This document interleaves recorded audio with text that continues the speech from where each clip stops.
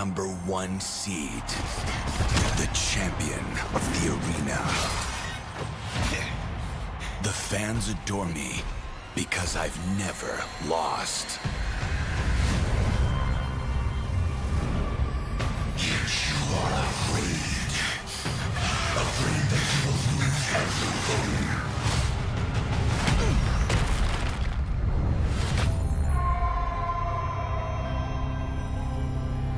Do you ever get scared of losing, Kimmy? Well, big bro, I think we should cherish the joy and excitement of each game.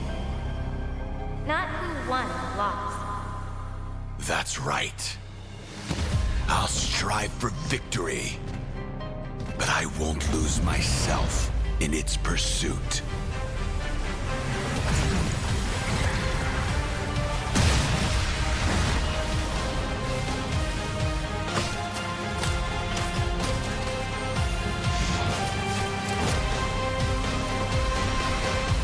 World Championship.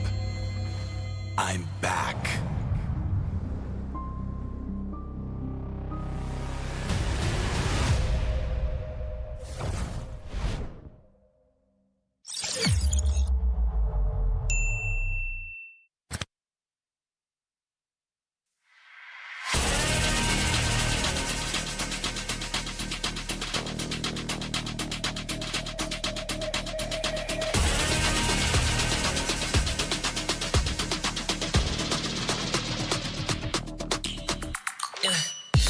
Like I might kick over, but you can give me in no corner. I know I can make a comeback. Ace this round and finish this game now. Got the power on my shoulders. Yeah, you know that I'm a soldier. You can keep me off my guard, but you can't keep me from my honor. Nah, nah, nah, I feel like the floor is sour. The energy's getting higher. You're saving my arms, 'cause I know just what I got. I got you like na-na-na, and you know I hold the power. This feeling I love.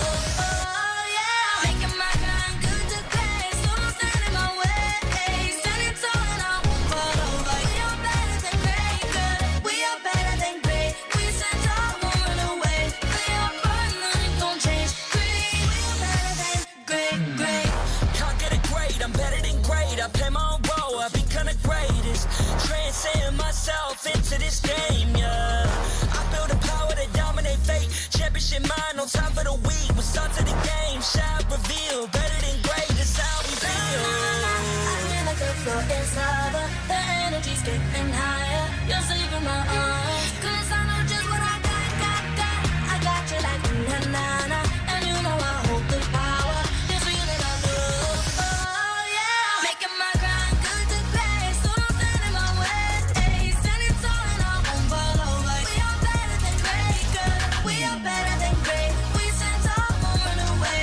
We are firm, nothing gon' change. Great, we are better than great.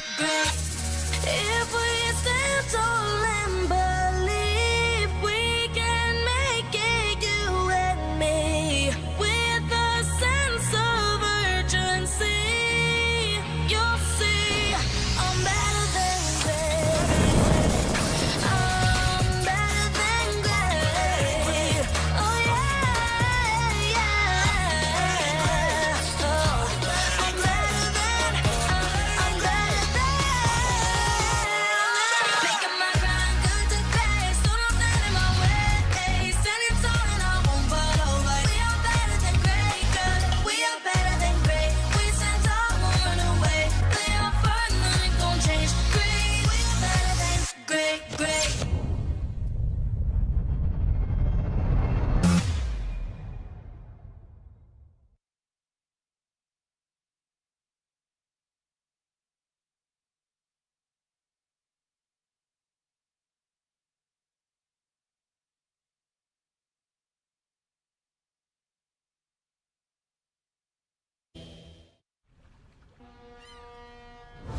I think it will grow more because they do everything to win, like that kind of mentality. 觉得我们队伍是一个比较敢打敢拼的队伍吧，就是无论在国外还是国内，我们都是一个很敢于去打架的。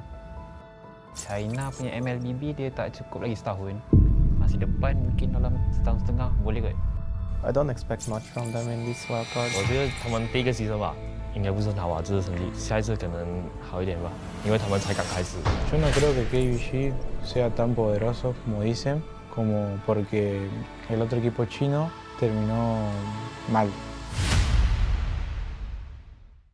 我们想跟他们说的是，虽然我们才刚加入这个项目不久，但是不要小看我们。 Я считаю, что китайцы в будущем станут очень сильны. Я готов им отдать сразу второе место после EECA, поэтому... Should KBG be the team that we fear? We don't fear any team. 面对这些强敌，我会更加有动力。我会先学习他们，然后去超越他们。跟他们的差距可能在于我们游玩的时间没有他们长，经验没有他们丰富，但是我们在短时间内的进步其实是特别大的，所以我们自己都很有自信，觉得自己能从中出现。China is a very smart region. They have a lot of world titles in other mobile games. คิดว่าทีมจีนเป็นอย่างหนอดเข้าโมโหยังเกี่ยวเขาลาย 我觉得未来中国是很大的潜力吧，对我们来讲一个很大的挑战。他们对我们有期待，我们也会尽我们全力展现出自己最好的一面。这是我们中国队第一次参加 M 赛，但肯定不是最后一次。我们已经做好准备登上舞台。We are here at Gamers 8 to show that we are walking the walk. We have had amazing reactions, major idea owners, and a lot of potential partners and stakeholders coming in here and taking a peek. Giddia's Cube over here has been the nexus of this zone. What I saw from the outside is very mysterious. You want to know what's happening inside. Felt like, you know, this is an MMORPG, but R is not role-playing, it's real world.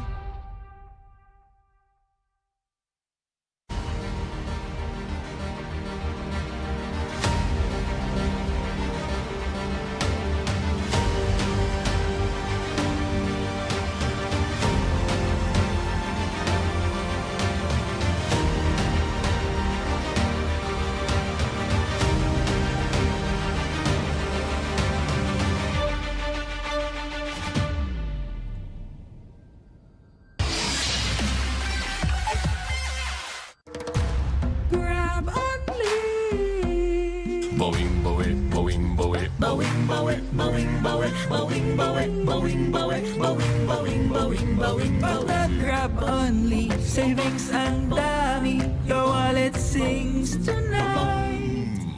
Laki ng bawi, pag nag-grab only, save 244 alright. Bowing, bowing, bowing, bowing, bowing, bowing, bowing, bowing, bowing, bowing, bowing, bowing, bowing, bowing, bowing, bowing.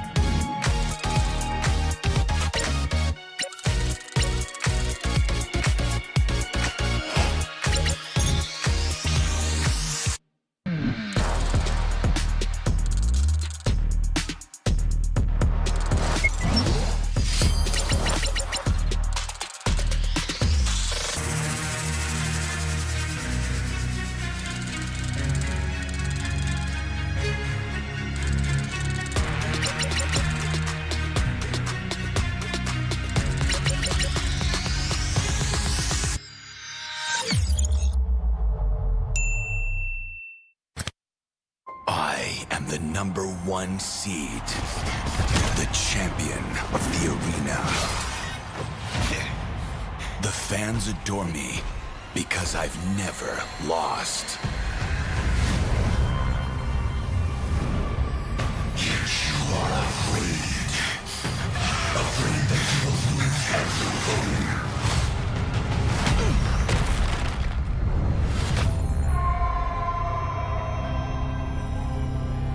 Do you ever get scared of losing, Kimmy?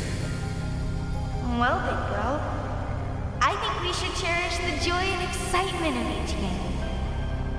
Not who won or lost. That's right. I'll strive for victory, but I won't lose myself in its pursuit.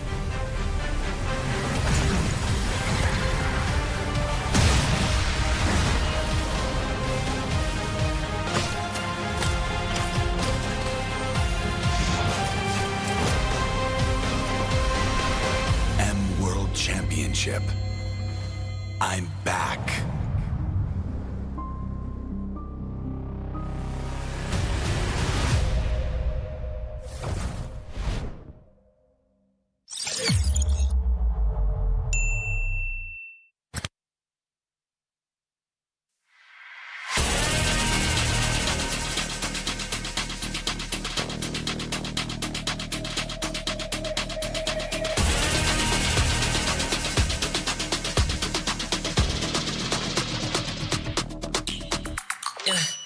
Hit me like I might kick over, but you can give me in no corner. I know I can make a comeback, ace this round and finish this game now. Got the power on my shoulders, yeah, you know that I'm a soldier.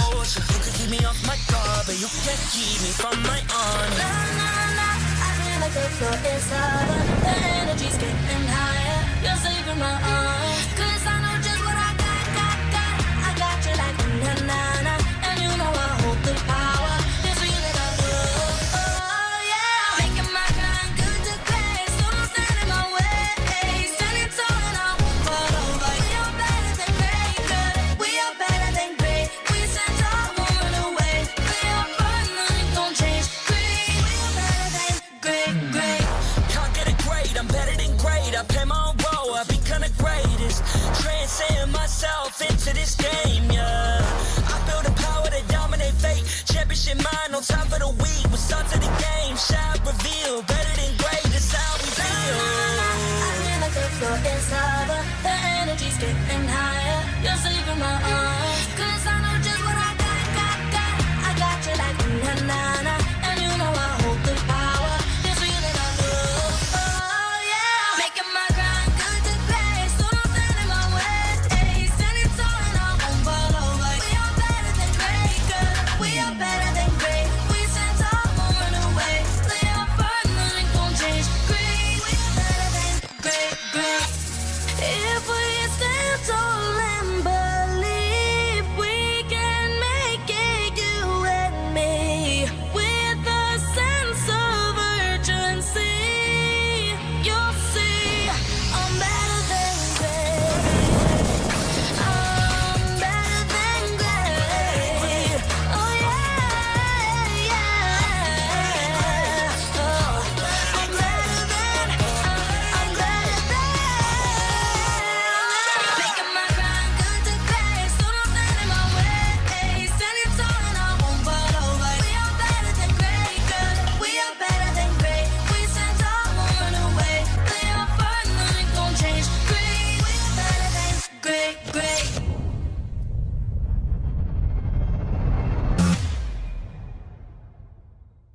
Which country do you think is the best at mobile game? Mobile game, of course, it's China. China. Является Китай.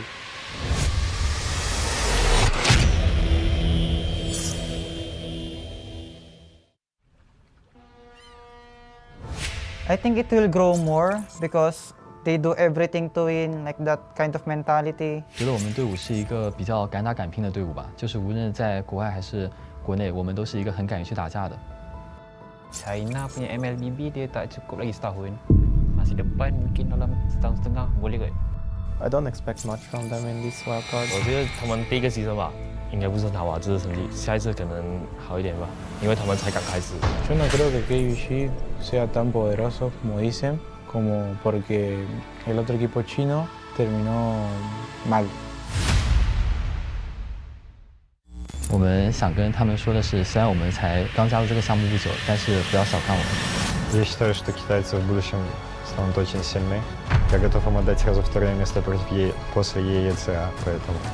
Should KBG be the team that we fear? We don't fear any team. 面对这些强敌，我会更加有动力。我会先学习他们，然后去超越他们。跟他们的差距可能在于我们游玩的时间没有他们长，经验没有他们丰富，但是我们在短时间内的进步其实是特别大的，所以我们自己都很有自信，觉得自己能从中出现。 China is a very smart region. They have a lot of world titles in other MOBA games. คิดว่าทีมจีนเป็นตัวอย่างหนอดเข้าโมโหยังเกี่ยวเขาหลาย 我觉得未来中国是很大的潜力吧，对我们来讲一个很大的挑战。他们对我们有期待，我们也会尽我们全力展现出自己最好的一面。 这是我们中国队第一次参加 M 赛，但肯定不是最后一次。我们已经做好准备登上舞台。 We are here at Gamers 8 to show that we are walking the walk. We have had amazing reactions, major idea owners, and a lot of potential partners and stakeholders coming in here and taking a peek. Giddia's cube over here has been the nexus of this zone. What I saw it from the outside is very mysterious. You want to know what's happening inside. Felt like, you know, this is an MMORPG, but R is not role playing, it's real world.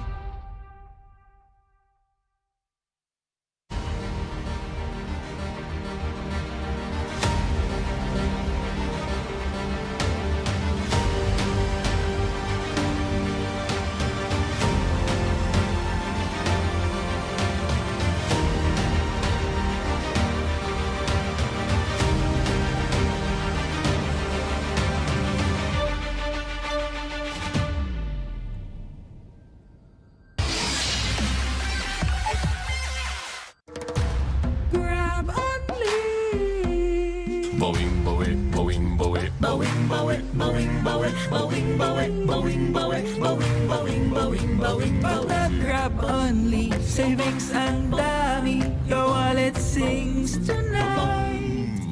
Laki ng bawi, pag nag-grab only, save 244 alright. Bawing, bawing, bawing, bawing, bawing, bawing, bawing, bawing, bawing, bawing, bawing, bawing, bawing, bawing, bawing, bawing.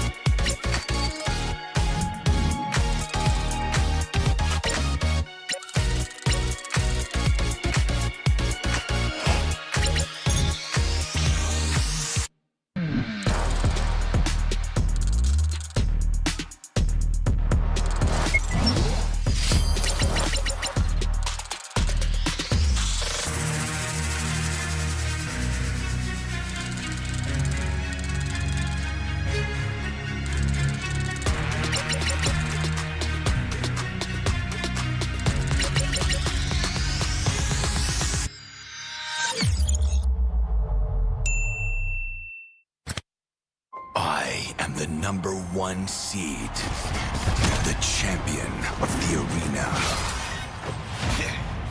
The fans adore me because I've never lost. You are afraid that you will lose everything.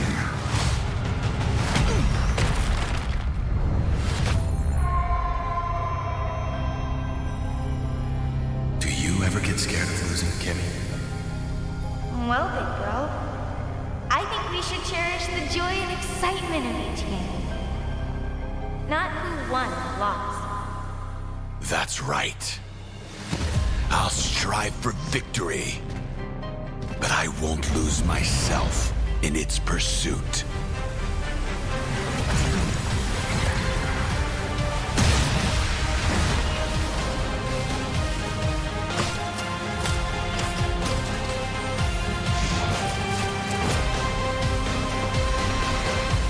World Championship.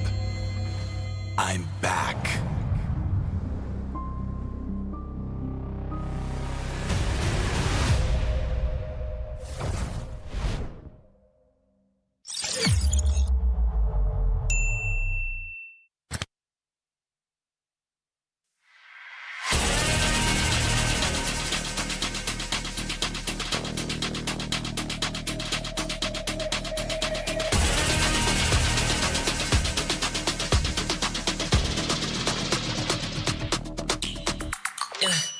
Hit me like I might kick over, but you could give me in no corner. I know I can make a comeback, ace this round and finish this game now. Got the power on my shoulders, yeah, you know that I'm a soldier. You could keep me off my guard, but you can't keep me from my honor. I feel like the floor is lava, the energy's getting higher. You're saving my arms, 'cause I know just what I got. I got you like na-na-na, and you know I hold the power. This feeling I love, oh yeah. Making my grind good to great, so don't stand in my way. Standing tall and I won't fall over. We are better than great, good. We are better than great. We stand tall, won't run away. We are fun, nothing gon' change. Great, we are better than great. Can't get it great, I'm better than great. I play my own role, I become the greatest. Transcend myself into this game, yeah. I build a power to dominate fate. Championship mind, no time for the weak. We start to the game, shine, reveal. Better than great, that's how we feel. I feel like the floor is lava, the energy's getting higher. You're saving my arms, 'cause I know just what I got.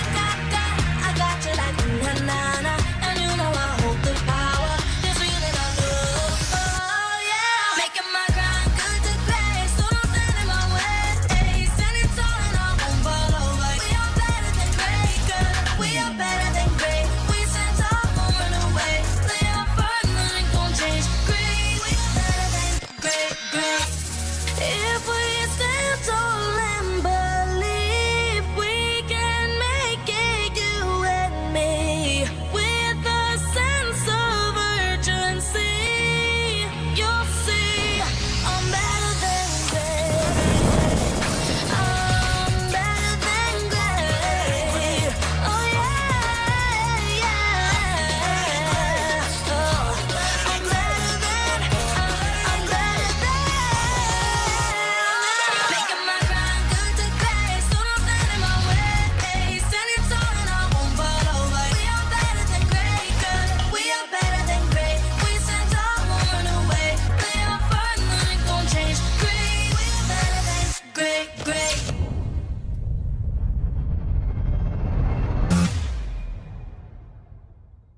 Which country do you think is the best at mobile game? MOBA game, of course, it's China. China. Является Китай.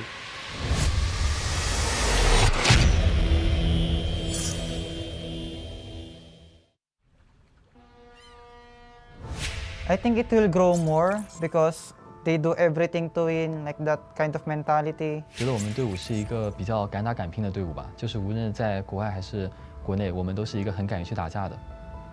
China punya MLBB dia tak cukup lagi setahun. Masih depan mungkin dalam setahun setengah boleh kot. I don't expect much from them in this wildcard. 我觉得他们第一个 season 吧，应该不是拿瓦兹的成绩，下一次可能好一点吧，因为他们才刚开始。 Yo no creo que KVG sea tan poderoso como dicen, como porque el otro equipo chino terminó mal. 我们想跟他们说的是，虽然我们才刚加入这个项目不久，但是不要小看我们。 Я считаю, что китайцы в будущем станут очень сильны. Я готов им отдать сразу второе место после ENG, поэтому... Should KBG be the team that we fear? We don't fear any team. 面对这些强敌，我会更加有动力。我会先学习他们，然后去超越他们。跟他们的差距可能在于我们游玩的时间没有他们长，经验没有他们丰富，但是我们在短时间内的进步其实是特别大的，所以我们自己都很有自信，觉得自己能从中出现。China is a very smart region. They have a lot of world titles in other mobile games. คิดว่าทีมจีนเป็นตัวอย่างหนอดเข้าโมโหยังเกี่ยวเขาหลาย 我觉得未来中国是很大的潜力吧，对我们来讲一个很大的挑战。他们对我们有期待，我们也会尽我们全力展现出自己最好的一面。这是我们中国队第一次参加 M 赛，但肯定不是最后一次。我们已经做好准备登上舞台。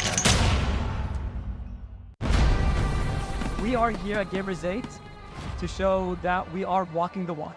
We have had amazing reactions, major idea owners, and a lot of potential partners and stakeholders coming in here and taking a peek. Giddia's cube over here has been the nexus of this zone. What I saw it from the outside is very mysterious. You want to know what's happening inside. Felt like, you know, this is an MMORPG, but R is not role-playing, it's real world.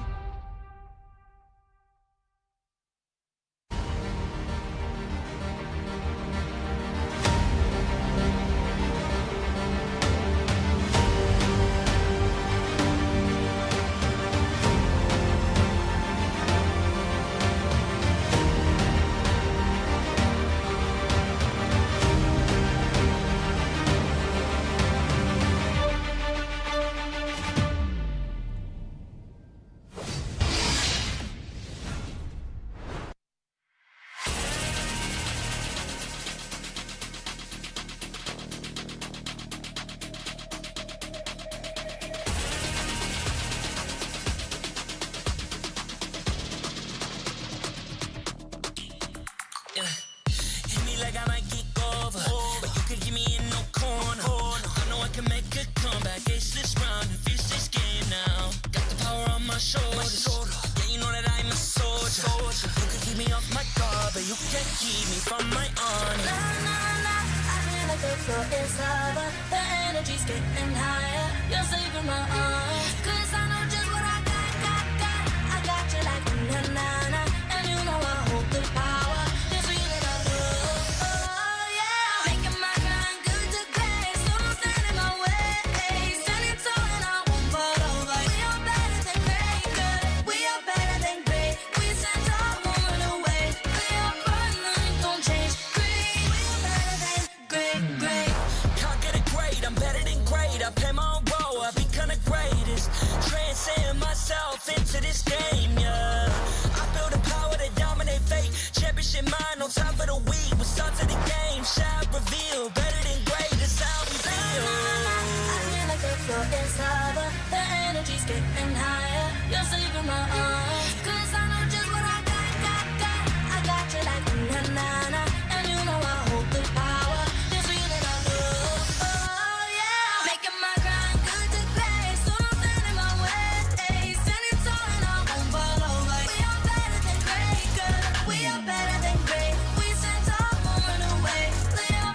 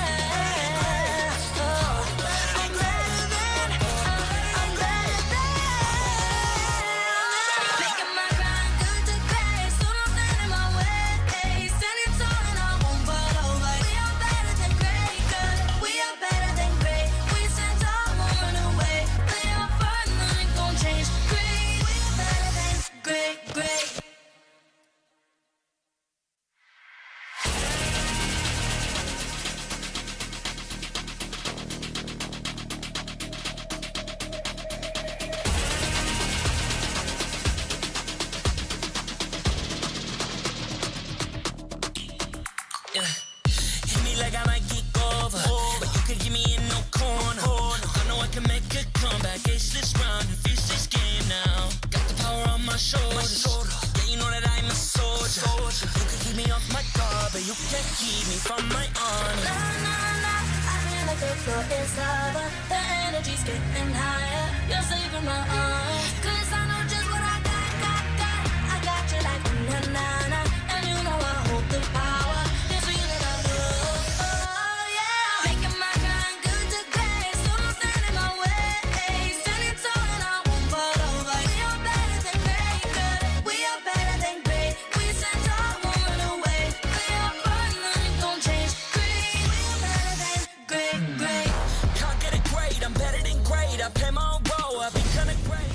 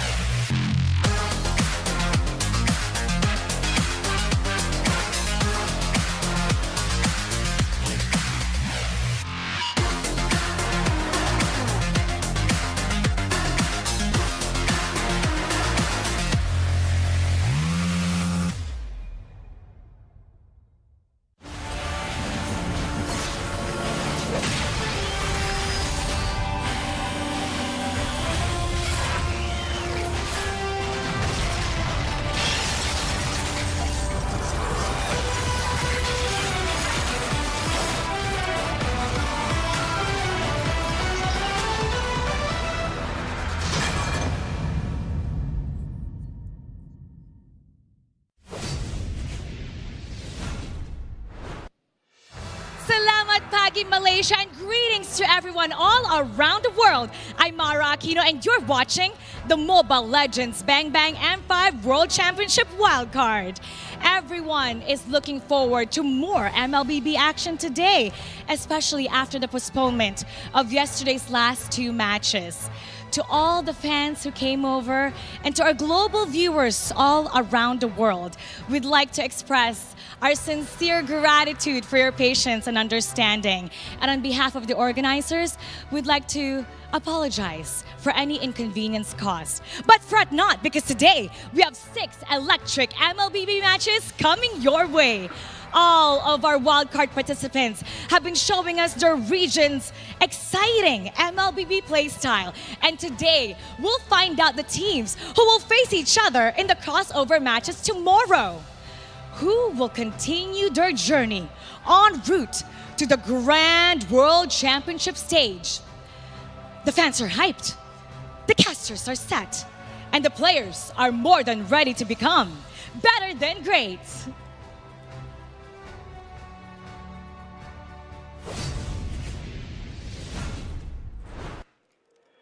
Once again, I thank you all for being with us today. I am Yasu. I'll be joined by giant talents from all around the world. On my right, I have Gideon, and on my left, I have Arashi. And today, we welcome you to the Mobile Legends Bang Bang M5 Wildcard Championship stage.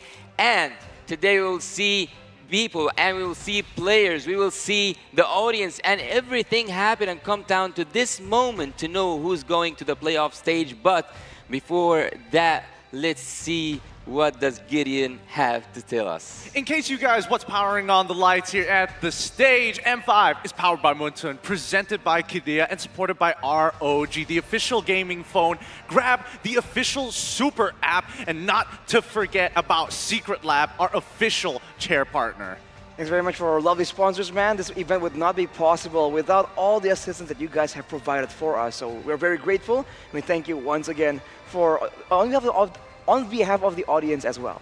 Well, and a special shout out to our global presenting partner, Qiddiya. Qiddiya is a Giga project, a city that is being built in Saudi Arabia, and it is the future capital of entertainment, sports, and culture. So let's settle down to some few points. But before that, what do we actually need to tell the viewers right now? I mean, we got to tell them more about Qiddiya, which aims to change the world and as well as esports. Don't forget to follow @Qiddiya Gaming on Instagram, Twitter, TikTok, and stay tuned for their social media pages to find out more about their giveaways. Honestly speaking, considering everything that is happening so far, obviously, you know, yesterday has had a little bit of troubleshooting that needed to be done, but at the very least, we're hoping that today, by the end of these 6 games, we're going to know who's going to be making it on towards that next stage. Well, speaking of this series and speaking of this tournament, speaking of goodies, the M5 Pass is now live. Unlock Yu Zong's M5 exclusive Dragon's Shade skin and Rhyme Cosmic Dragon skin when you buy that M5 Pass. The M5 Pass is now available. You can do some missions, you can go and get multiple gifts, and how can we do that? We gotta accomplish all the tasks and get to level 75, and you can do it for free, man. You got a ton of M5 exclusive rewards, and it's just all just waiting for you in the game. So get yours, and if you have a friend, man, gift it to them, dude. Like, get in together and play together as 5. That's the way to go, man. Well, don't be greedy, don't be greedy, don't take everything for yourself. But today you have to take all the joy to yourself, because we will see KBG playing against Umbrella Squad in a really epic battle. And in this battle, and today, actually, we should see what everything will be ending at, which point will we reach at that play-offs, right, Gideon? Absolutely. Honestly, considering how all the teams have been playing, I'm curious to see where they're currently sitting.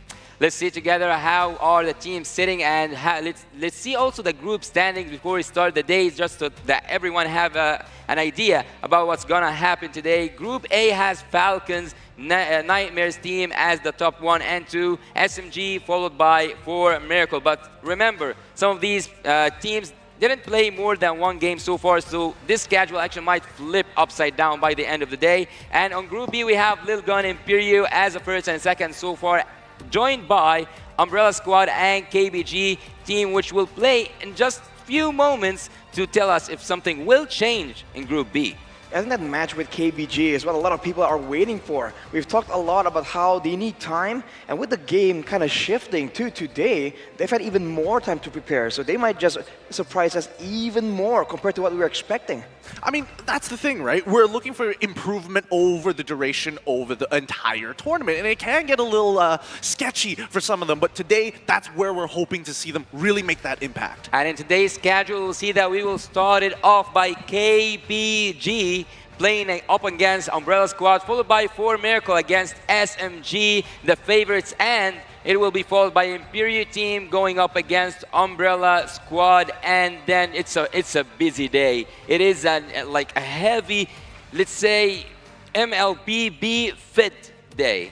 It's an intensive match, intensive day for sure, because match 4 is going to be for Miracle versus Nightmares. A must-win for Nightmare to fight for second place against Team Falcons, because afterwards, SMG versus Team Falcons is going to be important as well, considering that they're in the same group. And in the end, for the final match of the day, KBG will return once more. So they have 2 chances today to really surprise us in the audience. And there are like some teams who only have 1 chance and 1 opportunity to seize everything. I said that yesterday, yes, right? You did. Yeah. So some teams only have 1 chance to prove themselves, and also to, let's say, not just wait for other teams to finish off their group stage, but to guarantee their own seats. Isn't that right, Gideon? Absolutely. I mean, we saw in the standings just now that even for teams like Team Lil Gun, they've basically secured top 2 at this point, right? Yeah. It's very difficult to imagine them dropping out of the tournament after showing some really, really good performances. But most importantly, this is the final chance to turn the tides, the march towards the main stage. Well, by the end of today, we might see some changes, and actually we will see some changes, because no one will be settled at 3 and 4 and be okay with it. Everyone wants to get that first spot or second spot to have an opportunity to go to the playoffs. So who do you think actually have the momentum or like have the good mindset for this game? Is it KBG or Umbrella Squad? Ooh, for KBG, I think we have to see how they're gonna, how they're gonna improve, right? Because again, we said that they had a lot of good basics. It's just the long-term, the mid-game execution that needs a bit of work. For Umbrella Squad, it seems a bit more polished, but their playstyle in general isn't very default, right? Like going for these risky plays, these crazy fights. It's somehow, some way, you just isn't what a lot of these teams are used to seeing. So in a way, it's a bit contrast, right? Something really crazy and unique compared to something that's a bit more template that just needs a bit more polishing. So it's a big clash of styles here between Umbrella Squad and KBG. I want to dig into that just a little bit more here, because the way that I see it is that overall Umbrella Squad have some really great mechanical players. And yes, you did mention crazy plays, and I think that's something we should expect. But keep in mind, it's very easy to shake it up, especially when KBG has that level of confidence. We've seen them before just clap back against teams, even against teams like Logan. But would you expect, also we have talked a little bit about the strategies or maybe the momentum, but would you expect to see an exceptional pick in today's game? Oh, I don't know. After yesterday, and some teams got away, one team in particular got away with a Yishin Shin, I feel like anything's on the table. Gushin. There was a Gushin as well, and it did come from Troublemaker. I don't know. If there is a ban towards it, fine. Respect has been given. Yeah. At least I can assure that at some point at banning phase, it's not. Actually, I mentioned before that there's 3 times of bannings, right? The bans that you know that the enemy teams will play because it's meta picks, or maybe it's a target ban on someone. And in this target ban, I would actually want to say that it's also in an alternative term. It is a respect ban, because some people, when you give them their special picks, they just out of the extraordinary. Well, just like that, ladies and gentlemen, we're going to go straight into the drafting phase. And like you mentioned, Yasu, the target bans here is going to be very important, especially against Umbrella Squad. They have this great strategy of putting an assassin in the mid lane in the hands of Troublemaker. That is something that isn't too foreign in the world of MOBAs, but it's a bit fresh in the minds of the Mobile Legends community. We'll see if they can try and use that to really shut down the whole rotations in the mid lane from the side of KBG. Well, Gideon, we have actually seen Team KBG come after one short break to be a totally different, like in terms of mindset, they were totally different teams. So after having a day break, do you think that KBG have prepared enough for Team Umbrella Squad? I think they're going to have a more refined draft this time around. Immediately, I'm seeing that the Matilda is going to get picked up, and I'm presently quite happy. It's like, yes, first pick. Oh, but I think that there's a lot of supports having attention here at the wildcard, right? There's a lot of supports for sure. I mean, in day one, you're already hyping up the hospital meta, Yasu, and we're seeing it a lot here. This healing is still such a big value pick, especially when the teams want to go and just brawl like this. Having the ability to just regen back up after a huge fight, and especially for Umbrella Squad right here, it's not just the healing, it's also the mobility.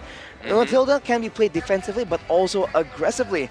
And if Troublemaker is on an assassin, then the presence of that guiding wind could be something that throws the whole strategy of KBG into the wind. Well, speaking of defending, Coach Defender is on Umbrella Squad side, and before he was actually a coach, he was a player and he was in international stages. So he does have the experience enough to pass it over to Team Umbrella Squad. And so far they have a really good, I would say, solid draft in terms of like ground control, also the engage and disengage and surprises. But what surprises me the most is that Arlet pick worth taking at the first phase, or like at the first pick, let's say, for KBG? That's exactly what I was about to mention, man. It's picked very, very early on, along with the Angela. So already just showing their cards, not really confusing the roster of Umbrella Squad. Along with that, though, they have a Fredrin, and this combination right here, Angela, Arlet, and Fredrin, this is a terrifying mid lane, a 3-man rotation coming here from the Roamer Jungle mid lane combo.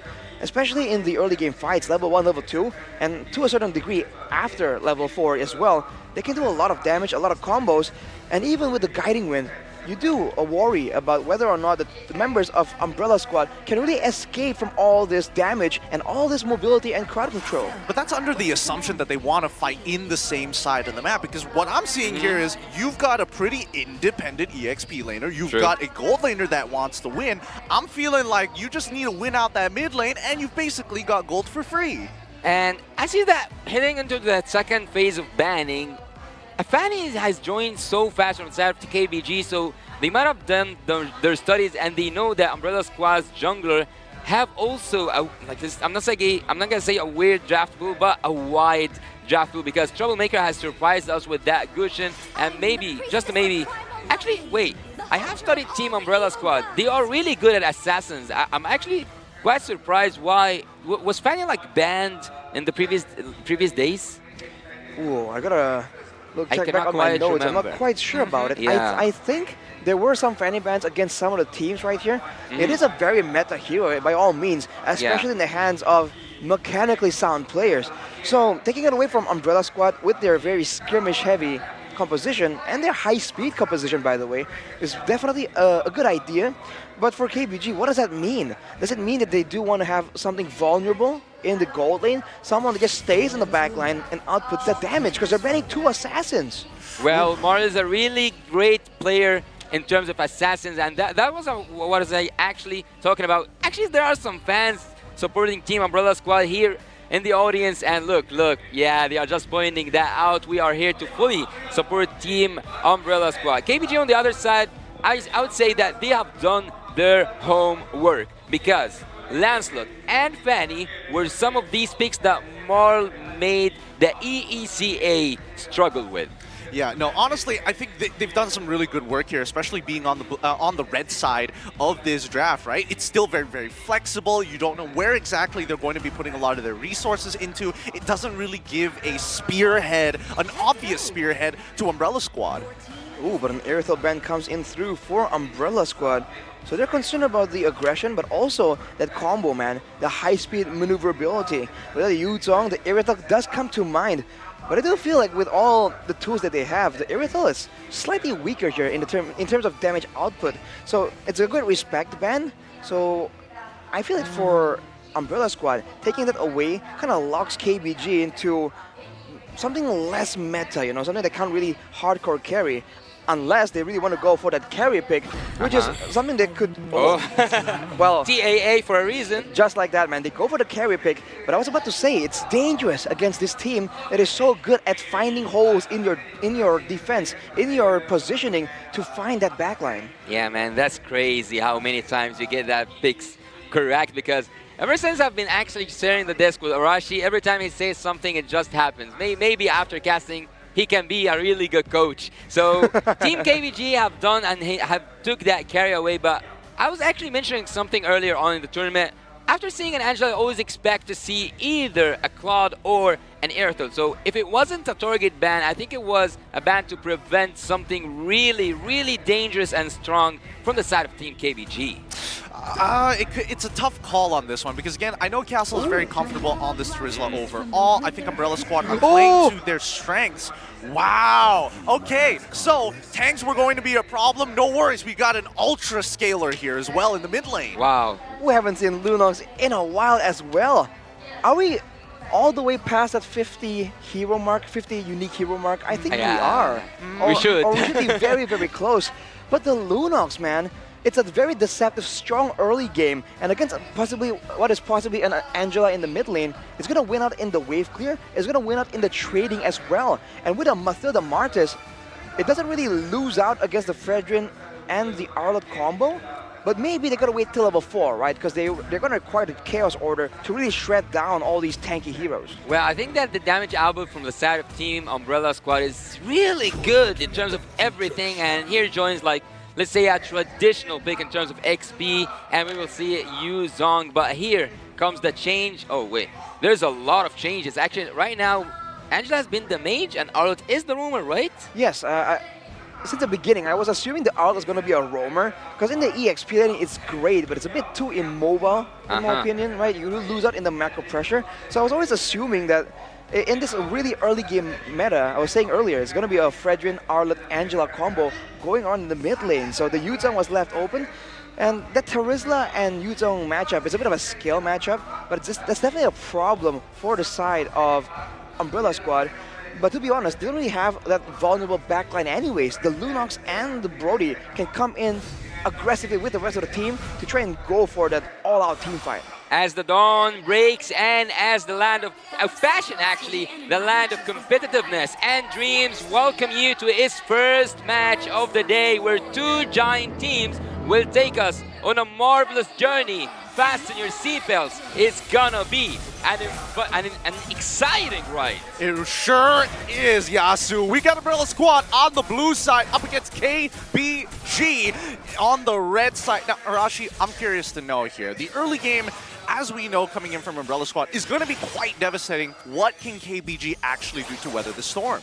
Well, I think, in fact, in the early game, level 1, level 2, level 3, KBG has a bit of an inherent advantage. Afterwards, though, level 4, that's where the Lunox damage potential combined with the Martis execute, right? The Martis reset on the decimation. That is something that Keep Best Gaming have to really prevent, because the problem is they're all close range, right? They gotta stay together, and if they really mess up, they can fall victim to the multiple resets. So the hard guard placement also needs to be on point. If you take a look at the emblems right here, basic emblems for the Angela and the carry. They want to just weather out the early game, have all those resources to really just support the team whenever it's required. Ooh, is that first blood? No, he's not going to get first blood just yet, but it is very close. However, on Bob's side, we might see first blood here as they're getting dive. Decimate coming in from Marl. Quick, easy dive. Tide's looking to look for maybe a trade, but they just do not have enough damage. He might end up being a victim, forcing to flicker out very early on. Blackwash getting some good damage. The Decimate has timed out, and Tides is going to get to live thanks to it. I saw that flicker being triggered by the carry, but it wasn't enough. No, it might not just be because Tides is still getting pressured. Very nice uses of the Vengeance to dash around. And while all of this was happening, Castle ends up dying on the top side. Simba able to pick up that kill, and he's going for a concussive Blessed Fredrin jungle. We haven't seen that in quite a while. It might help with the clear and the initial burst damage, but it will tank his regeneration by quite a bit, and also his movement speed, because usually we see a Quantum Charge or an Impure Rage. So for now, it's going to be a sustained game coming in from KBG. They made the first move. Yep, they've already locked down, but Lunox is able to get on out of there using her iframe. Pulled out by the Guiding Winds. Castle losing the early trade has now resulted in CU coming in huge, solo killing him before he hits level 4. This turtle will fall into the hands of KBG, but they're not done with just the turtle. They want their jungle too. They want to slow down Marl. He's in the middle of everybody, forced to use that retribution. Doesn't lose anything. Nicely played by Umbrella Squad, but KBG come up on top. Dominating that turtle area was so precise, so nice executed by Team KBG, but what do you think have the upper hand now? Because I think that the gold is still equal. So pretty equal, but getting the turtle is definitely a big win for Keep Best Gaming.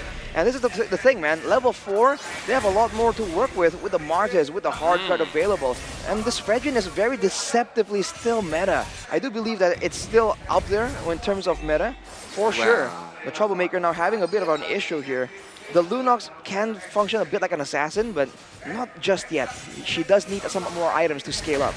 Well, I think that there's something happening cooking at the bot lane, but I don't think they will fully commit to it because it's a little bit hard unless there's a really proper setup. And KBG so far, I can tell you, these guys improve per game. Per game, indeed. And afterwards, you have to wonder that later on, how will the fights really play out? Because there are no purifies available for both sides. So the team with the better crowd control technically is Keep Best Gaming. They can really start a lot of fights that they really can take on their favor, on their terms. In the top lane, though, this is going to be a big 1v1 matchup, but in the mid lane... Ooh, Tides almost landing it, but Troublemaker able to get out of there just in time with the help of the Darkening. However, topside, the damage on the Castle has not stopped just yet. This might result into another solo kill up on the top side. Castle able to hold out on his own with the help of Fangor and Troublemaker to force CU back out of his lane, chunk down to 20% of his HP. I can tell you that after studying Team Umbrella Squad, I can assure you that Castle is not just there to defend, he is also there to be the front laner, to be the initiator, but who's initiating right now? Guiding Wind, but gets on out of there, forced to back away. Tides is able to pull him back in towards enemy lines, but again, Guiding Wind just saves the day. Do you think that KBG will control the turtle area again? Without the Final Slash, without the Black Dragon form also, by the way, you have to wonder if Umbrella Squad knows that the Black Dragon form is still on cooldown. If they do, they can go in. And here they go. They've already popped the Heart Guard. Castle, he's deep in the enemy lines, gets pulled away by the Guiding Winds, but he's already used his penalty zone. The Decimate might be coming on through, but Tides is able to stun off just in time. Not enough. Marl walks away, gets to bring his team along. At the very least, they were able to find one kill, but down on bot side, GodYang holding on to his own. Black Marsh continuing to dominate this lane for as long as it takes. Yeah, dancing with that, dancing with the Oz, and also dancing with that turtle, and it's a steal. Oof. Nice steal. Marl gets a kill, and he gets a steal on top of that. Is it his birthday or something? I don't know, man. Marl is on fire right now. And look at the rotations, man. Umbrella Squad is always so proactive. And unfortunately for KeepS Gaming, they don't even get that turtle. So they're not really using the Angela macro presence to really make a lot of plays happen. And they're really not saving their ultimates for the big fight at the turtle. They should be trying to play in a bit more calculated fashion. And for Umbrella Squad, they gotta keep doing what they're doing. Push the tempo and try and burn these ultimates before the big fight, so it can't all be stacked in one decisive victory for KeepS Gaming. Well, trusting Castle since day one was and still Umbrella Squad's strategy, and also one of their most important points, they wait to Castle to give the order to initiate or to go back, because we are used to know that, of course, a Matilda would do that job, but Castle actually carries so much damage and carries so much of the initiations and D. Speaking of initiations, we've already gotten the ult come out of Fang Agor. Guiding Winds to pull Castle away. Matilda Airlines got to get cancelled early, but Tides decides to go back in. Penalty Zone gets cancelled out in the meantime, thanks to the help of the Motor Coils, and now the Decimate is going to lock it out. Troublemaker secures the kill. Marl does not want to get another kill stolen, is able to get these 2 kills for free. Marl, man, just going all in right here. The Martyrs pick is coming out super value for KeepS Gaming. This is the problem. They're all close range, and for now, the Angela just isn't ahead enough. Look at his burst damage. They're going in. Wait. Dived, and now Simba might be in a lot of trouble. Gets pulled back out. He's 2 levels down. They find the kill, and they give it over to Troublemaker. Nicely done by the Umbrella Squad. As Tier 1 falls, Castle does not land the penalty zone. Tides jumps on in to instigate the fight. Brilliance also popped up. Is this an opportunity for CU to make the difference with the Black Dragonborn finding in the middle of 3 so far? Petrify not available. Gal already uses it. Doesn't catch anybody with Black Dragon Tail. And now CU must sustain. Tides must buy some time. And Lumu is out of there. Can't do no more with 2 kills secured by the Umbrella Squad. Marl is a maniac. This guy is just getting in and getting so up to the challenge. Multiple kills for the side of Team Umbrella. Just the last touch for the Marl. And so what made Team Umbrella in command of this match? Is the speed and the way they can just go in and out of fights very reliably. KeepS Gaming are relying on a full-on committed team fight to really win it out. That's why they have all the crowd control, all the bodies in the front, and the carry. But when Umbrella Squad comes in, does damage, and then back away, and then re-engage, KeepS Gaming have no idea when to use their ultimates. And eventually they just keep falling down. Looking at the items, they have to see it, and the Malefic were completed for Black March. So even after Troublemaker gets dealt with in the big fight, Black March can still very much carry this game. Well, I always admire the pick of, I'm not going to say Troublemaker, especially like the player himself, but the Lunox. So Lunox is actually one of those picks that helps you get that turtle, and also the Lord super fast, melts tanky heroes down, even squish heroes with that Dark Light combo. So I think that at this point, Team Umbrella Squad has nothing to prevent them from finishing the game just with 1 Lord. Well, the Lord is coming in, but the waves don't really seem to be set up. Seems like Umbrella Squad are content going for just fights and possibly a dive right here. With the Matilda, that's not really that difficult of an issue, but we'll have to see, man. The wave clear coming in from KeepS Gaming, no mage damage. Oh, it's going to be an Angela with the healing wave, trying to clear as best as possible. I mean, it's only the combo form. So Castle comes in with a penalty zone flicker. GodYang tries to get back out of there, and the hard card has been Yushiyu trying to disengage. But no, Sword Part Memories doesn't lock him down. There's love taps coming in for Lulu. Saves his life, but it's still going to be Black Marsh who takes him out with 4 members still left. Can they break open this crystal? They decide not to. They're going to go for the safe play. Take out inhibitor by inhibitor as Castle is already initiated. He's got nothing left, and they've been pulled back by the final slash. Simba needs to reset. Tides is in too deep, and GodYang has to run for his life. Umbrella Squad takes the early game and takes the game. 9 minutes? Might be one of the fastest games we've seen in the wildcard series so far. It came out of nowhere, man. The penalty zone, the awareness from Umbrella Squad to avoid the crowd control and the damage and come back in when it's most suited for them. It was a great performance, great showing, and KBG, they were just unprepared, man. They just got caught completely off guard. Honestly, I think KBG felt a little awkward playing against the Lunox in the early stages of the game. And I mean, again, the Brilliance was used so early on trying to gank and push out Troublemaker that they weren't able to get their resources back down into the gold. It's stressful. It has to be stressful. Well, it does have to be stressful because right now we are in an international stage and right now we are seeing international picks being brought to you from all around the world. Wild picks for a wild card. M5 will witness so great, or like a lot of great teams coming up to it. So I would actually say that the teams that will come here, like the teams, because there's not just one chance for a team to have a second chance, but there's 2 tickets going to the M5. So those wild card tickets, I think they will cause mayhem in the M5 itself. I think so. In some measure, they're going to be forced to play some meta picks, but I think the irregular picks right here can have a lot of value as well. Let's take a look at the MVP brought to you by the Republic of Gamers. It's your boy Fangor on the Matilda with 100% kill participation. And in that last fight, I thought he was done. He was finally going to get taken out. He just slides out of there.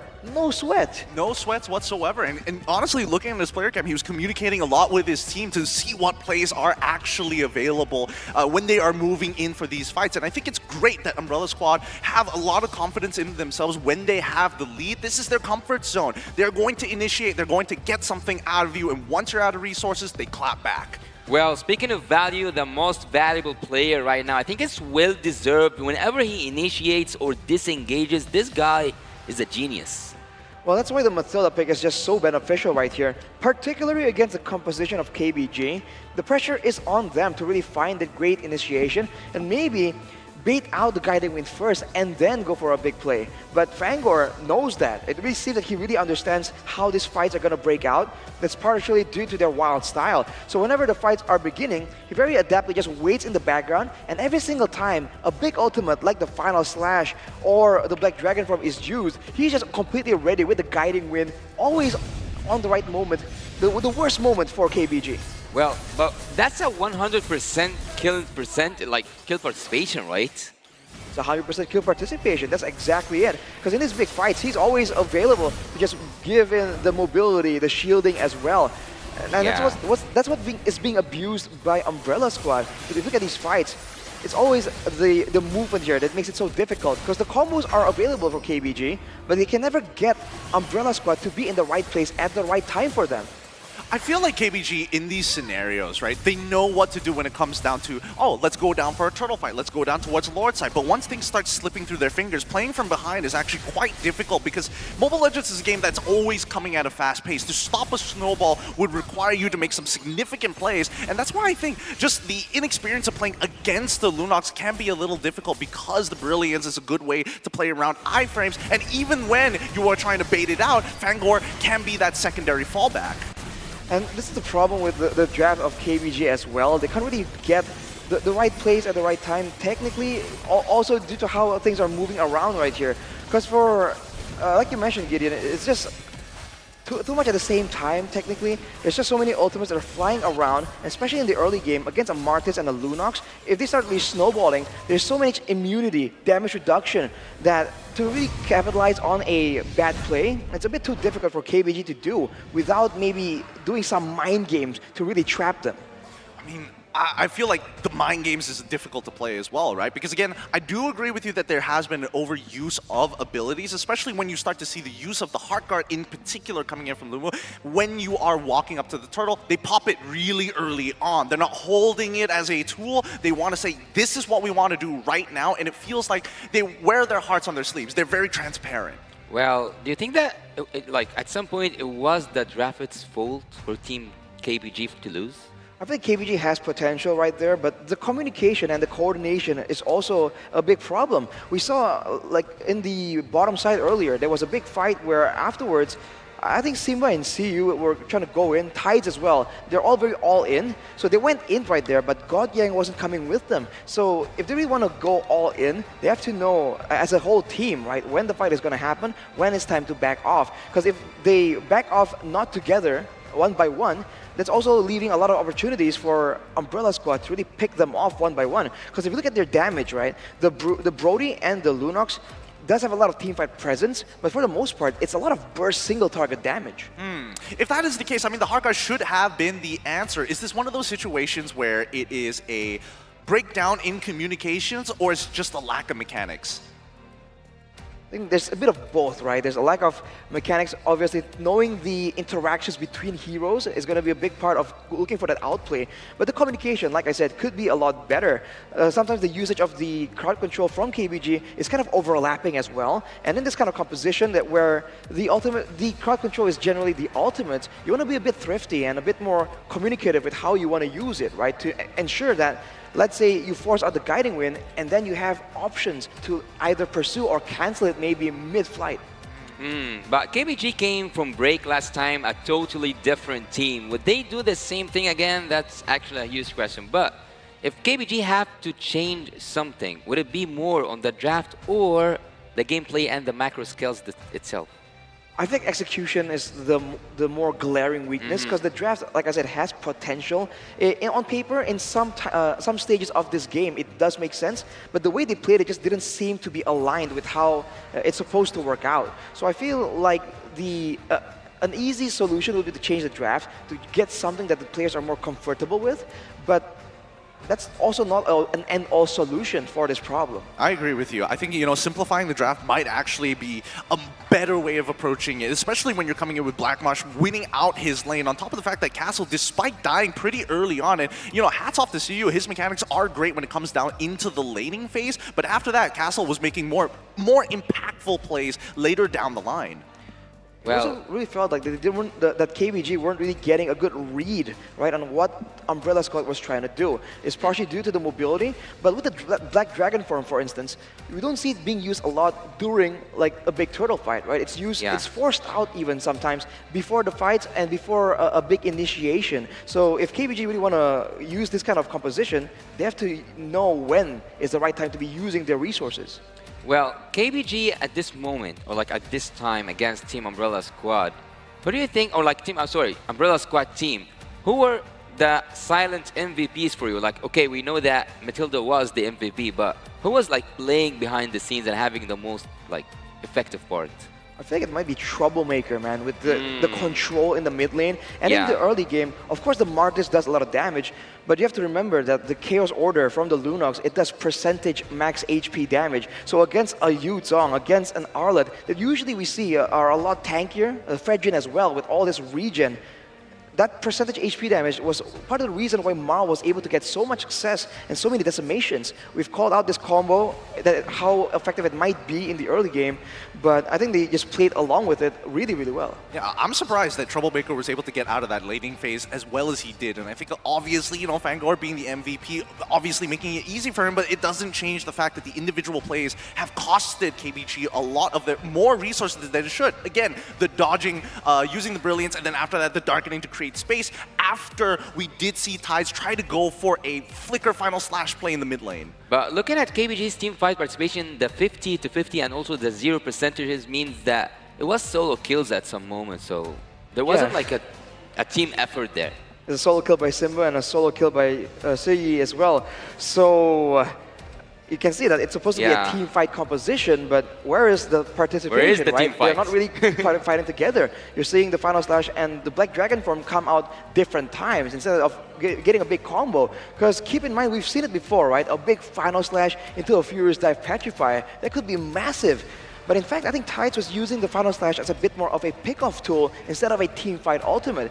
So if that's the idea, you want an aggressive roamer with a pick-off potential, then I don't think the Arlet is the best pick there. So the fact that they picked it up so early on and used it in a way that isn't as efficient, as maximized, I feel like that could be changed as well in the drafting phase. Well, KBG team has just came back from their rooms, and the last time they have done the same thing. They lost the first game. It wasn't like the best performance possible, but at the second game, it was a hell of a match. So Umbrella Squad are now, let's say, and that's not the lucky charm, because yesterday I mentioned losing as a lucky charm, but it does get under the skin of Team KBG. Maybe they need that, let's say, first punch, to just like get a rebound and come back.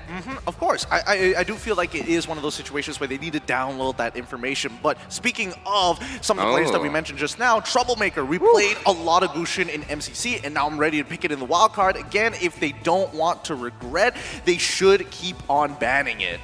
And I mean, I think in general, without any proof, this statement can be ignored. But after seeing the Gushin performance, and now seeing his flexibility playing the off-meta picks like the Lunox, I think that's a very valid threat. So for KBG, will they risk going for something that the Gushin can take advantage of? Are they going to respect it? Because in game 1, doesn't seem to be a big issue for them to let it open.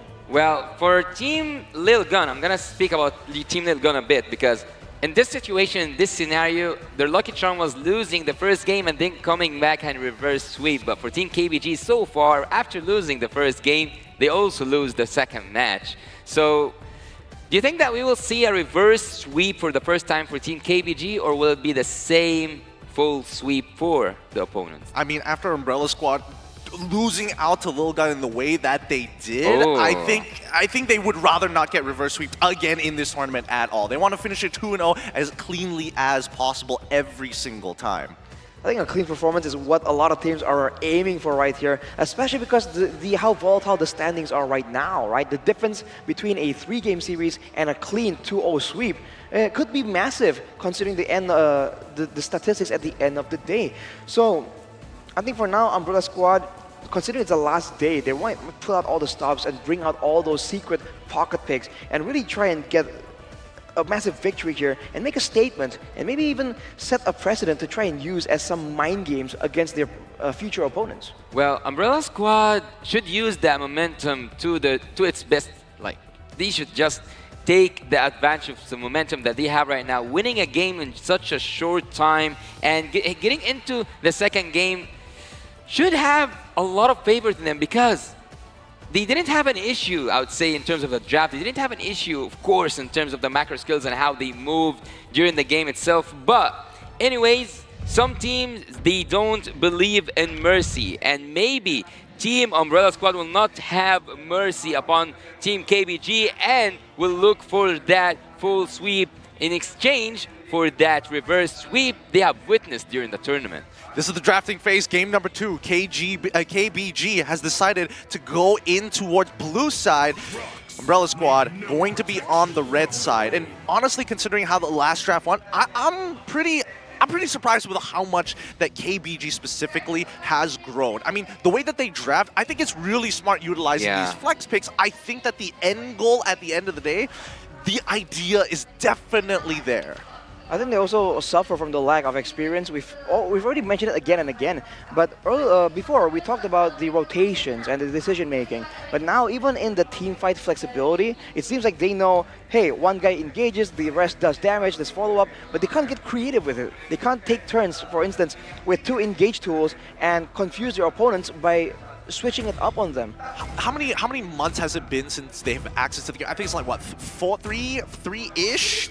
I can't. Let's round it up to 4 for the sake of numbers, right? 4 months of the game. So I'm guessing that it's difficult for KBG to really express themselves mechanically in the game just yet. Yeah, but KBG is not as experienced as the international teams or like the international team, because it is like they are new and the region is new. But I can say the same thing about Umbrella Squad, because I haven't seen them on international stage and they don't have like quite good experience. So in terms of experience, I think that both these teams, whether they have a ticket or whether or not, they will definitely gain some experience out of this tournament.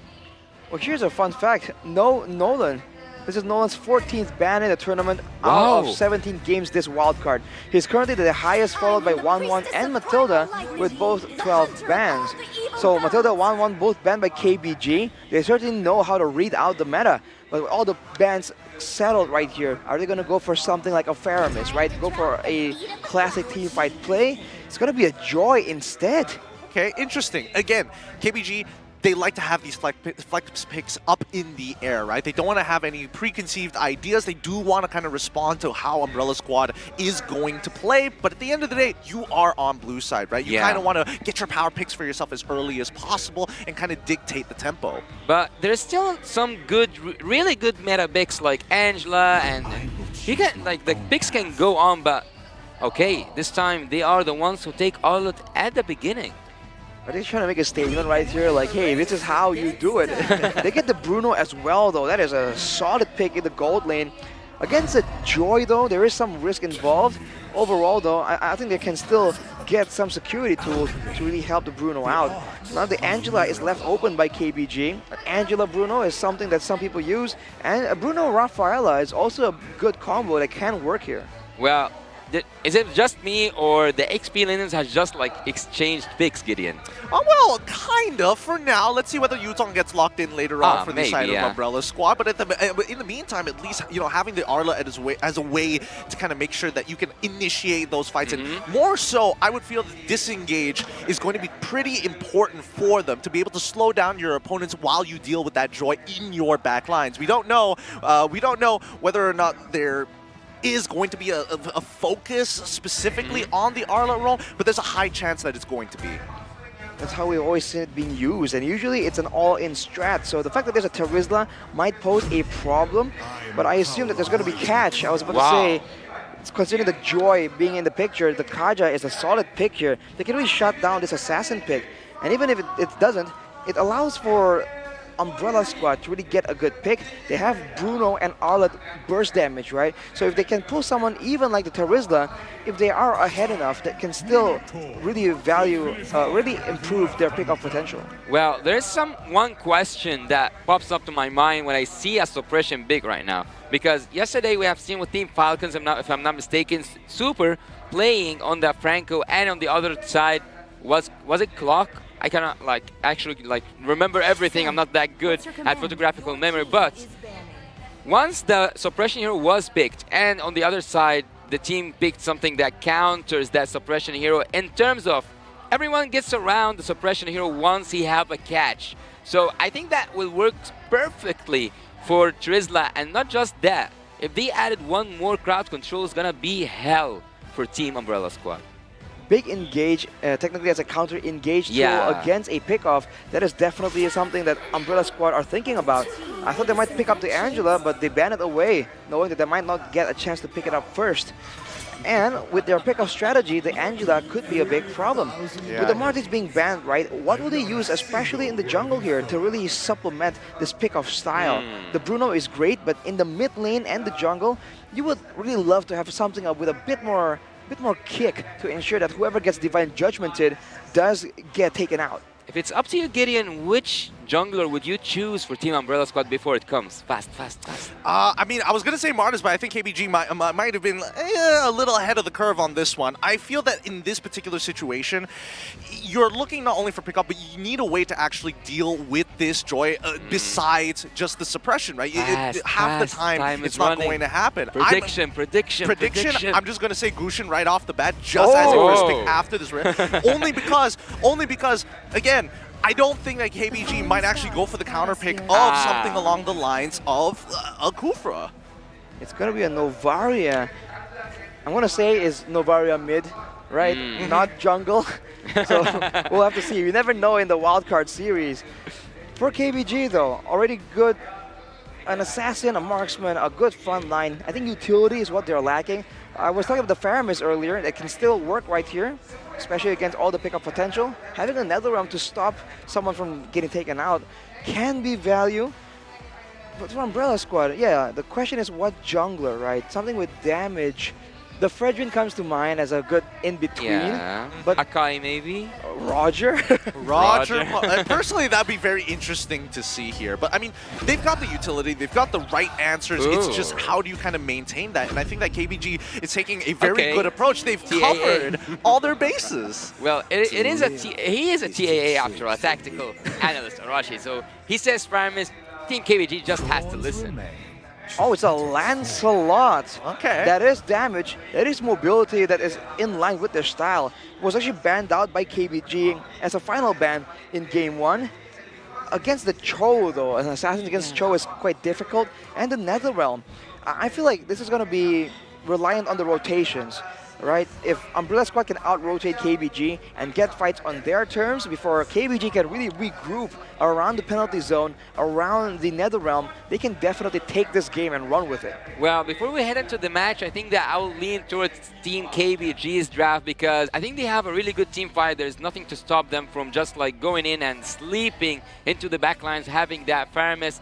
And on the side of Team Umbrella Squad, I think they have to take like solo pick off heroes. Like they have to take them one by one. Whether it's 1 by 1, whether it's full 5v5s at the end of this, let's see. Currently at match point, it's going to be the Umbrella Squad on the red side up against KBG on the blue side. Unfortunate there. Unfortunate indeed. Looks like we're going to have to call a tech pause. Luckily, we're not in the middle of the fight or anything important. It's just at the very beginning, the first less than 10 seconds. Well, now we have a bit more time to talk about the possibilities right here. Great team fight from KBG, but so I think the goal for Umbrella Squad is to avoid said big team fights and to ensure they can really go for those pickoffs. The Arlet pick in a big team fight can be used as a deterrent, right? You pull someone in, and when everyone's scrambling to save their guy, the Final Slash can really stop everyone long enough to really go for it. With a Novaria Lancelot, it's a good mix of magical and physical damage, it's good burst, but it still requires items. So I think mid-game is where Umbrella Squad really wants to take off. For KBG, there's a chance they can try to do some things earlier, because with the limited amount of damage coming in from the Novaria, from the Lancelot, right, the burst nature, not spammable like the other mages or jungle picks, it means that the Faramis Netherrealm can have so much more value, especially around the first turtle fight.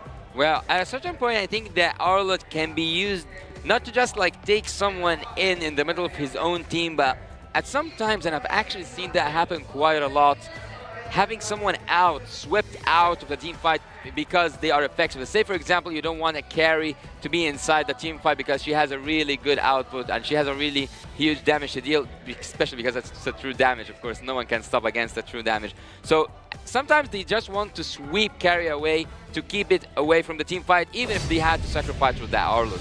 Boys, you make some really good points here. In the early stages of this game, it's going to be really important for Umbrella Squad to really sit and protect their laners as much as they can until they hit that mid game. Key Best Gaming, on the other hand, if they want to start getting aggressive, they're going to need to hit their level 4s too. But in the meantime, these level 1s, it's all about the information. Looking at the battle spells as well, you can see the Purifies for Lumu on the Faramis. That's definitely the way to go. In the mid lane, it's going to be dangerous, especially against this Kaja right here. Wait, if he gets... Is that a Kaja with a blue buff? That was a Kaja with a blue buff, right? Oh, he stole it. Tangor actually gets the pick off. It seems like he's very adept on that Kaja, which is dangerous, right? Because the suppression, that is a very dangerous tool, especially against a Faramis. If Lumu oversteps, he can get picked off, and no Netherrealm for his team can mean a fatal mistake. Did he really take that risk? Did Simba take that high risk to lose his own buffs in the early game? Losing a buff to Akaja, that should like take a lot of work.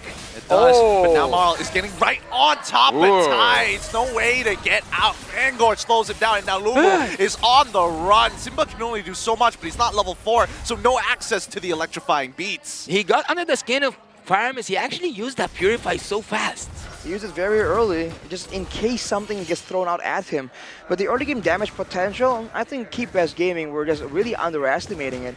Tides on the Cho, you're very mobile, very survivable as well with the shielding and the Jeet Kundos, but you can't just walk up like that against an assassin and against a Novaria who has deceptively high damage in the beginning of the game due to the nature of the spells, right?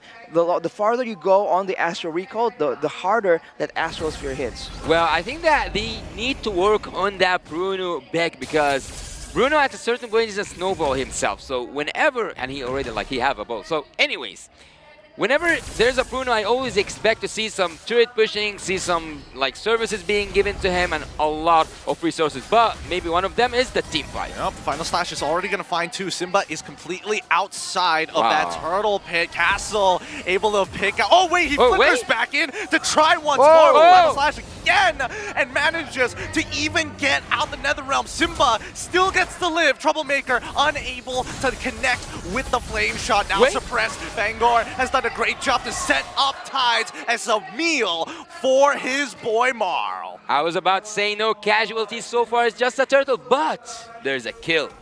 There's definitely a kill right there. And for Umbrella Squad, right now, you have to be a bit more concerned with how they can actually find these pickoffs, man. They keep going in and they're abusing the castle early hour damage. And for KeyPass Gaming, because they can't really deal with this right now, they have a lot of mobility, and it seems like from the emblems, that is what they're trying to center on. But the damage and the penetration coming in from both Marl and Troublemaker with the Assassin emblem, that is what they are abusing. And maybe KeyPass Gaming can try and go for multiple members in the team fights to ensure that one guy can get picked off, but the rest can still pull the fight back. Well, protecting the king while the king is Bruno himself, I would say that Team Umbrella Squad are doing really good. And oh, what is that? Simba! Simba just went in the jungle, but he didn't get that blue buff. That was crazy. It was insane, man. I think Simba can definitely go for even more right here, depending on the situation. But man, I think Simba is just really limited by all the crowd control available, and of course by the threat of that Divine Judgment. If Angor can get a big pick right here, that could be the end of the whole early game for KeyPass Gaming. Yeah, ooh, just steal it. Dude, these kills are starting to really starting to pile on for the side of the Umbrella Squad. But for as long as they do this, Godyang is now in a lot of trouble. Looking for Brody? I mean, they might try. He flickers out super early to do so. He gets hit by the skill shot, and now Marl has a wave to work with, even predicting it. Farman saves the life of Godyang, and Marl, so little left. Gets a good kick coming in from Tides, and Fangor on the run. This should be a kill coming in for Simba or Lumu. Either or will be great. But they're going to use the electrifying beats to secure it anyways, Black Marsh. Everyone's just saying 0 HP. What's that? He's flickering in hard, and he's flickering in fast. No point scrounging away these kills. Just back and forth fights again and again. What is going on right here? Umbrella Squad is getting the better of the situation, because Fangor is just taking away so much attention. Once Castle arrives right there, it's almost like game over, right? There's no damage left to try and output, to try and take out an Arlet with the Brave Smite. For Umbrella Squad, that's a great move, and now they have full control over the turtle, and despite the best efforts of KeyPass Gaming, it's going to be so difficult for them to even get vision to try and contest. I think that Bruno is getting so, like, really amazing footwork there. He's just getting turrets, he's getting minions, he's getting jungle, he's getting everything he ever wanted, and Team Umbrella Squad might just take that turtle fight. Yes, they've already got the way of the dragon, they've kicked him far, but now it's 2 versus 4. The final slash seems good, but Castle, he keeps on going in. He's holding them all single-handedly as the turtle is already gone. Simba finally takes out Castle, but this opens up an opportunity. Marl finds Godyang despite everything that has happened. That's a crazy 1-for-1 despite everything. It's still the goal that are taken out though for KeyPass Gaming. Godyang getting taken out means a delay in their mid to late game potential. For now, Umbrella Squad are trying to siege, but they're unable to get a lot of these turrets. That's why they're going for all these dives. What? They find the way of the dragon almost immediately, but they're not really able to capitalize on Marl. Is purposely just taking the damage. The Thorn rolls, it does hurt, but Tides still alive. Do they have the Flame Shot? No, they do not have the Flame Shot, and that's going to be mid-tier 1 collapsing. Yeah, it was mid-tier 1 collapsing, and everything is collapsing for the side of Team KBG. But not that kill. Seems like that kill wasn't collapsing. Yep, it wasn't collapsing. It's kind of ironic to see Troublemaker in a situation where he's not getting as many kills as you would like him to see, but at the very least, he's finally gotten a death. It's important to find these kills in these situations because especially for KeyPass Gaming, they need to start scaling up, and they need to start scaling up fast. I think Troublemaker is just showing great flexibility. Look at Castle, man, just baiting things out. Fangor's coming in, but it's 2v4. All right. Finds the way of the Dragon once again. Penalty zone to try and disengage. The Netherrealm, it seems good, but at the end of the day, it's still Castle who ends up dying. The Astro Echoes is going to open things up. They jump straight into the back line. God Gang finds one. The second to fall. That's a double. Does he make it a triple? As CU flickers on out of there. Marl's not going to let him go so going easily. But Fangor just making sure nobody else gets to interrupt, holding away from Marl. Just in case. What a perfect execution coming in from Marl. Simba trying to find a trade. Doesn't even get it with the electrifying beats. Marl! What a magnificent, incredible gameplay. It's insane. Marl just lifting his team up 7-0 and 1, and he's not done just yet. He's going to the solo, the turtle even. It's only 8 minutes in, but there's so much action going on, and I must say, it really benefits Umbrella Squad with their aggressive early game composition. Despite having Simba, a great assassin, on the Joy, Keep Gaming, they're just struggling to really find the backline targets. They can't get past the Fangor and Castle, the frontliners of Umbrella Squad. Yeah, for me, Marl, man. Marl. He was born to be assassin. He was meant to be assassin. He wants it, and he wants it bad. Oh, the final slash doesn't get tight, but it doesn't matter. They still are able to pick him up at the end of the day. Lightning Truncheon already purchased by Troublemaker. That's going to give him some important damage here. As you can see, the temp HP, 90% of it instantly gone. Yeah, Team KBG at this point are panicking by the hands of Team Umbrella. There's no mercy. That's the last thing they have to try and do right here. They have to try and calm down and try and find an opportunity. But here's an M-Series fact here, Yasu. An M-Series fact, one and done. Before Umbrella Squads, okay, a 1 victory versus KBG. The last time game in the M-Series itself ended under 8 minutes was Black Lest, one against MVG in M3 with 9.55. So it was so near, we were about to hit a record there. Almost 3 seconds off, but let's see how this next couple of seconds are going to actually go, because Umbrella Squad, 6K lead, and they're taking every single one of these outer turrets for free, and it looks like they might even threaten an inhibitor here, unless they have something. Penalty zone for minions? I mean, okay, it's not like they have an important objective to fight over other than lure in like 25 seconds. Well, if you want to do it, you can do it. You are the player, right? Yep, fair enough. But so far, it has been quite a struggle, and now we see Simba once again. Electrifying Beats to try and secure final slash. He knows he's got no more dashes, no more beats to play. An easy pickup for the Umbrella Squad, but it's not over yet. Mara, whoa! Nicely done with the Thorn Rose, dodging literally everything coming in for the side of Keep Gaming. It wasn't just about that final slash, it was about that final touch from Troublemaker coming from far behind with a sniper. Flame shot managed to just take the life of Simba. Whoa, what was that? The flicker kick coming in, and they've already tried their best times after everything he's done. Was able to finally set up a kill and get Castle. Marl might be the next to fall. God Gang finally has enough damage after the Malefic Roar purchase, and even going into the Winds of Nature, allowing Simba to jump into that back line. Troublemaker very, very low. Luckily, using his ult to confirm his suspicions about where everybody else was. That's a very big blunder coming in from Umbrella Squad, getting the shut down and giving it to God Yang of all people. Not the ideal result of a base attack, but now with the Lord coming in, they can try and make something happen. But this is the problem when you have a Kaja. For the most part, your approach is very one-dimensional. You're going to wait for the Lord to get close. You're going to wait for Keep Gaming to be forced to try and walk up and defend against this Lord, and you're going to go for a pickoff. That's generally how it's going to go. And with the Novaria, they can definitely do a lot of damage. If you look at the items, only a Lightning Truncheon though. He might be going for a glowing one next, knowing that there's a big issue in them trying to secure the kills onto CU and Tides. Yeah, Bruno so far, wow, I was just about to talk about the damage. Flicker final slash all towards CU to push him away. Black March is going to be able to pick up that kill at the same time.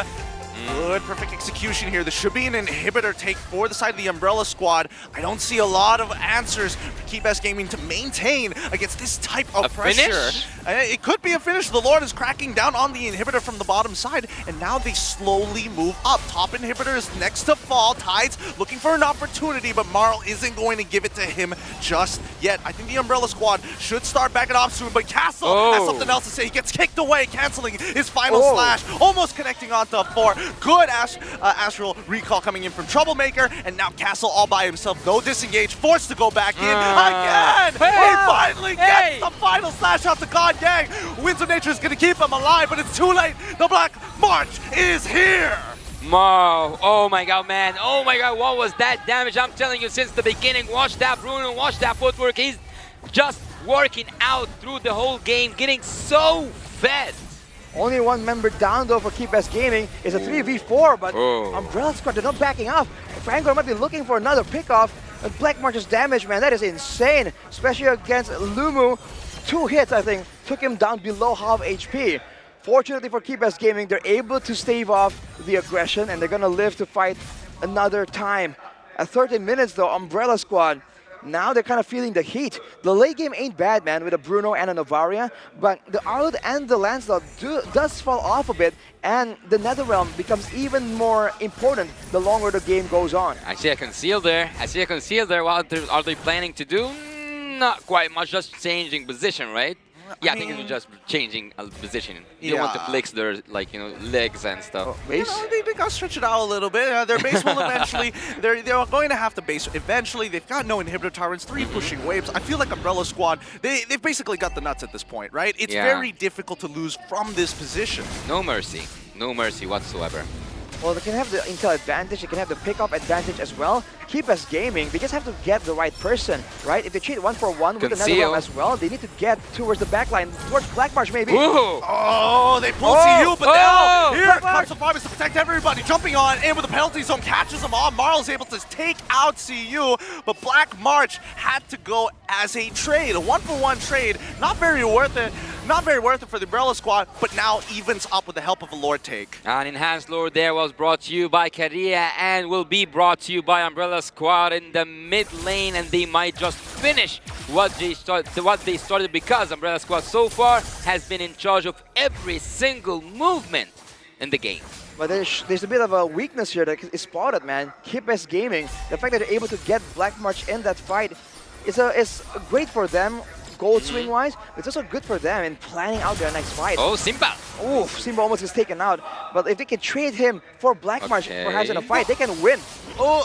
Tides just couldn't get the angle for the way of the dragon. He knew it, so he didn't even bother clicking it. He's holding on to his ult, but he gets pulled on back with the final slash, and Castle is unrelenting. CU now have to disengage the rest of his team, but the same problem occurs. He has no means of escape. Marl is going to take him out first, but now with the Lord at their base, with Lord-empowered minions marching right up to their front door, KBG is hoping that Umbrella Squad make a mistake. They are just holding them inside that base behind that Crystal team. KBG have nothing to do but to defense. Vanguard flickers and finds the Divine Judgment into the perfect execution, into the final slash, and Black March gets the free hit for days. KBG is going to be dropping this. Umbrella Squad take the game 2-0. An insane conclusion right there. A pickoff for the ages from Fangor, man. Getting the Faramis, the Purify doesn't matter.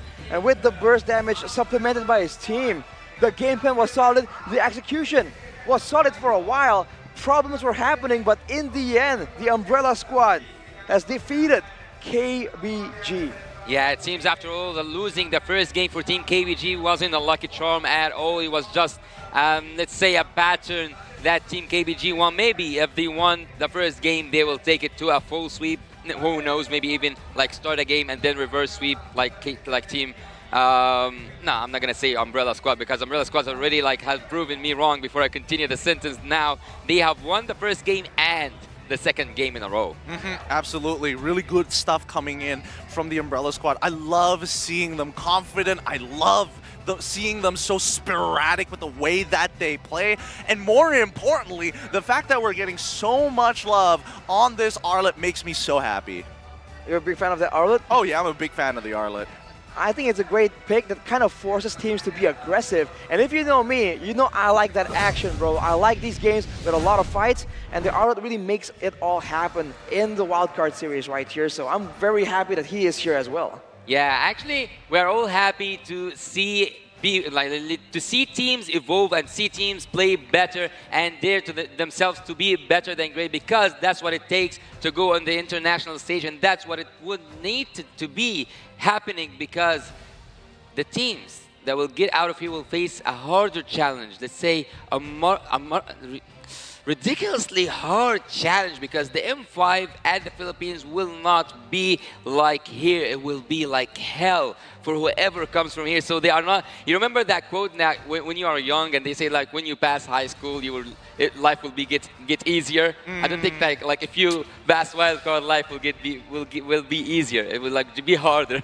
I think it'll be a lot harder, man. You're going up against teams that are a lot more polished, where the name of the game is no longer just to make plays. It's also to try and make your opponents make mistakes. That's where the highest level is, right? When teams are so good, they can make sure that their opponents have no choice but to make a mistake. That's the A game that we're looking at in the Philippines. So teams right now, they're doing great, but they have to remember that their end target isn't here. Their end target lies even further away, and they have to keep their eyes on the prize. I'm glad I'm just doing the play-by-play because I don't want to have to be hyperly critical about these wildcard teams, because then we can start highlighting some of these big playmakers, these MVPs. Let's give it up for you, but coming in from the Umbrella Squad, once again, Maro, well done. Absolutely crushing it in both of these games. Most valuable player indeed in this game. A bit of a hybrid Lancelot build he did. He has a 0% kill participation, dude. Am I seeing that right? Yeah. Yeah, he's nasty with it. What? Those look, they're not kills. So many kills, it just broke the stats. No, there's a reason why his ult it's literally in the name. It's a perfect execution, not a perfect kill. That's why it's not a participation award here. He doesn't need none of that. Even went with the full all-in damage build right here, even with the killing spree in the end. Usually you would go for a bit of a different emblem for a bit more utility, etc. But with this hybrid build, he was just confident enough, he was going in again and again. So let's take a look at some of the highlights from Grab right here, where in the early game he was able to use that damage very efficiently, and he's landing his spells despite all the mobility, particularly from Tide here, trying to outplay him. And his diving in and out under the turret is part of why it's so difficult for KBG to really regain their footing in the game, right? They're looking for a safe zone, but nowhere is safe when Maro just keeps going at you. Well, there's no safe place for Team KBG, to be honest, because the first game was almost a dominant game for Team Umbrella Squad, and then when you hit to the second game, again, it is a dominant game. How do you prepare for something this, well, I don't want to say wild, but this unorthodox, right? Because at a certain point, you would imagine that a lot of your instincts would tell you, hey, just back away. And that's something that Umbrella Squad literally never does. And that's why when you look at Castle, hey, it's a good time to start moving back. No, he goes in even harder, which I think KBG really got caught off guard a multitude of times with how devoted they are to just fighting in their back lines. I think it's also the fact that Umbrella Squad, they are absolutely willing to take fights outnumbered, right? They're willing to try and test their mechanics. Like that right there. Castle, I guess he is stuck in the base, but he is just going in 1v4, no HP, and he's like, you know what?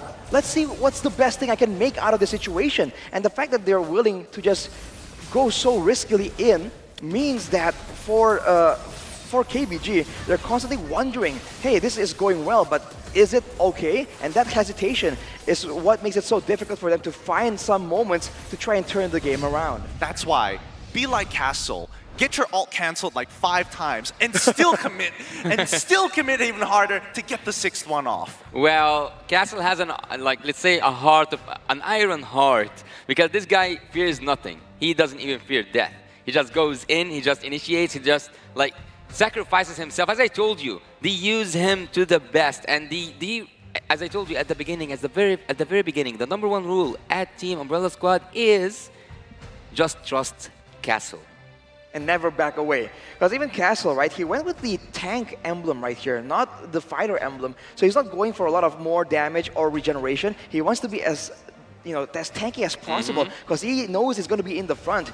And he went with the Wilderness Blessing to ensure that he can keep up with the team, right? The Novaria, the Lancelot, there's a lot of mobility right here that he needs to keep up with, and maybe even to a degree, getting more movement speed to move out along with his team. He went with the Vitality to really capitalize on the kit, right? The regeneration coming in from the Vengeance, and that was a big problem, especially in the early game, without any consistent source of DPS, right? Faramis, Joy, these are all burst damage heroes. The real DPS kind of is God Yang, but even then, compared to a Bruno, for example, the Brody is a lot more burst heavy. So when Castle can regenerate so much HP, it makes it so difficult for him to get taken down. When I remember the game, when I rewound it inside my head, do you think that at the early game pressure from the Kaja taking that blue buff and Simba just betting that he wouldn't need to use his retribution actually affected the early game? The fact that Simba wasn't able to get the retribution, I mean, he was really zoned out away, man. There's just so many ways for Umbrella Squad to try and find him initially, and also to punish him, especially with the double engage available on their roster. I mean, let's also not forget the fact that by the time he hit level 4 and went into the turtle pit, he was like, what? Like literally 2% EXP down on Marl at that point, so I don't think it really made too much of an impact. Yes, it's a little bit annoying, but at the end of the day, did it really change the odds for him? He managed that early one, but later on is where it became very brutal, am I right? Like that mid-game was kind of disgusting, and I think that's where we got to see the benefit of that Wilderness Blessing, because again, Arlet's getting shoved in, I gotta catch up somehow. And man, I think in the late game earlier, I say late game, but we're 15 minutes in, right? Quote unquote late game. Literally, usually the late game mark. But we can see that Simba, if he can really get his hands on to Black March, he can take him down. Like earlier, he used the Purify and the Wind of Nature, but against the magic damage, it's no big deal. The problem is he just wasn't allowed, right? The rationing of crowd control from Umbrella Squad is just so much better. There's no real moment here where anyone from KBG can feel that, hey, this is the chance, right? Both the Cho and the Joy couldn't really find a nice window to try and get in.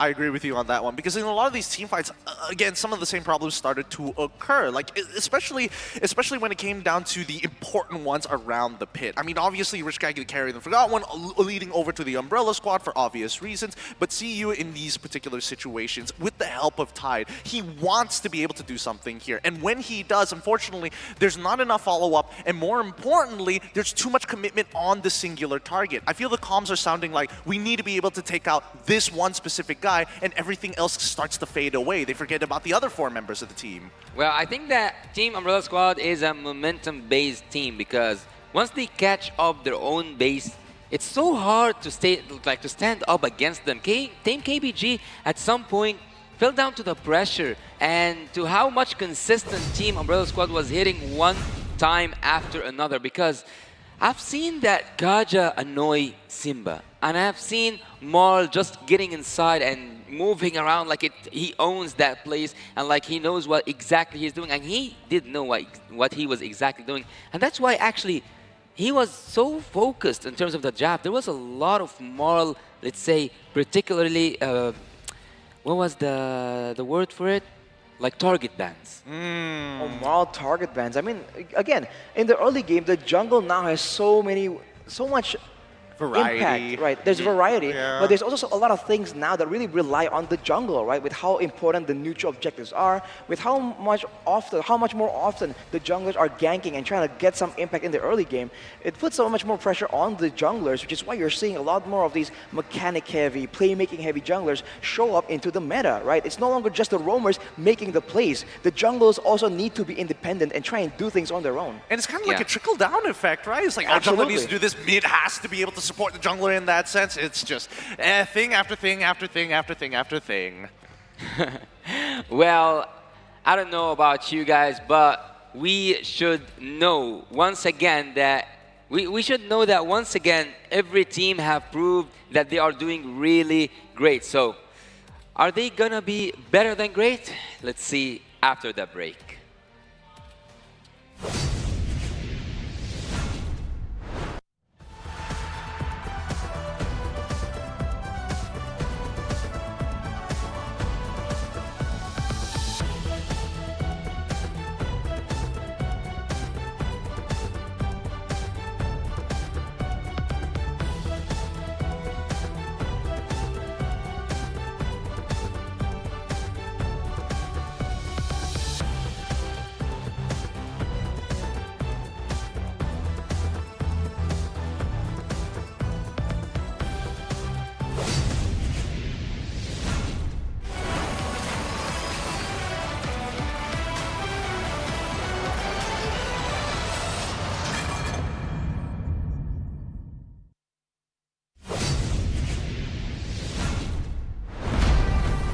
We are here at Gamers 8 to show that we are walking the walk.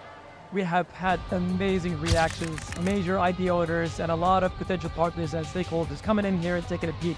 Gidea's cube over here has been the nexus of this zone. What I saw it from the outside is very mysterious. You want to know what's happening inside.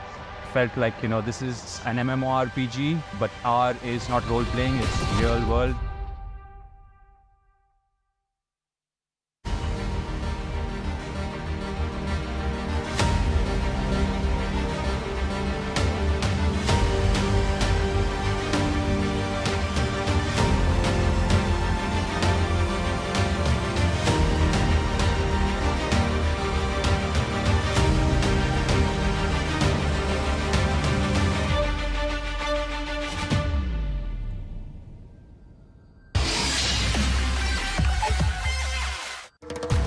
Grab only. Boing, boing, boing, boing, boing, boing, boing, boing, boing, boing, boing, boing, boing, boing, boing, boing, boing. Grab only. Savings ang dami. Your wallet sings tonight.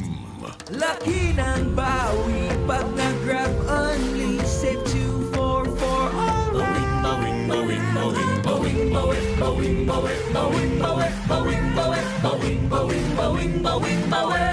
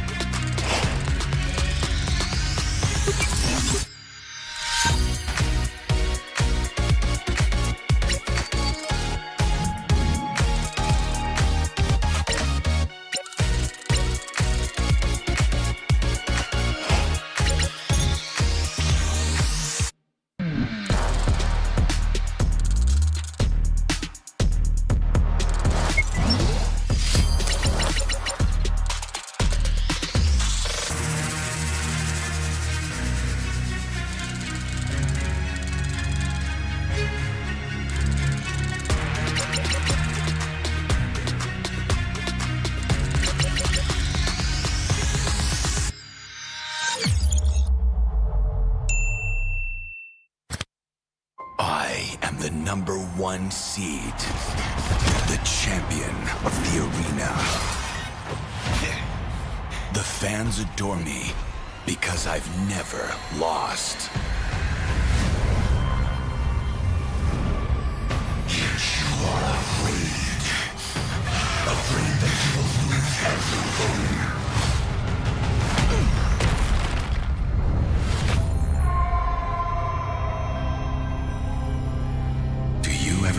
of losing Kimmy.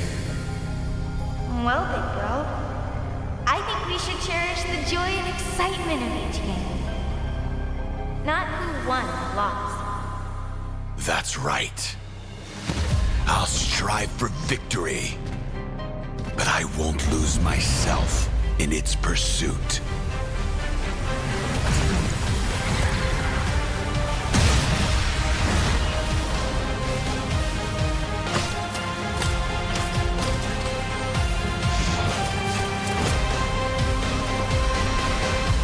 World Championship. I'm back.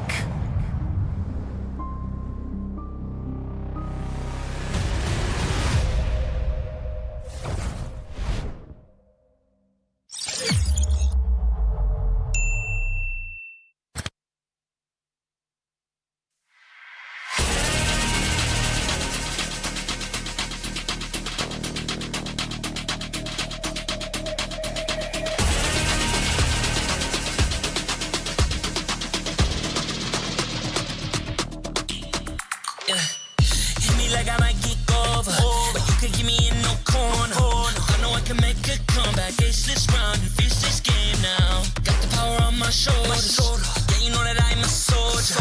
You can keep me off my guard, but you can't keep me from my honor. I feel like the floor is lava, the energy's getting higher. You're saving my arms, 'cause I know just what I got.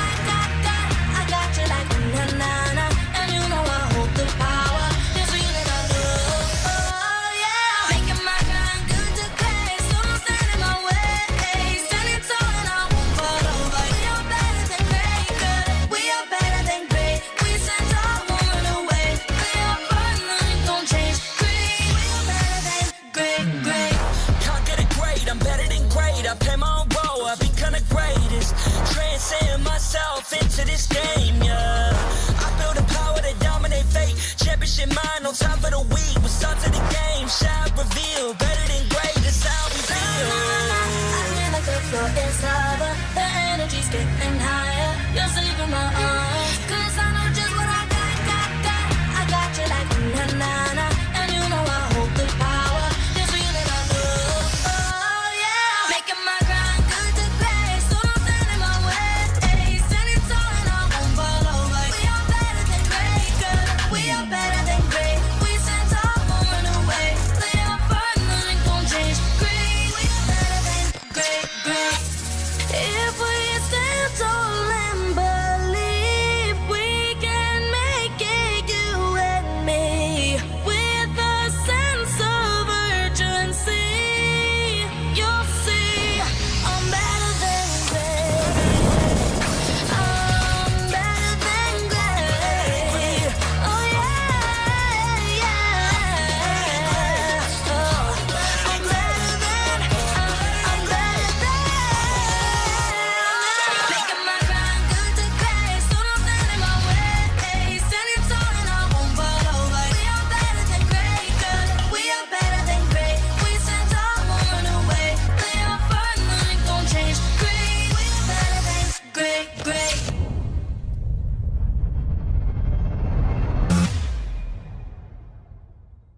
Which country do you think is the best at mobile game? Mobile game, of course, it's China. Является Китай.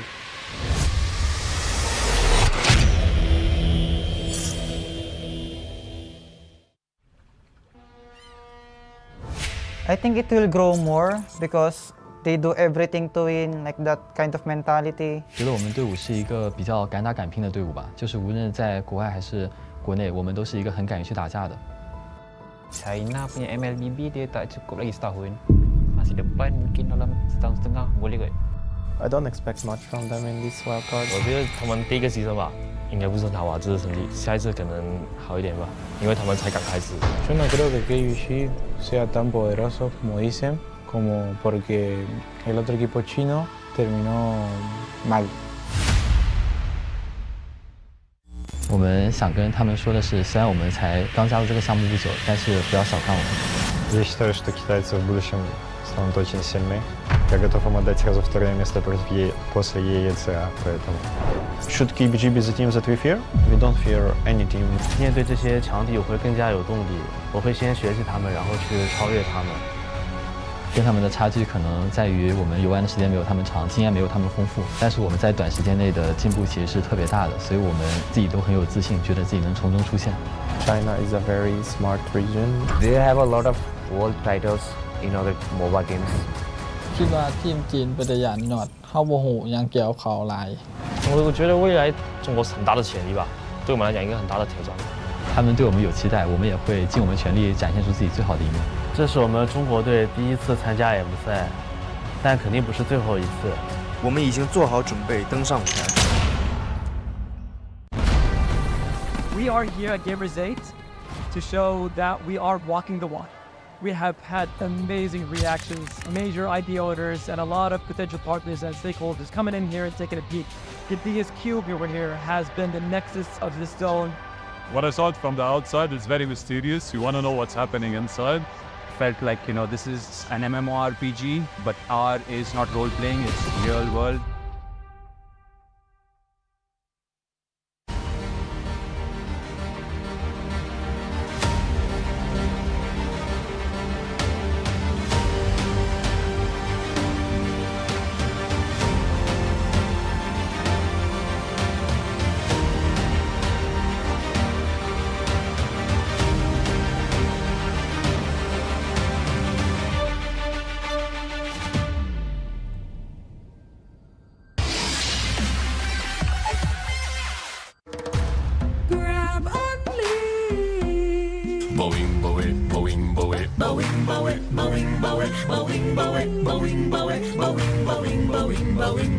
Grab only, savings ang dami, your wallet sings tonight. Laki ng bawi, pag nag-grab only, save 2 4 4 alright. Bawing, bawing, bawing, bawing, bawing, bawing, bawing, bawing, bawing, bawing, bawing, bawing, bawing, bawing, bawing, bawing.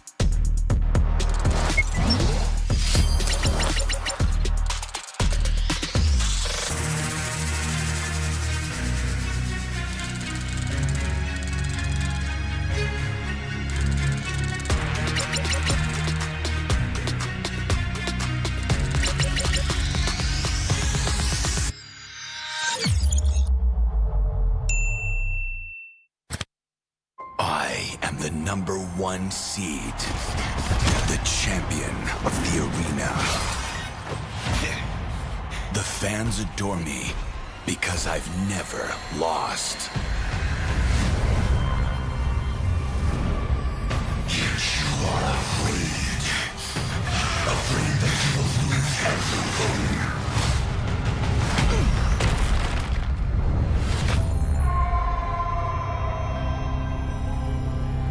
Do you ever get scared of losing, Kimmy?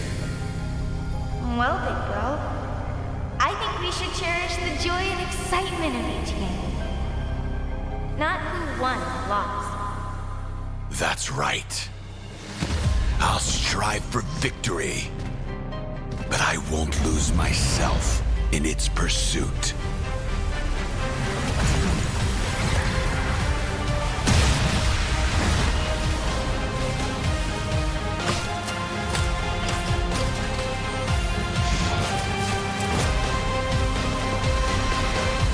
World Championship. I'm back.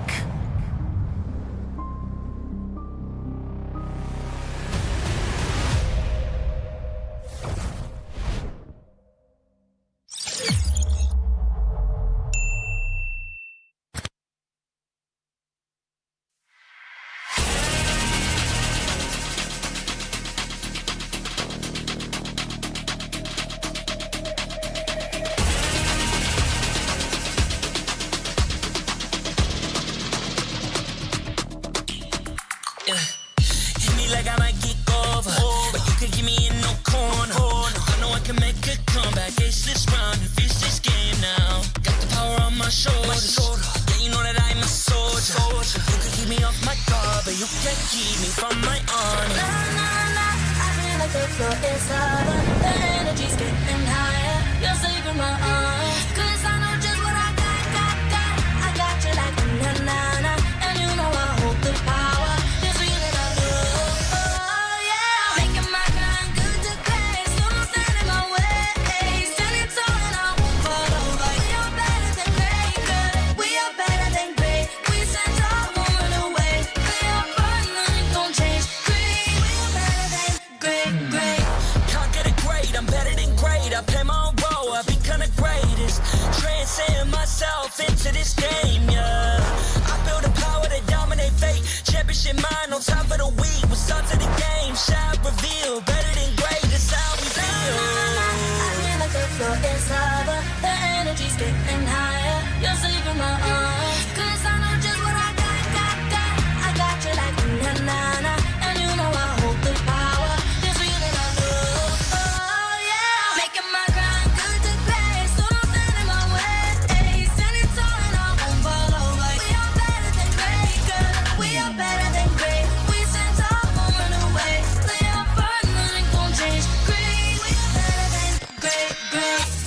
If we stand tall and believe we can make it, you and me, with a sense of urgency, you'll see I'm better than great. I'm better than great. Oh yeah.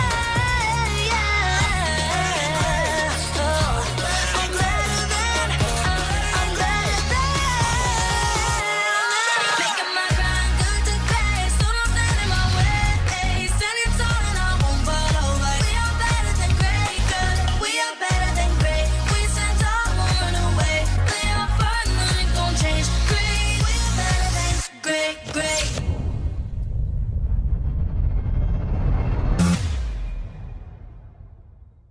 Which country do you think is the best at mobile game?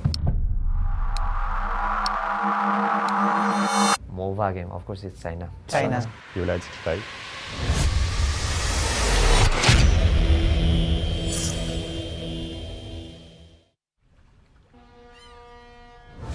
I think it will grow more because they do everything to win, like that kind of mentality. 觉得我们队伍是一个比较敢打敢拼的队伍吧，就是无论在国外还是国内，我们都是一个很敢于去打架的。 China punya MLBB dia tak cukup lagi setahun. Masih depan mungkin dalam setahun setengah boleh kot. I don't expect much from them in this wild card. 我觉得他们第一个牺牲吧，应该不是很好吧，这次成绩，下一次可能好一点吧，因为他们才刚开始。Yo no creo que KVG sea tan poderoso como dicen, como porque el otro equipo chino terminó mal. 我们想跟他们说的是，虽然我们才刚加入这个项目不久，但是不要小看我们。Я считаю, что китайцы в будущем станут очень сильны. Я готов им отдать сразу второе место после ENG, поэтому... Should KBG be the team that we fear? We don't fear any team. 面对这些强敌，我会更加有动力。我会先学习他们，然后去超越他们。跟他们的差距可能在于我们游玩的时间没有他们长，经验没有他们丰富，但是我们在短时间内的进步其实是特别大的，所以我们自己都很有自信，觉得自己能从中出现。China is a very smart region. They have a lot of world titles in other mobile games. คิดว่าทีมจีนเป็นตัวอย่างหนอดเข้าโมโหยังเกี่ยวเขาหลาย 我觉得未来中国是很大的潜力吧，对我们来讲一个很大的挑战。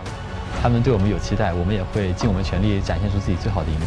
这是我们中国队第一次参加 M 赛，但肯定不是最后一次。我们已经做好准备登上舞台。We are here at Gamers 8 to show that we are walking the walk. We have had amazing reactions, major idea owners, and a lot of potential partners and stakeholders coming in here and taking a peek. Kidia's cube over here has been the nexus of this zone. What I saw it from the outside is very mysterious. You want to know what's happening inside. Felt like, this is an MMORPG, but R is not role-playing, it's real world.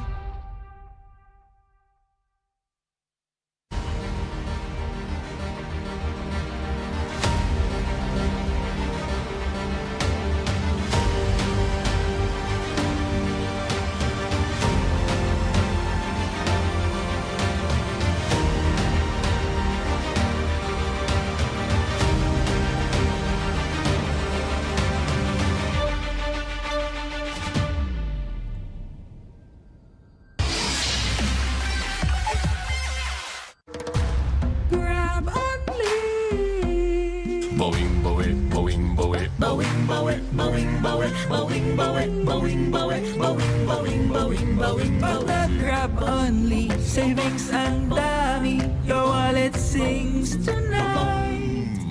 Laki ng bawi, pag nag-grab only, save 244 alright. Bowing, bowing, bowing, bowing, bowing, bowing, bowing, bowing, bowing, bowing, bowing, bowing, bowing, bowing, bowing, bowing.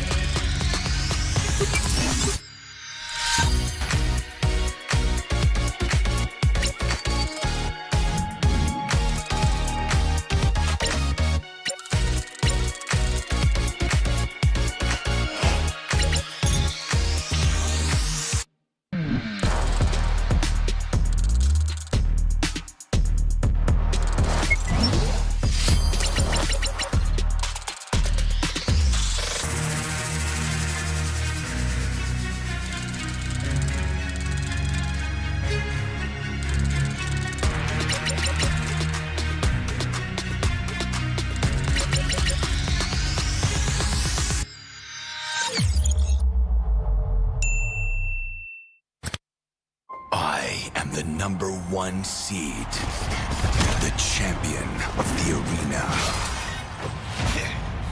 The fans adore me because I've never lost. Yet you are afraid that you will lose everything.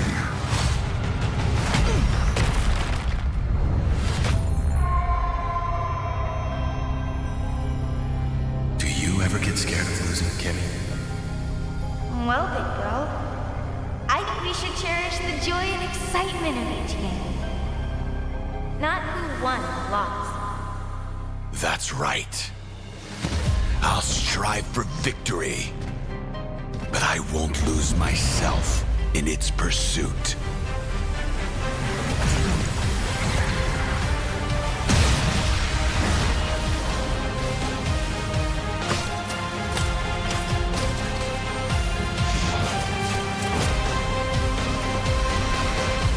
World Championship.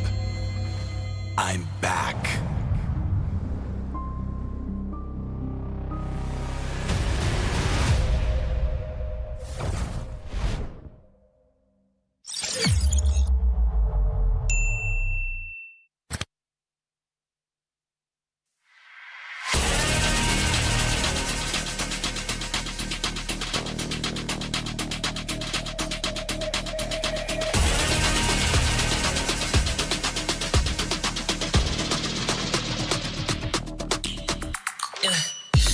Like I might kick over, but you can give me in no corner. I know I can make a comeback, ace this round and finish this game now. Got the power on my shoulders. Yeah, you know that I'm a soldier. You can keep me off my guard, but you can't keep me from my honor. I feel like the floor is harder. The energy's getting higher. You're saving my arms. 'Cause I know just what I got. I got you like na-na-na. And you know I hold the power. This feeling I love. Oh yeah. Making my grind good to grace. So don't stand in my way. Standing tall and I won't fall over. We are better than great, good. We are better than great. We stand tall, won't run away. We are burning, nothing gon' change. Great. We are better than great. Can't get it great, I'm better than great. I play my own role, I've become the greatest. Transcend myself into this game, yeah. I build a power to dominate fate. Championship mind on top of the week. We'll start to the game, shine, reveal. Better than great, that's how we feel. I feel like the floor is harder. The energy's getting higher. You're saving my arms. 'Cause I know just what I got. I got you like na-na-na. And you know I hold the power. This feeling I love. Oh yeah. Making my grind good to grace. So don't stand in my way. Standing tall and I won't fall over. We are better than great, good. We are better than great. We stand tall, won't run away. We are burning, nothing gon' change. Great. We are better than great. If we stand tall and believe we can make it, you and me, with a sense of urgency, you'll see I'm better than great. I'm better than great. Oh yeah. Oh, I'm better than. Making my grind good to grace. So don't stand in my way. Standing tall and I won't fall over. We are better than great, good. We are better than great. We stand tall, won't run away.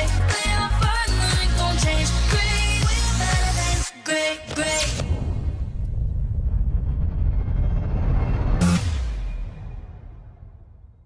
Which country do you think is the best at mobile game? MOBA game, of course, it's China. China. Является Китай.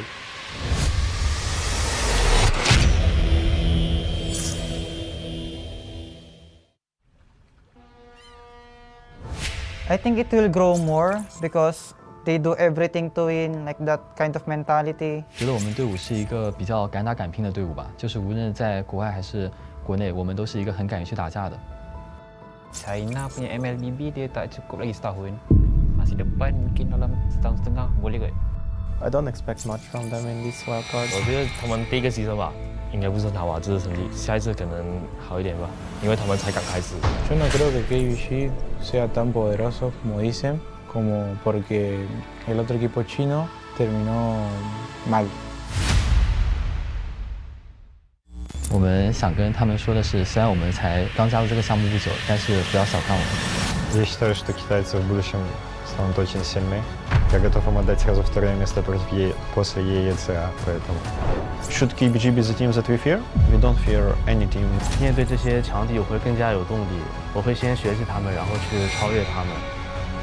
跟他们的差距可能在于我们游玩的时间没有他们长，经验没有他们丰富，但是我们在短时间内的进步其实是特别大的，所以我们自己都很有自信，觉得自己能从中出现。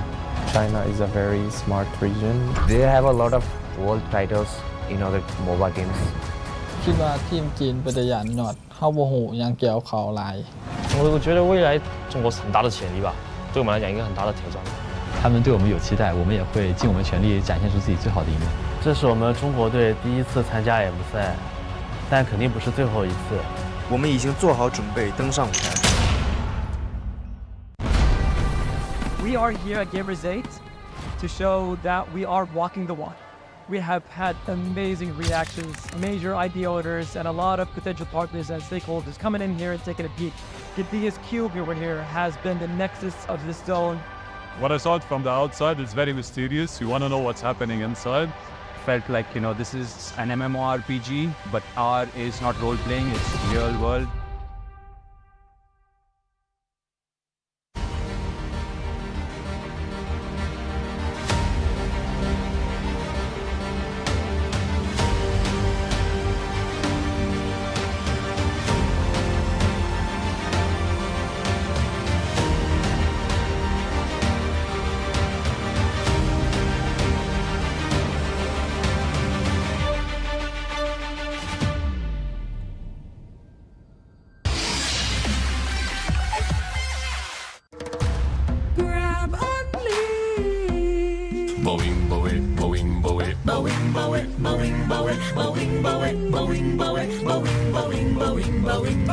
Grab only, savings and dami, your wallet sings tonight.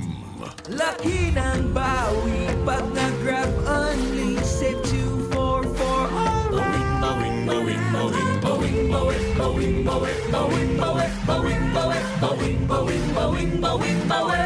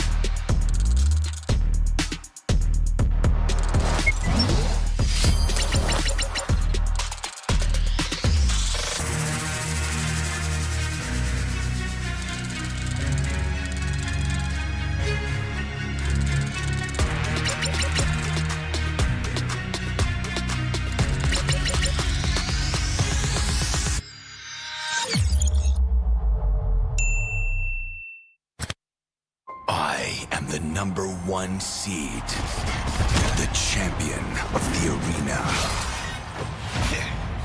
The fans adore me because I've never lost. Yet you are afraid that you will lose everything.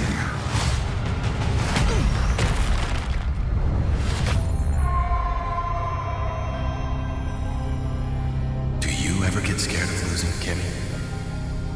Well, big bro, I think we should cherish the joy and excitement of each game. Not who won or lost. That's right.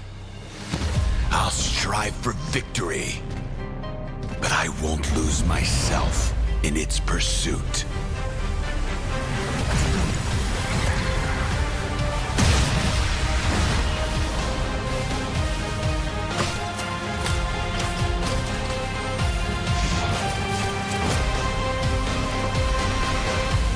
World Championship. I'm back.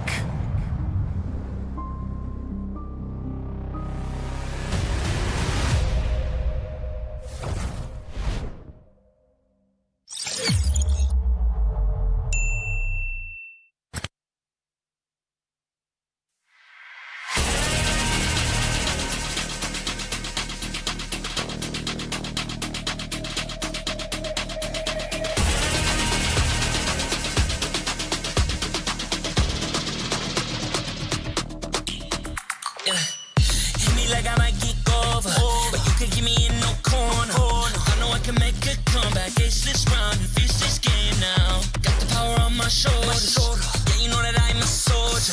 You can keep me off my guard, but you can't keep me from my honor.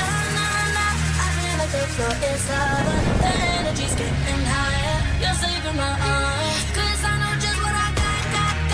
I got you like na-na-na, and you know I hold the power. This feeling I love, oh yeah. Making my grind good to great, so don't stand in my way. Standing tall and I won't fall over. We are better than great, good. We are better than great. We stand tall, won't run away. We are fun, nothing gon' change. Great, we are better than great. Can't get it great, I'm better than great. I play my own role, I've become the greatest. Transcend myself into this game, yeah. I build a power to dominate fate. Championship mind on top of the week. We start to the game, shout, reveal. Better than great, that's how we feel. I feel like the floor is lava, the energy's getting higher. You're saving my arms, 'cause I know just what I got. I got you like na-na-na, and you know I hold the power. This feeling I love, oh yeah. Making my grind good to great, so don't stand in my way. Standing tall and I won't fall over. We are better than great, good. We are better than great. We stand tall, won't run away. We are fun, nothing gon' change. Great, we are better than great. If we stand tall and believe we can make it, you and me, with a sense of urgency, you'll see I'm better than great. I'm better than great. Oh yeah. Oh, I'm better than. Making my grind good to great, so don't stand in my way. Standing tall and I won't fall over. We are better than great, good. We are better than great. We stand tall, won't run away. We are fun, nothing gon' change. Great, we are better than great.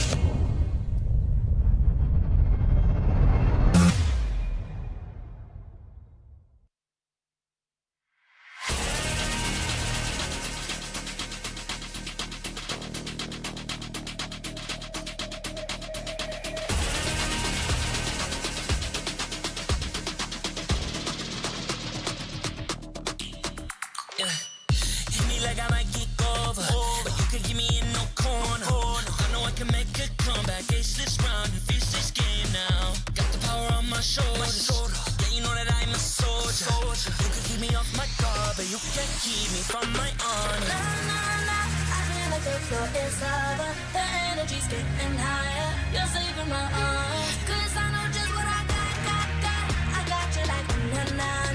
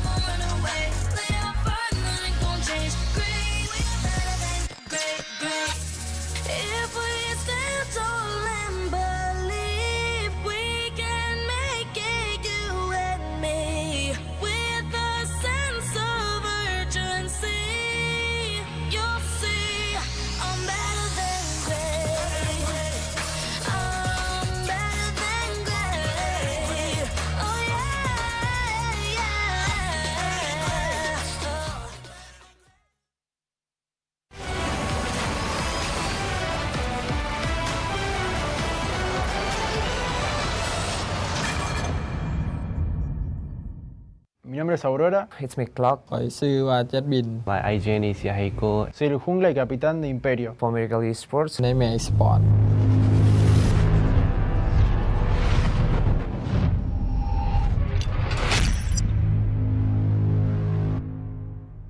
One year ago, when everything started, we couldn't imagine that 1 year later we were going to be in Malaysia trying to get to the M5.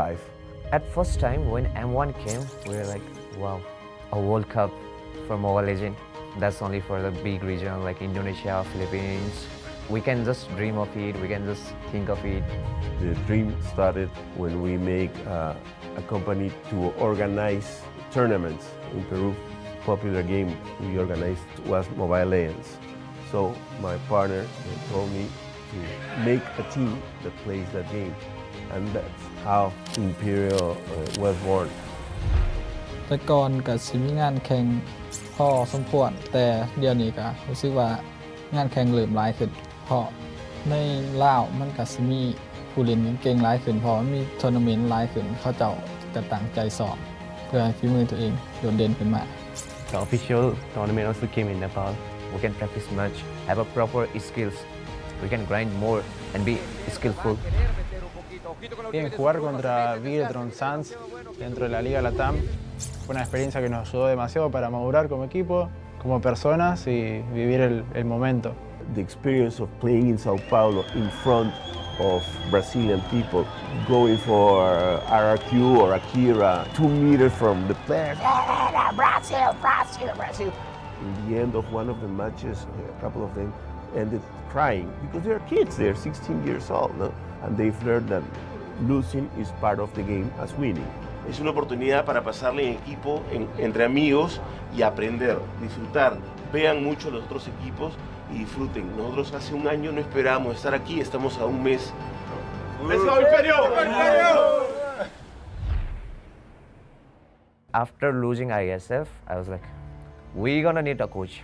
I keep on messaging each and everyone, and I found Omox is from like Wikipedia.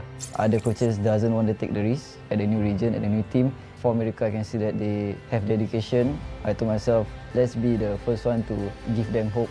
So I hope we can clear all the stage so that the next generation won't suffer that hard to prove their skills to the international level. For America, let's still hold it! There he goes! Loves the immortality! Gets the To be brutally honest, I would say 99% SMG will win. Team SMG will keep their nightmares at bay in day number 1 the wild card as they That take 1% is the hope and dedication from For Miracle with the chemistry that they have for 5 to 4 years that is going to make us win over SMG.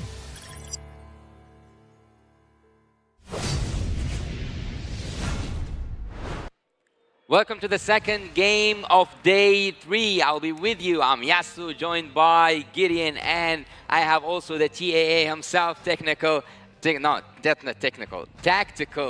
analyst Arashi. Let's together and let's carry on throughout this marathon. We have an eventful day, and also I would like to welcome you to this game that's gonna happen here between Team SMG and Nepal's For Miracle Esports. Now, M5 is powered by Muntun, presented by Kidia, and supported by ROG, the official gaming phone. Grab the official super app partner, and let's not forget about Secret Lab, our official chair partner. Thank you for all the support, guys. You guys are the best. Well, if you don't know already, the ROG Phone 6 is M5's official gaming phone, and it backs the game-winning power of Snapdragon 8 Plus Generation 1 chipset, right? Ooh. And also with the class-leading Game Cool 6 thermal system that lets you break every limit. Yo, don't forget, it also comes with a spectacular 165 Hz AMOLED display and a monster 6000 mAh battery life to power all your gaming needs. You can game all day, every day. You don't even have to be concerned about charging, bro. Well, that's freedom. Well, speaking of like eventful days, I think that there are some events that are not happening with us here on the stage. Really? What's going today, on? It happens to be Leo's birthday. So you know. From Team Falcons? Not that Leo. Not that Leo. Oh. Not the L-I-O Leo. An L-E-O Leo. Oh, Mr. Dan! Yeah. So once to everybody here from the Wildcards, happy birthday to you, Leo, out there. Stay healthy, my guy. But importantly, let's come back into this game because again, after content like For Miracle, we heard it from Mr. Clock himself. They want to make sure that the next generation is going to have an easier time. And maybe even if they perform well here today and make it to M5, they just might have their dreams come true. Well, it is a race against time, and we have Mr. Clock himself. So do you think that the clock will be ticking to the favor of Team For Miracle, or do they need a miracle to play and to win against Team SMG? Man, a lot of word games available right here, Yeah. man. I think I wouldn't go as far as to say a miracle, right? All I think they have a chance. It is the wild cards where the wildest of things always happen, but there's a lot of things they have to really iron out, man. We're not really seeing their main weapon, you know, something they can really use to really take advantage of SMG. Although maybe in the late game, right, as you mentioned, the clock might be ticking, and for SMG, the fact that their Lord usage was, in day one at least, not so optimal, that could be something that For Miracle could use. Possibly. I think that For Miracle right now is starting to recognize that once you are getting to the higher levels of play, snowballing is so much easier for coordinated professional teams because the game can only go on for so long. Once we get into the upper echelons, at least then there is some kind of a default, a base standard of what the early game should look like, and then you have the outliers like Homeboys, for an example, Deus Vault, and there's also, you know, teams like we saw earlier, Umbrella Squad, hyper aggressive. Well, there is something that's might be a wild pick, and it might be a wild card for Team For Miracle, which is I've witnessed Leslie in their arsenal. They were doing really good on that gold lane protection, using and executing that gold lane meta. It was like babysitting the gold lane was called Protect the King, where the marksman is the king. And trust me when I'm telling you that Yahiko is being treated like a king in Team For Miracle, and there's a lot of pressure on him. But you know what's also wild, before we hit into the draft? They use Gourd mainly. They mainly use Gourd. That's a strategy we've occasionally seen. Funnily enough, in Indonesia, sometimes it does make an appearance. So for me personally, it's not too crazy. That pick has great pick-off potential. It has great burst potential if you're playing for pickoffs. If you can lock someone down and hit them with that Mystic Gush, Mystic Field combo, it's going to be a lot of burst damage. And in the wave clear department, I think that's one of the main strengths of the Gourd. I played it way before it was meta, and it feels so good, man, to just place your skill down and just walk away. It just sounds like you're Nisu pilled right now. I mean, if Gourd was so good, why isn't he getting played more often these days? And you know, in the previous meta, maybe where the tags were so tough and so hard that you really need some form of true damage to get through them. But I feel like nowadays, the mobility is an important aspect. But we have said actually quite the same thing, or it was so similar about the Valentina, because it wasn't brought up that much. So should we say the same thing about Gourd, and then as a reverse caster curse, right? reverse caster curse, and then we bring it up. So caster blessing. Yeah, caster blessing. Because we have those as well, by the way, on the. We really do? Exactly. Is that our thing? Even Mirko, shout out Mirko, he has the caster curse, but he also has the caster bless. So we have two pacifists. Exactly. It just depends on which. Seasonal. So which is which? Huh? Which is his passive in a good way and in a bad way? Which is his curse and which is his blessing? It depends on what's going on the day. He's like Lunox, man. Sometimes you have more order, sometimes you have more chaos. You don't know which ult you're going to get without the indicator. That's the fun of it. And I think that in this particular case here for Miracle, their biggest weakness was that early game. Thankfully, they're matched up against Team SMG. They're very methodical. They're not the hyper-aggressive type. They're very standard. But actually, after saying that Leslie and Gourd are one of their main picks, and it is in their arsenal, actually the first thing that comes to my mind is that both these picks play really good on the true damage. True damage. I mean, especially in the late game, the true damage becomes such a good component, man. It's Being real. able to blow through all the defenses. But I think that's the point that Guido was making earlier, right? Along with the true damage, it's that late game situation because, in a way, we like to say in the MMA community, styles make matchups, right? Even if on paper you're supposed to win, if your style just really matches well with your opponents, sometimes that can be good, or it can be really, really bad. It could be, but it's time. We've got Malaysians on both sides this time round, but will it be the Nepalese representatives taking away in For Miracle on the red side against Team SMG, the favorites to take a spot to M5 here at the Wildcards on the blue side? It is quite a challenge. It is quite a challenge. Team For Miracle right now, they are up against the favorites. And right now, actually, Team SMG are banning. I'm not going to say they are focusing on a certain person or even a meta. It's a little bit messy. I think it's... Are they like taking an apple from each tree? Like one assassin and one XP, roamy-ish pick, and then a gold laner? Yeah, for both teams, it's kind of a weird situation right here. Because if the idea is to deny a strong gold laner, then why are both teams banning it out, right? They're kind of like banning towards each other. Makes me kind of feel that maybe the attention was going to be on the mid lane instead, right? That's how I think it's hinting here. Okay. We're not seeing hard target bans, but at the very least, we're getting a rough idea of what's coming out, right? At the very least, I can say that Bruno Sasa absolutely hates dealing with it. He doesn't enjoy playing it too very often, and that's why going for a Guinevere as a overall good flex pick for the side of Team SMG is a good way to open. At this point, I think that Nolan is forbidden. Yeah. He's taboo. 15th ban, I think. Yeah. If I recall correctly. And by the way, big change right here. Masarab is actually in the roster. I just realized that. So there's a bit of a substitution going on for Miracle. The previous data might not be as accurate any longer. Yeah, that's actually a really good point here. And I'm guessing that's why they're going for the Trizla pretty early on, and they're pairing it up with the Valentina. See, Caster Blast actually works. It's working out for the first time in a very long time, to be honest. Yeah, it is working. It is working. Maybe, I don't know so far. I don't know about myself, but I don't know if I have a curse, like a Caster Curse or a Caster Blast. Let's figure out throughout the series itself. So far we have seen that Guinevere, actually maybe I have a Caster Curse, because I started this series saying that we will not see Guinevere that much, and it just keeps on coming as a roamer, as a jungler, as like anywhere and everywhere. So yeah, maybe I'm cursed after all. Maybe. I mean, you also predicted for Falcons and they did not come out on top yesterday. There is that as well. For now though, let's get back into the game. Oh my lord, this is an insane draft here. Guinevere, Faramis, and Mathilda.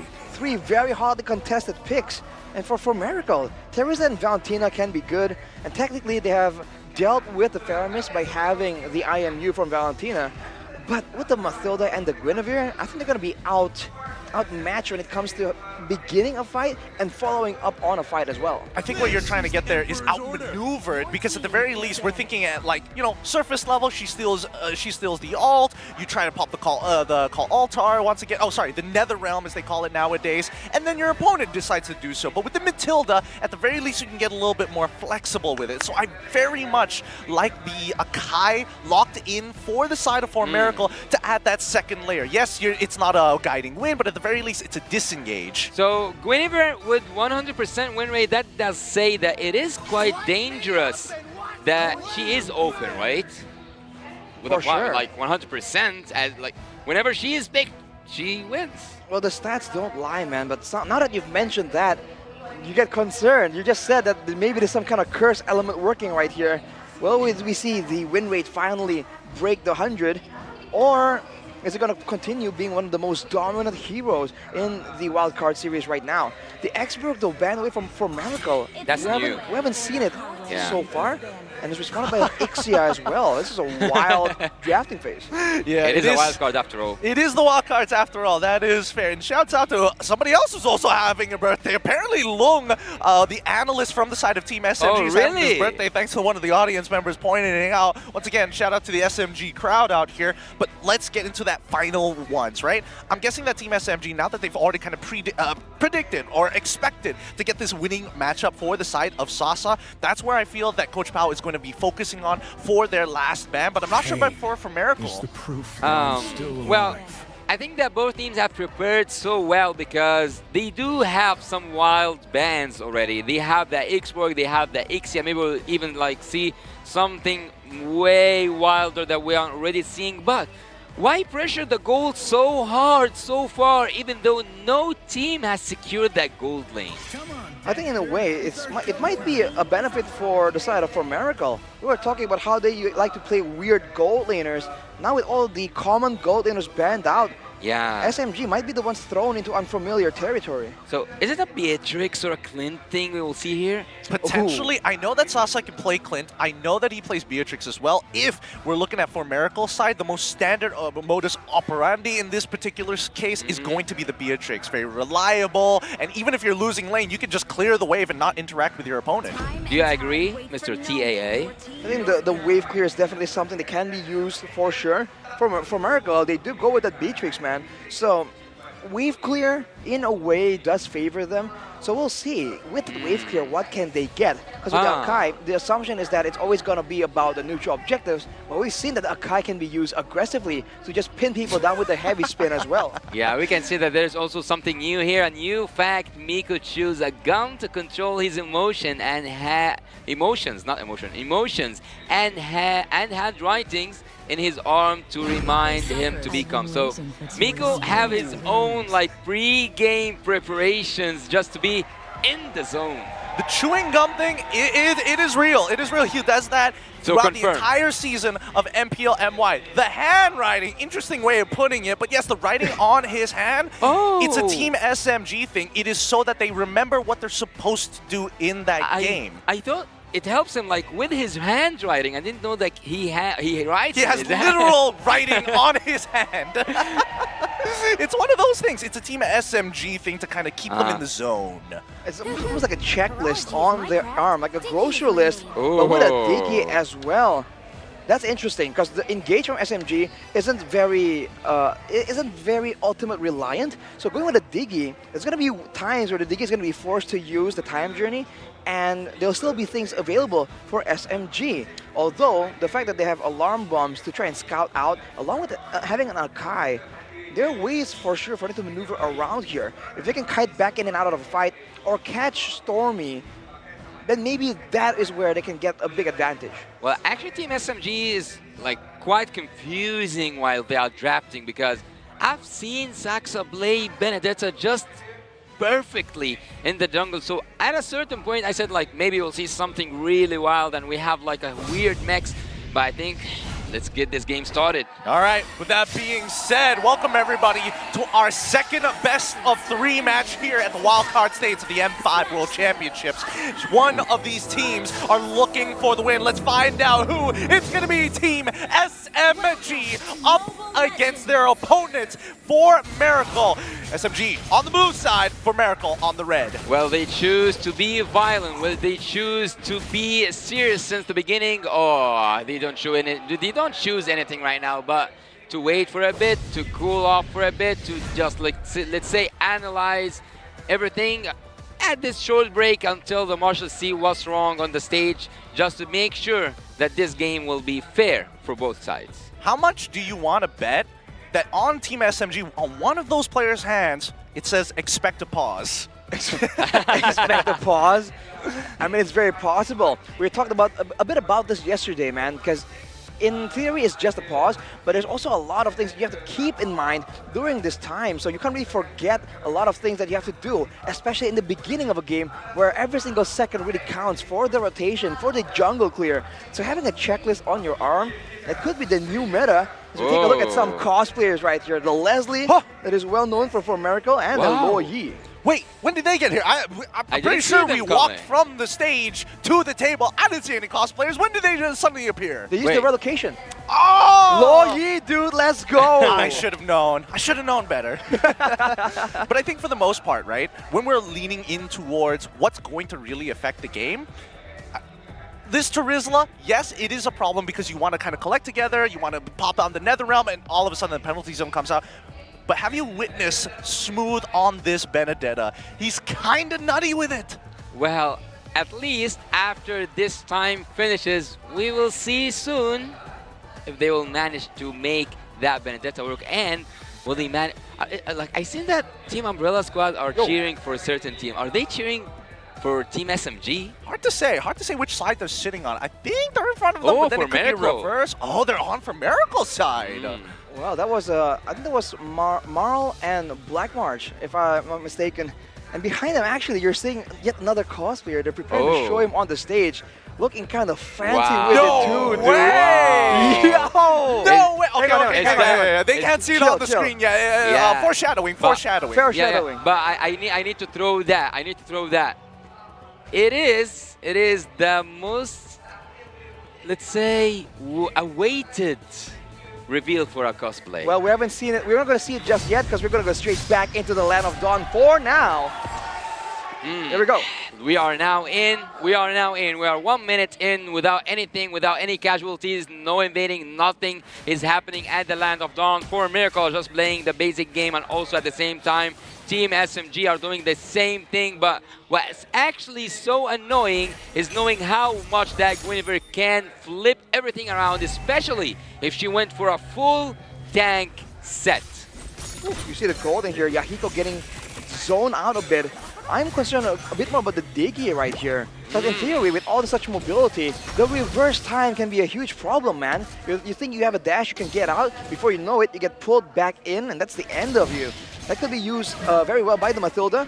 Miko running the basic emblem as well as a clock on the Diggy. So they're both going to be having a bit more of an attrition battle, and they're both just waiting in the gold lane. Yeah, as I told you, they are treating their gold lane as a king. Yahiko and Clock on the top lane. They are in each other, like having each other's back, and at the same time Team SMG are doing the same exact thing. So far so good. So far no kills, nothing is happening except for that like little invade from the side of Saxa, but Team SMG might be cooking something.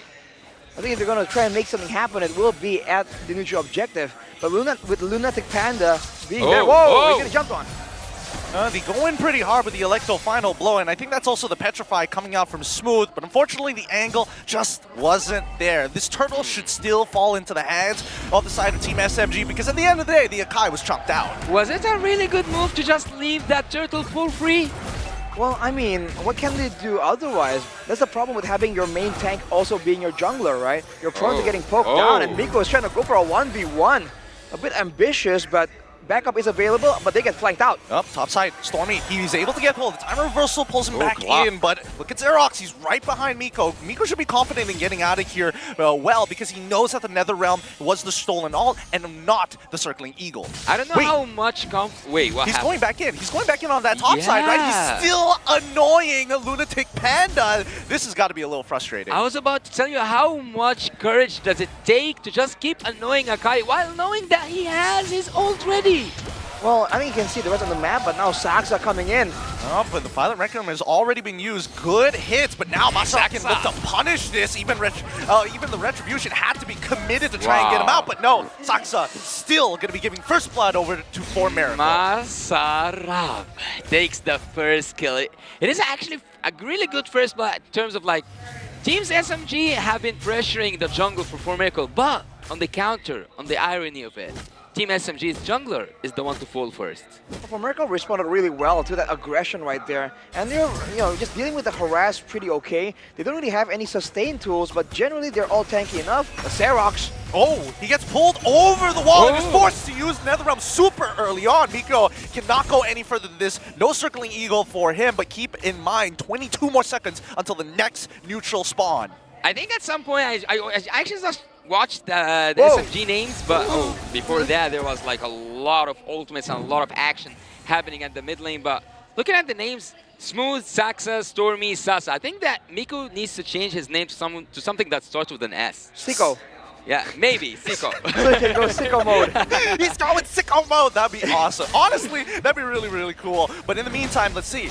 Next neutral objective, we're seeing that SMG is already on top of it, and they're continuing to be annoying to Lunatic Panda. Circling Eagle, and they're getting Smooth, who's rotating way too fast with Rizla to keep up, to continue to invade and be annoying. On bottom side, we do see that 3 members are trying to get some gold plating. Don't get too much of it, but here comes Stormy as well as Miko, forcing Clock to flicker out of there. Mind games. mind games. Difficult time here for America Esports. They have the Akai, but they don't even have any pressure in the waves, in the lanes to really try and gather around the turtle objective.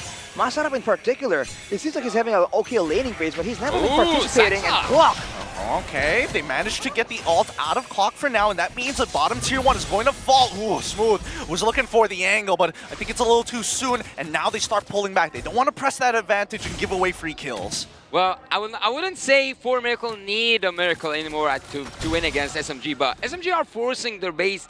I would say like they have so much confidence in whatever they are doing whenever they are invading, laning, walking in the map, having macro and micro skills. But on the other side, for Miracle so far, I think so good.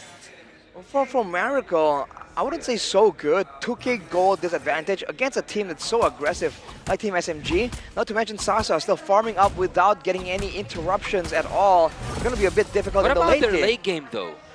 For Miracle, what about their late game? They have the Beatrix and Valentina, so some damage. And they have utility in the Diggy, who has washed the flesh of the Oasis, by the way. So the time journey can be used as a saving tool. Beautiful play setup coming in for the side of Team SMG. Guiding winds straight into the circling eagle to pull Saksa through, and now they're instantly invading on the orange side of Miracle, pushing out Lunatic's Panda once again. Miko, he's being annoying, but Xerox, he needs to maintain his farm. Unfortunately for him, he can only back up his teammates in the lane, unfortunately not press it into the jungle. Miko is irritating, Miko is annoying, and he is playing those mind games to Lunatic Panda. He's just whenever or wherever Lunatic Panda is in somewhere, he knows that Miko is waiting just by. Miko now has the flag of the Oasis as well, so it's going to be an equal shielding battle later on. But I think the big difference right here is Smooth, man. He's been around the place, and Miko just very casually drives by, gets some information. Can he get punished though? Smooth!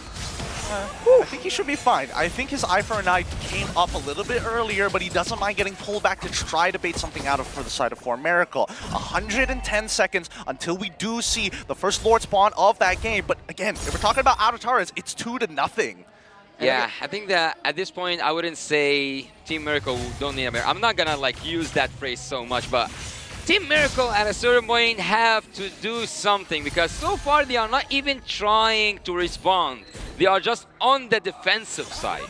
They can't really do much when their laners are just losing 1v1, especially with Smooth going in there. Xerox! Oh no! Whoa, The counter-circling Eagle to get himself out of there. Very dangerous stuff with Team SMG. Walking up even closer. Panda quickly dropping the heavy spin on towards the clone, and that's a major ultimates. Big ultimates for the side of Miracle's resources already gone. That's the problem right here. They're just using all their ultimates defensively, so they're kind of getting a chance to really counter-aggress. Yahiko now trying to get something on Smooth. He should be okay here. He should be totally fine. He's got the ult, he's got for the eye for an eye. Doesn't even need to sweat it. I told you, his Benedetta kind of cracked. Yeah, you had so much confidence, Gideon, when I was saying that. I didn't have the same confidence about Smooth, but it seems like you know the guy so closely, because Petrify not needing to use that Petrify. Well, here's the right moment to try and go for that Petrify plays. But right now, look at how Miracle are playing, man. They just force the group together, and they're losing objectives left and right. They're not dropping any kills, but the gold difference is slowly but surely catching up due to the farming speed of the members of Team SMG. And look at Sasa, dude. He is 2 levels ahead, probably leagues difference in gold, as Miko just with this casual certain eagle. It looks troll, but he's getting a lot of information for his team right here. Yes, well, he does. I need your insight, Arashi, about this. So is a 5v5 like a fight, like all 10 members on the screen fighting together? Who is supposedly gonna win 5v5? Well, that depends. I'm inclined to believe it's Team SMG, right? More sustained. Because of the good gold AoE or as well. the composition? Composition and gold, a bit of both. For Miracle, the only real advantage they have is the Beatrix with the AoE ultimates. Wow. But they won't even let him do that now. Shredding the Lord here, that's the true damage coming in from the carry. The Circling Eagle has also been popped again. Information, Smooth and Miko continue to be a nuisance in Miracle's side as a free Lord falls into the hands of Team SMG. I don't know if I can count that as a win to Team Miracle, but so far they haven't lost the life of Yahiko, and also they only got 1 kill behind. But That's why we actually expect in international events and international tournaments, we don't see so much kills as how much the mentality of the players, how much the macro skills matter, and how the drafting is. So 1-to-1 kill. Even though there's no much kills, there's so much happening in the Land of Dawn. I think it's one of those situations where it's not even about the kills for Team SMG, it's about pressuring the enemy jungler. Yeah. Particularly if you look at the items as well, Smooth is up there, man, with a 1 to 2k gold difference.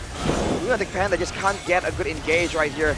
With the wave clear though, they will be able to defend, and this is where a lot of people are saying Team SMG starts falling off, man. They don't have long range damage right here, and they usually fall victim to a good base defense. So if For Miracle Esports can hang on right here, they still have a chance to come back into the game. Well, that was my question at the first place. That was my question. Will Team For Miracle be able to make a successful or pull off a successful defense by having that composition? And I think Yahiko can buy some time for Team For Miracle. I totally agree with you, Yasu. I think that this is, even though you are 8k behind, it's one of the more ideal situations for Miracle. Obviously, they would want to shorten the gap, but it's really not up to them. It's all about, hey, is Team SMG going to make that move, make that first move, make that first mistake, and then we punish? Especially when they're up against the base right here. Team SMG, we've seen them play a bit too passive almost. This is that threshold right here where, for the most part, a lot of the core items are completed for Team SMG. This is the mid-game power spike that they can really take advantage of, but they're not, right? They're still waiting around in the jungle. They have started freezing the waves right here, so for Miracle Esports, it's going to be very difficult to still get the same level of income. So this is one way they can push their advantage. I think they're going to bank everything on the next Lord. Well, based on my personal experience, I don't know about you guys, I want you to also share your perspective about it, or like share your stories with me. But have you ever seen such peaceful match, just 1 kill to 1 kill, and it's like, how low was it in terms of kills based on your experiences? Was there something around that finished with a 1-to-1 kill? Like, can the game finish? Oh yeah, easily. I think it's what we call MPLPH, where the entire league plays the game at a very high level. So there is a league for that? Oh yeah, there's an entire league. It's in the Philippines. It's happening in M5. If you don't know about it, now you know. But that's the thing, right? We're expecting a lot of action to happen. But Team SMG is one of those like slow compounding, like we'll start early and then we'll slowly build that up and eventually we'll choke you out once we claim everything across the map. And they already did. They claimed everything. Claim the whole jungle, but this is the problem with the freeze, man. A lot of the minions does fall to other minions, so here's a chance for Miracle Esports to get some gold income. We're gonna try and find some information, some vision to try and go towards the Lord, but it's gonna be a bit too difficult, man. Now they're on the run. I think that today Lunatic Panda is gonna have some nightmares, and definitely those nightmares will include Miko, because he was seeing that man's face everywhere across the map. I would like to literally just like have a round of applause for Miko. He was so annoying to a way that Team For Miracle cannot even move from their own base. And now with the Lord coming in as well, they have a chance to go for a big fight with the Netherrealm. Now is when if they go for a big all-in, it's hard to imagine them falling short in the proper fight, right? The goal difference between the Benedetta and the Terizla, for one, means that there's a frontline difference. Even between Kerry and the Beatrix, man, 3k gold diff, already having the win of nature. Wow. There's a chance he can just stay in the front there and just shred people down. They are worlds apart. Here it comes. The Lord is going to be able to charge in and crack open the first inhibitor for the side of Team SMG. They've got a synchronized split, but now they're trying to get on top of Clock and force him to use it all. Lunatic Panda tries to capitalize on it, and even with the retribution from Saksa to slow him down, that's 2 inhibitors down for the side of Team SMG. Barely interacting, but forcing the correct ultimates for the side of For Miracle. Now looking for the X. Saksa gets a great knockup. Oh, saved by the help of the mid laner. It's not over yet. He manages to go and reset. Maserap is taking too much damage. The proc doesn't kill him, but Yahiko still holding up strong, very, very healthy, and worse yet, it just means that Team SMG will attempt and will succeed in getting the last inhibitor from For Miracle. But whoa, Smooth, hey, let's calm down. Pulled back and dead. Oh my god, they are just holding on the edge. Team For Miracle losing all their inhibitor turrets, but did you manage to see that second skill from Diggy and then it was cancelled by the Akai Arashi? Like, there was a message at Team For Miracle. Yeah, that's unfortunate as heck, but now Sasa gets pulled back. That's a reverse time gaining, Okay. but Masarap does not land the penalty zone. You gotta be a bit more calculative on that, and you have to try and play around the reverse time. Like you mentioned, Yasu, earlier, there was a reverse time that got almost cancelled by Lunatic Panda, pushing Saksa away from the fight. Now Miko once again scouts with the Circling Eagle. Without any base turrets, seems like for Miracle Esports feels some momentum shift. They were able to get the kill on the Smooth. I was gonna say it's a shutdown, but actually, he does not have a kill. He actually got even his blue. Miko does take that purple buff though.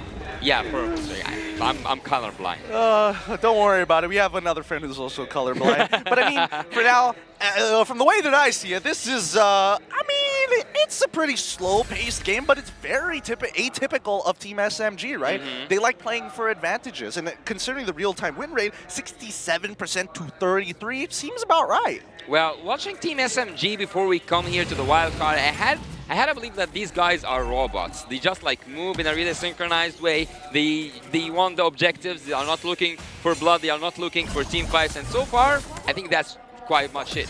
Oh, hold on. Miko forced the flicker out of there, but that does mean that the heavy spin has been utilized.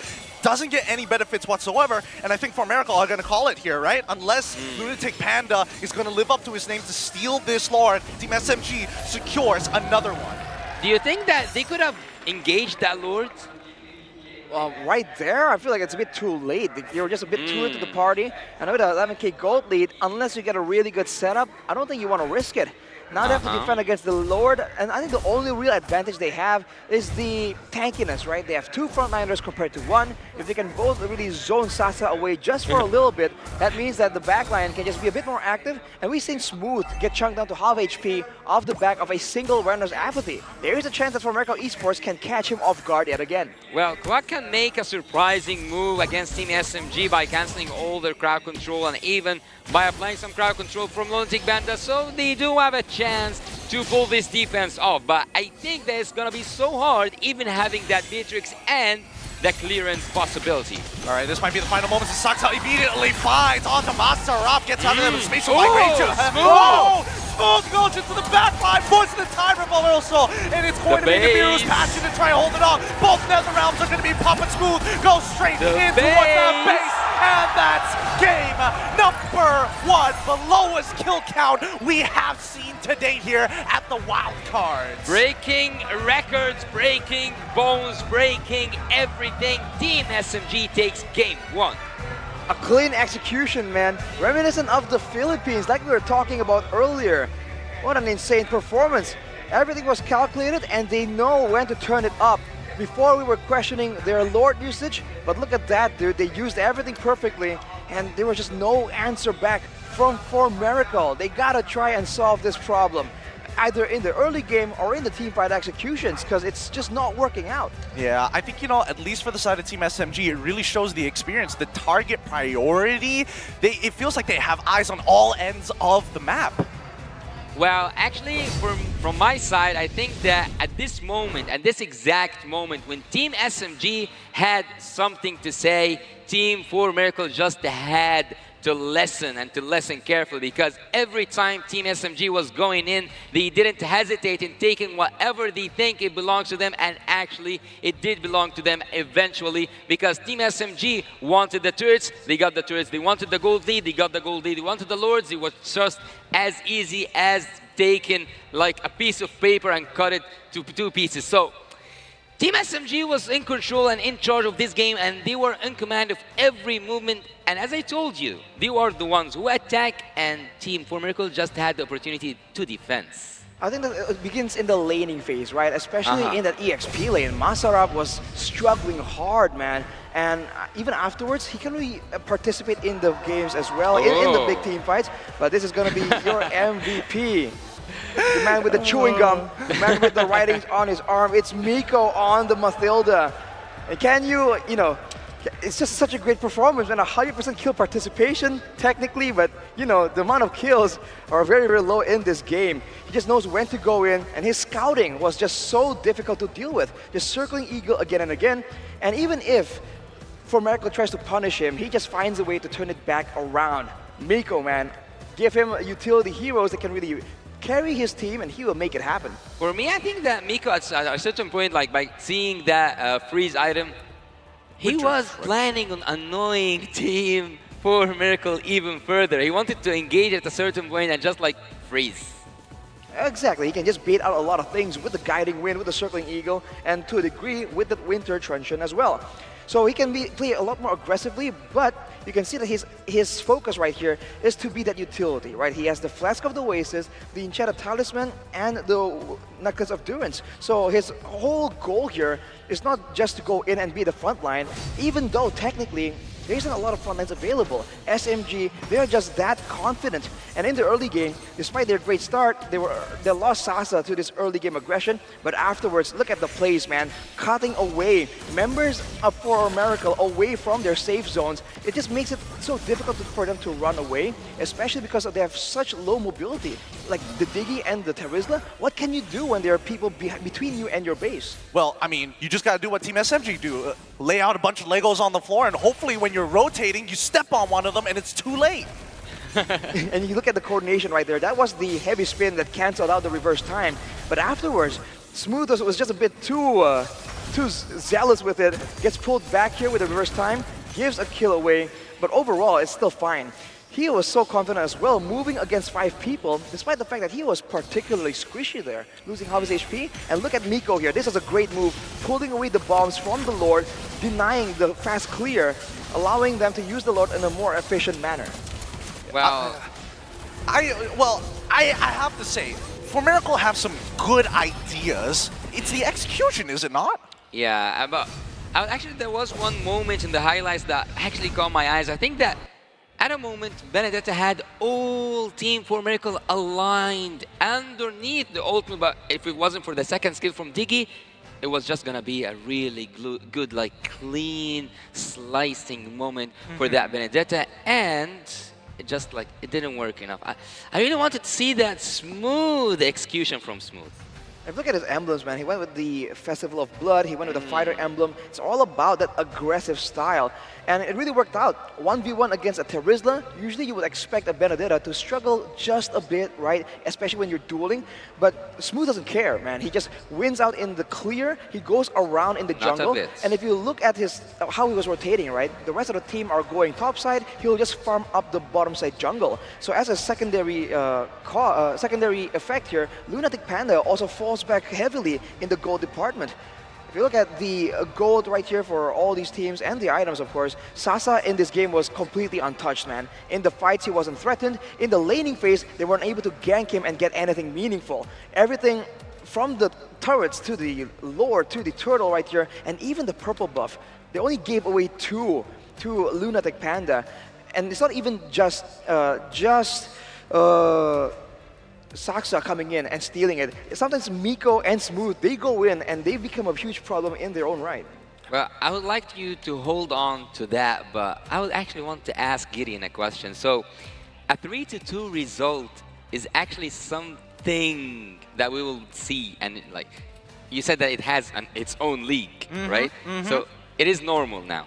Well, I wouldn't say it's the most normal in the world, considering that we have a lot of other MPLs going on at the same time, but it's definitely towards the highest level of styles. I mean, considering that the amount of gold from Sasa coming out at 754, even though it was an almost 16-minute game, still kind of surprising. It just shows that it's a play style, not being greedy.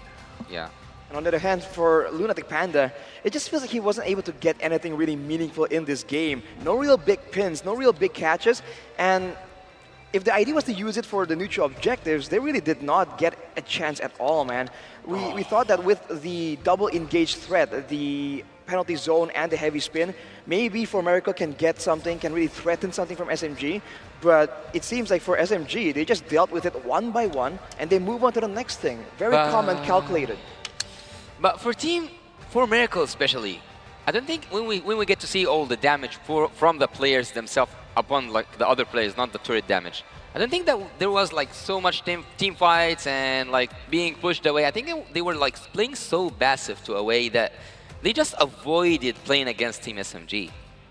I think they were concerned about the early game situation here. And against the Faramis and Mathilda, can you really blame them, right? We said it earlier, the first phase, Mathilda, Faramis, and Guinevere was taken from Team SMG. And that is a lot of super prior heroes that are usually pick or ban. So they have a lot of crowd control, they have a lot of sustain, and more mobility as well. So that on top of the carry pick is what makes it so difficult. Because even if they're able to get onto carry, can they even burst him down through the Nether Realm and the Guiding Wind? I don't think so. Well, I think both of you are making some really good points here. I do agree with Yasu a little bit where they needed, like For Miracle needed to try and bait something out of Team SMG, maybe get an ult, or maybe wait for the spatial migration, and then maybe look for something to occur, and focusing down on Stormy in particular. However, on the other side, I think that Team SMG played this great, right? They made For Miracle react to them because of the advantages that they were creating in the lane, like you mentioned, in the earlier stages with the high mobility that they have. But at the end of the day, at some point, you need to be able to break even, and I think that should have happened once Team SMG had a 3.2k gold lead. Maybe For Miracle just needed to go in. I mean, especially with the EXP lane losing so hard, right? You can see that for Miracle, they're putting their attention elsewhere, but the EXP lane like kind of did its own thing. And so Masarab there, not really having the advantage in mobility or clear against the Benadera, he just slowly but surely starts falling behind in gold and in presence as well. With the Akai and the Terizla just not having enough items to be tanky, how are they supposed to actually contest ground against SMG, right? They're trying to move in closer into the jungle just to get some information, and even then, they get poked down, they get hit again and again, and they were just forced to move backwards. So without your front line able to get in position, how are the backlines how are they even supposed to try and carry the game, even with their damage? Well, I think it's time to spice things up, because there is a saying in Arabic that says, when you have nothing to lose, this is the best moment for you to risk it all. And I think for Team 4 Miracle, they have to risk it all for the next game. So I wouldn't personally like to see them play passive. I wouldn't like to see them playing defensive. Actually, I want to see them playing on the offensive side. I want them to play aggressive. I want to see what can Team 4 Miracle bring up to the table if they were the ones who was taking the risks. I'm guessing Mardis or something along the lines like that, you know, something really early game oriented. Probably, man, something a bit more dominant and a bit more reliable crowd control as well, because you can see that for the most part for Miracle, especially in the early game, aren't really deterred, they're not really scared to really pick a fight with SMG, but with an Akai, you know, with an Akai and the Diggy, there's not a lot of things they can really do to try and get a catch, you know, get some pickoffs from the side of SMG, so it makes things quite difficult. And I think for sure, you gotta contest or ban some of these heroes, man. At least take away the Mathilda or the Faramis, right? And the Guinevere to a degree, maybe they can pick it up as well. I actually really agree with you. The Mathilda became a problem. It was like the kind of like the gel that kind of made this team that has a lot of mobility already have an extra layer of depth to it. Exactly. And if you consider the fact that for Miracle were second pick, right? They were able to get 2 heroes first. They went with the Valentina and Terizla, and that's where the Mathilda and Faramis was just completely let go. So I think they must have learned from their lesson right now. So we'll see. Here is that shout out to Long. Oh wait, was that? How many A's are there? Happy birthday! It was way too many on this one. Well, there's a lot of happy birthdays here today because it is an eventful night, and as I said, when you have nothing to lose and you have everything to win, you have to just do it all. You have to go all in, and that's what I'm asking from Team 4 Miracle, because after all, what happened? Sorry, Lung just missed it. He looked back for half a second and was like, what? Let him focus, bro. Oh, boy. It's a big moment for him. It is a big moment. It is a very big moment. And hopefully, you know, it's going to be something clean for the side of Team SMG. But as you were saying, for Miracle. Yeah, actually, as I told you, Team 4 Miracle have everything to win at this moment, and they are not in a really good position. They're not even in a good position at all. Because if they lost this match and they lost like 2-0, and yesterday, or like the previous match, they lost also 2-0, it wouldn't look good for them. It is the end. Yeah, they gotta find a solution that works right here. And maybe they have to play around with that early game, late game mindset, right? Like what exactly they want to do. If they want to contest against, for both teams, right? If they want to really contest in the early game, then they get the appropriate tools, right? Wave control, crowd control, burst damage. That's all these tools that are required. If they don't, then play accordingly, right? Get the crowd control, the utility to save your backline carries later on in the game, and even early on from dives, and then just avoid all these turtles, man. Just go for the trades on the other side of the map, and you can still get kind of close in gold difference if you go with that route.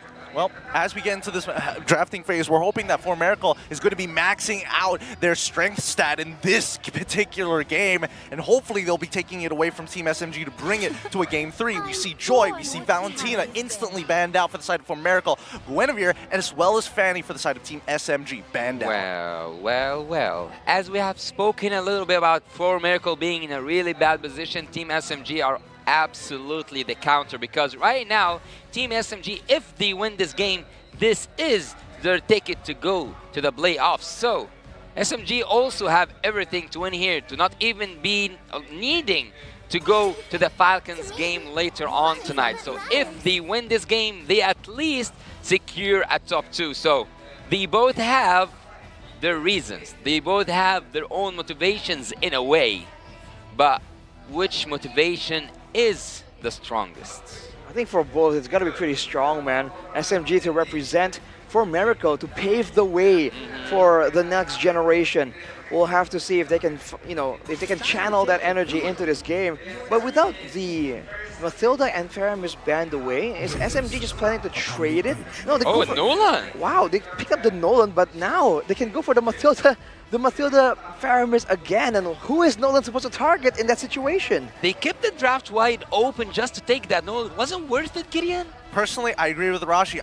I don't think it might necessarily be worthwhile unless they've got an advantage when it comes down to the EXP. Because I'm thinking if they're going Faramis, Matilda, that's like, okay, pretty good for the side of Team SMG. If they add any more dashes, it's a good sign for Miracle to decide maybe Phoveus as an EXP laner might be a potential solution. Actually, I've seen Phoveus like making Nolan players suffer. Yeah, it's a strong pick against. But for SMG, they would rather get that Martis, so the Faramis is available if For Miracle wants to try and experiment a bit with that. Like you mentioned though, with a lot of dashes comes the threat of the Phoveus. But yeah, I still agree. The problem is you pick an assassin and you're letting go all these stronger heroes. Now it's an assassin up against a strong fighter like the Martis, with the backing of the Mathilda, right? We saw that earlier, even against the Akai. The Mathilda can just 1v1 duel him. And you can tell that SMG's Matilda, especially, and if it is with Miko, maybe they'll we'll see something shift on during the draft. But so far, I think Miko will be the one who's playing Matilda, and he has proven himself at the first game. He's pretty annoying. He has proved himself, and I think that it feels like For Miracle, after that first pick, they're prioritizing making sure, yo, Lunatic Panda, you're going to have twice the amount of farm than you had last game because you're on Nolan. But we cannot let this Ixia fall into the hands of Team SMG, especially when they have a Matilda. We've seen what it can do. Asking the TAA right now, who banned that Ixia last game? Was it For Miracle themselves? It was SMG actually in the second phase. First ban of the second phase was the Ixia, so this might be a bit of a power pick. And we were talking a lot about the waves, right? The wave control, the laning from both these teams. With an Ixia and a Lilia, that's a lot of wave clear. So there's a lot more ways for Miracle to be aggressive. The question is, who's going to enable, right? What kind of roamer are they going to pick to enable this Nolan, Ixia, and Lilia to really get their damage out? Especially with the Phoveus secured for SMG. So is it time to have a TAG, a tactical analyst, Gideon? Don't worry, I'll tag in, no problem. Because I think in situations like this, Team SMG really need to consider the fact that, yes, okay, we've got some mega damage, but she's immobile. The only way to be able to close that distance is to take ground. So now we're looking for aggressive type supports. Enchanter style supports are definitely something to keep in mind, but that means that it's going to be squishier. I feel that personally, that if For Miracle is thinking about anything, it's about disengage, but it's also something that's able to peel. I'm thinking Lolita could be a possibility. Kufra sounds like a good idea, but it might be counterintuitive. I think the Angela really comes to mind. I think if SMG don't ban it, it's going to be a real shame if For Miracle doesn't really capitalize. The combo of the Ixia and Angela, I don't know if you guys have gone up against it in ranked, but it does a huge amount of damage, and you also have the hard guard and the extra bit of healing, so it's almost like double sustain for the Ixia. And if you get ahead, you can 1v4 and to some degree 1v5 depending on how ahead you are.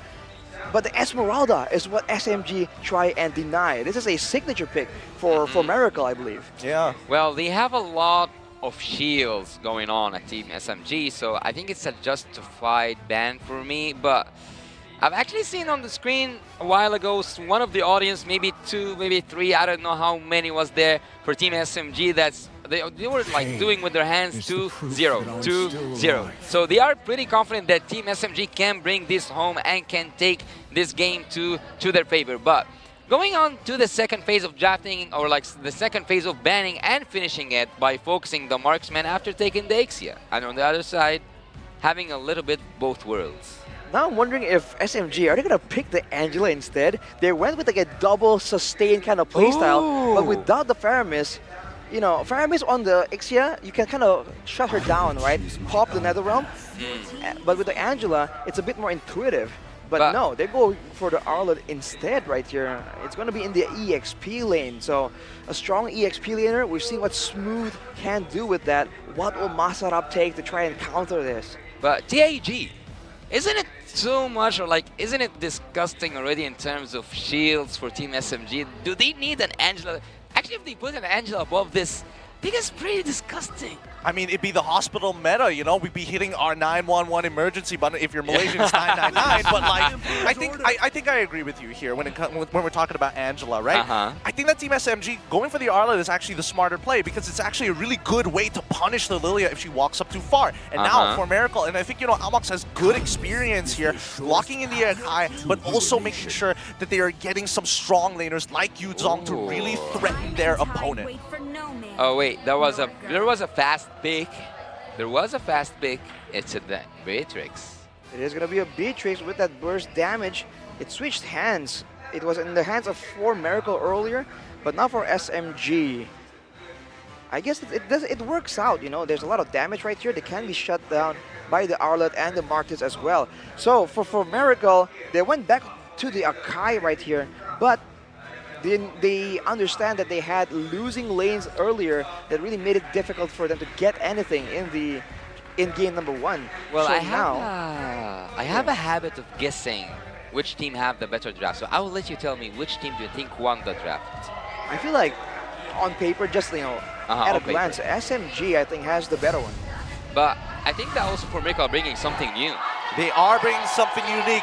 Really a test of faith, a battle for the top here between Team SMG versus For Miracle. Currently Team SMG at match point. They are now at match point. They can take this 2-0 and fully sweep Team For Miracle. We already came from a sweep, so we might just see another, right? It'll be a big turn, man. We saw a lot of 2-1s yesterday, but today it's a lot of 2-0s instead, potentially. Well, for the Phobius, by the way, looking at battle spells, he does go for the Flame Shot. He uses it already very early on. This is a Phobius mid, by the way. Smooth is the one being in the EXP lane. And Akai roam. Actually, while looking at Team For Miracle, I didn't look so much towards who is roaming, but an Akai roam, have we seen that work quite much? I haven't like actually seen Akai play at roam that I already forgot that he is a tank. I got used to see him as a jungler. Back in Indonesia, the term we use for a roaming Akai is a vlogger Akai. Because until level 4, all you do is a vlogger Akai. What is a vlogger Akai? Because all you do is just follow around and like, you can't really do a lot until you have a heavy spin. So you're just moving around. Hey guys, look at the land of dawn. This is a and I'm great spinning, view. I'm spinning. And that's it. Well, he has to wait for the level 4 first. That's the main problem. Now Lunatic Panda though. Oh, the flicker coming in from Smooth, forcing Lunatic Panda to get on pop his ult to get the heck out of there. And Miko just consistently denying his recalls. Dude! Let the man play the game, Miko. Come on. Getting under his skin. He already got under his skin. Game 1 wasn't enough. Miko wants to last for a long time in the memory of Lunatic Panda. But for Akai, back to that point, man, now it's a bit better after some changes to his kit, but it's still gonna be a long time before he gets any real impact. Look at the damage though! Oh, big damage, really nicely done. Saksa secures it with the help of the Decimate, but unfortunately, Clock, he's just busy doing other things, right? He's got a lot of areas to worry about. He can't cover everything, but even on top side, we finally see it. The full barrage is chunking it out, and with the help of Lunatic's Panda to make sure that he cannot get away. Fights everywhere. Fights are happening all the time, and Saksa making sure that he at least secures this turtle. Well, they are flying up there. Oh, yep, Demonic Force once again, boxes it once more, and with the help of Miko, gets right back out. Miko secures the kill. Miko, enough! Leave Lunatic Panda be! Man, they're smooth on their team, but Miko is an absolute smooth criminal right here. Getting his friends out, getting his friends in as well. Team SMG, they can really take over. And for Miracle, they're just a loss. What can they do? Masara. Even Masara falling behind here. Yeah, I mean, they're just bleeding it all over the place, right? It's not like the laners are doing a bad job. It's what the jungle provided with the help of a support can really provide to your team when they are faster. And look at that. All that turret plating going over to the right people. Miko, gonna get on out there. No circling eagle for the time being. Well, I don't know how much patience does it take to deal with someone like Miko, to be honest, because this guy has taken it so far, so far. He's so irritating, annoying. You can call it whatever you want, but you cannot call his performance forgettable. It is unforgettable. Miko is just living his life, his best life. Maybe he is the vlogger for Team SMG. I thought Clock was the vlogger, and look at him now. He's just waiting around. He has a heavy spin. Watching. Can he get something though? He's way too low. Oh, Lunatic Panda secures the purple buff still. But this is the benefit, right? Now the Akai. Oh my lord! No. Wait, we're in the circling eagle. Okay. He goes out. He goes out. Miko thought that he could close the distance by using one of For Miracle Esports' members to get on top of Clock and maybe get a flicker out of him. But now, 60 seconds until the turtle. We saw this adjustment before. When the Akai is a jungler, he gets harassed too much. Now the Akai is a roamer, so he can really play around with his combination, letting Lunatic Panda have more space. But so far, everyone else is still falling behind in the lanes, despite the strong picks they're going for. Oh, here comes Smooth once again, using his marks to get free resets with his Vengeance, but still being annoying. Stormy has to be a little careful here. He can't walk up too far as the rest of the team comes on in. Miko with Circling Eagle on top of Clock's side and gets on top of Masarap. And at the same time, Xerox trying to zone them away. They lock him down perfectly. Set up here by Masarap is petrified. Black Dragon form to get his way out of there, but Stormy able to secure the kill onto Clock with a Demonic Force. Lunatic Panda just needs to go. Is he gonna be able to go back? And manages to flicker away, but it doesn't matter. It's Smooth making sure that Vengeance is paid due. Team SMG, or actually Miko behind the scenes, is just controlling and playing mind games with Team 4 Miracle. Team 4 Miracle are having the same exact beginning. A passive beginning, a bad one. And can now Saksa go for this? He does get the purple. No purple. Getting away. Oh, Miko though, whoa! Whoa, buddy, let's He's insane. I feel have some peace. Yeah, there is no peace. Team SMG, this is the most aggressive we've seen them comparatively to game number 1. But now Miko, the guy. What is going on? Why? Hey, time reversal. Let's just pretend there was time reversal no one there. saw anything. It's not like his cooldown is ominous flicker is down or anything. Nothing crazy. Yeah, we don't look at the flickers, right? That's not important. For Miko though, because he does have all these mobility tools, and look at him, man. He is fearless, literally. He doesn't fear any chance of For Miracle making a play to really punish him. And who can blame him? Right now, nothing has happened just yet. And this mid lane Phobius is a huge problem. You would Yeah. doubt it, but you know, back in its heyday, it's big. Now it's still massive with all the dashes available to use. And Saksa just gonna easily retribute it away. This is so annoying. He's halfway through the river. Miko quickly grab delivers him to where he needs to be. And now they combine together to take out Masarap immediately after the Furious dive. How much cold-blooded should you be to be like that, Miko? Miko have absolute no mercy. He's playing as if he was on the blue side. He's living inside their jungle, literally living inside their jungle. Don't forget about Saksa though, because he's also very active right here. He's 2 levels ahead of Lunatic Panda, despite the no-one fast clear, because of Miko, True. right? Look at where he is right now. He's not even, like, yeah. Lunatic Panda is not even close to his buff, and Miko is already there. Like, what's up? We're ready. And just like that, Saksa comes in, the buff gets denied once again. SMG, absolutely relentless. Yeah, it seems like he owns that map, man. He just like, he is everywhere. He is doing whatever he wants, whenever he wants, however he wants. Miko is just a master at work. Ooh, right there. Another Circling Eagle. Immediate cancel just to scare for Miracle Esports. And this is the problem when your roamer has been just way too active. With Miko just threatening the Circling Eagle and going in aggressively again and again, now when it's a bit of a bait Circling Eagle, for Miracle can't tell the difference. Yeah. Right? They just have forced to react immediately as if it's gonna happen, and that's throwing them off. SMG, man, especially the Miko-Saksa combination, they're playing like For Miracle owes them money. Actually, this guy literally just woke up and chose violence. I feel like in this case, it feels like they owe Miko money. He's like, hey man, all those grabs that you've been asking me to pay for you, I want that gold back. He just walks out of the jungle, yo, where it's at? Where the money at? Where is my money? And the thing is, for Miracle Esports can't shoo him away. They picked up this Lilia to really try and get dominance in the mid lane, but this Phobius is absolutely outperforming it. Now he's 1 level behind. I don't know if he even has the core items just yet. In a long fight, the Lilia can still be a big problem, but they can't be this far behind if they really want to try and have a chance. Yeah, actually, speaking of chances, there's no chance whatsoever for Team 4 Miracle to breathe. They cannot breathe. They are suffocating, and the one who is the one who's causing all that is Miko. I'm just gonna shout out to this guy. He is controlling everything. Like if he was the maestro, if I was to choose a maestro, I would definitely choose Miko because he's holding the string. He's playing on every string. He's being annoying once again, getting a good Soul Bloom onto Lunatic's Panda and chunking him out for like a good chunk of his health. He's down to 54% HP. And I don't know how he's going to try and contest this, but Team SMG, they're purposely resetting this Lord so that the rest of Team SMG can actually cover the map.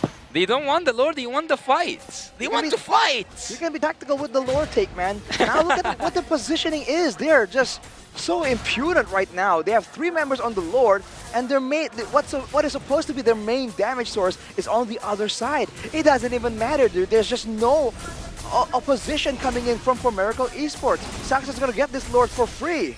He should get that Lord for free. He deserves it. He deserves it. He runs into like Lunatic Panda, but that damage though, this is why you're reminded that Mathilda used to be a mid laner, right? Yeah. Of course, there are changes now, but that damage, especially 1v1, is still nothing to ignore, dude. That is insane. Well, I wonder, will we see a really good outplay coming from Miko since that Lord is approaching from the top lane, and Team SMG will have the perfect setup as always. Minions are aligned, everything is looking really good, and Team SMG just might take the game in a really short time. Speaking of which, the final slash from Smooth has already been used. Same goes for the Star Helix. Sharezu being propped by Masarap, but Smooth feels nothing. The shield's coming out from Miko, enough to sustain him for now. As he's trying to break through the Black Dragon form to zone them away from the inhibitor turrets. This high ground defense looking pretty good for Miracle as long as no inhibitors end up falling. Team SMG. Keep minions coming. Oh, they're not pulling the trigger just yet. This might be an opportunity. With no minion. Oh, wait, locked down to Smooth. And now the full barrage. Smooth locked down. Can't do much. Doesn't get saved by Miko. And that's one. That's 2 for 2 trade. It's still absolutely worth it for Miracle Esports though, and Sasa now in a duel against Xerox. The Shang is supposed to clear the wave, save the turret, but SMG, they want it bad. But have they made a mistake though? They want to fight. They want to fight. Nabir's passion already used, and now Sasa flickers. He sees the flickers, he smells blood. Doesn't secure the kills, but this is more than enough. Team SMG still maintain the 6.2k lead. At this point, they seem like sharks. Once they smell blood in the sea, once they smell blood in the water, they just go for it. They just go hunt it down. Team SMG are more aggressive than they have been at the first game, 100%. They just dove into the turret, man. I mean, they did trade 2 for 2 though. So in the grand scheme of things, it's worth it for Miracle Esports because they didn't lose the top turret either. Team SMG is a bit overzealous, wanting to try and extend their dominance here. Then I think they also realized that day one performance when they were just not aggressive enough, and I think it might have been drilled into them by their coach, like, yo, if you have the advantage, push it and don't let your opponents breathe. But now without managing the waves, they might just lose a bottom turret for free there. Yeah, and allow me to use it again. Team Miracle at this exact moment do need a miracle to make this work out. Yep, here comes the Circling Eagle once again, hoping to bait something out. The most that they got, wow, that was a shot. The most they got was the Black Shoes and chunking out Lunatic Panda.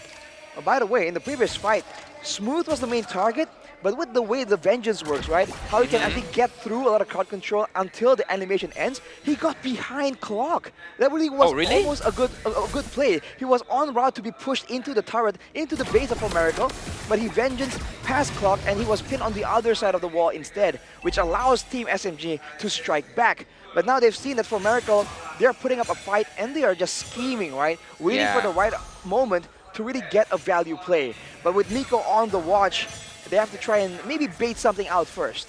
And it makes him live up to his name, Smooth, after all. They know that they don't have Circling Eagle no more, but just for Miracle, kind of want to walk up here. Saksa's level 15, but Miko Where is the jungler? And Stormy are making it difficult. He's in the mid lane right now. Lunatic Panda, he's 2 levels down, and he's trying to figure out a way in, but Smooth is just not letting him body blocking him, literally man-to-man defense. You can tell that Lunatic Panda was not trying to go for the steal anyways. He was expending the bulk of his stacks, right, to really clear the wave and farm up the jungle. Just trying to get it out of the way before Team SMG come barreling in with the Lord.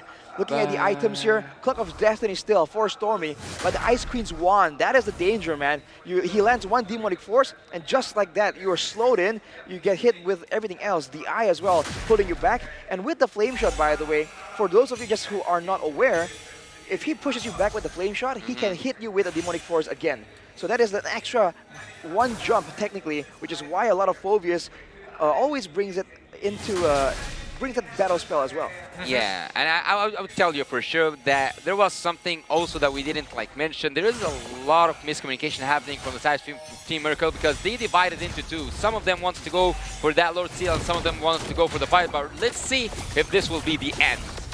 As they start pushing in, 1 inhibitor has fallen, and 4 Miracle are just trying to hold on to whatever they have left of this game. 8.60, oh man, even Saxa's Assure's aura even is still pretty deadly. And Stormy not making it easy for Miracle to find that opening.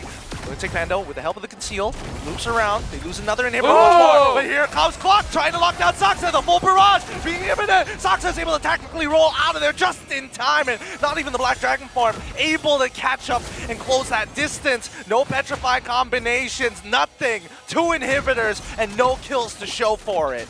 I was going to say that their wave management isn't ideal, but now we're having 1 more wave back here after they've expanded the Black Dragon form already. They can go for a play. Oh, Black Shoes being forced out almost instantly. Xerox, he's got to be careful. He's got nothing left, no failsafe to actually protect him as the next wave collapses. They will be able to get the last inhibitor. Smooth finds forward with a final slash. Nicely played as he gets away from the crystal.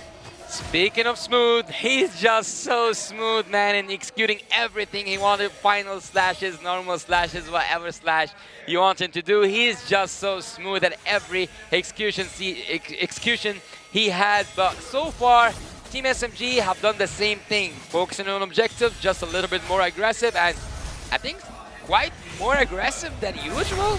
Yep, here we go. Demonic Force. Oh my god! Another final slash from Smooth to set Stormy up for success. The full barrage is there, but Stormy and Smooth look him in the eye and say, no more. Team SMG take this next game. They've got no minions, but the inevitable has come. Masarap will try his best. He's trying to clear these waves, but Smooth says no once again. GG, well played. Team SMG without final slash. That was the only thing they needed. That was the only thing they needed to pull off to make it a clean sweep. And he does actually sweeps his enemy. You see the audience just overjoyed, man, saying it's an easy 2-0. Wow. Dude, can you even argue with that statement though? They made it look simple. For Miracle tried everything they could there, but every single thing they threw at SMG got like rebounded back to them even harder. Yep, they weren't able to find those angles. They weren't able to find the plays. A lot of this was just a game of positioning. How do you position yourself against your opponents? And now they're going to go with the fist bumps here. Wow, this has been so brutal for Miracle. And to get in touch with the players themselves, let's go to stage and hear some words. Congratulations, SMG. Let's give him a round of applause. Well done. You guys haven't lost yet. Okay, give me an inside scoop. Can we just show the camera? Miko, why? What is this? Okay, you have something written on your hand. Actually, we've been meaning to ask you that earlier. We saw it. It says ERDFIH/EX M5, and it says Pogi. Is that what I think it is? Pogi means handsome in Tagalog. Can you give us an inside scoop on what that is? ER, early rotation. Oh. DF, don't force. Don't force. And then IH, inhale, exhale. Inhale, exhale. Wait, hold on. Those things sound pretty simple, but why do you write that on your hand? So if the match, pag sobrang hirap na po. Pag sobrang hirap na match, babasahin na namin para ma-chill kami. Lahat po kami meron. Oh, all of you guys have it. All of you guys have it. So when you cannot think in the game, just see your hand. When the match gets so intense, you take a look at your hand for a reminder. Whose idea was this? Ma'am Rebecca, our psychologist, doctor. Oh, you guys have a psychologist. Yes. That is amazing. I think that's something that's not every team has a psychologist. And how is this sports psychologist? How has it helped you guys out in your tournaments? Like this one, it's a really important international tournament. Yes, sure. Laking tulong niya po kasi nare-reset niya kami in-game and lalo na kapag nag-i-struggle kami sa scrims. So it's a big help because your psychologist is able to help you reset in-game, especially when you're struggling. And it's also a good way to keep your mind in check, even during the times that when you guys have lost. So what a great start for SMG. Great job to the management. It's something that all teams can definitely learn from to make sure that you're in the proper mindset. Now, we have a birthday today. Long? Long, Coach Long. Happy birthday. Okay, everybody, can we just all sing him a quick happy birthday? Everybody all together now. 1, 2, 3. Happy birthday to you. Happy birthday to you. Happy birthday, happy birthday. Happy birthday, Coach Long. Thank you guys. Happy birthday. I know for sure that one of your wish is to make it to M5 and possibly win the entire thing. But other than that, what is your personal wish? What is your wish other than winning? Ticket go to M5. Other than the ticket. other than the ticket to go to M5, what is it? You never know. There's a lot of people here, a lot of people watching. It might just be granted. What is it that you've been longing for in your life that you wish to be granted to you? Let's pretend you're blowing a candle. Let's pretend this is your candle. You're going to blow it, and then you're gonna say your wish out loud. Happy birthday, Coach Long. Blow your candle. Pretend it's a candle. You're gonna blow it and say your wish. Wow, the coach needs to be coached. I think no. I just want to get out to M5. If other day I want to top 4 make the. He wish he finds a what? No. A what? No. A girlfriend. A girlfriend! Okay, coach. Like I said, there's a lot of people watching, and you guys are doing great. You never know, your wish might be granted. Once again, happy birthday and congratulations to Team SMG. Now we're gonna go back to our casters and see what happened in that game. Casters, break it down for us.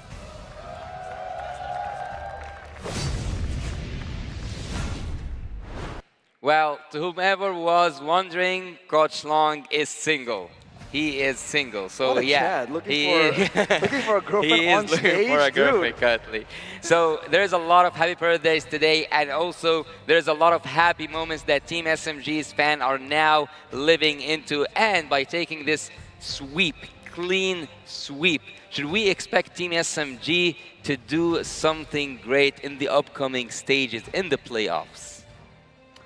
Team SMG, I think definitely we see the improvement, we see the adjustment as well. That's the worst thing to expect from a team, right? When they play multiple games and nothing changes, that's why you're quite worried because they might be stagnating. But for SMG, that is not the case at all, man. You're seeing the improvements, and now let's take a look at the MVP brought to you by ROG. It's gonna be your boy Smooth, the smooth criminal on that Arlet, just finding ways to just be so efficient and yet so effective. Even though he's going with the more defensive build, we're seeing this becoming more of a trend right here. Tanky in his emblem, and then going for a hybrid item build. And with the Thunderbolt alone, as far as the backline members go, you can do a lot of damage.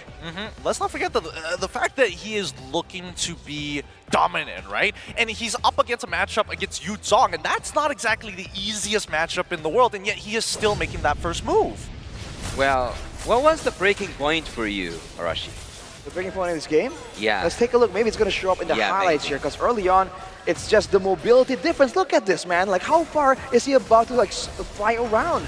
And afterwards, I think the issue is that they went for these fights here, especially with the objectives, where everyone is together, but then it wasn't set up. So slowly but surely here, for example, they jump on Masterclass, they get him, and then afterwards, someone else will move forward, and then they'll get punished. So when you're up against mobility, you want to make sure that you don't get caught off guard, because that's the problem when you're mispositioned. But here soon, I think afterwards, when they're near the base, you can see that Smooth actually made his way to the other side of the wall, making it more difficult, and Stormy here just goes for broke. I don't know if he's going for Clock or Masara, but he figures it's time to go big or go home. And afterwards here, that's where it gets a bit sketchy when they were getting chased down. That is the moment, the opportunity that maybe could have been used more efficiently by For Miracle, but it was a bit too dangerous. And just like that, SMG, they just power through, make sure they cycle the waves, and it's just Smooth, man, doing his thing. Yeah, actually, for me, yeah, look at this. I want you to tell us what just happened here. What just happened? That's the the final slash, bro. The final slash, of course, started off, but then Stormy comes in and just starts smashing. And with that kind of damage in the mid lane, you see Phobius in the EXP lane, but they also have to try and get a bit more gold. When the Phobius is mid lane, there's a lot more gold available right there, on top of assists as well. Well, for me, I think that it wasn't about a breaking point as, yeah, Smooth got the MVP, but for me, the MVP is Miko. What about you, Gideon? Well, I think that in these particular cases, it's interesting to see. I wouldn't say it's MVP worthy, but at the very least, it's impressive to watch Stormy play in that mid lane. brave boy, he decides to go for the greedy option of the flame shot instead of taking your atypical flicker to get out of these tough spots. And yes, you have Miko, who is going to be as annoying as ever on this Matilda, but with Common Emblem, he can not only be aggressive, but he doesn't have to recall as often with the mana regen. Goes back into the mid lane, helps him out, and makes these rotations happen. I think another big point right here, if you take a look at the items, is how really behind Master is. Every time he goes with the Black Dragon form, usually it means that the backline needs to back away. But for SMG right here, there's technically no backline in the mid lane, right? Because it's a Phobius. And Sasa on the Beatrix has the Wind of Nature, first of all, but also has enough damage so that if Master just starts flying around in the Black Dragon form, he gets melted down. So he can't even go in, he needs to go in like combo-wise. He can't just be a frontliner and absorb damage because nothing gets traded back towards SMG. Well, the team for Miracle play more passive than the first game, even though they knew that everything at the stake. I think that's actually an interesting question for me. Why were they defensive again? I don't think they had an option, man. Like I said, in the highlights, they were aggressive, but they just kept getting punished. And the carry actually is storming on that Fovia, so you can really feel the damage coming in from those jumps, dude. That Demonic Force is no joke, especially when everyone can proc it, and your team can kind of, you know, help out and try to make sure that they get the mark, right? When the final slash happens, they get moved sideways. That allows for Demonic Force as well. I think in this particular case, 4Miracle has protocols that need to be followed, or at the very least a standard list of conditions before they can actually make something happen. And I think one of them happens to be whether Arla is going to be in the area, whether Miko has used that Guiding Wind, because at the end of the day, as soon as that Guiding Wind is down, if they find anybody out of position, they can just look for a big full barrage to look for that pick. And I think that's the problem. They couldn't find that. They couldn't make it line up perfectly. That's the problem when you have the Akai as a roamer. Like we said earlier, it's great, but for the most part, you're stuck vlogging until you really find that big moment. You're just walking around in the forest, just like checking out the the land of dawn. Are you guys good? Until they can find that big heavy spin, it doesn't work, which is why one of the only big moments for Miracle was that play onto Smooth, but unfortunately just wasn't enough. They were also behind on gold, so they got, I'm not sure if they secured the kill actually. I think they did eventually, but at that point they've used a lot of resources, and that's when everyone else just counterattacked from the side of SMG. Well, I would say something. It is a strategy game after all. So whenever we see how much Team Miko played on the mental side, that's crazy. I can't get the image out of my head of Akai with an ROG phone going, "Hey, what's up, guys? I'm in a forest right now." With a stabilizer? With a stabilizer gimbal. Like, boy, I can't. It hurts. It hurts the more I think about it. Shout out to Omawa for that nickname, by the way. Omawa was the guy who made it, because earlier on there was a game where the Akai really had no impact at all until later on in the game, right? So that's why he coined the term Vlogger Akai. Shout out Omawa. So he was like hanging around, seeing if everything looked good, if everyone is comfortable in their places and everything, but let's see what's coming next.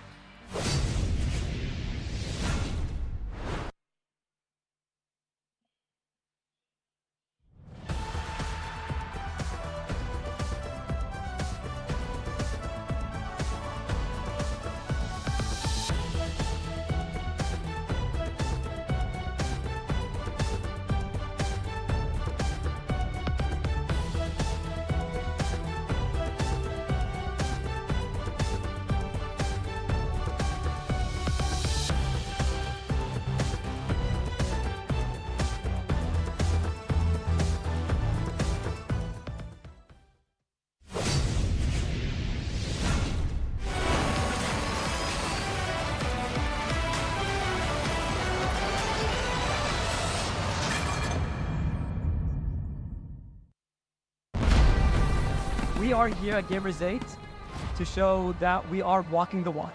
We have had amazing reactions, major idea owners, and a lot of potential partners and stakeholders coming in here and taking a peek.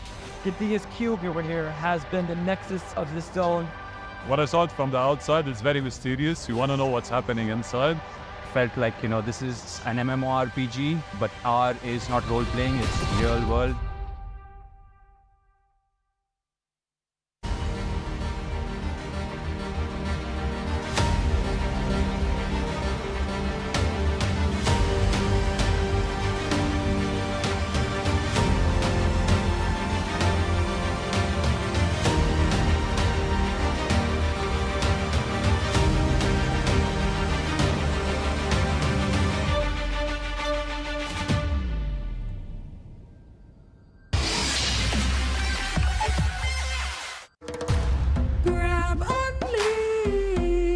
Boing, boing, boing, boing, boing, boing, boing, boing, boing, boing, boing, boing, boing, boing, boing, boing, Pag nag-grab only, savings ang dami, your wallet sings tonight. Laki ng bawi, pag nag-grab only, save 2 4 4 alright. boing, boing, boing, boing, boing, boing, boing, boing, boing, boing, boing, boing, boing, boing, boing, boing.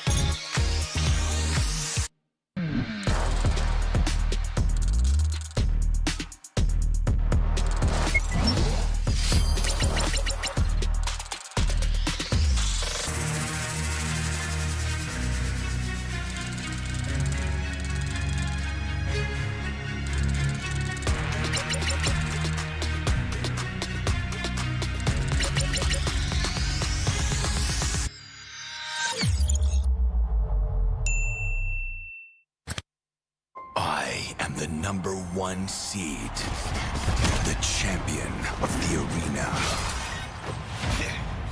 The fans adore me because I've never lost.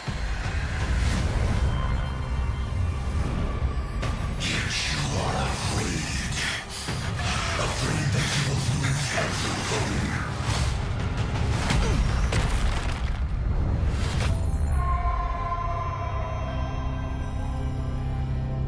Ever get scared of losing, Kimmy?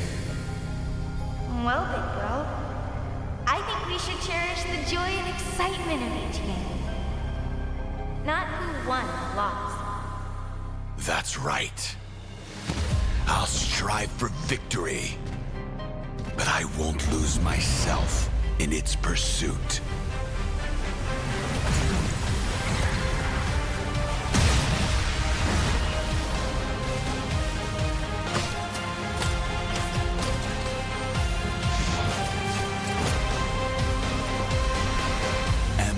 Championship. I'm back.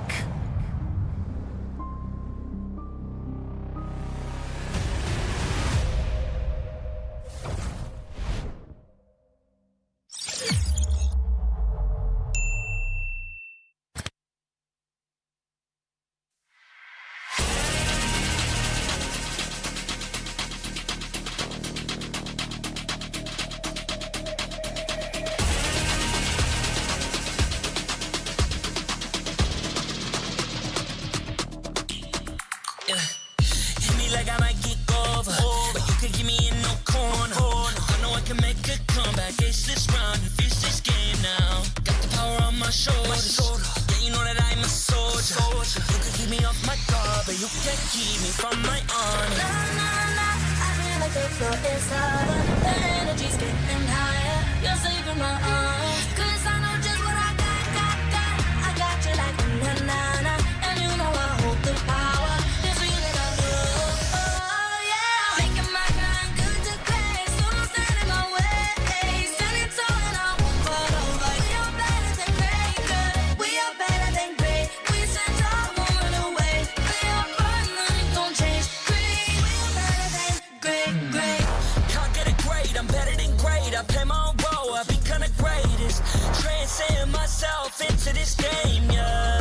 I build a power to dominate fate. Championship mind on top of the week. We start to the game, shout, reveal. Better than great, that's how we feel. I feel like the floor is lava. The energy's getting higher. You're saving my arms. 'Cause I know just what I got.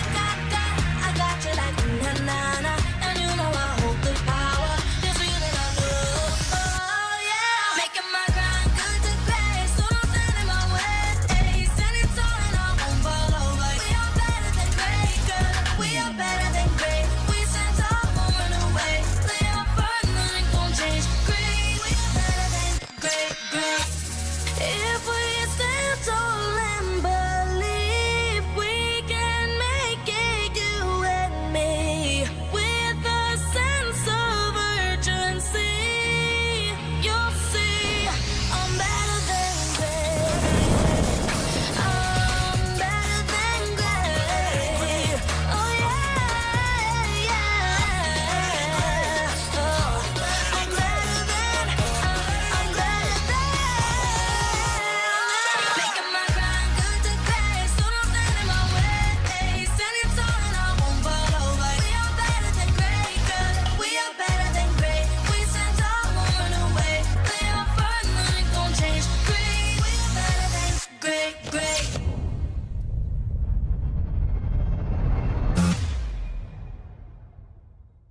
Which country do you think is the best at mobile game? Mobile game, of course, it's China. 有来自 Kitaï.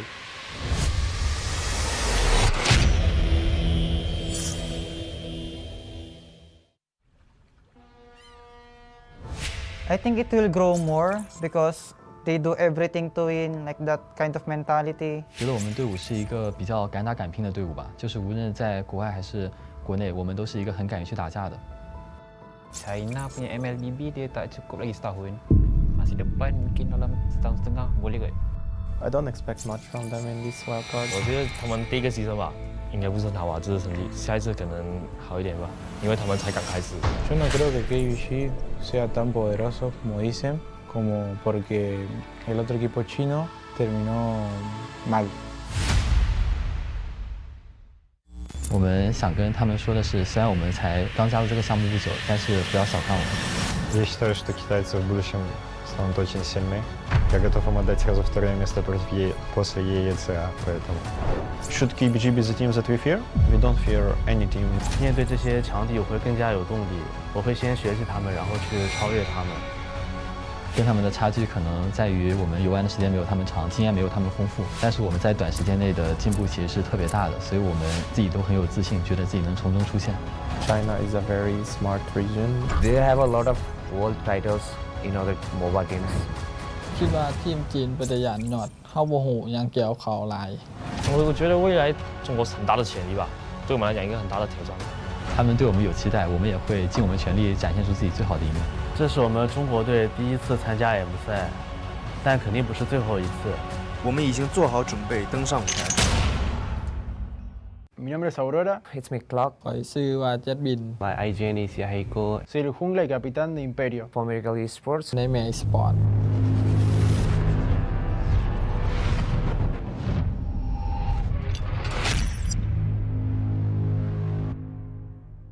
One year ago, when everything started, we couldn't imagine that 1 year later we were going to be in Malaysia trying to get to the M5.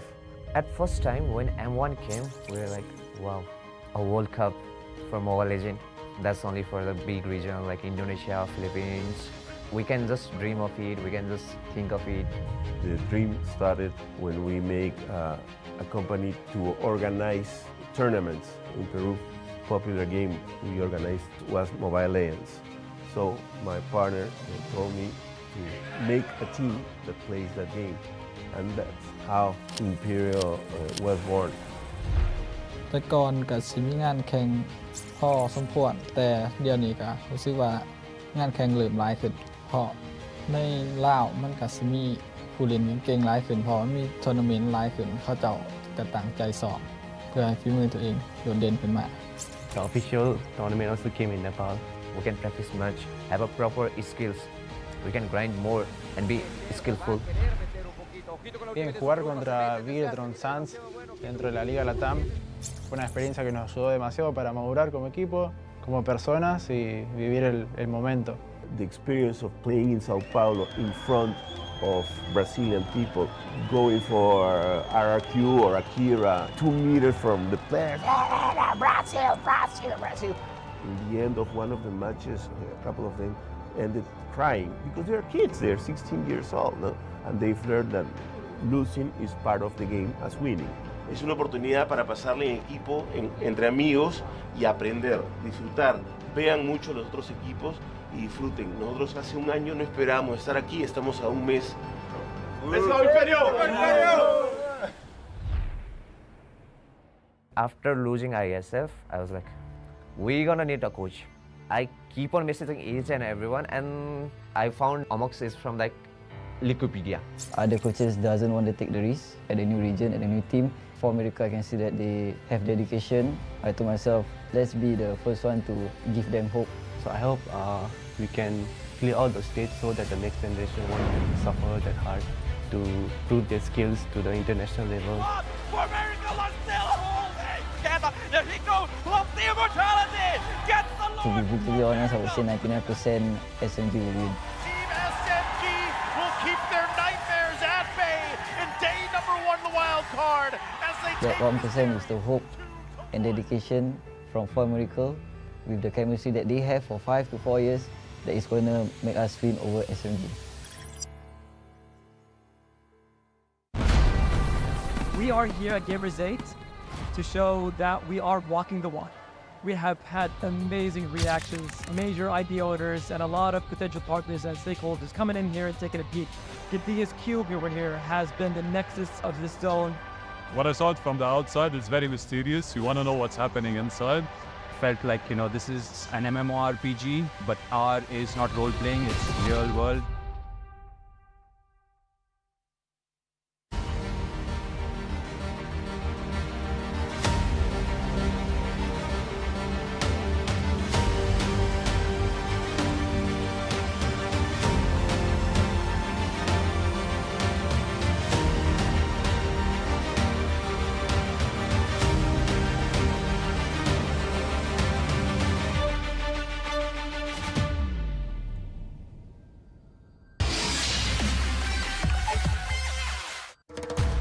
Grab only.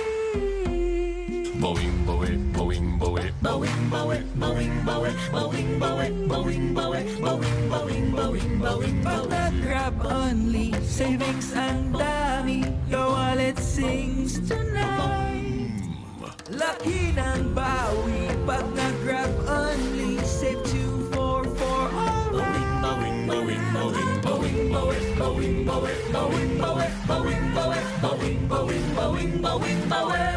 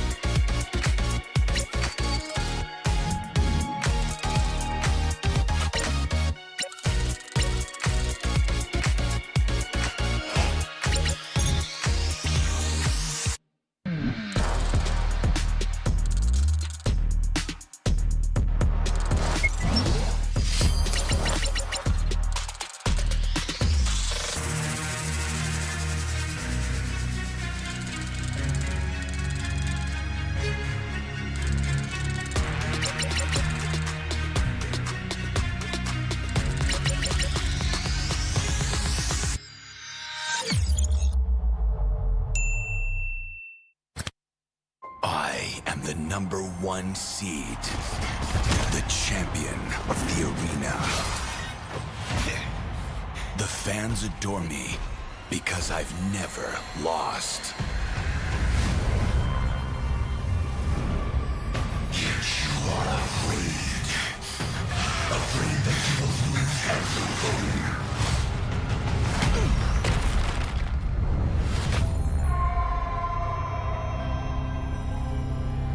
Do you ever get scared of losing, Kimmy? Well, big bro, I think we should cherish the joy and excitement of each game. Not who won or lost. That's right. I'll strive for victory, but I won't lose myself in its pursuit.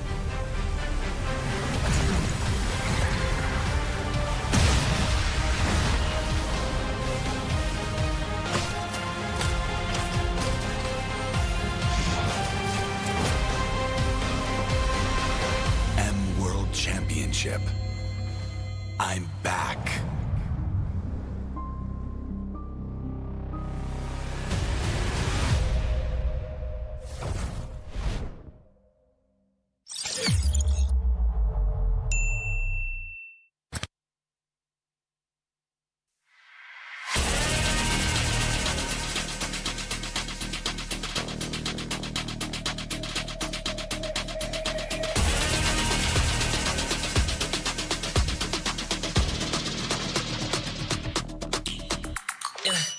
Hit me like I might kick over, but you can give me in no corner. I know I can make a comeback, ace this round and finish this game now. Got the power on my shoulders, yeah, you know that I'm a soldier.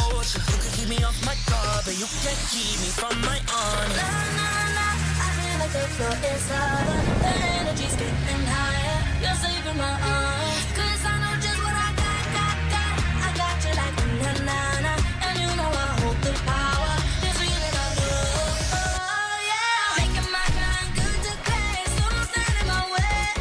Standing tall and I won't fall over. We are better than great, good. We are better than great. We stand tall, won't run away. We are fun, nothing gon' change. Great, we are better than great. Can't get it great, I'm better than great. I play my own role, I become the greatest. Transcend myself into this game, yeah.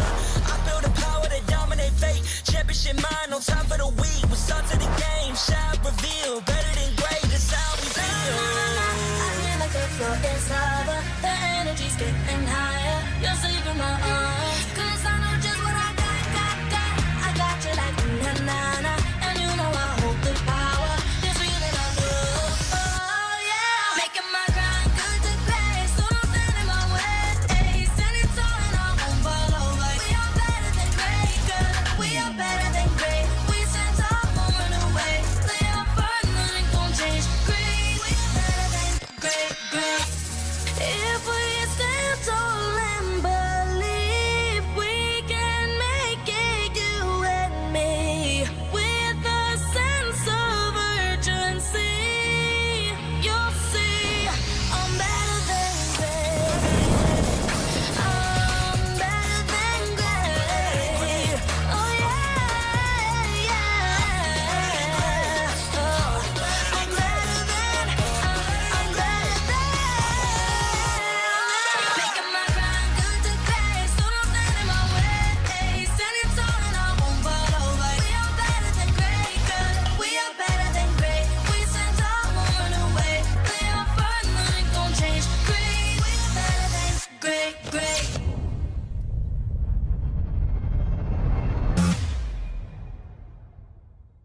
Which country do you think is the best at mobile game?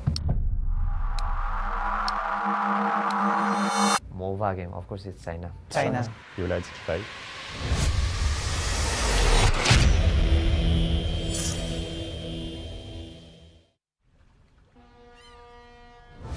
I think it will grow more because they do everything to win, like that kind of mentality. 觉得我们队伍是一个比较敢打敢拼的队伍吧，就是无论在国外还是国内，我们都是一个很敢于去打架的。 China punya MLBB dia tak cukup lagi setahun. Masih depan mungkin dalam setahun setengah boleh kot. I don't expect much from them in this wildcard. 我觉得他们第一个 season 吧，应该不是很好啊，这次成绩，下一次可能好一点吧，因为他们才刚开始。Yo no creo que KBG sea tan poderoso como dicen, como porque el otro equipo chino terminó mal. 我们想跟他们说的是，虽然我们才刚加入这个项目不久，但是不要小看我们。Я считаю, что китайцы в будущем станут очень сильны. Я готов им отдать сразу второе место после EECA, поэтому... Should KBG be the team that we fear? We don't fear any team. 面对这些强敌，我会更加有动力。我会先学习他们，然后去超越他们。跟他们的差距可能在于我们游玩的时间没有他们长，经验没有他们丰富，但是我们在短时间内的进步其实是特别大的，所以我们自己都很有自信，觉得自己能从中出现。China is a very smart region. They have a lot of world titles in other mobile games. คิดว่าทีมจีนเป็นตัวอย่างหนอดเข้าโมโหยังเกี่ยวเขาหลาย 我觉得未来中国是很大的潜力吧，对我们来讲一个很大的挑战。他们对我们有期待，我们也会尽我们全力展现出自己最好的一面。这是我们中国队第一次参加 M 赛，但肯定不是最后一次。我们已经做好准备登上舞台。Mi nombre es Aurora. It's me, Clark. ข่อยชื่อว่าเจ็ดบิน My IGN is Yahiko. Soy el jungla y capitán de Imperio. For Miracle Esports. ในแม่ esports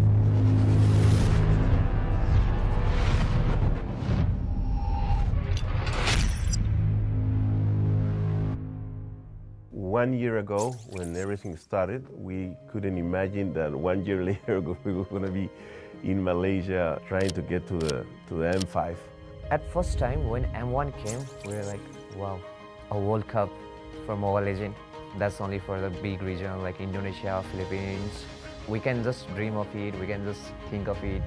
The dream started when we make a company to organize tournaments in Peru. Popular game we organized was Mobile Legends. So my partner told me to make a team that plays that game, and that's how Imperial was born. แต่ก่อนก็สิมีงานแข่งพอสมควรแต่เดี๋ยวนี้ก็รู้สึกว่างานแข่งเริ่มหลายขึ้นเพราะในลาวมันก็สิมีผู้เล่นเก่งหลายขึ้นเพราะมีทัวร์นาเมนต์หลายขึ้นเขาเจ้าก็ตั้งใจสอบเพื่อให้ฝีมือตัวเองโดดเด่นขึ้นมา The official tournament also came in Nepal. We can practice much, have a proper skills. We can grind more and be skillful. Bien, jugar contra Vigiltron Suns dentro de la Liga Latam fue una experiencia que nos ayudó demasiado para madurar como equipo, como personas y vivir el momento. The experience of playing in Sao Paulo in front of Brazilian people, going for RRQ or Akira, 2 meters from the players, Brazil, Brazil, Brazil. In the end of one of the matches, a couple of them ended crying because they're kids, they're 16 years old, no? And they've learned that losing is part of the game as winning. Es una oportunidad para pasarle en equipo, entre amigos y aprender, disfrutar. Vean mucho los otros equipos y disfruten. Nosotros hace un año no esperábamos estar aquí, estamos a un mes. ¡Let's go, Imperio! After losing ISF, I was like, we're gonna need a coach. I keep on messaging each and everyone, and I found Amox is from like Wikipedia. Other coaches doesn't want to take the risk at a new region, at a new team. For America, I can see that they have dedication. I told myself, let's be the first one to give them hope. So I hope we can clear out the stage so that the next generation won't suffer that hard to prove their skills to the international level. For America, let's still holding! There he goes! Loves the immortality! Gets the To be brutally honest, I would say 99% SMG will win. Team SMG will keep their nightmares at bay in day number 1 the wild card as they That take 1% is the hope and dedication from For Miracle with the chemistry that they have for 5 to 4 years that is going to make us win over SMG. We are here at Gamers 8 to show that we are walking the walk. We have had amazing reactions, major idea owners, and a lot of potential partners and stakeholders coming in here and taking a peek.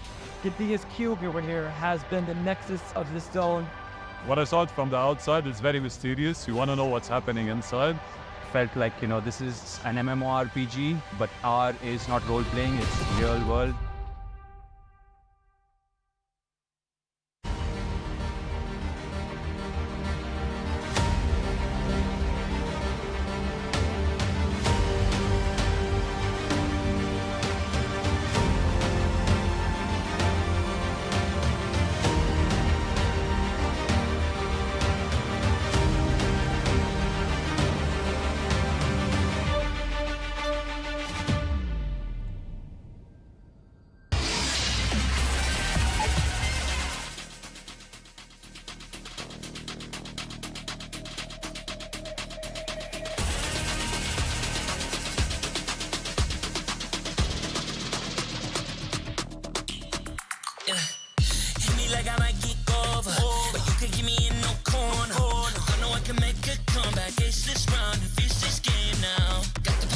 shoulders. Yeah, you know that I'm a soldier. You can keep me off my guard, but you can't keep me from my honor. Nah, nah, nah, I feel like the floor is lava. The energy's getting higher. You're saving my arms. 'Cause I know just what I got. I got you like na-na-na. And you know I hold the power. This feeling I love. Oh, yeah. Making my grind good to great. So don't stand in my way. Standing tall and I won't fall over. We are better than great, good. We are better than great. We stand tall, won't run away. We are fun, nothing gon' change. Great, we are better than great. Can't get it great, I'm better than great. I play my own role, I become the greatest. Transcend myself into this game, yeah. I build a power to dominate fate. Championship mind, no time for the weak. We start to the game, shout, reveal. Better than great, that's how we feel. I feel like the floor is lava. The energy's getting higher. You're saving my arms. 'Cause I know just what I got. I got you like na-na-na. And you know I hold the power.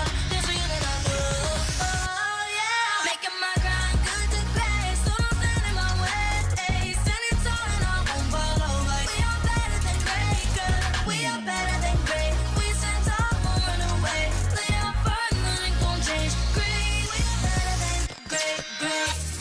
If we stand tall and believe we can make it, you and me, with a sense of urgency, you'll see I'm better than great. I'm better than great.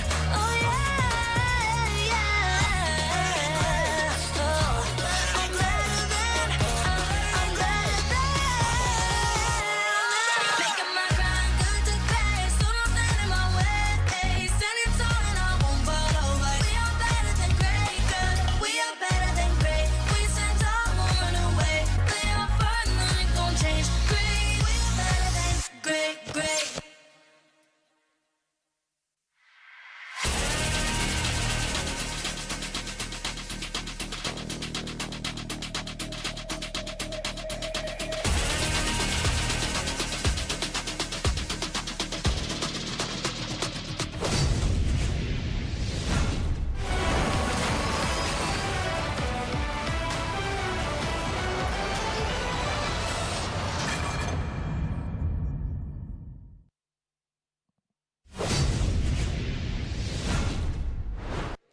Welcome back, everyone watching us from all around the world. Here to wrap things up, here to put the final touches, here it is time to deal with some unfinished business today.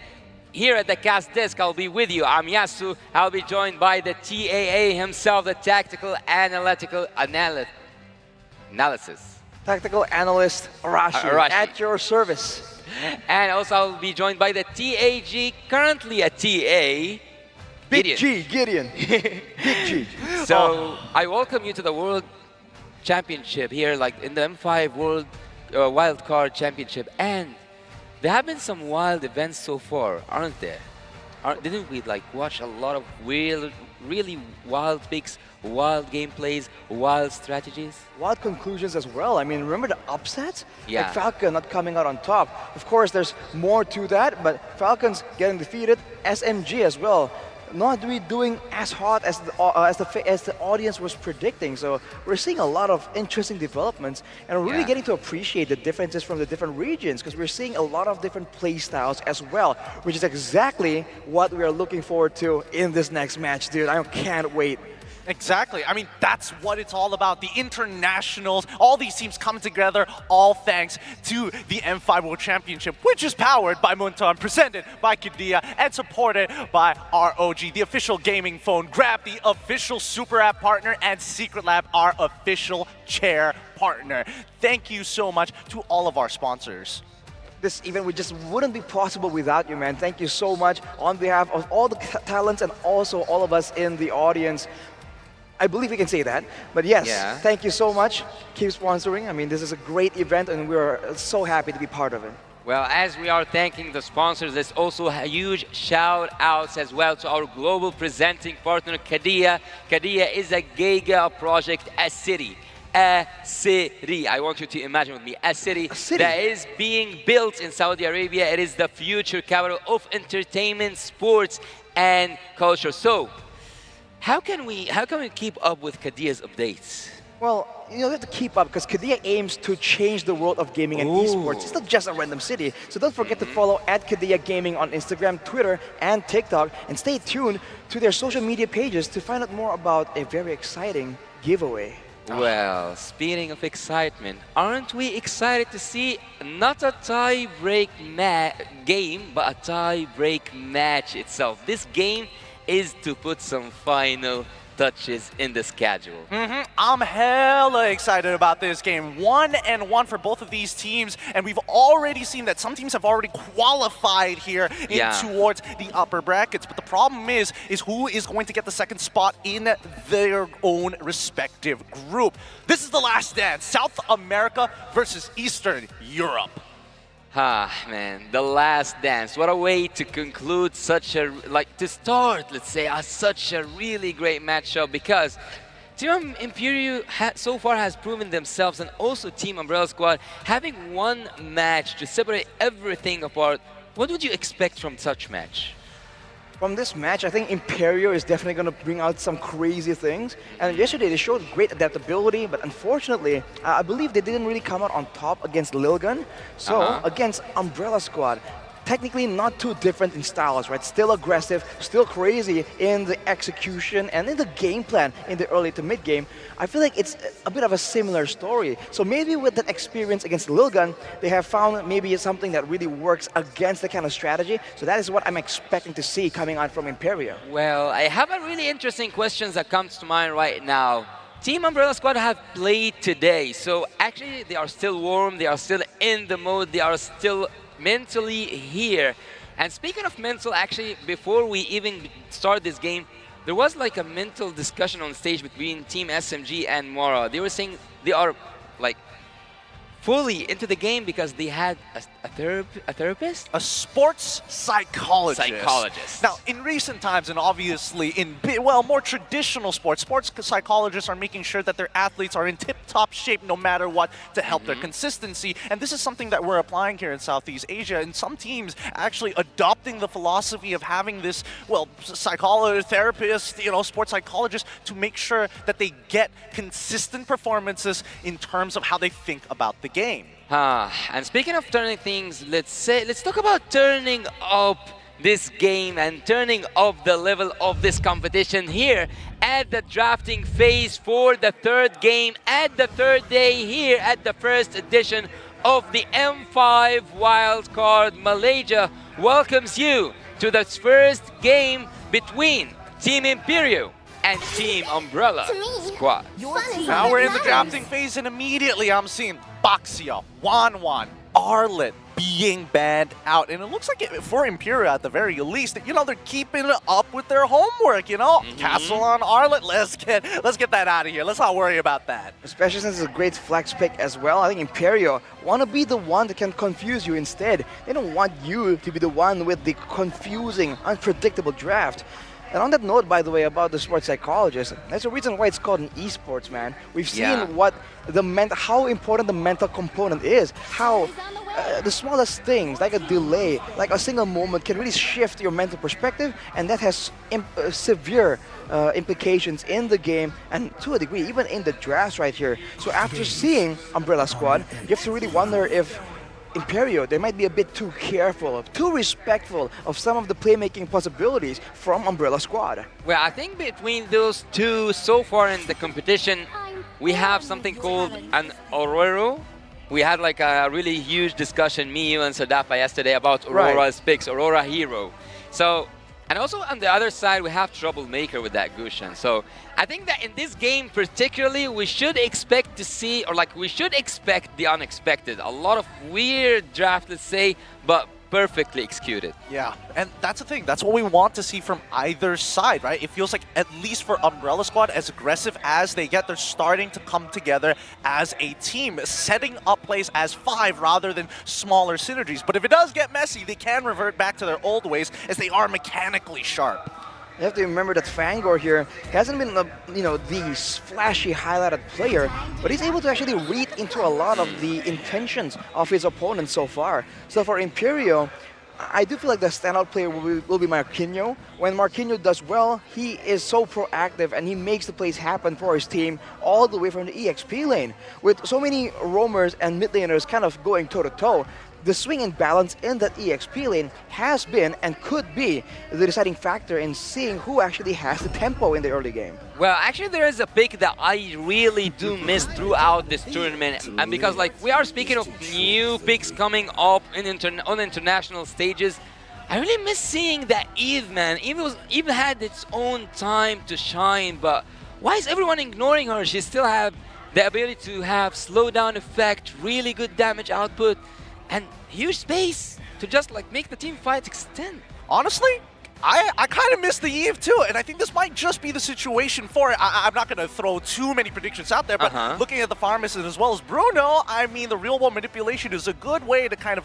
break temp HP and kind of keep Bruno in the box. I think kiting is the main advantage of a Eve, right? Slows and movement speed boost, and that extra bit of utility, the immobilize from the real-world manipulation. Eve is a personal favorite hero of mine, so the fact that it's coming back in the meta, it got a bit buffed. The Void, the Void Crystal? The Void Crystal, right. Yes, you're now right. it slows even more in the beginning. It's a bit more valid, but with how much mobility and how much divey and how much people flank around here, it's getting a bit more dangerous. But for the side of Umbrella Squad, they think it's still value because they take the physical damage version of the Eve SX. Well, let's have some fun here at the desk. Let's have some guessing competition between us. I think that you both might agree with me that Team Umbrella Squad needs an area crowd control tank, because with such heroes like Charizla, also the Ixia, they need the targets to be stabilized. So, would you expect to see which pick? For me, so far, I think that I would go with the Minotaur. What about you, Gideon? I'm hoping so badly that Lolita gets picked up from Yes. the side of Imperial. I want to see a full barrage get reflected back at your own team in a full wipeout. And you? We've seen it before. I think we've seen it before, but very rarely. So it is a very fun sight to see. For the roamers, though, right? I think honestly, with the style from these two teams, something with a very quick and fast, unpredictable engage, like a Kufra, for instance, can be very beneficial.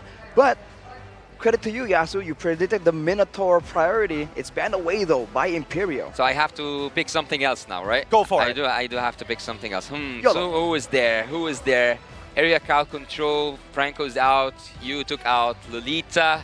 The comeback of the Atlas. Whoa! Oh, man. I think the Atlas is quite so hard to pull up here, right? Well, back then against the Faramis, it used to be one of the bigger counters. So you never know, man. There's so many times this Faramis has made an appearance. Maybe teams are just trying to experiment, trying to find something that can really shut it down.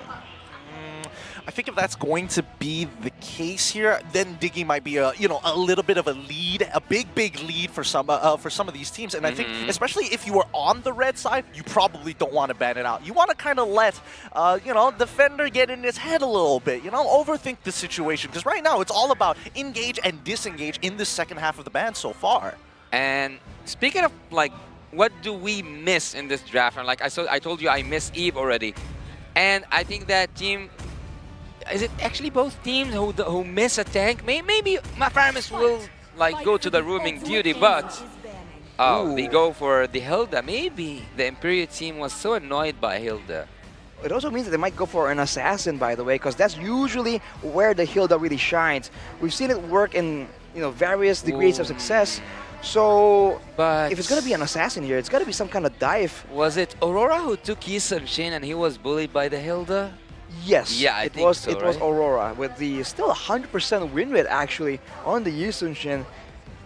It might come out here. It's not a bad idea. No, I'd be so upset. I'd be so very upset if that was the case here. Really? Yeah, but they had the Bruno back then with the Yi Sun-shin. Agreed. But did they have the Dairoth? Do they also have to ensure the armor shred? Because this is stacking armor shred compared to just, I guess you have the Worldy, but that's sort of it. Ooh. She flies in. She can do anything except cooking. Angela is here. and she's comboed with the Yu Zhong as well. It's going to be a bit difficult. Now the Ixia pick is looking kind of vulnerable, man. Even a slight nudge from the Black Dragon form really cancels out that final, that full barrage as well. So they got to be really careful in how they really want to start the fight and how much damage they can output before the Black Dragon form becomes a big problem. So now, I think the concern for Imperio is that there's a bit of a split, right? The Pheromones can't really dive together, and the Yu Zhong that might just dive all the way in the backline with the Angela. So for Umbrella Squad, I think crowd control is something they require. Well, I think that at a certain point, Bruno will be like a king because he will have Primus on his side and also the hard guard from this Angela. So, whoa. What was new? I was speaking of cooking, and I think that it is overcooked. It is overcooked. Let this guy cook. Let this guy cook. Man. Who let Aurora cook, dude? He's in a honestly, he's been in the pressure cooker all this time, and he is famous for his Yi Shin. But man, let's see whether this team, again, same matchup, it's against the Joy, whether he's going to find that same success. Is it that Florent first appearance? Florent's first appearance for sure. So with that being said, it's a bit more teamfight oriented. I think the concern is that now you have two assassins that can try and duel it out in the mid to late game, but there's that global presence. One is the hard guard, one is the Bloom coming in from the Florence. So you have to beg the question, which one is a bit more, which one has more impact? Because the hard guard comes in later, but I think it lasts a lot longer as well, technically. Well, let's find out as we go into our third match of the day here at the M5 World Championship wildcard stage. It's going to be the Umbrella Squad facing off against Imperio. We have seen some quiet games, and I'm saying not quiet games as a lot of games, but really quite silent games without a texture, with that aggressive gameplay at the beginning. There was no kills at a certain games, like almost no kills, 2-1. I don't know, you can correct me, TAA, in a bit, but we want to see some action. We want to see something new happening because both teams, not actually just Team Umbrella or even Team Imperial, both of them are cooking, as I told you, and I think maybe we'll have another taste this game. For sure, with the Yi Shin with the Florin. We have to see if it can really work to its full potential, because with the focusing mark on the Florin, it's going to be a bit more aggressive actually. And Troublemaker with the signature Joy in the mid lane. Going to be that Lancelot. It's double assassin play here, both physical and magical, and look at the penetration stacked up. You're going to be able to use that to go for a steal here, but with the agilities, Imperio are trying to go for a chase. Ouch, ouch, that hurts, but Morales actually now is a level ahead. Oh, he's not. There is a mirroring thing happening in terms of the map. Aurora is also doing the same exact thing that Marl is doing, and so far so good for both junglers. There's no invading happening whatsoever. Hilde is out, and a lot of the pressure is released. Let's say he is relieved, he's breathing a little bit, Aurora, and that's dangerous for Yi Shin. Oh, okay, Troublemaker, he's trying to get on out of there. Puppet on string is going to lock him down, but he's going to quickly use his own vengeance to keep himself alive. That's a very big battle spell that they're not going to have for this upcoming turtle. Was it Marl who was playing Lancelot really good today? With the semi-tank hybrid build? Yep, he was the MVP, I believe, for one of the games. So now Umbrella Squad are getting a bit more advantage, but it's level 4, man. Mountain Shocker, Netherrealm, a lot of huge power spikes here, including the Black Dragon form. It's best used proactively before the opponents are here. Castle, though, is in range for a penalty zone. Let's find out as Black Dragon form has already come up with the Mountain Shocker to find their targets all towards Marl's side. He does have a slight level lead, but now he's in trouble. He quickly dashes out of the way. Now they have nothing left. Even the Netherrealm has already been popped, allowing First Blood to fall into the hands of Castle. Yikes. Yikes. Team Imperio is just doing really good, but they couldn't take it all the way through.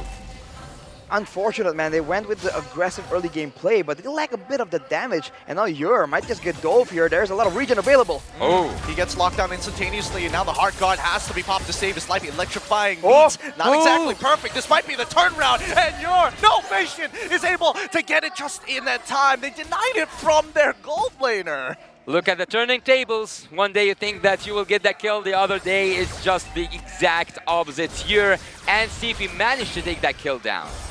And you're seeing again the prowess of the Ixia in the laning phase, man. Bruno is super meta because of the strong laning phase. But on this Ixia, Black March is holding his own, the regen and the damage. I'm telling you, man, it's a big issue to really deal with when you're trying to farm, when you're trying to stay safe. For now, though, it's back to the waiting game. I think particularly for Imperial Esports, they excel in that big team fight. So for the most part, they're going to be willing to only use the hard guard, maybe. Every other ultimate is going to be saved up. Oh, you're... Okay, he's using the Thorn Rose, but it's really, really difficult, especially with the Angela so nearby. Wait, hold on. It's going to be Troublemaker in the back, going to proxy the way, but it doesn't really matter. Yura is able to clean it up with only one single siege minion. Doesn't matter, but Aurora able to steal away a purple buff at the same time. Just when Team Umbrella is looking the other way, Aurora is just taking his farm, living the best life he can live, taking every single thing at that jungle, but... The question here, everything is a little bit, let's say, in a tie in terms of even the kills or the gold. I wouldn't consider 500 as a goal difference.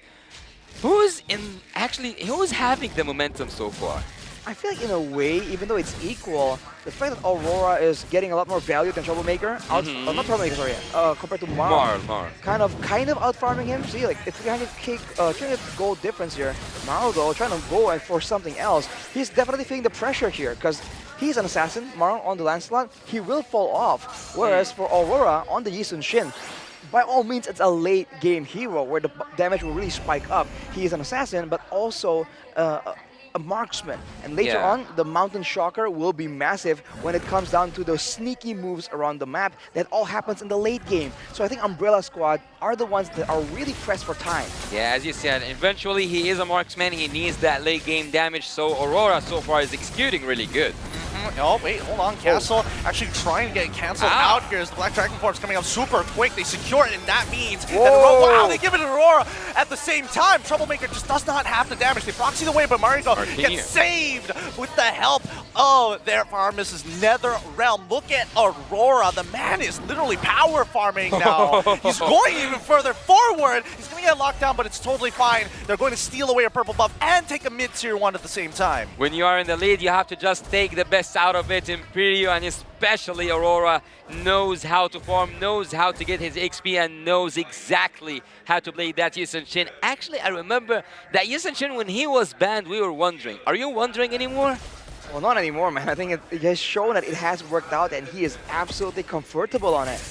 For now, though, Imperial Esports, I feel like the big problem they have is they are clumping up. Of course, that's because of the Faramis, but even earlier in that fight, after the Nether Realm is over, they were still on top of each other, trying to get safety from Troublemaker. But on the Joy, with the AoE of the electrifying beats, kind of a bad idea to really be in the same spot, especially because the stun from the Florian can hit multiple people as well. That is something they have to try and adjust. Oh, get in the mid lane. Patient, he should be all right here. He still has his Nether Realm, but that does mean that Retribution has to be used on the Aurora side. Puppet on string is going to help with the traces to close the distance. He tries to get out of there, but Aurora says no. Finds one almost instantaneously. Castle comes in from the back with his penalty zone to try and pull them away, but it doesn't matter. Shadow Stampede helps Mark and Hero secure the kill once more. Imperial come up on top. Just the order of everything, man. Imperial, knowing that there is no tower available, knowing that the Angela can give so much more movement speed, they chase down with the Yi Sun-shin in the forefront. Umbrella Squad tried to take something back, but Castle comes in way too late. No follow-up, gives it away. You gotta try and play the fights in a more orderly fashion, man. It feels like even though Umbrella Squad are the ones who played today before this game, they are not having that momentum I was expecting. Actually, it is quite the opposite.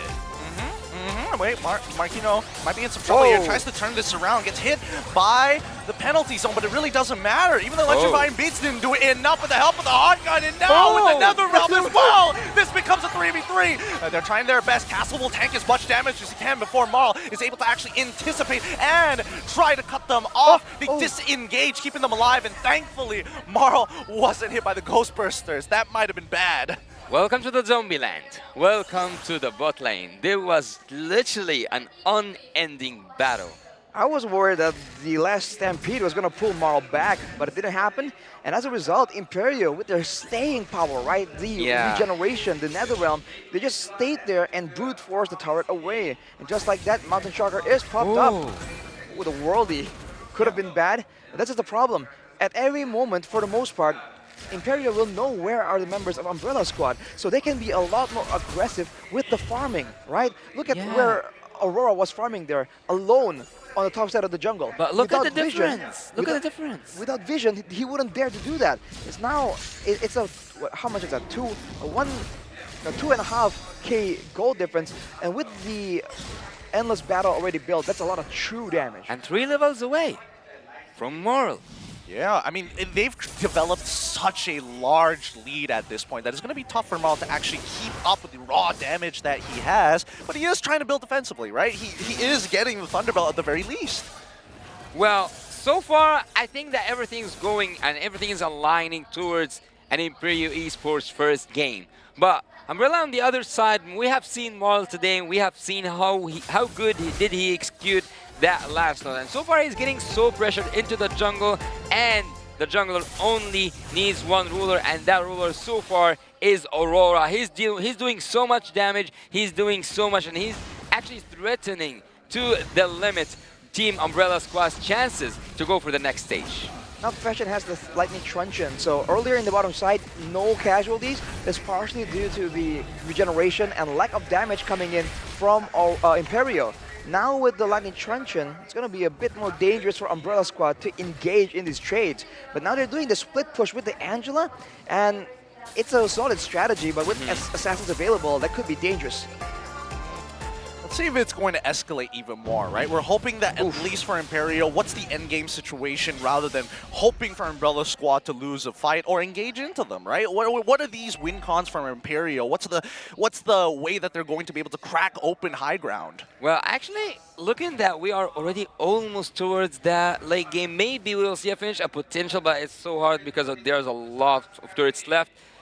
I actually neglected, or not neglected, but forgot about here. He was just farming around, having fun, using his balls around, getting farm, getting damage, getting to it. So this guy at some point will be so dangerous. It's about to be even more, but now limit testing coming in from Troublemaker, using his Vengeance and Electrifying Beats to judge how much damage he's able to put onto Aurora's side. Now that he already has the Holy Crystal, you're going to be able to get a Malefic Roar already, and that's going to be the outer turret slowly falling as the second wave of Lord Empowered minions start to crash in. Did you see you're just cut in the back? He was flanking as a Bruno, dude. What is going on? Ouch. Now with the Lord, and the first Lord, not that tough, quite easy to clear. They're going to let go of the Lord, let it get taken out, but they take away all the outer turrets and potentially a bottom one here. But no, I think the response is going to be a bit too dangerous. But Marquinhos, whoa! Oh, whoa! He gets on not it. Now the full barrage as well on top of the penalty zone. Thanks to the Netherrealm, Beijing saves 2 of their members from death. And they're trying to turn it around with Marquinhos. He finds the Petrify, but it ain't enough. They just get Black March, and now you're able to run forward, auto by auto, foot by foot, step by step. He will give absolutely no ground, and that's 2 inhibitors secured by Imperio. Maybe even the base. Who knows? Maybe even the base. They are now going in, and they might finish. Well, they're looking for it. No minions, though. Yori's kind of low, but with the help of Steffe, he stays alive to sustain. They are backing out of there finally. This guy's ball's on fire. He's literally just beating Team Umbrella, making them pay and making them face the consequences of their actions. Oh, speaking of which, we do see the Electrifying Beats. It almost kills Patient, but it just isn't enough. Aurora easily taking him out, waiting out the Vengeance. Late game Yi Sun-shin power, man. And the Bruno as well. Talking about the late game, we've been talking about this Yi Sun-shin as a marksman. But Bruno, look at that. With the help of the Angela, he just stays there against 3 members in the base. Like, what even is that? It's an 8.1k gold difference, and with this next Lord, I believe unless something crazy happens, it might be the end. Umbrella Squad, they gotta try and do something. They do have the full barrage, some AoE, some tools to work around with. They have to surprise, right? Do something, initiate a trap, you know? Well, Umbrella Squad, and this is something that happened by the fans. I've actually seen a fan here supporting Umbrella Squad with a squad, and that's bad luck. Oh, wait, here we go. The fight's already begun, and Marquino is looking for an opportunity to get on top of Black Marsh, and he finds it with a furious dive, forcing out the winds of nature almost instantaneously. But look inside in the mid lane. Unfortunately, the wrong target for the hard guard was Aurora. Patient is trying to get on out there, but Aurora won't let any of this go to waste. He's here for the cleanup. Unstoppable as Black Marsh finally falls, and also Troublemaker. Yeah, they just might take this base down. They have so much damage by now, they can just go in. Penalty zone, they went hard. They find one, but it's just not enough. The sentry turret, he stands still. His flaming balls are making sure that you don't get the space. Door does it again to close out this game. Aggressive play to end out the game right there. The hard guard to the member that's not in the fight. Creative approach, absolutely, man. Imperio takes game number 1. Yeah, he just like, he came all the way through from the mid lane having the hard guard. He was so trusted that the Angela chose to use the ultimate on him even though he wasn't even in the fight. But what we just saw was incredible, literally incredible. They controlled the game once again, having 2 marksmen and having the almost the same setup, right? Still 100% win rate on the Aurora, dude. Come on, how is that even possible? That is insane. I do wonder, was that a mistake, right? That looks good because they were so ahead, or was it planned? Oh, Yi Sun-shin is way too far. He's the main carry. Let's get in the hard guard so he can get to the fight as fast as possible with the movement speed buff. Well, if he pulled that off, Is that a long shot? If he actually pulled that off and he came in just taking a Maniac, which was like, I don't see the future, but I was predicting to see that. I was actually looking for an Yi Sun-shin interference and then like hit after hit, hit after hit, and it's a Maniac. Yeah, I thought that was definitely a possibility, but maybe if Marquino was the guy to get the hard guard, because at least he can hit multiple targets and he's very, very confident to do so. But you notice, as soon as that hard guard just popped onto the Yi Sun-shin, well, I might as well just commit onto Black Marsh at the very least. At least I can force something out of them. And he did, the winds of nature. Yeah, exactly, the Wind of Nature gets used right there, and even though it was looking kind of sketchy, I think Marquinhos absolutely made it work. But, of course, the MVP brought to you by the Republic of Gamers. I'll give it up for him. He's cracked expectations time and time again. Well done, Aurora. Absolutely disgusting Yi Sun-shin. He should not be getting away with this. Look at the balls. He was like, he wanted this. He wanted to get a Yi Sun-shin MVP. It is destined, bro. He was ready for this. He knew he was gonna just bring in this Yi Sun-shin back into the meta, maybe even. And man, you can see the confidence in his play as well. He got some low sometimes there, and he just doesn't care. He just keeps going forward, knowing that he can out-damage, knowing that his team has his back. And that kind of trust and coordination is what is required to have such a standout performance on a hero that has so many vulnerabilities, and yet still having so much success. Let's not forget about the smothering in the mid lane, right? When you have Stefe, on this Angela, like, yes, he is aggressive, but I think he's playing more of a role where he is making sure that he's slowing down the enemy team. And then in addition to Aurora's Mountain Shocker, he can make some very clean decisions. But actually, I want to see, when you walk us through these highlights, how Aurora got so confident that he just goes in, grabs whatever he wants, whether it was like purple buffs, blue, whatever, he just takes. Well, not just him though, the whole team was making outplays left and right, and generally the idea was simple, right? Use the Black Dragon Form and go in. The problem is, for the side of, wait,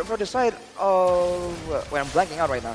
For the opposition here, they just weren't in the right space at the right time, and they were kind of grouping together. So it's just a lot more difficult for them to actually get something really value. And even here, they get a full duration, full barrage, but the follow-up is kind of lackluster, right? Not everyone jumped in on that opportunity, and as a result, for Imperio, the fact that they have so much regen means they can stay in the fight for much, much longer, and that's exactly what Yu was doing there.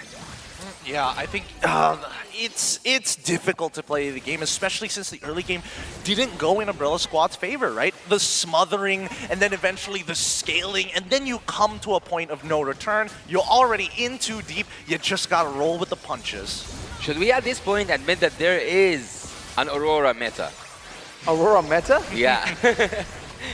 Kind of. You can say that because he really seems to really understand the meta, and even though his picks are off meta, right? They're not supposed to work. He seems to really see through that and look at the factors. Like, okay, what does this hero actually bring? What can we actually do?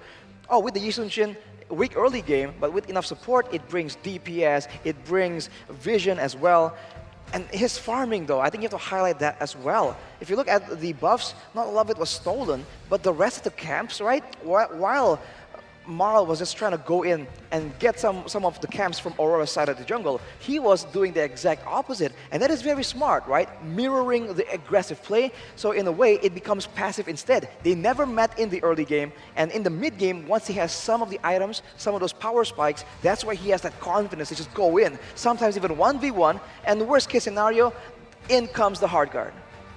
Yeah, I mean, it's difficult. I think that especially for Umbrella Squad who want to find those like early leads, Imperial, if we're not even talking about the overall team fights, their laners actually played very, very well. They weren't giving away free kills. They weren't offering bad trades at all. They knew and respected their opponents, and by buying this amount of time and basically drafting around what Aurora wanted to pick at the very end, it works out. This is a well-oiled machine. Well, you said that at a certain moment, it was a one-sided game since the start? Since the start, I think there were, in the beginning, there was some dangerous moments for Imperio initiated by Umbrella Squad. But unfortunately, the rotations were fast, but not fast enough. The fact that Fashion was able to arrive is partially due to the Wilderness Blessing and the agility he brought right here, knowing that the speed is just much more important. Sometimes we see Fire Misses go for the Inspire for more cooldown, more spells, more Nether Realms. But here, with the fast pace that Imperio plays, he just goes in to ensure that he gets to the right place at the right time.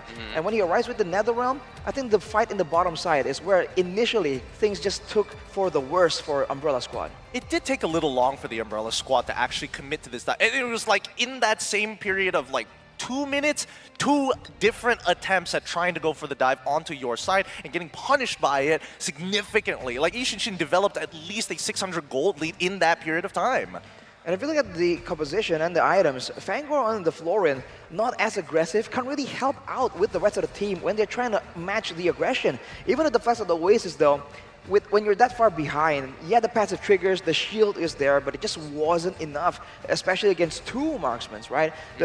And Ure even went with the mana boots to ensure that he can just keep spamming all the spells, knowing that the Angela is going to be there. So in theory, he can just stay on the map indefinitely, because if he gets low, he can lifesteal back up, gets healed by the Angela. If he has no mana, then the boots will do the work. Well, I believe that, if I'm not mistaken, when we saw the Yi Sun-shin being combined with the Bruno by Team Imperio, they had almost the same composition, depending on just the XP laner to take in damage. So they just literally copy-pasted the draft, and I suppose they just changed the XP lane. I think this is what we call... Is that a thing? Well, yes. I think this is what we call variations to it, right? Optimization. Well, I don't know if it was an optimization to a certain degree. It's a little tough. Maybe I need to see a little bit more. Aurora, pick Yi Sun-shin one more time. I'm begging you. I got to see what you're doing different and why my ranked games aren't looking the same.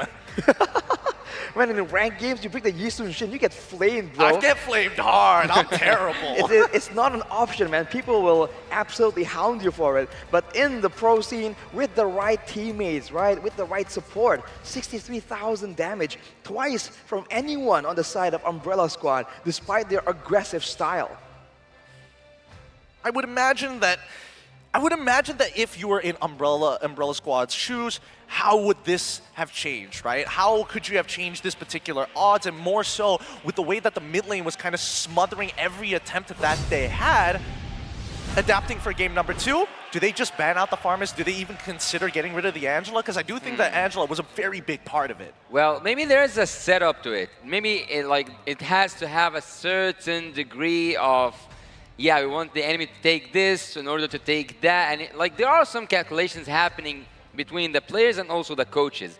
So I would actually say that it does need this setup to make it work. And I would actually like to know from the players, if I got the chance to speak with them, is that enough sustainability that you don't need a front laner, you don't need someone to take in some damage for you? And also, I want to ask one more thing. Do you guys think we will see a sweep because today we had 2 sweeps. Is it the day of sweeps? It's possible. Maybe. I feel like the main issue with the draft was that Florin. I didn't really quite understand the idea, right? The only real tanky member that can really sustain and really benefit from that long duration healing is a Terizla. With that, they picked 2 assassins, and I guess they wanted to have like, you know, playmaking on 2 sides of the map, right? 2 members, and then they can both be helped out by the global presence of the Florin. But as a result, no one can get locked down, and even though they do have the damage, we've seen it come across from the side of Umbrella Squad. No one is just standing there to be just deleted by the Lancelot and the Joy. Well, I think that this is one of the situations where we have to really look into the identity of the Umbrella Squad, right? They develop advantages by actually winning out on that lane. And the Florin helps that just a little bit more. It gives you that very last auto attack to survive in these tight fights. And unfortunately, at least for Imperial, they recognize that. They're like, yeah, sure, if you want to fight, I'm just going to back away a little bit. As long as I don't fall off in terms of EXP and gold, should be fine. Well, it seems that the drafting phase will start soon enough for us to know if there is an Aurora meta hero that will be pulled off, or like, actually after seeing this guy pose as a Yi Sun-Shin, I think that this was the plan since the start. He wanted to get a Yi Sun-Shin MVP. He wanted to prove that he has his own meta. We have seen him play Yi Sun-Shin. Roger, I guess. Yes, Roger. So far, did he was he the one playing Alpha? No, he did not. Wait. Was it him? Hang on. No. I'm mixing things up here. It's all starting to blur together. A lot of new heroes.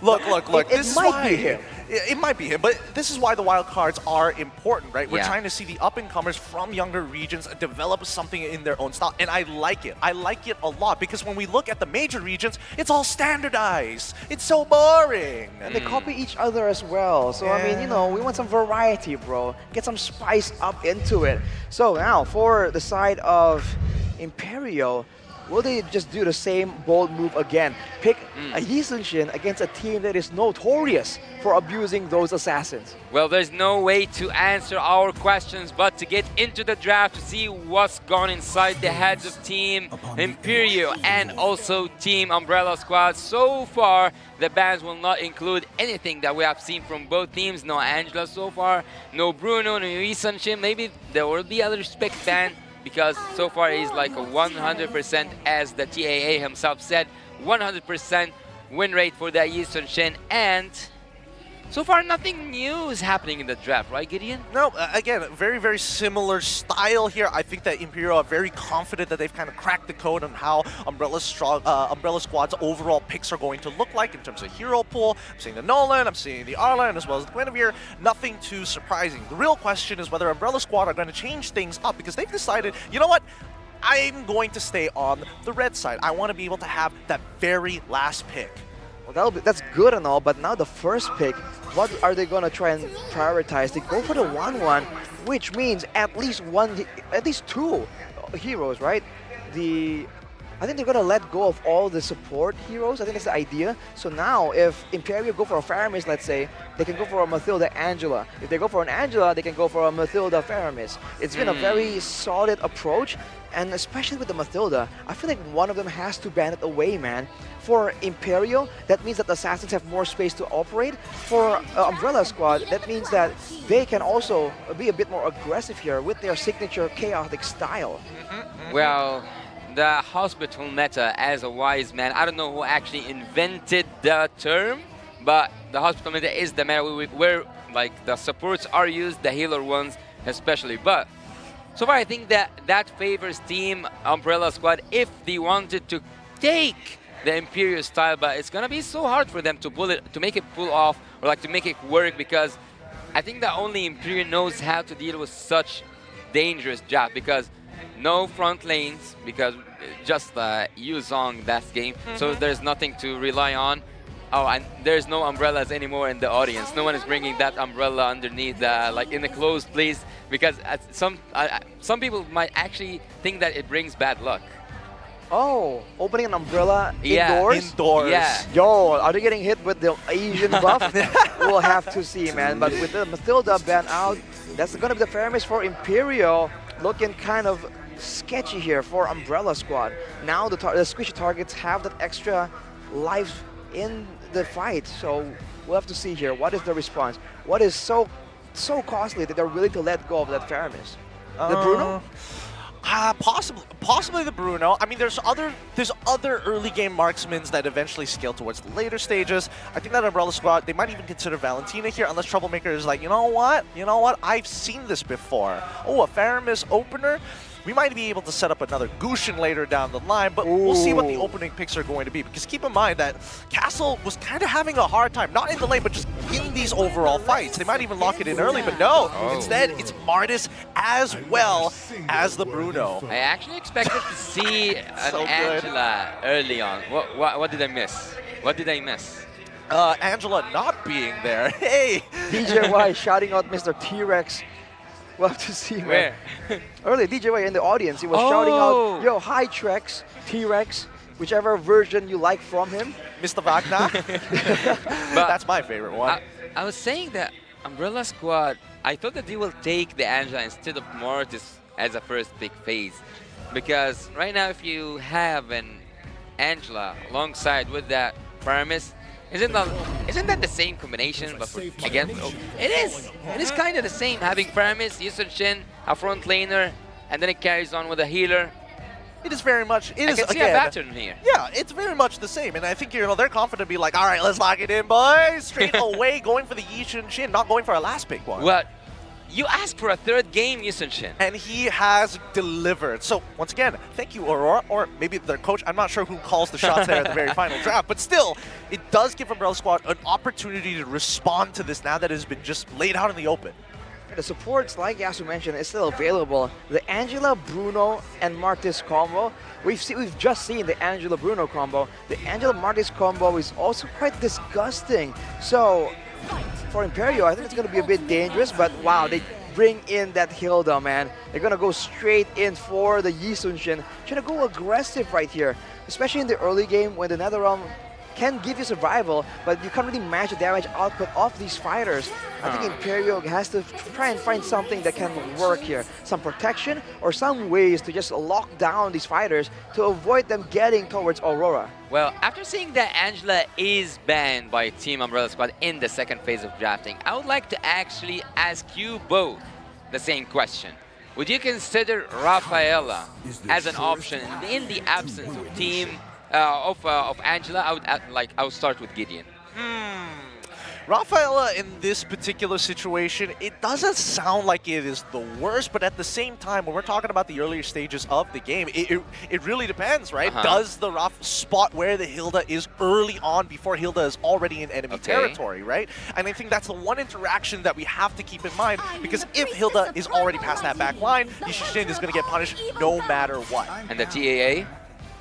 Rafaela, huh? I feel like there is value because kiting is usually the solution to be used against fighters. So if they have a Rafaela here, they can boost themselves and slow their opponents.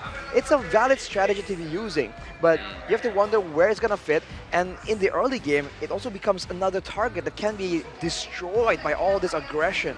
There is a respect ban. There is a respect ban for Troublemaker. They don't want to have any troubles with this man, but Castles seem to have an issue with that. He wants to cause some trouble in the Land of Dawn. Gushin is out, and at the second phase of drafting, I wouldn't actually expect to see a certain focus on a certain lane, but wouldn't Team Umbrella Squad focus on the gold lane a little bit more because they have the Bruno? They do have the Bruno, that is for sure, right? And I think that especially for Imperial, right? What are some of the better matchups for them? They need to be able to kind of do just enough, and I think Ixia, if they really want, is a decent way to deal with it. Clint, interesting clause here, because keep in mind, Clint is not exactly the most mobile target in the world, so if Klee gets into that backline and he doesn't have his recoil, then he's trapping recoil, then he's in a lot of trouble, and finally, we get to see the Kufra. The Kufra that's so popular in Indonesia and Philippines. It's going to make big moments happen here for sure. And with the switcheroo, right, the Tyrant's Rage, Tyrant's Revenge combo switched up with the penalty zone. It's a lot of things that the Umbrella Squad need to be careful about. The Clint though, it's good trading in the lane, it's amazing lead game, and compared to the Ixia, the range and the AoE isn't as good, but there's more mobility. It is gonna be answered by a Novaria though. So I feel like it's quite even technically. It's only whether or not Umbrella Squad can really get that momentum going. Yeah, I agree with that. I think it's going to come down to the roamers in this particular game. They're going to dictate the tempo, and if something is going to happen, it's because of them. Well, speaking of technical, and because you are the tactical expert here, I think that, again, I have this habit. I want to lean towards someone's draft, and in this, I will go with Imperio. Quick, Gideon. I think I'm leaning just a little bit more to Umbrella Squad on this one. And you? I think it's going to be, I would lean more towards Imperio actually. So we have 2 Imperio and 1 Umbrella Squad, but why did you say Umbrella Squad though? Don't worry. I'm going to talk about Umbrella Squad all day here at the M5 World Championship wild card stage, as currently their opponents Imperial are on match point on the blue side of the map, all the way from South America. They're going up against the Umbrella Squad on the red side, looking to make a name for themselves and making sure that their signature style sticks. And that's why I love them. Yeah, you love them? Because they are so aggressive. And also because Defender is one of my favorite players. But hey, you know, that's a side thing. Yeah, that's a side thing. That's not definitely the main thing. So, at this match, we should expect to see something new. And they have delivered that so far. Ooh. Both teams have one opportunity. They need to take it to its best because there's only one winner today coming out of here. And there is only one team that will go to the playoffs. For now, I think Marquinhos, there was a very early flicker, but it kind of saves him a lot of HP. So overall, I think that was a great call. For Umbrella, they're trying to make use of that early game aggression for sure. You can see the dueling between the roamers right here. Steffe trying to make sure that Fangor can't get in. We've talked about this before, man, but Fangor, I believe it was Fangor, who has played this Hilda before. He doesn't really go that aggressive. He does now. Oh no, Marquinhos, he does, because of that missing. Wait, hold on, the turnaround coming in from Steffe halfway down the river. And even Aurora just looking for that opportunity. Quicksand Guard is going to make sure that Castle is alive, but Marquinhos, he's taken so much punishment, and now Steffe is going to have to receive a little bit of that to alleviate this pressure. If you have nothing to lose and have everything to win, you should do as Umbrella Squad are doing right now. Play aggressive. Play aggressive, force. But who is a force of nature here for me is Aurora, man. He knows how to farm. He knows where to find the crabs, when to take them down. And so far, I think that Imperial are finding their base in their own way. Mean team, man. The flicker! And 2! They all coming in from Castle, almost connecting. So very, very close. And this zones them out completely. Oh my goodness. Just the lane difference in terms of EXP. Aggressive.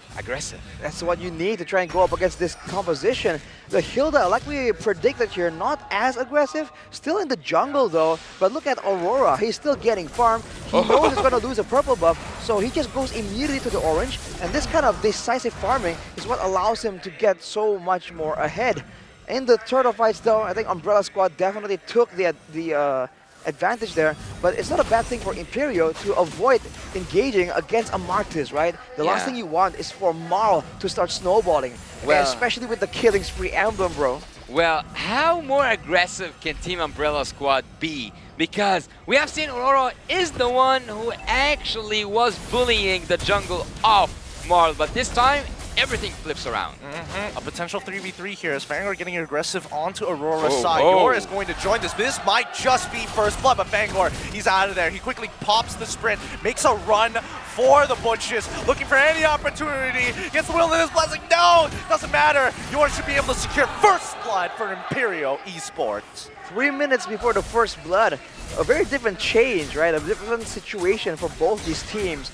But while they were all chasing down the Hilda, Marl is just constantly farming. This is the other aspect of this Hilda gameplay, man. It's not only being aggressive, it's also just denying a lot of time. Marl takes the gold buff and he'll try to escape.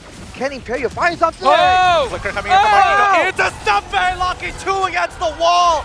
Even if you try to go for the Raging Sandstorm, you cannot get away from Imperial. You cannot get away from such wombo combo here from that Kufra and also from the Drizzler, but the fights keep on. Troublemaker, he needs to land this shot. Oh! Patient, he was like, I'm not giving it a single chance. Even the flame shot being blocked perfectly coming in from Stefe. Top side, tier 1, broken down. Lightning speed reactions coming in from Fashion right there, and that's a dangerous sign for Umbrella Squad. His nether round timing is going to be so important, but he does not have a Purify though, so there's a chance that Umbrella Squad can try and get something. The only real card control, unfortunately, for the side of Umbrella is the Raging Sandstorm. That's why Fashion can afford to go with this Flicker. Can Imperial come out on top in the early stage turtle contest now? Well, revealing the map up, I don't know what to expect actually, but this team fight will start now. Raging Sandstorm going to be landing on towards that back line. Stefe already down. Troublemaker finds him as the penalty zone comes through. Fangor is holding back as many people as he can, contesting it. Aurora gets the turtle, and Vision is able to take out Castle. Explain what just happened, Arashi. There was a mess. That was just Imperial being Imperial, man. Taking the initial engage, backing away. Fangor, unfortunately, was buying so much time, doing so much damage, but no one was with him. Eventually, he gets taken out. He is a roamer, and then just like that, with low HP bars, Ure and Aurora move forward. This is what's so crazy about Imperial. They don't move backwards, man. They don't get intimidated. They're willing to bring the fight to you despite overwhelming odds. Well, let's take a breath here because we want to recalculate. We want to know why Umbrella are going down. What a play! Aurora had a set idea of diving, and now they're going to commence the plan they had originally. Black Box is trying to get on out of there, but it doesn't matter. Stefe is going to take that kill, even though Aurora probably wanted to secure it. Might be a counter engage coming in from Castle. Lands 2 with a Raging Sandstorm. Tries his bless with the Desert Tornado. Marl finds 1 with an SMA, looking for a second opportunity, but the true damage coming in from Yor might just be enough. Marquino, he whiffs the penalty zone. Not like this. That's unfortunate, man. And now Fangor and Ure going for a duel yet again. But man, that's the problem here. Usually the fighters can trade their lives for a marksman. Woof. But now there's 2 and Ure very subtly taunts with that recall. Let's take a look at some of the items, man. Ure and Aurora are on the same gold curve actually. Endless battle for a bit more true damage for Ure, especially with the kit, man. All the spells proccing the true damage. And for Aurora, it's the War X done and probably an endless battle as well. A lot of DPS, but also a lot of burst damage, a lot of true damage. So even Fangor and Marl, if they stack up that physical defense, it might be a bit dangerous. They might need some more health before they can even go in all out for the backliners. Yeah, it's so strange how things can flip around. Team Umbrella Squad were so aggressive at the early game, but they are now having a taste of their own from their own medicine. Imperio back on top. Imperio right now are taking everything, eating everything at the land of Dawn. Aurora takes the turtle and everything is so calm, but I think there's gonna be a mayhem in the top lane. Flicker coming in from Marquino with the penalty zone to try and lock down Marl. They don't find the kill, unfortunately, and that's the Netherrealm pop. Flame shot doesn't connect, and Castle doesn't finish off the kills. Marquino does not get punished for this. That was insane, and Marquinhos, he alone was able to zone away the members of Umbrella Squad. I guess Umbrella were just really concerned about the follow-up if a penalty zone does land. But now they're not done. They're still playing around this tower. The dives with the Netherrealm from Imperio were so neat, so calculated. And you gotta give a shout out again to Aurora on the Yi Sun-shin.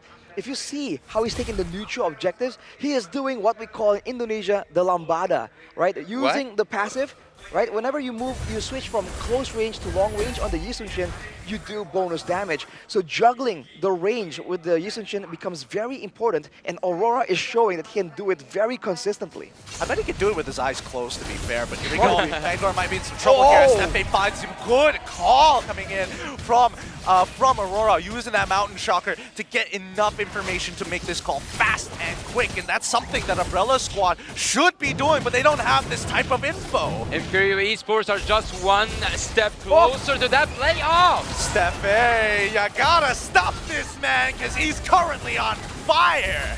Where's he been hiding this coup for a pick, man? We haven't seen it so far. Now he brings it out and is absolutely dominating. And on top of that, to make things worse, even in a full team fight, Umbrella, they're just falling so far behind against a late game comp yet again. The Clint maybe the mid game is a bit lackluster, but the early to late and late game, that's where he shines. It's gonna be even more difficult because they do not have a frontliner, man. Castle is on a Khalid. Is it a sweep day? It's a sweep day for some people, but is it a sweep day? Because so far things are going that direction. Things are going towards a sweep for Team Imperial, but nothing is concluded before everything is settled down. Look at the moves, dude, from Aurora. Yep. Subtle jiggles. He's just dancing. Wait, where's the follow-up here? As now Aurora is able to close the distance. Marquino has already jumped in with the penalty zone, and they find one on Troublemaker all by himself. Nicely done coming in from Imperial. Well, you're just used the flicker to get a kill. I think it's worth it. Yeah, I think it's worth it. And even Vanguard, there's nothing much he can really do at this stage, right? Whoa. What? Why? Why did he use his ultimate there? Yeah, he's taking it. He's trying to make something happen. The desperation is starting to show as the Lord creeps up right up to the inhibitor and is going to start cracking it open. Here's going to be the Astral Echoes, though. Doesn't seem to do enough damage. He needs a little bit more distance, but Black March, he's been trying his hardest to farm as much as he can. In the meantime, we'll take down that Lord. No other inhibitors are under threat at this point in time. It is actually quite interesting that Team Imperial so far, whenever they are in, like let's say in the lead, they don't know how to synchronize the minion waves, or am I mistaken? It depends, right? Usually you want to synchronize a 3-lane push, but depends. If you can really go for extended fights and go for multiple fights, then actually making them move one by one can be valuable. Marl, one hit away right here, and we're taking a look at an insane gold disparity. The Flame Ship doesn't land on Ur, but even if it does, only the magical penetration boots, the enchanted talisman, and the lightning truncheon in the hands of Troublemaker. The guy that usually makes so much trouble for his opponents have been tamed. And on the other side, the gold lane and the jungle staying on curve every single time. How is this even possible, man? Yeah. They're both on 9.1k gold, and they put the Malefic War, so Fangor won't even last that long if he gets caught. Now, speaking of which, Steppe finds a catch on towards Vanguard. Once again, Mountain Trucker to reveal the rest of the positions, and they notice 3 other reinforcements waiting behind him. Imperial, they back up. Now here comes the Astral Echo once again. You're too far forward, can't react in time. Flicker up in 1, and Aurora fights the trade back on towards Castle's side. Here comes the penalty zone catching 2, allowing Aurora to close in the distance. Steppe disrespecting in front of him as they keep on pushing forward. Finally it ends, and now the rest of this jungle will fall into the hands of Marquino and Aurora. I was so excited there, man. I wanted to see a Maniac. I demand a Maniac on that Yi Sun-shin. He does deserve at a certain point to get a Maniac. This guy is a Maniac. Did he not get a Maniac before? Or was it a different team? I thought there was a moment where... Troublemaker got with the Gushin. I think Aurora got it with a Roger, I believe. I'm not quite sure. I might be mistaken here. There's so many crazy things happening. You can't even keep track of the Maniacs that we've been able to see in the wildcard so far. But with that chain of events, Ur has been, has been reprimanded for just overextending there. But Aurora has his back. Look at this farming speed, dude. This is insane. Late game. And a great Dragon Spear for Ur. Oh my god, Marl's just getting chunked out by the Mountain Shocker mostly. And Castle, he's trying to get on out of there. They are too under-leveled right now. The base stats is too high. Imperial can do what they want. Well, I was talking about that wave synchronization state, but look at that full half of the cup.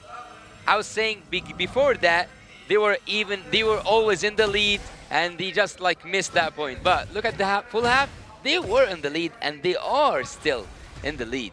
Imperial? Yeah. For sure, man. I mean, it's almost like they used the Ur overextension as a bait. Everyone really committed, thinking like, oh, yo, we got the gold laner, the marksman, the DPS source. We can do this. And Aura comes in and just cuts everyone down. He doesn't even care. Using the traces forward there, it put him in a risky spot, but that's exactly where he wants to be. Here we go. Luminous Lord is already in, and now Marl, he's trying to get on out of there. Castle dies mid-raging Sandstorm, and now they're going to punish them and pummel their way through for a full clean sweep against the Umbrella Squad. Imperial stands strong. Imperio now secure their spot in the playoffs of the M5 World Championship wild card. What an amazing performance. What an unforgettable memories for the fans. Imperio Esports takes game 2. This is Brazil, boys! Imperial Esports arrived with a bang, making multiple statements again and again, and despite being very transparent with their drafting, it doesn't even matter, man. They're just that good. Look, this South American as a continent, just so well played all across the board. They are growing and they're going really, really fast. But to know more about what's gonna happen, we should take a taste of the stage feeling. Let's go together. Congratulations! Give Imperial Esports a round of applause. This squad, Aurora, well done, very well done. No, a little bit. No English. Okay. Hello, congratulations! Congratulations! First of all, I'd like to point out Aurora's Yishun Shin, 100% win rate. You haven't lost with Yishun Shin. And I'd like to know, why is that your signature hero right now, the Yishun Shin? Even though it's not in the meta, but you're still pretty confident using it and you haven't lost yet. Usamos héroes que no están en la meta normalmente y nos dan con resultados. ¿Qué piensas tú? Jisun es meta para mí. Para nuestro equipo en específico es meta, Jisun. Sirve, funciona bastante, sí. For us in the Pacific, in Latin America, it's meta. Oh. It's different, yeah. And that is why you're doing so well. You're dominating, especially in the jungle. Out of everybody right now in this tournament, or possibly in M5 if you ever get to go there, who do you say is the biggest challenge that you want to face again to prove your strength? In here and in M5 if he gets to go there. So far in the wild card, who's the biggest challenge right now for him, a player, and who he's looking forward to in the M5 to see with his Yishun Shin?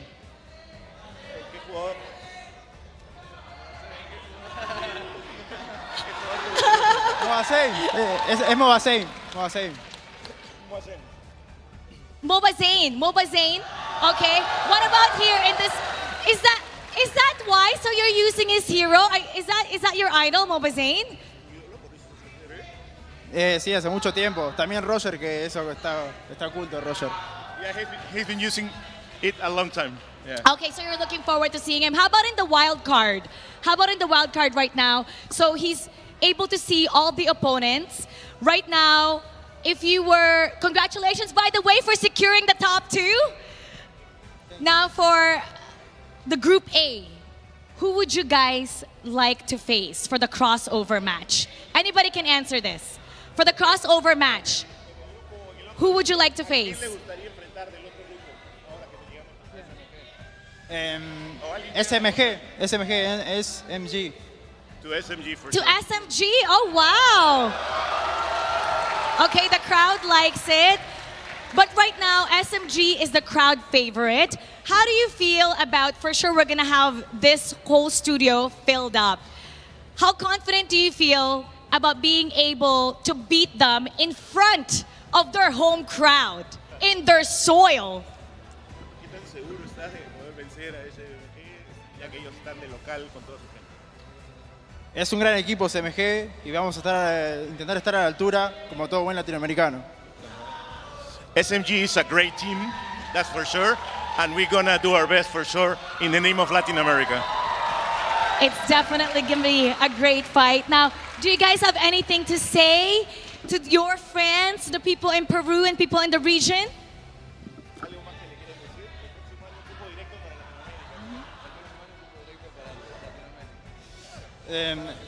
El próximo año, cupo directo para Latinoamérica, por favor. Next time, as a special place for Latin America teams directly to the M5, not passing through the wildcard. Oh, straight. I agree. There should be one once again. Congratulations to Imperial Esports. You've secured the top 2. And I know our casters have a lot to say about that. So casters, break it down for us.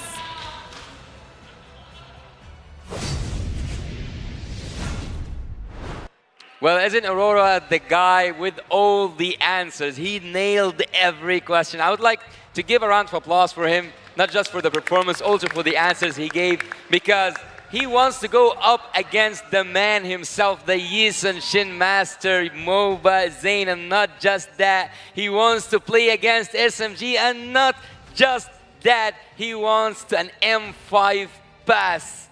He wants it bad. I can understand. You can feel it. Even though you may not understand the language, the body language, the tone, everything just reeks of passion. You gotta love the confidence, man. And now the MVP brought to you by ROG. I mean, is there even a question? 8-1 and 10, one slip up, but for the most part, an insanely good performance. Aurora making a statement yet again, and also still having an insane interview, man. You just have to love the confidence. And he says he's gonna win and do their best in the name of Latin America, dude. That is such a great statement, and that's what you want to see, dude.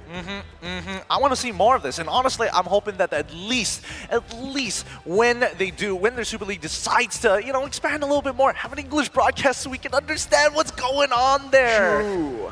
Well, the quote of Yisun Shin says, "A true warrior never backs down from a fight." Is that, did I get, I think, I'm the one who saved my nation. Well, what was the quote? I want to remember, but my memory is not working. I will get back to you. I will get back to you. Basically, having fight in your country and not backing up from a fight sounds exactly like Aurora. Let's take a look at some of the highlights here by Grab, where Fangor tried his best in the early game, bought some time, but overall wasn't really able to get a dominant shutdown onto Aurora. Afterwards, in the fights, it just seems like they're able to actually kite back so well. Fangor just not having any backup, doesn't really have enough damage output, and the rest of the team are just doing so well without the backline, right? As they are still occupied by the Hilda, it seems like the Tarizla and Faramis alone are able to keep the rest of Umbrella Squad at bay. And when that's the situation, how do you even come up here? In the mid-game though, it's all Steffe, right? All these pickoffs just came out of nowhere, man. We just did not expect this. I thought he wasn't in his hero pool, but Steffe just surprised all of us along with his team. And from there, Umbrella Squad were just in trouble. Big trouble. Super big trouble, man. I mean, like, that's the thing. When you see these scaling comps, like, not get punished in the earlier stages of the game, it just becomes, it almost feels like a snowball effect, but this is on par. This is on tempo for scalers like Yisun Shin. And I like the fact that Steffe, in particular, really steps up this game, right? He's not put on a hero where he's looking to set for everybody. He needs to be confident, and with the information provided, he can do everything, and the whole team chemistry is on par with his momentum. And even the individual performance there, right in the final moment, the play by Aurora to just secure the kill onto Castle, that was crazy. And you gotta feel bad for Umbrella Squad. It was a respectable attempt for sure. And for Castle, he went with the aggressive build right here, trying and get a winning lane. But even against Marquinhos, he was struggling bad, dude. 1v1, not really working out. Even when he lands the Raging Sandstorm onto the backline members, it didn't work out for his team either. That was the only one moment where they're able to get a pretty guaranteed kill onto Ur when he landed the Raging Sandstorm, but it just wasn't enough. Marl on the Martis as well, not even level 15, man. That's how much control Imperial really had in the mid-game. They completely shut down a Martis with the damage reduction, with the crowd control immunity from his own jungle. I think a lot of this just comes down to the quick rotations from Steffe and as well as Fashion. Like, they really are benefiting a lot from this Wilderness Blessing in comparison to someone like Troublemaker, who it does take some time, but let's keep in mind, in terms of like ganking potential and reinforcements, I would much rather see a Faramis than a Novaria. Well, I'd actually... What? A Faramis rather than a Novaria? Yeah, in terms of reinforcements. One can save me, the other one is like, I'm just going to kill steal. Exactly. But speaking of which, having Yu Sun-shin at the jungle and seeing the double marksman, I'm not going to say meta because this is an Aurora meta, not like a worldwide meta. Well, you can say it's like a Latam meta because Aurora was saying it's meta in his region. So, do you think that we might see a double marksman as like a jungler and a gold lane, but with a Granger? With a Granger, huh? Granger is like almost the exact opposite of Yi Sun-shin, right? Good early ganks, very good early clear. If you want to talk about marksmen in general, actually in Indonesia, among our talents, we've had this conversation before. How with the flexibility in the current meta, the old marksman type heroes that was so popular back then in the jungle can make a comeback, Yi Sun-shin being one of them. Latam has proven it can work, so maybe there's going to be a bit of a trend-setting situation. Maybe we're going to expect a lot more in M5 later. Potentially, I don't know. It feels a little difficult because, again, these aren't teams who are, polished tip top, the tip of the spear, the cream of the crop. And obviously, when you're looking at these stats, it feels very good. But when you are comparing it to globally, and especially at M5 against some of the major region teams, that's when it's going to get really, really difficult. So I am hoping that Imperial does face off against Team SMG because, again, Team SMG, as we've mentioned right at the beginning of the wildcards, they're basically the gatekeepers, right? They're expected to win. So therefore, who is willing to challenge them? And looking at the damage dealt right here, I think this strategy can work deep, but it's very situational, right? I mean, even in this game in particular, the highest damage dealt is Aurora and Yor because they are marksmen and they build damage, but also because it's a good pick in the beginning because they're up against a lot of fighters, right? We talked about the Clint pick. Why was it Clint? Why was it not something like an Ixia? Because now there's more mobility, more burst damage, and more utility overall, right? That can be a big threat. The same can be said about the Yi Sun-shin. Due to the passive, if you get too close to him, he'll hit you with the bonus damage crit once, he can trace this backwards, hit you again, and so the fact that you're fighting in close to mid-range is really beneficial for the Yi Sun-shin, which makes it a great counter to a lot of these fighters that can just run at them without dashes. I mean, in this particular case, that's Castle, right? On this Khalid. As soon as you start using the Desert Tornado, you are just locked into that animation. Maybe you can sneak in an auto, but you've already used your empowered auto, so therefore closing the distance isn't as easy without the Raging Sandstorm.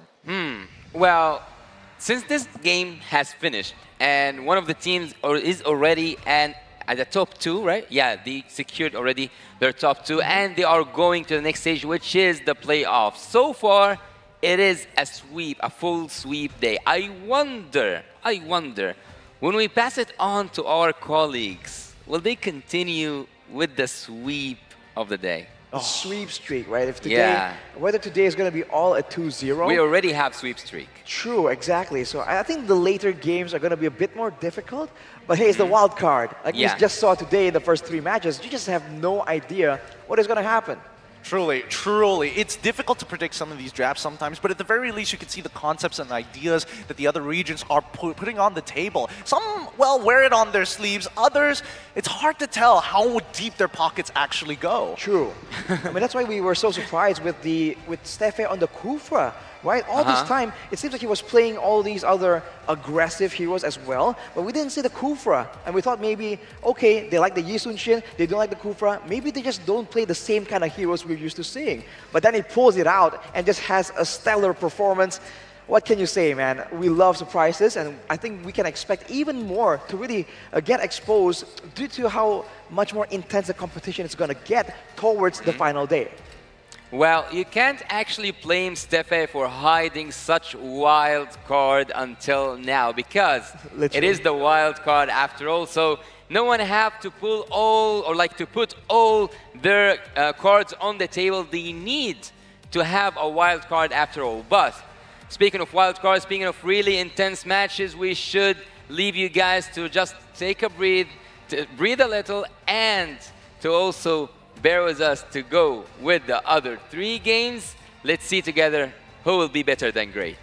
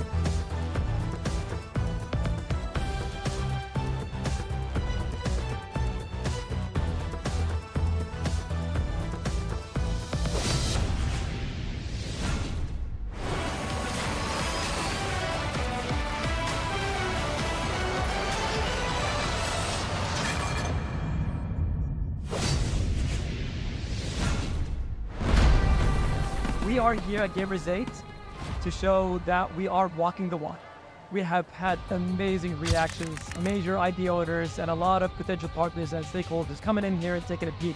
Kidia's cube over here has been the nexus of this zone. What I saw it from the outside is very mysterious. You want to know what's happening inside. Felt like, this is an MMORPG, but R is not role-playing, it's real world.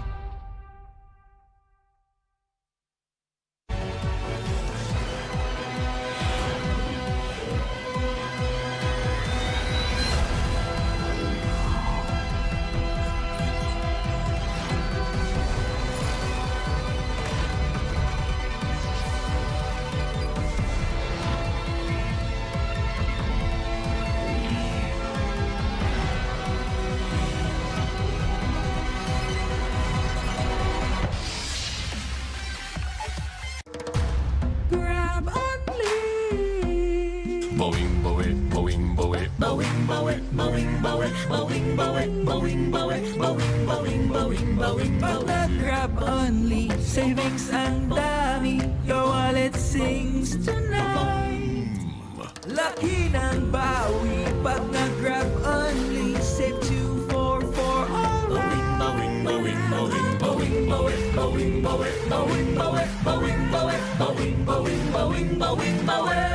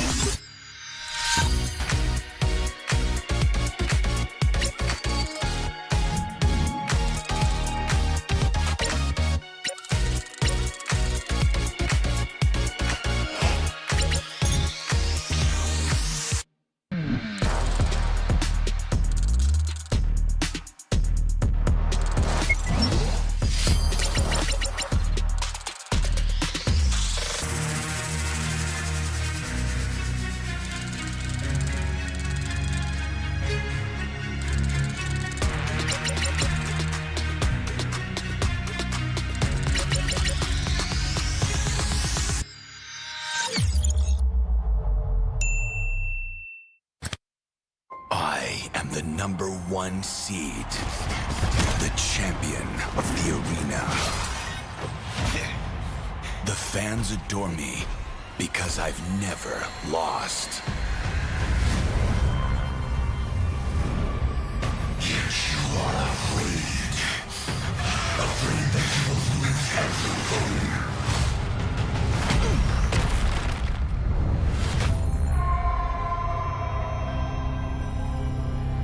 Do you ever get scared of losing, Kimmy? Well, big bro, I think we should cherish the joy and excitement of each game. Not who won or lost. That's right. I'll strive for victory, but I won't lose myself in its pursuit.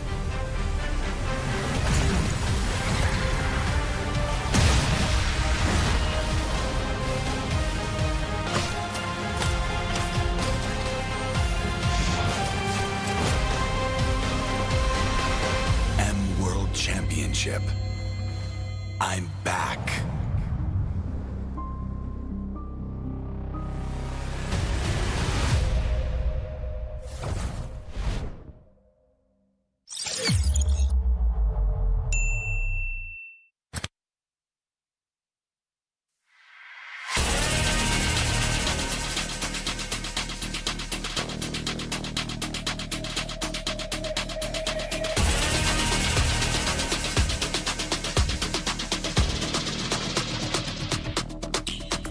Hit me like I might kick over, but you can give me in no corner. I know I can make a comeback. Ace this round and finish this game now. Got the power on my shoulders. Yeah, you know that I'm a soldier. You can keep me off my guard, but you can't keep me from my honor. I feel like the floor is lava. The energy's getting higher. You're saving my arms. 'Cause I know just what I got. I got you like na-na-na. And you know I hold the power. This feeling I oh yeah. Making my grind good to play. So don't stand in my way. Standing tall and I won't fall over. We are better than great, good. We are better than great. We stand tall, won't run away. We are fun, nothing gon' change. Great, we are better than great. Can't get it great, I'm better than great. I play my own role, I become the greatest. Transcend myself into this game, yeah. I build a power to dominate fate. Championship mind, no time for the weak. We're start to the game, shine, reveal. Better than great, that's how we feel. I feel like the floor is lava. The energy's getting higher. You're saving my arms. 'Cause I know just what I got. I got you like na-na-na. And you know I hold the power. This feeling I oh yeah. Making my grind good to play. So don't stand in my way. Standing tall and I won't fall over. We are better than great, good. We are better than great. We stand tall, won't run away. We are fun, nothing gon' change. Great, we are better than great. If we stand tall and believe we can make it, you and me, with a sense of urgency, you'll see I'm better than great. I'm better than great. Oh yeah. Oh, I'm better than. Making my grind good to play. So don't stand in my way. Standing tall and I won't fall over. We are better than great, good. We are better than great. We stand tall, won't run away. We are fun, nothing gon' change. Great, we are better than great.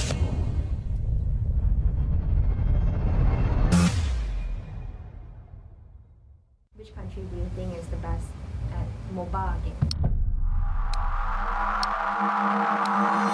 MOBA game, of course, it's China.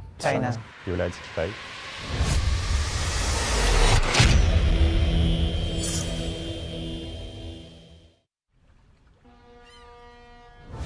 I think it will grow more because they do everything to win, like that kind of mentality. 觉得我们队伍是一个比较敢打敢拼的队伍吧，就是无论在国外还是国内，我们都是一个很敢于去打架的。China punya MLBB dia tak cukup lagi setahun. Masih depan mungkin dalam setahun setengah boleh kot. I don't expect much from them in this wild card. 我觉得他们第一个牺牲吧，应该不是很好吧，这是成绩，下一次可能好一点吧，因为他们才刚开始。Yo no creo que KUG sea tan poderoso como dicen, como porque el otro equipo chino terminó mal. 我们想跟他们说的是，虽然我们才刚加入这个项目不久，但是不要小看我们。Я считаю, что китайцы в будущем станут очень сильны. Я готов им отдать сразу второе место после EECA, поэтому... Should KBG be the team that we fear? We don't fear any team. 面对这些强敌，我会更加有动力。我会先学习他们，然后去超越他们。跟他们的差距可能在于我们游玩的时间没有他们长，经验没有他们丰富，但是我们在短时间内的进步其实是特别大的，所以我们自己都很有自信，觉得自己能从中出现。China is a very smart region. They have a lot of world titles in other MOBA games. คิดว่าทีมจีนเป็นตัวอย่างหนอดเข้าโมโหยังเกี่ยวเขาหลาย我觉得未来中国是很大的潜力吧，对我们来讲一个很大的挑战。他们对我们有期待，我们也会尽我们全力展现出自己最好的一面。这是我们中国队第一次参加 M 赛，但肯定不是最后一次。我们已经做好准备登上舞台。Mi nombre es Aurora. It's me, Clark. ข่อยชื่อว่าเจ็ดบิน My IGN is Yahiko. Soy el jungla y capitán de Imperio. For Miracle Esports. ในแม่ esports1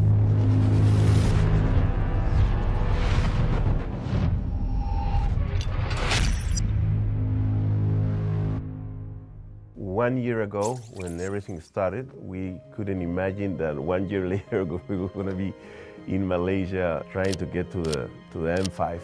At first time when M1 came, we were like, wow, a World Cup for Mobile Legends. That's only for the big region like Indonesia, Philippines. We can just dream of it, we can just think of it. The dream started when we make a company to organize tournaments in Peru. Popular game we organized was Mobile Legends. So my partner told me to make a team that plays that game. And that's how Imperial was born. แต่ก่อนก็สิมีงานแข่งพอสมควรแต่เดี๋ยวนี้ก็รู้สึกว่างานแข่งเริ่มหลายขึ้นเพราะในลาวมันก็สิมีผู้เล่นเก่งๆหลายขึ้นเพราะมีทัวร์นาเมนต์หลายขึ้นเขาเจ้าก็ตั้งใจสอบเพื่อให้ฝีมือตัวเองโดดเด่นขึ้นมา The official tournament also came in Nepal. We can practice much, have a proper skills. We can grind more and be skillful. Bien, jugar contra Vigiltron Sans dentro de la Liga Latam fue una experiencia que nos ayudó demasiado para madurar como equipo, como personas y vivir el momento. The experience of playing in Sao Paulo in front of Brazilian people, going for RRQ or Akira, 2 meters from the players.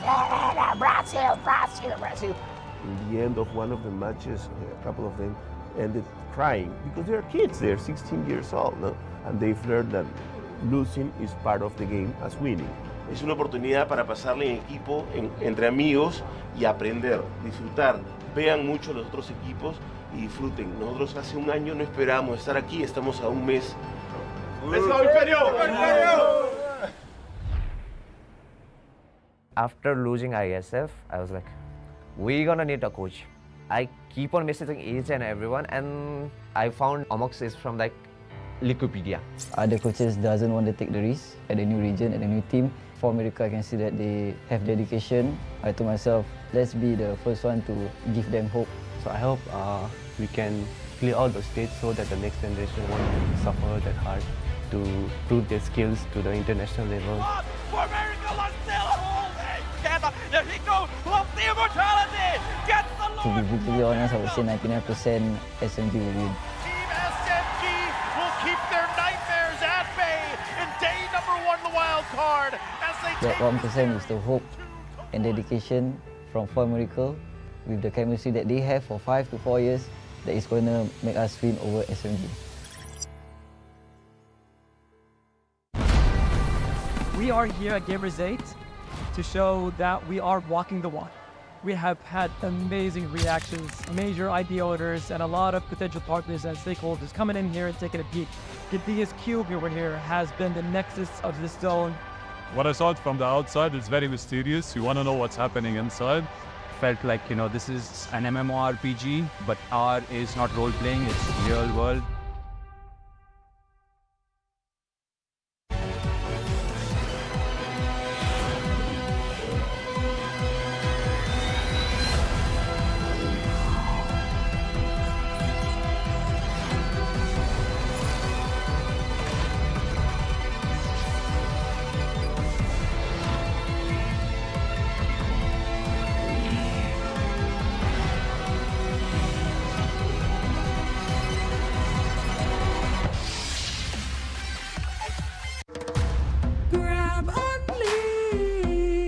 Boing, boing, boing, boing, boing, boing, boing, boing, boing, boing, boing, boing, boing, boing, boing, boing. Pag nag-grab only, savings ang dami, your wallet sings tonight.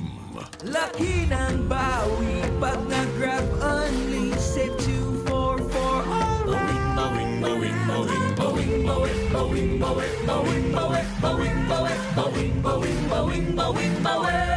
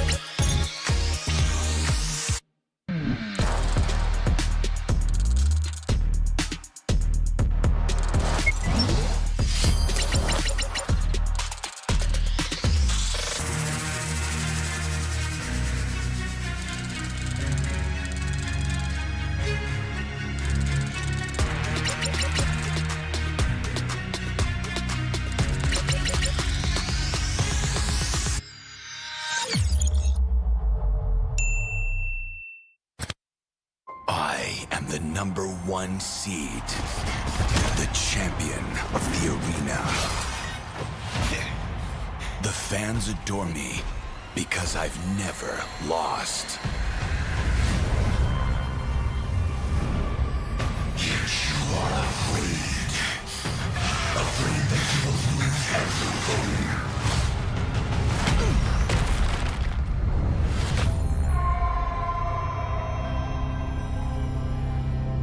Ever get scared of losing, Kimmy? Well, big bro, I think we should cherish the joy and excitement of each game. Not who won or lost. That's right. I'll strive for victory, but I won't lose myself in its pursuit.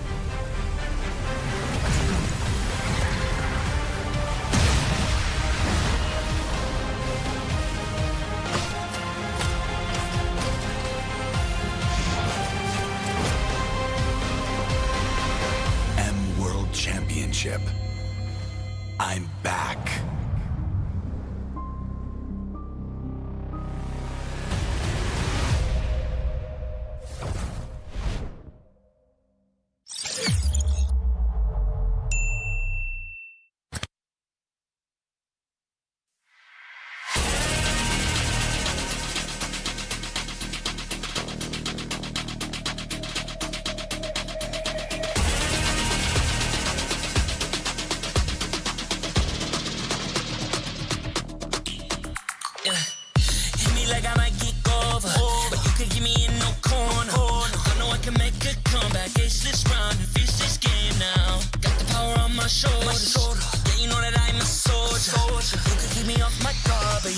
keep me from my honor. Nah, nah, nah, I feel like the floor is lava. The energy's getting higher. You're saving my arms. 'Cause I know just what I got.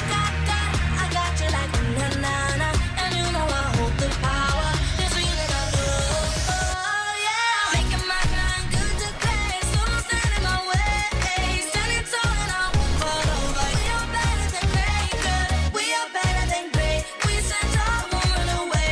We are fun, nothing gon' change. Great, we are better than great. Can't get it great, I'm better than great. I play my own role, I become the greatest. Transcend myself into this game, yeah. I build a power to dominate fate. Championship mind on top of the week. What's up to the game? Shout reveal. Better than great, that's how we feel. I feel like the floor is lava. The energy's getting higher. You're saving my arms. 'Cause I know just what I got. I got you like na-na-na. And you know I hold the power. This feeling of love, oh yeah. Making my grind good to play. So don't stand in my way. Standing tall and I won't fall over. We are better than great, good. We are better than great. We stand tall, won't run away. We are fun, nothing gon' change. Great, we are better than great. If we stand tall and believe we can make it, you and me, with a sense of urgency, you'll see I'm better than great. I'm better than great. Oh yeah, yeah. Oh, I'm better than. Making my grind good to clear. So don't stand in my way. Standing tall and I won't fall over. We are better than great, good. We are better than great. We stand tall, won't run away. We are fun, nothing gon' change. Great, we are better than great.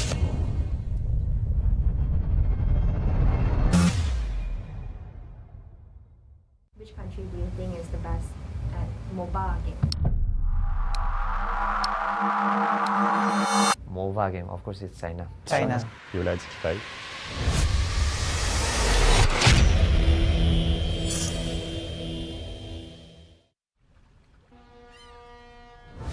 I think it will grow more because they do everything to win, like that kind of mentality. 觉得我们队伍是一个比较敢打敢拼的队伍吧，就是无论在国外还是国内，我们都是一个很敢于去打架的。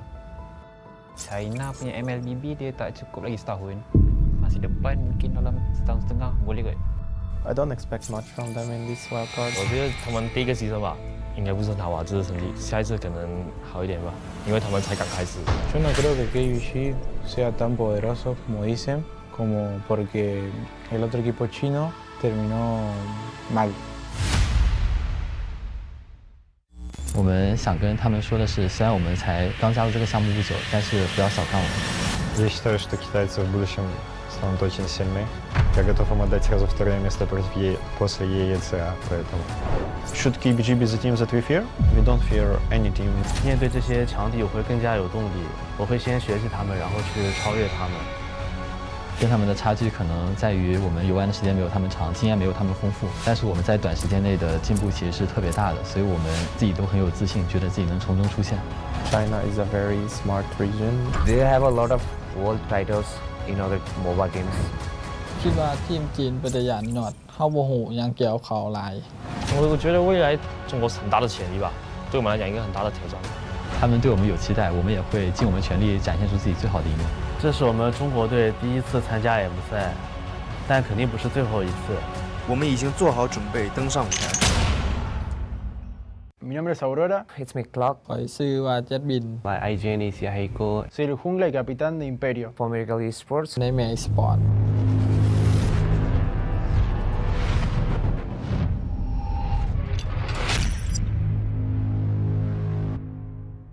1 year ago, when everything started, we couldn't imagine that 1 year later we were going to be in Malaysia trying to get to the M5. At first time when M1 came, we were like, wow, a World Cup for Mobile Legends. That's only for the big region like Indonesia, Philippines. We can just dream of it, we can just think of it. The dream started when we make a company to organize tournaments in Peru. Popular game we organized was Mobile Legends. So my partner told me to make a team that plays that game, and that's how Imperial was born. แต่ก่อนก็สิมีงานแข่งพอสมควรแต่เดี๋ยวนี้ก็รู้สึกว่างานแข่งเริ่มหลายขึ้นเพราะในลาวมันก็สิมีผู้เล่นเก่งๆหลายขึ้นเพราะมีทัวร์นาเมนต์หลายขึ้นเขาเจ้าก็ตั้งใจสอนเพื่อให้ฝีมือตัวเองโดดเด่นขึ้นมา The official tournament also came in Nepal. We can practice much, have a proper skills. We can grind more and be skillful. Bien, jugar contra Vigiltron Suns dentro de la Liga Latam fue una experiencia que nos ayudó demasiado para madurar como equipo, como personas y vivir el momento. The experience of playing in Sao Paulo in front of Brazilian people, going for RRQ or Akira, 2 meters from the players, Brazil, Brazil, Brazil. In the end of one of the matches, a couple of them ended crying because they're kids, they're 16 years old, no? And they've learned that losing is part of the game as winning. Es una oportunidad para pasarle en equipo, entre amigos y aprender, disfrutar. Vean mucho los otros equipos y disfruten. Nosotros hace un año no esperábamos estar aquí, estamos a un mes. ¡Let's go, Imperio! After losing ISF, I was like, we're gonna need a coach. I keep on messaging each and everyone, and I found Omox is from like Wikipedia. Other coaches doesn't want to take the risk at a new region, at a new team. For America, I can see that they have dedication. I told myself, let's be the first one to give them hope. So I hope we can clear all those states so that the next generation won't suffer that hard to prove their skills to the international level. For America, let's still holding. There he goes, loves the immortality. Gets the To be brutally honest, I would say 99% SMG will win. Team SMG will keep their nightmares at bay in day number 1 the wild card as they That 1% is the hope and dedication from For Miracle with the chemistry that they have for 5 to 4 years that is going to make us win over SMG.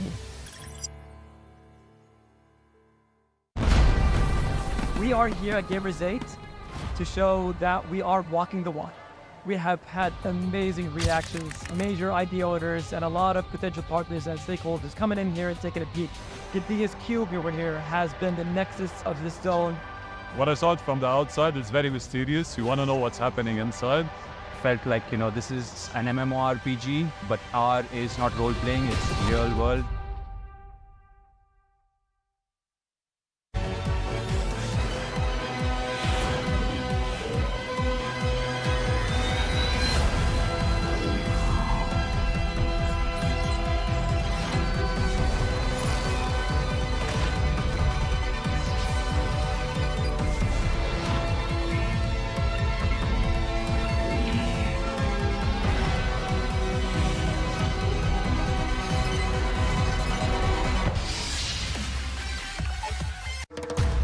Grab only. Boing, boing, boing, boing, boing, boing, boing, boing, boing, boing, boing, boing, boing, boing, boing, boing. Pag nag-grab only, savings ang dami, your wallet sings tonight. Laki ng bawi, pag nag-grab only, save 244 alright. Bowing, bowing, bowing, bowing, bowing, bowing, bowing, bowing, bowing, bowing, bowing, bowing, bowing, bowing, bowing, bowing.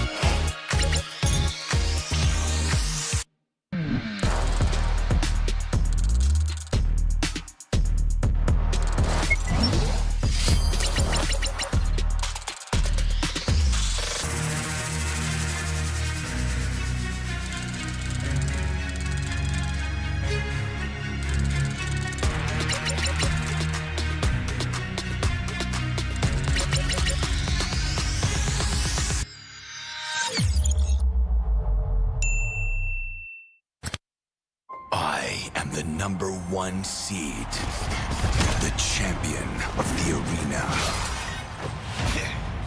The fans adore me because I've never lost. You are afraid that you will lose everything.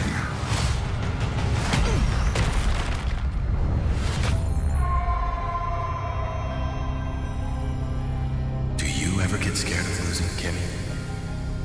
Well, big bro, I think we should cherish the joy and excitement of each game.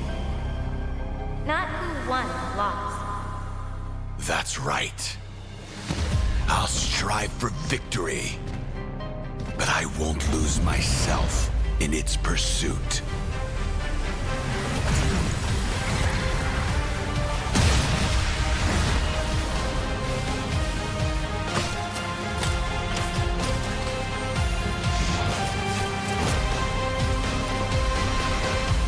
World Championship.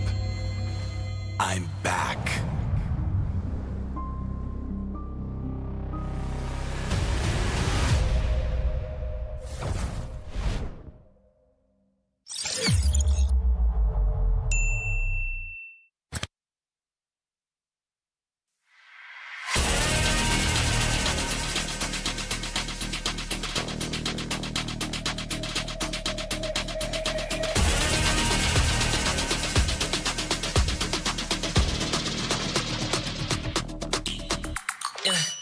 Hit me like I might kick over, but you can keep me in no corner. I know I can make a comeback, ace this round and finish this game now. Got the power on my shoulders. Yeah, you know that I'm a soldier. You can keep me off my guard, but you can't keep me from my honor. I feel like the floor is lava. The energy's getting higher. You're saving my arms. 'Cause I know just what I got. I got you like na-na-na. And you know I hold the power. This feeling I love. Oh yeah. Making my grind good to great. So don't stand in my way. Standing tall and I won't fall over. We are better than great. Good. We are better than great. We stand tall, won't run away. We are fun, nothing gon' change. Great. We are better than great. Can't get it great, I'm better than great. I play my own role, I become the greatest. Transcend myself into this game, yeah. I build a power to dominate fate. Championship mind, no time for the weak. We start to the game, shall reveal. Better than great, that's how we feel. I feel like the floor is lava. The energy's getting higher. You're saving my arms. 'Cause I know just what I got. I got you like na-na-na. And you know I hold the power. This feeling I love. Oh yeah. Making my grind good to great. So don't stand in my way. Standing tall and I won't fall over. We are better than great. Good. We are better than great. We stand tall, won't run away. Play our part, nothing gon' change. Great. We are better than great. If we stand tall and believe we can make it, you and me, with a sense of urgency, you'll see I'm better than great. I'm better than great. Oh yeah. Oh, I'm better than. Making my grind good to great. So don't stand in my way. Standing tall and I won't fall over. We are better than great. Good. We are better than great. We stand tall, won't run away. Play our part, nothing gon' change. Great. We are better than great.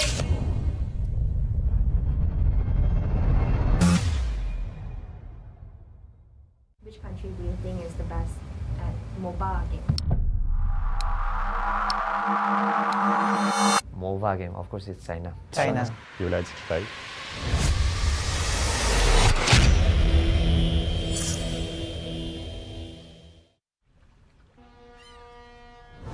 I think it will grow more because they do everything to win, like that kind of mentality. 觉得我们队伍是一个比较敢打敢拼的队伍吧，就是无论在国外还是国内，我们都是一个很敢于去打架的。 China punya MLBB dia tak cukup lagi setahun. Masih depan mungkin dalam setahun setengah boleh kot. I don't expect much from them in this wildcard. 我觉得他们第一个 season 吧，应该不是很好啊，这次成绩，下一次可能好一点吧，因为他们才刚开始。Yo no creo que KBG sea tan poderoso como dicen, como porque el otro equipo chino terminó mal. 我们想跟他们说的是，虽然我们才刚加入这个项目不久，但是不要小看我们。 Я считаю, что китайцы в будущем станут очень сильны. Я готов им отдать сразу второе место после EECA, поэтому... Should KBG be the team that we fear? We don't fear any team. 面对这些强敌，我会更加有动力。我会先学习他们，然后去超越他们。跟他们的差距可能在于我们游玩的时间没有他们长，经验没有他们丰富，但是我们在短时间内的进步其实是特别大的，所以我们自己都很有自信，觉得自己能从中出现。China is a very smart region. They have a lot of world titles in other mobile games. คิดว่าทีมจีนเป็นตัวอย่างหนอดเฮาบ่ฮู้หยังเกี่ยวเขาหลาย 我觉得未来中国是很大的潜力吧，对我们来讲一个很大的挑战。他们对我们有期待，我们也会尽我们全力展现出自己最好的一面。这是我们中国队第一次参加 M 赛，但肯定不是最后一次。我们已经做好准备登上舞台。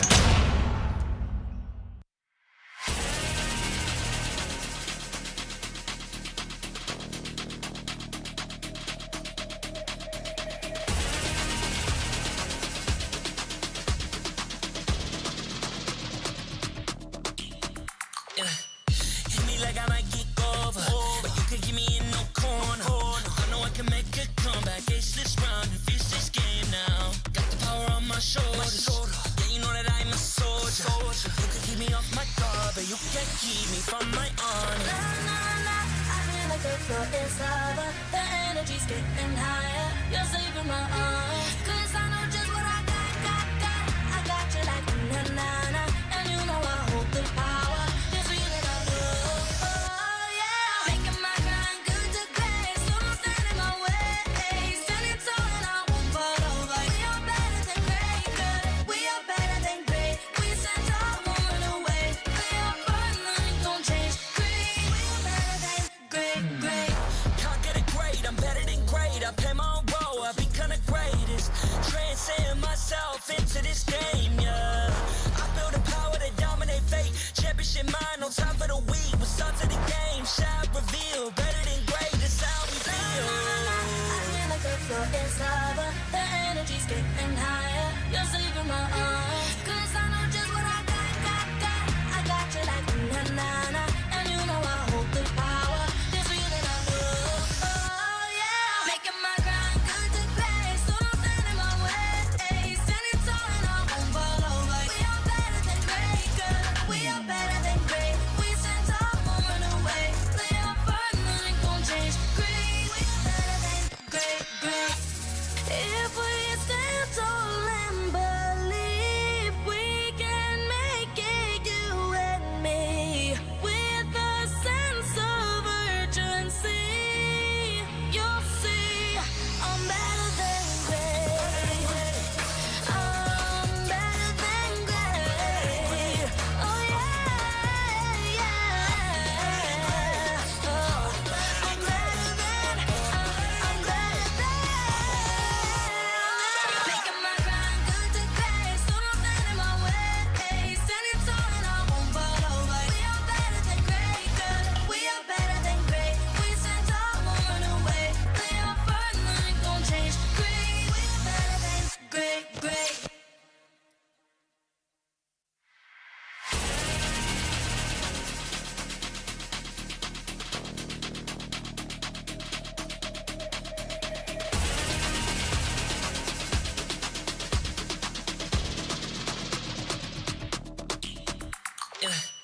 Hit me like I might kick over, but you can give me in no corner.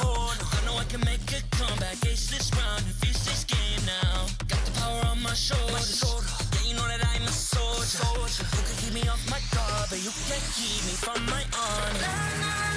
I feel like the floor is lava, the energy's getting higher. You're saving my arms, 'cause I know just what I got. I got you like na-na-na, and you know I hold the power. This feeling I love, oh yeah. Making my grind good to great, so don't stand in my way. Standing tall and I won't fall over. We are better than great, good. We are better than great. We stand tall, won't run away. Play our part,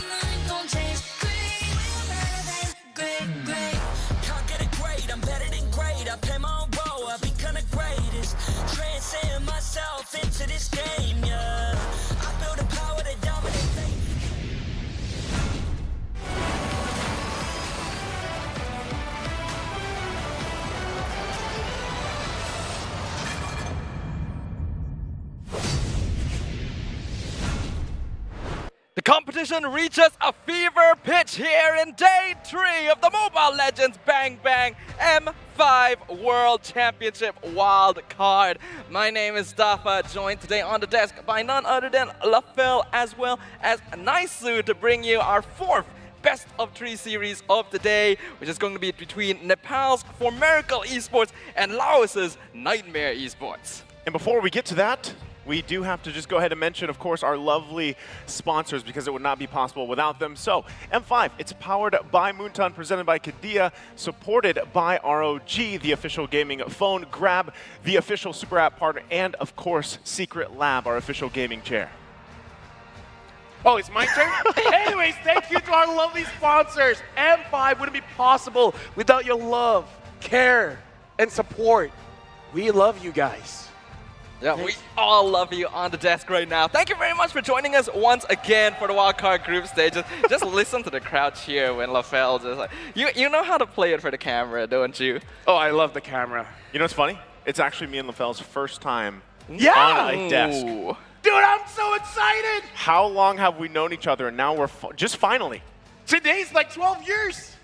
It kind of feels like it. That long? Kind of feels like it. Me and Naisu, we go a long way because we used to go to kindergarten together. He was my teacher. Amazing. He's an amazing guy. He takes care of me. He was the first guy to talk to me about Mobile Legends. Wow. Even I've learned something new. Yeah, like I think it's been so long that you've already forgotten it, right? Naisu is incredible, but let's not just stop at that, of course. We have to tell you guys, if you want to get ahead of the competition and reach Mythic or Mythic Glory, make sure you guys grab the Secret Lab Titan Evo gaming chair, outfitted with pro-grade ergonomic features engineered for maximum performance. Lafel, what do you think about the chair? Oh, it's shot matchmaking comfort, and keep yourself at the top of your game now. This time, I got my timing right. I'm learning. He's learning. He's growing up. They grow up so fast, guys. I'm an amazing caster. I'm proud of you. Yeah, thank you, Daddy. Of course, besides that as well, don't forget to search hashtag MLBBM5 on TikTok to find the best M5 content. Remember to use the same hashtag, once again, hashtag MLBBM5, to share your very own content to stand a chance to win rewards. But without further ado, we're going to be jumping into our first game as a trio here today, guys. We got Nightmare Esports, we got For Miracle Esports. We know that For Miracle, based on their past performance, unfortunately, is already considered out of the competition. But I imagine they're still going to do their best up on stage right there, because for Nightmare, this is quite the determining match, right? Like, what do you think about Nightmare's performance so far? Well, so far, I mean, yesterday, we got to see them for quite some time, right? Oh, yeah. Yesterday, their match against Falcon and everything, and of course, we'll see Falcon play later. But for Nightmare, I've been rather impressed, right? And I mentioned this even back in day 1. I've had the opportunity to cast some of their games. This is a roster that has been together for quite some time, and I just feel like they're really refined now, and it's showing, right? At least up to this point. Now, hopefully, they keep that momentum going. They can continue on that route, and maybe secure that top spot. For me, my father once told me, keep it simple. Keep it simple. And there's nothing simpler than winning a 2-0, because that's what they need. Because if they want to make sure that they have a solid standing going up into tomorrow, they need to win a 2-0. A 2-1 will be too complicated. And as everyone knows, complications make things not simple. That is true. Your father is a wise man. That's basic logic, you know? It is basic logic. I try my best. Sometimes people don't realize that. Regardless, though, we have to talk about the match headline that's going to be happening right now. Nightmare's hike for redemption. This is a team that definitely started things off a little bit iffy, but their performance yesterday, like you mentioned, Naisu, was pretty impressive overall. So far, I think they're going to be going into this match as the favorites, right? Because unfortunately For Miracle Esports' performance still needs some refinement this tournament. But do you think we could see a surprise? From For Miracle? From either way? What do you think? I think, you know, For Miracle, in a way, coming into the wild card, they had quite a few fans already, right? Because of the waves they started back in the qualifiers and everything else throughout their journey this year and how it all ended up. But unfortunately, I feel like, you know, some people might feel like they were let down a little bit, right? Now, maybe this is their opportunity where, given the circumstances, they can kind of relax a little bit and just go to some comfort heroes. We know that they have some signature picks that they like to go with, and we even saw a little bit of that earlier today. But if anything, I know that they want to just go ahead and have their last match for the wild card so far to just kind of go out swinging, have a good time, and end on a good note if they can. Make it memorable. Because we have over 120-something heroes. This is definitely their opportunity to try out something new and take Nightmare Esports for a spin. Because honestly, Nightmare, Cammy has been performing incredibly well. Even though in this current meta is not exactly the best for the marksman position or the gold laner, just because a lot of pressure will be focused onto the gold lane. But Cammy has been proving himself to be an amazing player. Some would say he is better than great. I see what you did there, but it is true, right? Cammy's positioning, it's been pretty smooth so far, and while there have been some times where it's a little bit iffy, getting caught out a bit too early, he definitely seems to have come on into his own a little bit here in the tournament and become a player that you truly have to fear. But we can see that both teams are now prepared up on stage. On the side of Formerical Esports, it's actually all smiles as well. They don't seem to be too worried about their performance this time, and perhaps you might be right, Naisu, this could be a chance for them to really let loose. Is there anything you hope to see? In terms of a Kimi for Cammy? A what? A Kimi for Cammy? A Kimi for Cammy. That could pop up. It'd be on team. I'm going to talk about Formerical here a little bit, right? Because the thing is, and by the way, great cosplays out there. We got to see them before coming live. They're amazing people. That is Liu Yi. I would love to see a Liu Yi. Oh yeah, why not? Yeah, why not? No, that's true. Yeah, represent. We don't get to see that very often, but I think that the hero definitely has potential in the land of the, especially since so many of these wildcard teams like to group together, right? You set up all those yin-yang reactions, then everything just blows up. Especially going up against Faramis, right? Yeah, true. They just want to clump up, and then Luigi's like, hey, you guys want to get closer? Yeah. And not only that, but wasn't there a fact, I think it was just yesterday, maybe even on the day one, how many unique hero picks? 40-something, and then on the second day it became 50-something? Yeah, I don't know exactly what it is now. What is that? Is that their coach? I think that's their coach. I think it is. It's just the image of their coach like blown up in-game. Very nice. Nightmare represent. Like, can you imagine just opening up the player profile and then you see that face? Like, what would be your thoughts? I would think that he loves his team so much that he wants to remember his training all the time. Before the game starts, look at your coach. Yeah. Remember everything that you've gone through. Hey, I'm Coach Chicano! Yo, we got to look alike here. Like, shout outs to both of them. And when I see this face, I do indeed get electrified. Even the coach is loving it. He's like, yeah, represent. The multiverse. Perhaps we have long-lost brothers in the crowd, right? They're going to take the chance to get acquainted after the match, and perhaps there's some secret history going on back there.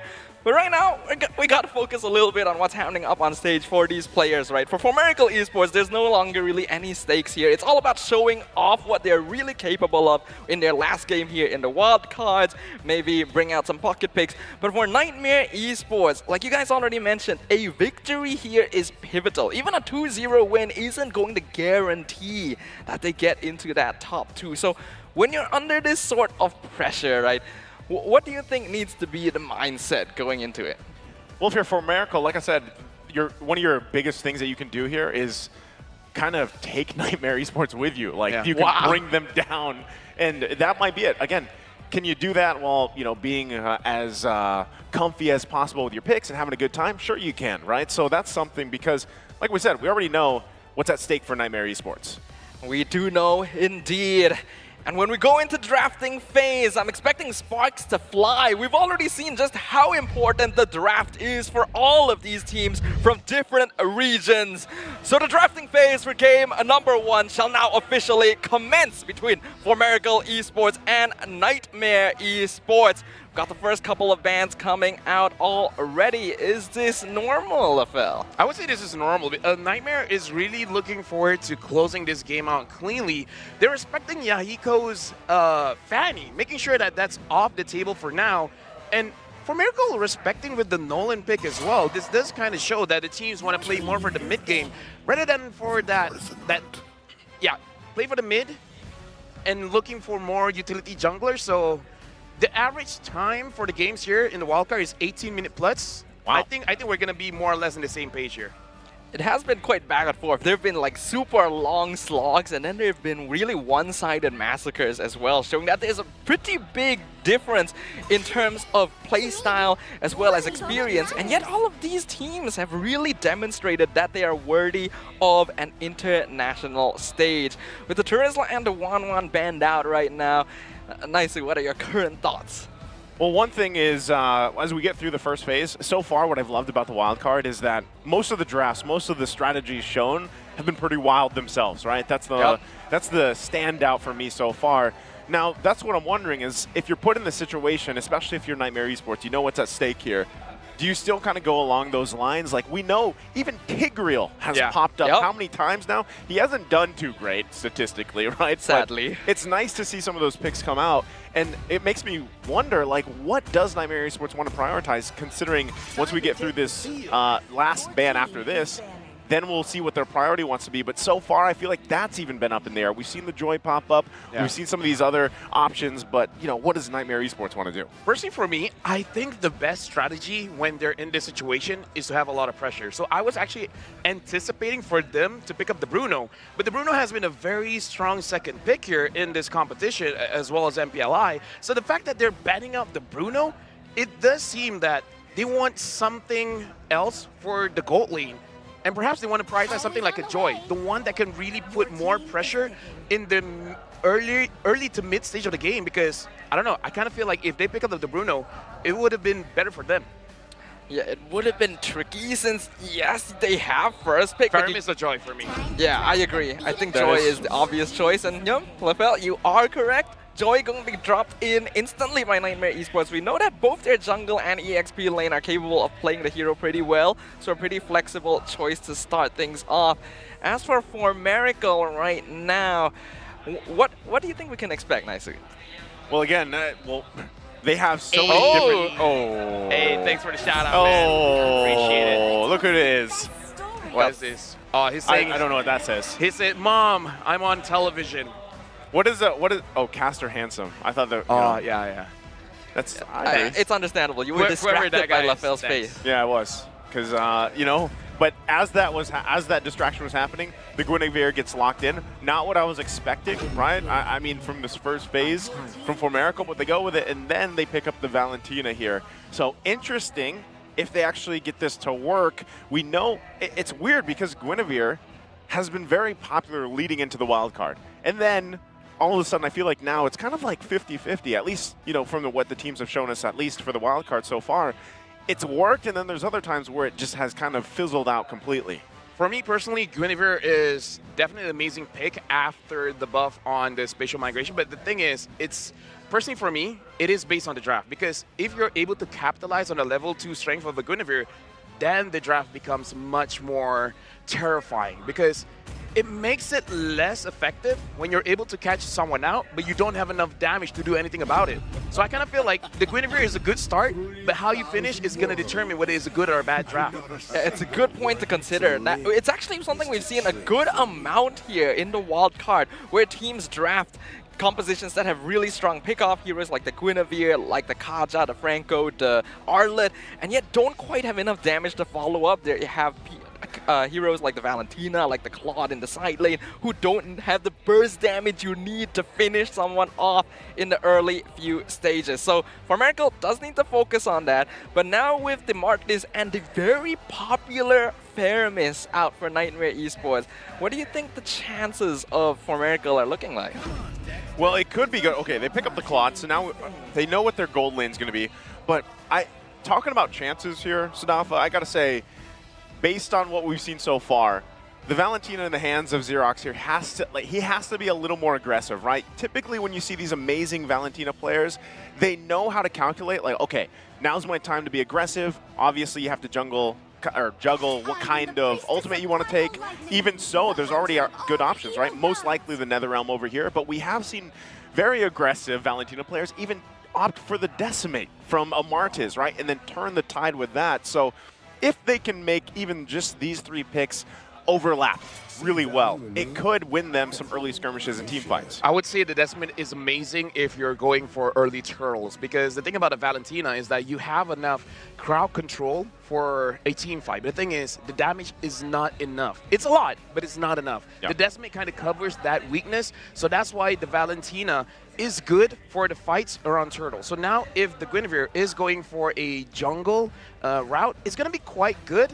But the thing is, as I said before, it really favors for a more bursty draft. So the Claude here is not going to be helping out the team much, but at least they have two ways to play the Guinevere. Either be aggressive around the river fights and have Valentina there to cover up for the team, or just delay everything, make sure that the Claude has 3 to 4 items, and then they can move in. I agree with you there.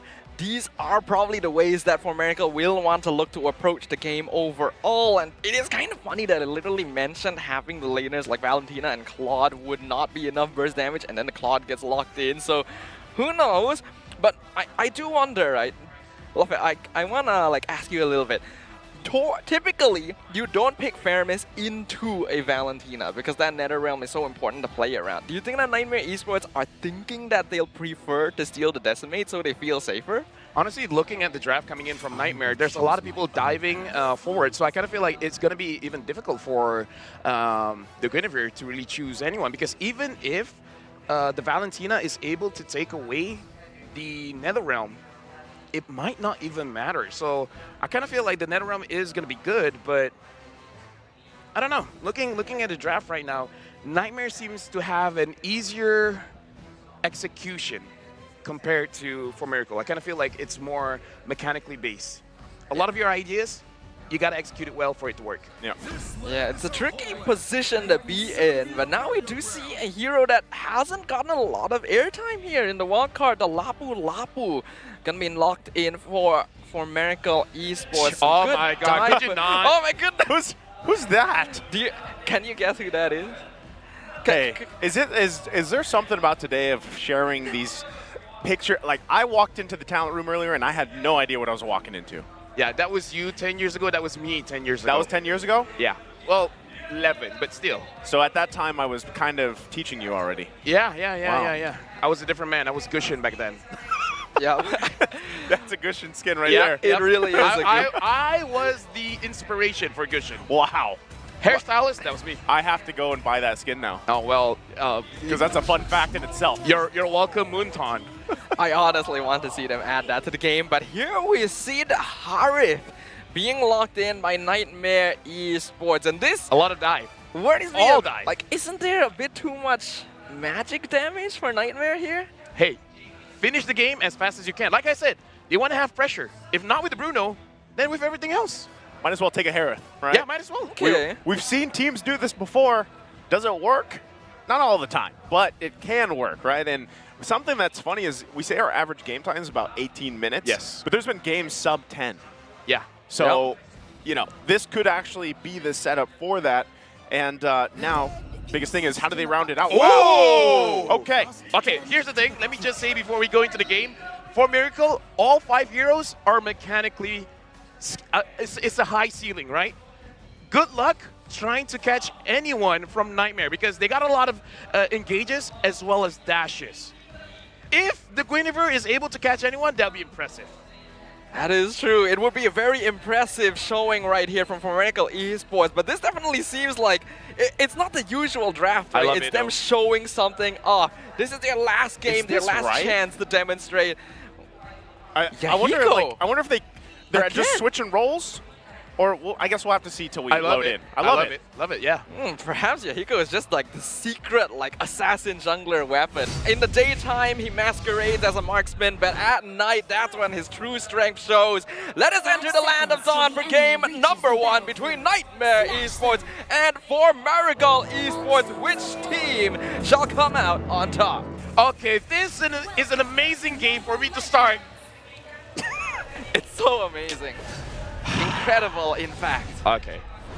As you were saying. Perhaps, you know what? I deserve it.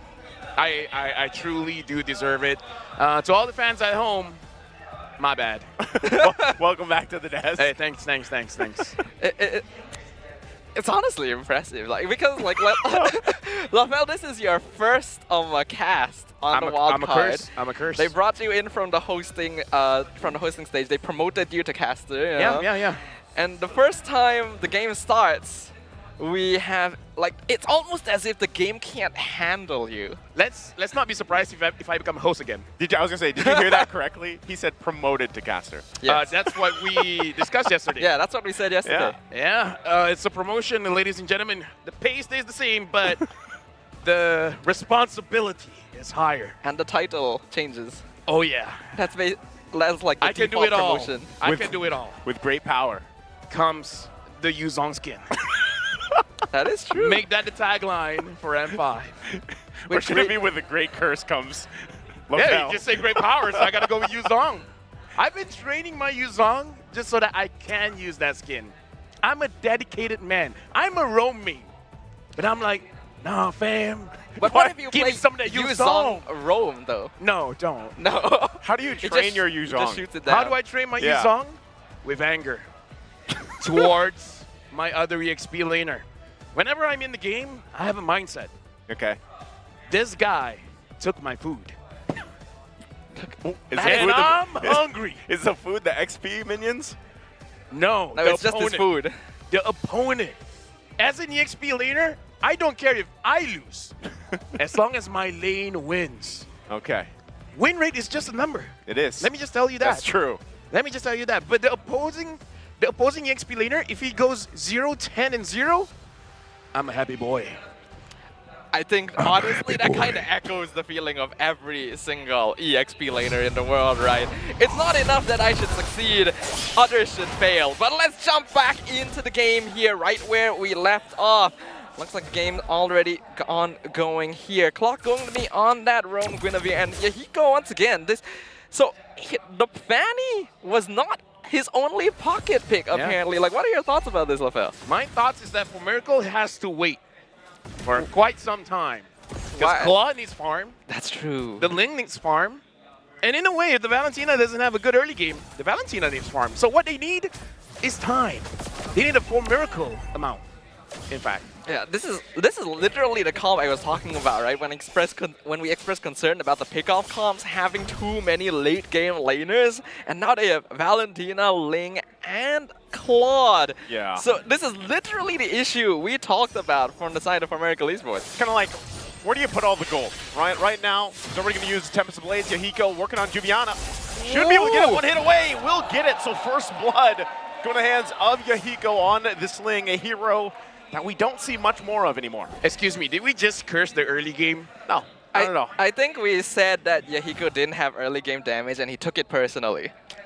I feel like we're doing Nightmare a disservice. We're giving a buff towards For Miracle, so we need to talk good about For Miracle now. They're the best. They're the best team in the world.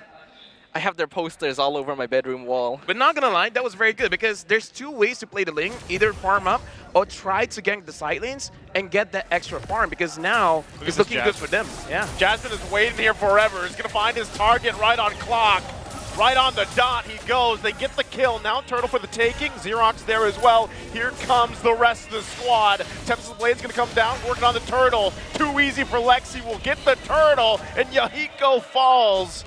So that is also going to result in him losing his buff. I'm reminded why I don't cast. It's okay.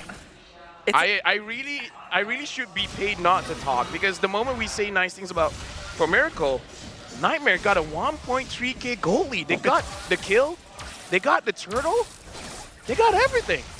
They're happy. Just remind They're dancing. Yeah, literally. We'll hold on here in the mid lane. Okay, not too much is going to be happening. Just remind me that the next time I want to do anything, I have to bring Lafel along and tell him to do the opposite. And then I will probably have a pretty good chance of success. As of right now, though, a 1.2k net worth lead for Nightmare Esports the first 3 minutes in. This is already the concern we talked about. While Yahiko was able to get a nice first blood, Nightmare Esports are still going to have the stronger early to mid-game scaling. My personal rule is that if you have a scaling composition, don't lose by 2,000 gold. Because even if you lose, as long as it stays around the 2,000 threshold or below, you're actually winning. Because all you need is time. Yeah. That's some more simple logic here. Once again, Juviana going to be the focus, has the vengeance. Tempest of Blades as well with Masorab. Can he escape? He does. The bravest fighter, Yahiko, can't get the last hit he was looking for. Oh, the Xerox. Can he find him? Can he go there? He's going to go under the turret. Nope, not going to commit to it, so he backs off. Juviana, impressive to survive that. He's just teasing for Miracle Esports at this point. They invested so many resources to try and pick off the joy, and they still weren't able to do so. But I think considering everything, the fact that they didn't lose anyone from over-diving there is still a plus point. As of now, though, Nightmare Esports is slowly increasing that lead beyond that 2K threshold you mentioned, LaFell. Yeah, well, let's not talk about it anymore because the turtle is going to come up soon. And, Juviana. Juviana again. He should be fine. So here, though, too easy for Lexi. I'm not sure if he's going to be able to commit on this. Xerox holding on to that Nether Realm, but all this leading into that next turtle. Yeah, this next turtle is going to be a snowballing situation. If Nightmare Esports is able to catch For Miracle off guard, they can get a lot of kills here. Let's see if they can do it. Jasmine going to find a couple targets here. Too easy for Lexi. Still going to be working on that turtle. They got to get in range here. Waiting patiently on the bottom side, but they're going to force him back. Too easy for Lexi. Will get the turtle again. And now Masorab on the run. Going to be dragged here a little bit further. There's the Decimate from Too Easy for Lexi. Still going to be hungry for more, but won't be able to find Clock.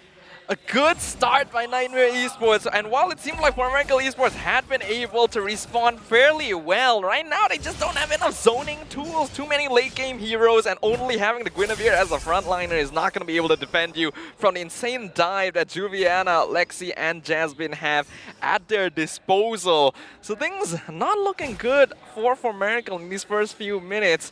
Even Jasmine continuing to invade the jungle. My personal opinion is that For Miracle should not have fought for that because based on the deficit, they will not be winning that turtle fight. Because even if you win, I would say it's you being lucky.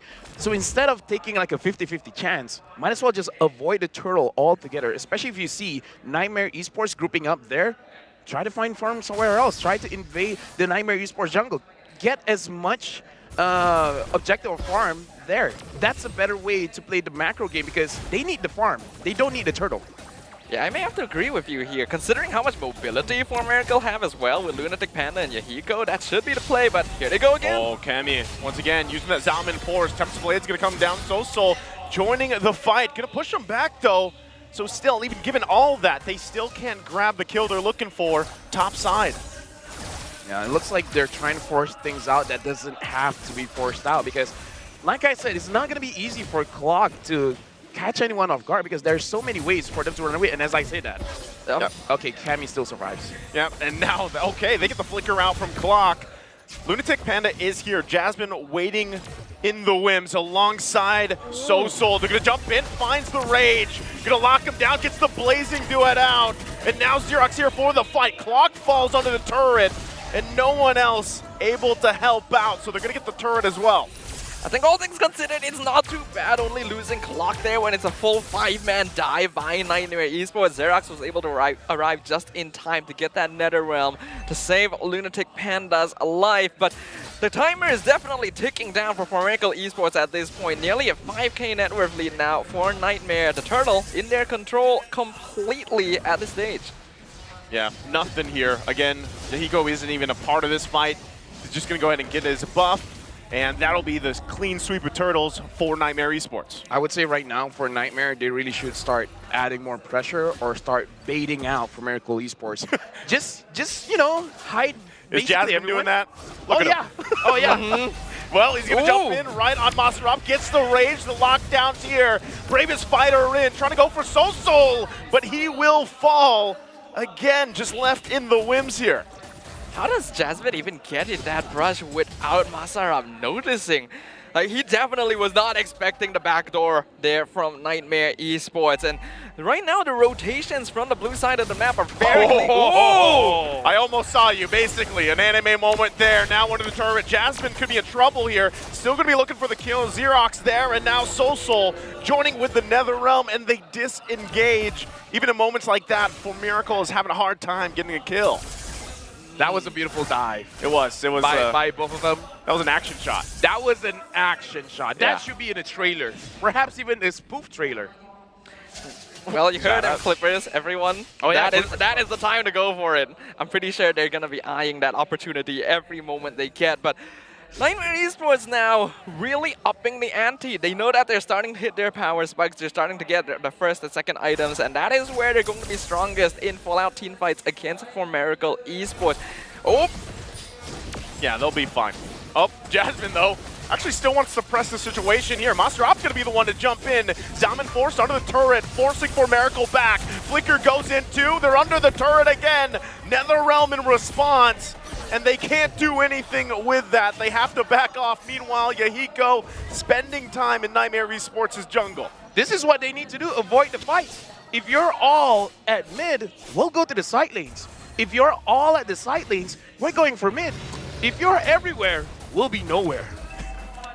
That's the mindset. That's the mindset. That's the mindset. If they don't know what we're doing, just don't know what we're doing and we're all good. That's peak XP lane mindset, by the way. Yeah. Oh, Xerox. Xerox still going to be up here. No one falling just yet, but this is Lord for the taking for Nightmare Esports, even with that, unless, once again, the information can come here for Formerical. Yahiko does have that purple buff. Can he actually steal this away? He's taking quite a bit of damage himself. They force the Tempest of Blades out, and right now he has nowhere to go unless he can pull something amazing off, but he's forced back too much, and Nightmare Esports plays that so well, keeping Formerical at bay. Juviana wants this kill on clock. He's looking for it, and he grabs it as he backs off here, Nightmare Esports. The way that Nightmare Esports is splitting these fights apart and zoning out Formerical is incredible here.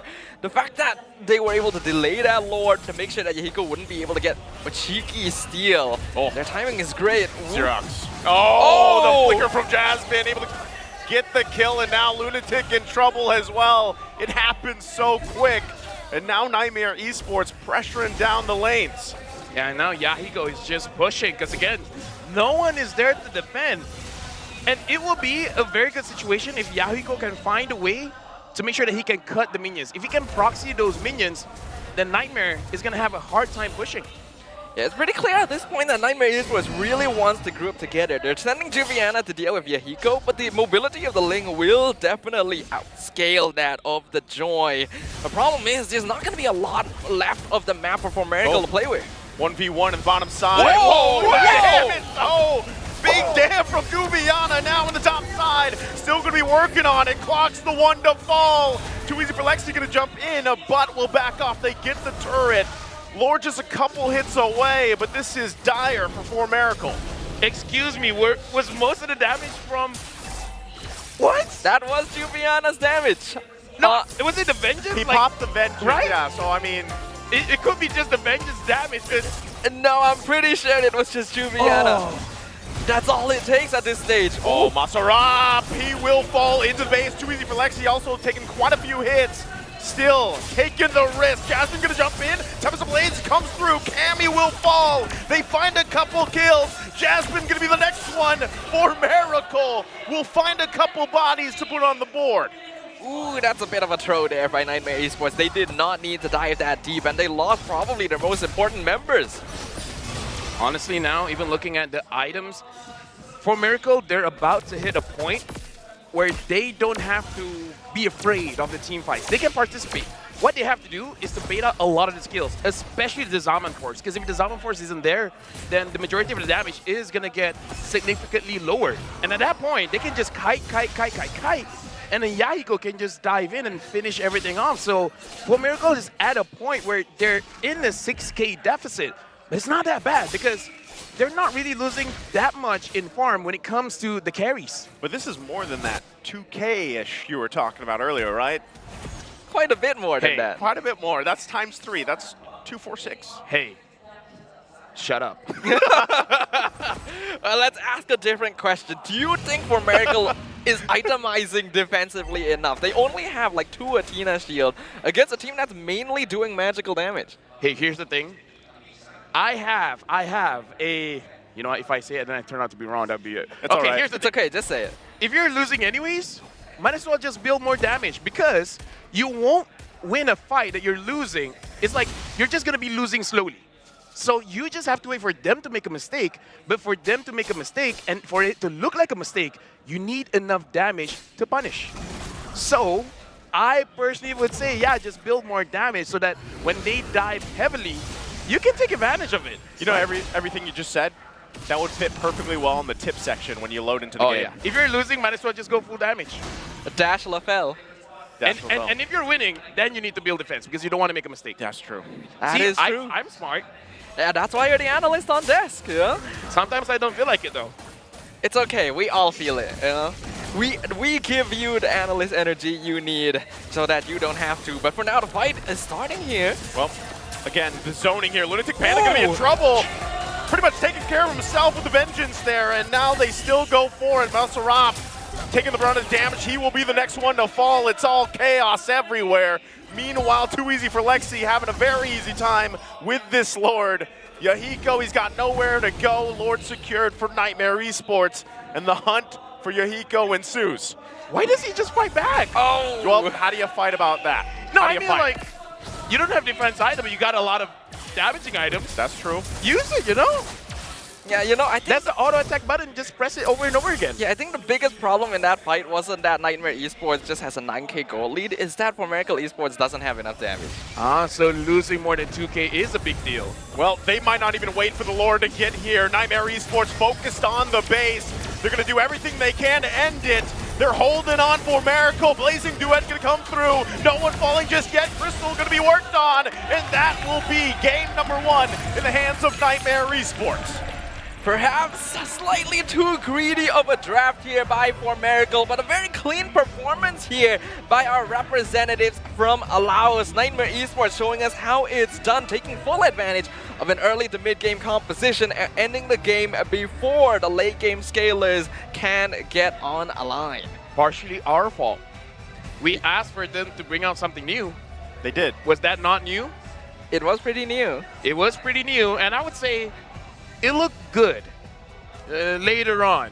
Yeah. It had potential. And sometimes that's all you need. Potential to be better than great. Yeah, it's a bit hard to say though. Hopefully they have a good warranty for that new thing they brought out here. But looking at the situation, for Miracle Esports does seem to feel confident enough that they're able to bring like slightly more fun picks they seem more comfortable with into the land of Dawn, but there still does need to be a bit of synergy in the composition, right? Yeah, there seemed to be, I don't know, when it came to the rotation is the biggest thing that sticks out to me, right? Because, yeah, how was there ways, even in the early game when Jasmine was just where he, there's no way he should be there without the information, right, for the most part. So, again, it just seemed like there was kind of some miscommunication with them on how they wanted to rotate with that. It was great to see them, though, bring this kind of team composition out, and even the swap that they did. Yeah, looks like Yahiko has a pretty interesting secret second identity here, but we of course have to hand over our MVP title to the side of Nightmare Esports. And guys, get you a hype squad like that. Juviana is our MVP of the game. The joy, being able to just dive into the backline with impunity every single time. I would say the MVP is definitely this Vengeance, man, because you don't see it coming. You're just like, I have a lot of damage, and then Juviana is like, yeah, I know. You will feel it. And they definitely felt it. So I guess it's like, yeah, the mindset of building more damage is good until you see that Vengeance. Then you're like, oh, I am painful. Yeah, so it's basically a situation where it's like the negative version of feeling yourself. Yeah, it's like, do I have enough damage? And it's like, good news, yeah, I do. But now I'm dead. Yeah, but now I'm dead. But now I'm dead. It's almost like a backhanded compliment. It's like, hey, you got a good damage. Now go to bed. It's an Uno reverse card. Oh yeah, definitely. But Juviana, I think his positioning was great here. Obviously, Miracle didn't really have any heroes that could actually punish it. Like all the usual hard CC heroes like the Franco, the Kaja, for some reason just led through the draft entirely. So he could just jump into the backline, and we already mentioned the Ling, the Claude, the Valentina all don't really threaten him enough in total. But let's just jump into the highlights here, brought to you by Grab Unlimited, to talk about, once again, what happened during that game. In this game, in the early stages of the game, it's definitely a mistake when it comes to the prioritization of what we should do. Because when you're at a deficit and your draft is not really built to fight for these neutral objectives, you really should just be looking for something else. In the mid game, we can definitely see for Miracle understanding it's like, okay, don't fight. Let's just go to the side lanes, try to get some kind of farm, try to get some kind of push going. The idea was there. But then it comes to the point where Juviana as the MVP for this game is kind of like shutting down their win conditions, the Claude as well as the Ling. If your win condition is not allowed to deal out damage freely, then that's a big no-no. That's a big oof. Yeah, it's a big oof situation in total, but the thing is, yes, they were able to finally figure out that, oh, maybe we need to do some split pushing in this game, but when you draft a comp like this, shouldn't you start the game with that mindset? Like, do you think it would have changed if they just did that from the very beginning? I think the mindset even that LaFell talked about, early on is kind of what you wanted to have before Miracle.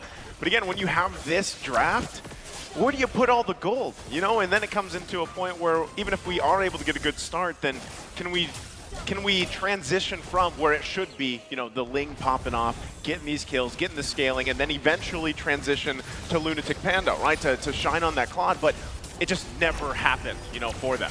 I would say the Guinevere pick, this is one of the reasons why I said it's a very good pick. It is a very good pick, but it really depends on how you finish off the draft, because if it doesn't really have that synergy, it's not going to be looking pretty good. It's not one of those heroes that it's strong in a vacuum, but even on a broom.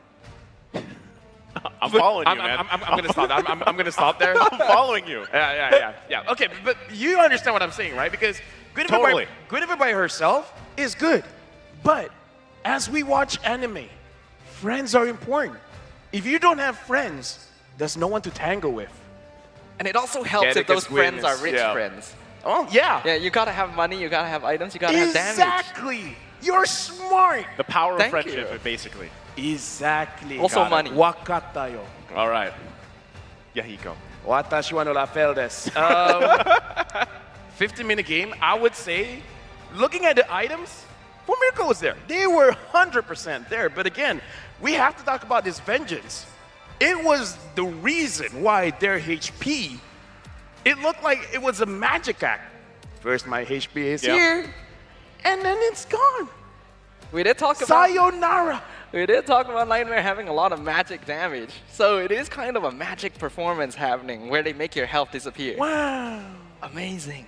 What I'm wondering, though, is, in a world where maybe you could say Yahiko was doing the best he could on a Ling given the situation, because we have seen games before, right, where Ling is down, whoever's playing him, but they do that split push, that kind of idea that he had. It's just unfortunate, like you were talking about with the joy and the vengeance and everything. I'm pretty sure he did not see that coming. Yeah.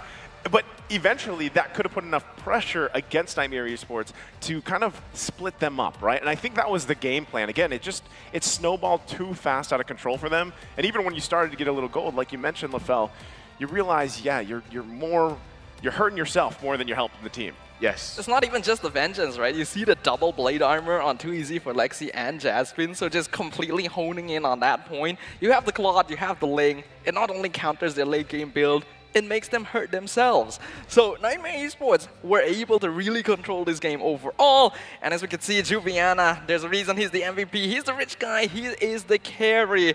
Masaraf tried to take as much damage as possible for his team, but it still wasn't enough because there's no real front line once Nightmare Esports dives into their ranks. I would say for Miracle, for the next game, really think about the first 3 picks, because there was not a lot of synergy there. And again, just the vengeance was enough to really deal with it. And like you said, even the blade armors as well. So I really feel like, think about the first 3 heroes and how they synergize with each other rather than trying to get the S tier picks first.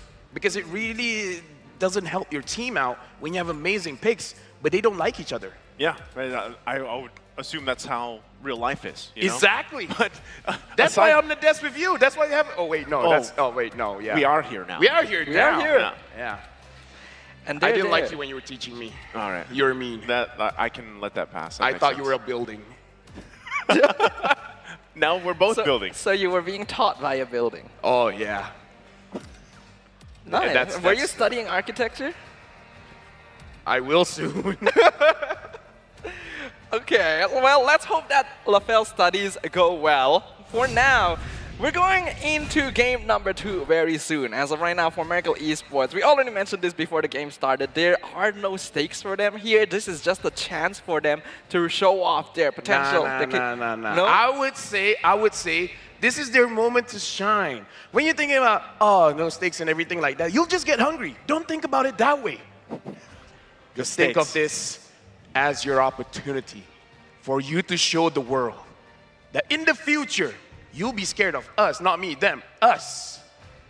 This frame looks like a recruitment poster. Why did you cut me off? Where did my train of thought go? I think it went to a different station. Dude! LaFell, welcome back to the desk. Nice to be back. Now you got game 1 under your belt. You promoted here with us. Who said I'm wearing a belt? That's true. Who says you're wearing pants? Let's look at the players. I heard their cams is coming up, and here they are. Their cams are indeed coming up. Don't call me out like that, man. I'm sorry. It's cold. You need some pants? I got some here. Oh, well, I'm not going to wear But then yours. I won't have pants. Talking points? Okay, let's talk about what needs to change going into game number 2 here. So, it's pretty clear that having multiple late game heroes with a pickoff hero like Guinevere isn't going to work out. LaFell, you already mentioned there needs to be a little bit more synergy in terms of the first couple of picks. And we've already seen some of the heroes that For Miracle is capable of playing. In their position, what is the approach for the draft? Go more damage. More damage? No? But what if they pick Vengeance again? Okay. Let's look at it this way, right? Because like I said, the first 3 picks. Now, you got to make sure your draft, you have enough crowd control, you have enough early game, and you have enough late game. And then once you have all of that, you got to start looking into the future. Can we win the turtle fights? Can we not win the turtle fights? Can we win the lane? Can we not win the lane? And then once you ask all those questions, then what? If you have an answer, great. And if you don't, try your best. That's still a game plan. Exactly. But here's the thing. I kind of feel like the mid and roam is going to be so important. So build your draft around that. I legitimately feel that way because in the game just now, their rotation is able to keep up, but they don't have the firepower to keep up. So it's like they can match the macro speed. They just need to pick heroes that is easier to execute micro-wise. Because even before the game started, I was like, good luck for the Guinevere to catch anyone. Yeah. Did she catch anyone? You did have 2 very speedy Leonin heroes in both side lanes. Literally, when they ganked the Joy and they ganked the Harif, it felt like I was watching a repeat of what happened. So, I do agree, but what if they went in a separate direction, right? We've seen a lot of success from various teams in like the double support meta, right? You pair Fermis with like the Angela or the Rafaela, and you just have so much extra health. Could that be viable? Angela, as a roamer, still has a 100% win rate. Really? But as a mid laner, only 20% win rate. Ooh. Is that confirmed? Yeah, so Moonton really knows how to balance heroes. They did say they don't want Angela as the mid anymore. Maybe you should listen to them. I think like Moonton knows what they're doing. Yeah, there's still some teams that would actually, I feel like, place her there if they wanted to. But yeah, 20%. 20%. So there's 20% of teams that would probably do that. Hey, you know what? Yeah. 20% is more than 0. You're not wrong, but you're not correct. Yeah, I'm often told that. But going on it must be a very tough childhood. Yeah, it's okay, man. It's understandable. But either way, moving on into the game right now. There are various strategies that could be possible for these teams. It's just that synergy, right? You gotta be able to figure out what the game plan is. Like LaFell said, you gotta be able to look into that future. You gotta be able to figure out what is going to happen in that land of Dawn. While we wait for the draft to pop up here, let's contemplate a little bit about the future. Yes. Okay. You know, this is M5 now. What do you guys think about M6? Would it finally be outside of the C region? That's very future. Do you think there's a possibility for that? if you're asking me. I am asking you. I'm looking you directly fine, in the eye. Sure. Do I have nice eyes, though? You do. All right, thank you. Then I will answer yes. Okay. The opportunity is there. Let the world know. Mobile Legends Bang Bang is not just for Southeast Asia. We are for the world. World Championship. And you know what that means? We're going into draft. The drafting phase for game number 2 between Formerical Esports and Nightmare Esports. Right now, Formerical Esports won a game down in their final match of the wild card. We already see a couple of bans come out, and it does look like the teams have switched sides here in terms of the drafting. So we'll see how this might affect things. Nice. Have you been to Europe? I have, yeah. Would it be a good place to have a World Series there? Just a yes. Do I have nice eyes? You have very nice eyes. Then it's a yes. Then it's a yes. M6, why not? Yeah, why not? Yeah, I've never been to Europe. Wouldn't you love to go to Europe? I would love to go to Europe without paying. And that's what the World Series is for. Traveling without paying. Okay. That's what it means to be a caster. That's what all of this is about. Is that why you became a caster? Oh yeah, like because of the wild card. Yeah. I didn't have to pay to come here. Don't you live in Malaysia? Actually, I didn't have to pay to come here Yeah, either. don't you both live in Malaysia? We don't have to talk about those details. Okay. Why are you talking about things that are relevant, man? Let's talk about the draft. Nice. Well, you're the analyst. Oh yeah, that's right. All right, so let's look at the draft. Guinevere banned, as well as the 1-1. And now Nightmare, they're like, okay, we know they love damage. Who else loves damage? Assassins. Take out the assassins. But there's one assassin, right? Mr. Mao. That's going to be pretty good. Uh-huh. Which is the Hellcurt. Well, I have not seen the Hellcurt. But that would be a good pick, no? Right? Roy. Roy. Why are we going? Roy. You're right, mate. That would be an amazing pick. Okay. If it happens, it happens. It happens. But like, the thing is, yes, Hellcurt would be pretty effective. Address the fan, please. Whoa. Oh, we got DJY in the crowd once again. What did it say? It said BCE. Big clock energy. Yeah, but all we got is a clock. Hey, you know what? I love clocks. They tell the time. That's right. They do tell the time. I usually wear 2, but I know someone else that wears 2. Hey, shout out to Leo. Happy birthday. It's his birthday, yeah. Happy birthday. Happy birthday. So the Laotian comeback. Now, Laos apparently has yet to have an M-Series representative all the way since M1. Nightmare Esports doing pretty well in the wild card so far. Is there a chance that they could become the second team ever to represent the region on the M-Series stage? Yes. Yeah. Yes, just straight up. Now moving on, Valentina first pick. It's really good. I like Valentina. It really sets up. It's like looking your opponents in the eyes. Do you really want to pick those heroes? Because yo. Why are we doing this? We can have that heroes too. You want the Faramis? We got the Faramis. You want the Hellcurt? Tremble. Oh, yeah. Have you ever considered a career in like narrating movie trailers? You know, I was just wondering, like, have I inspired you, LaFell? Oh yes, you are my teacher. There's something about this desk, and now these voices that you're bringing out. It's all in my head. All right. Well, there it is, Bruno Faramis for Nightmare Esports. Dude, that's like one of the best openers we can see. But like, you don't even have to pick any other heroes. That's how good it is. The thing is, you're picking the NetherRealm into Valentina again. Posh, doesn't matter. Like, that's what happened in game 1. It actually did work for Nightmare Esports somehow. So, hey. Well, LaFell did point out, you know, the 3 first picks, by the way. Right. And what is that team first? Okay, Valentina and Arlen. Arlen is great. Brody, see, now they have an idea. Pressure the lane. Pressure the lane. Fight back. Just be like, this is my, like, just, I like damage. All right, let me just say that. We do all like damage. We like dishing damage, but I don't think we like taking damage, right? So that's one thing they'll have to consider. Unless you're a Terizla. Terizla likes taking damage. Because he has the body of Smith, the BOS. The BOS? Yeah, I learned that from the birthday boy. Energy? No, BOS. No, that's BS. Yeah. What? Letters, I'm Boss sorry. does not start with O. I didn't finish my alphabet. I'm throwing letters out there at What you. were you teaching here?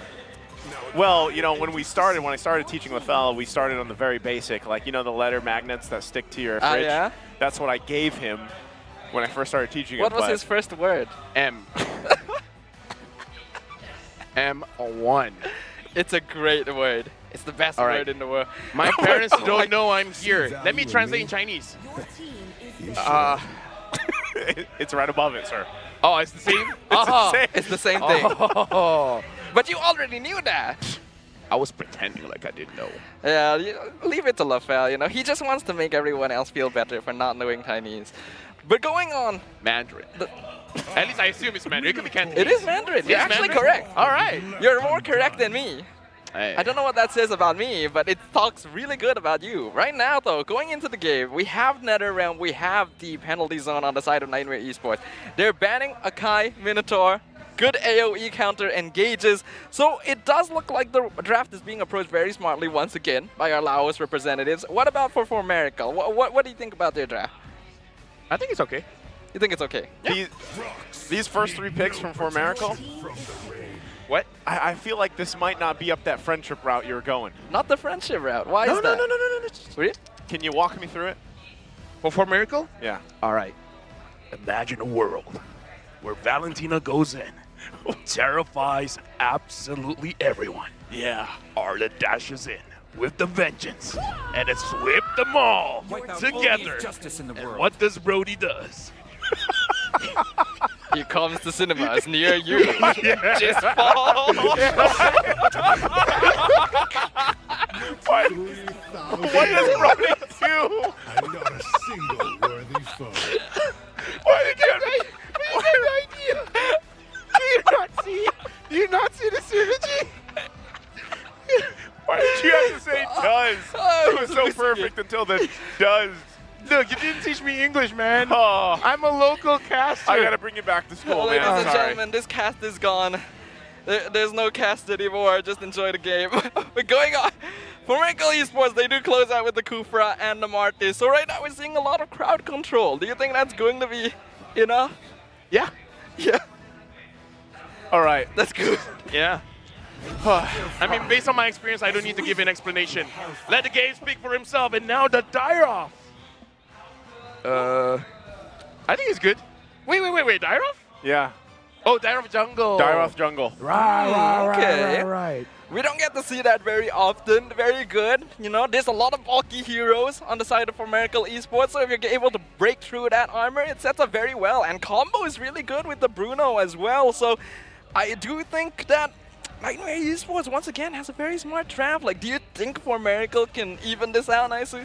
I think they, given the draft, they have some good picks, but I think even regardless, like if we just look at their previous games, even if you give them the S-tier picks, as LaFell said it earlier, it's the execution part, right? I mean, the rotation, they have to be able to lock down early on and just allow themselves for their lineup to shine here, right? They have great tools. They have so much CC available to them too. Yeah.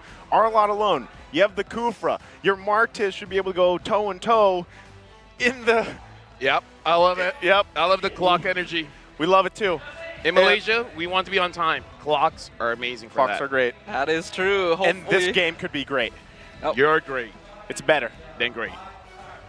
Man, why am I even here? Going on into the game, we got the Land of Dawn approaching very soon. Let's see if Clock can buy the time necessary for Miracle Esports to bring this out and perhaps extend their time here in the M5 wildcard up against Nightmare Esports. Make sure you guys drop in the comments which of these teams you think is going to come out on top. Right before we jump in, LaFell, final thoughts. My final thoughts is I want to see both the Arlet as well as the Valentina working good together. Because like I said, they give opportunities. They give the setup. But we all know from experience, we have friends where we give them the opportunities, but they don't deliver. They don't take it. Nakama energy is going to be important. The what energy? Nakama energy. Nakama. It means, I'm not familiar. It means buddies, friends, family. Actually, no, that's Ohana. But you get the idea. That's a different language. Really? Yes, it is. Oh, no wonder they were confused that one day. Yeah, you were throwing me off too. LaFell is just so multilingual that he doesn't even realize. You know too many languages. I know all of them.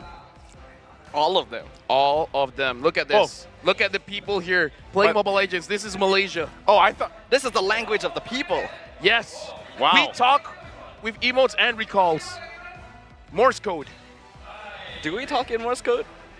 Yeah, I getcha. I understood the message. You're saying that's how talented you guys are here in Malaysia. Like, they're playing in the audience while watching.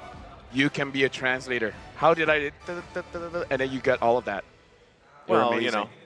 I learned it I studied Morse code. It's very good at compressing messages. Really? Yeah. I don't know. I should try that more often. I thought you knew Morse code. I do. You said you know all the languages. I do. Let me show you sign language. Okay. Acknowledged. That was a very respectful here's sign language. You know, this one time, I was at an event. I feel bad. The person wanted to take a picture with me, and I was like, I didn't know he wanted to take a picture. I was like, what do you want? What do you want? It's like, you know, saying hi and everything, and then he just did You actually said to him, what do you want? Yeah, no, he's like, he's touching me and everything. He's like, okay, yeah. What do you want? You want to say hello? You want me to sign something and everything? And I saw his shirt. Huh? And then I saw his shirt. And then what did his shirt say? It's basically he's in an association that, you know, can't talk. Okay. Oh. All right. And I felt bad. And then he just did this, and I'm like, oh, picture. And I took a picture. All right. What's the moral of the story here? Moral of the story is, look at people's shirt before engaging. Their shirt could say a lot. Like this one shirt I saw, it says, I'm with dummy. Was he standing next to you? Hey. Hey. I take offense to that. I'm sorry. I'm not a dummy. I'm a mommy. Wait, no. I can't think of a cooler word. It's fine. You went with it. Mommy? I'm sunny. You have to stick with it. I have to what? You have to stick with it. You went with it. You stick with it. I'm a mommy. I'm an Esmeralda. Nah, man, you're just funny. That's a simple one. Hey, give me a high five. Hey, there you go. I got your back. I knew all the languages, but I just don't know all the words. Technically not wrong. Right? I know how to count. There's 3 minutes left into the game. It does look like we're running into a spot of technical difficulty here, ladies and gentlemen. Thank you very much for being patient with us. We'll be right back in the land of Son soon. Land of Son, yeah, you messed that up. No, okay. I did say that wrong. My mom always said, troubles. Why do you always go a lower octave? Hey, my mom once said. He went lower. My mom once said, troubles are opportunity for greatness. And this provides us time to. Isn't it great to be better? It is. It is. See, so Staffa's got to join us. Staffa, lower your voice. Do it for your parents. My parents have nothing to do with this. Oh, okay. There you go. That's pretty good. Yeah, that's pretty good. That is a fist bump. Yuzong would be proud. That's actually how Yuzong sounds like. He does. Yeah, in the new video. Dragon form. Yeah. You could become like, imagine if they did like a LaFell skin for Yuzong and you voiced it. Well, let's get it. Well, we get back into the land of Son here for game number 2 between For Miracle Esports and Nightmare Esports on the blue and red side, respectively. It does look like a good amount of abuse happening in the mid lane already for the side of Xerox, especially. Yahiko, he's coming in. All right, Jasmine could be in trouble here. He's only level 1. Yahiko on the board again. First blood for Miracle. What did I say about friendship? Does that not show the sign of friendship? Oh, clock. Gonna find too easy for Lexi. I guess they're not gonna commit to it further, so they back off, as you were saying, the friendship. When a friend is in need, yes, is a friend indeed. I never understand that. To be honest, now that you say it, I don't really get it either. I don't get why do you say that? Why do your friends have to be in need, you know? Oh, hold on. Oh, well, that's why. Too easy for Lexi, just decimated. Into the jungle he goes. Right now, this is a great start for Yahiko here for For Miracle. Very strong opening here, and that's exactly what Formerical Esports is going to be looking for in the next few moments. I do notice Yahiko is in the jungle again. This time he's not on like one of those assassin heroes. Is this just a complete role swap for Formerical? No, see, if the opponent has prepared for something else, just bring in something different. This is the idea, this is the mindset, and having a 2-kill lead on the Martis, that's an amazing start. And like I said, damage is great. We'll see if they can actually commit to it further. Still going to be going. Turtle's still going to be held there for now. Waiting for a couple more level 4s being available. For Miracle, they want to be careful how they approach this right now. Nightmare Esports going to go ahead and take control of the Turtle. Jasmine going to take the brunt of the damage. He will go down. Hybrid able to get that kill. Still going to be working for it. And they get the Turtle. Whoa. Too easy for Lexi. NetherRealm going to come down as well. Jack is there. Clock in trouble, he will fall, and still battling it out here. Too easy for Lexi, just in the brush. Hybrid gonna jump in, but Jack with that body of Smith will be just fine. That was a very long fight, almost lasted 2 seasons here, but it did conclude in the end with a pretty nice bow at the end. We could see that after all of that, Nightmare Esports still does have the superior control over objectives like the Turtle Pit, thanks to that anti-armor from Alexi. But Formerical Esports does seem to be setting up some pretty good fights. I just like that Nightmare Esports, they already understand what they're willing to sacrifice, because at that point, they only sent Jasmine to just zone everyone away. And they completely understand there was a high chance that he could die. And they are okay with that. And I like that they understand that Mobile Legends is a game of trading. We will trade one for more. So they were sending Jasmine in as a peace offering. Exactly. Not a bad idea, you know. Sometimes you need friends, sometimes you need to sacrifice your friends. For now, though, Clock setting up the ambush. Clock gonna go in. He has to kind of back off from this, though. There's too much that could happen here, and they do disengage for now. Yeah, I kind of feel like looking at the rotation coming in from Formerical Esports, they were ready to actually re-engage on that gold lane, but for some reason, it looks like Xerox kind of had a change of pace. He's like, yeah, we can't win that, so let's not do that. Well, I mean, it's not a bad idea, but that would have been if it was in Game 1, for example. In this case, Formerical Esports actually has a comp that wants to put a good amount of pressure on Nightmare Esports. Of course, it's not as if Nightmare doesn't have a good early game. In fact, with the Durov and the Bruno, they still have to be quite respectful, but they do have the tools now. What needs to change in terms of their engagement? I would say what needs to change is their positioning before a fight starts, because for example, the Turtle is going to be up right now, and they need to be in a position that they can kill someone. Clock going to find the target again. Big bouncing Clock going to keep them at bay, and there you go, all set up for the Turtle. Yeah, and right now, Nightmare Esports, they got a lot out of that last engagement. Jasmine going in with Blade Dragon, finding Xerox. They take him down. Now the penalty zone from Jack to follow up. Yahiko will be in trouble. Turtle there. It's going to be secured by Too Easy for Lexi, and they grab another kill on top of it.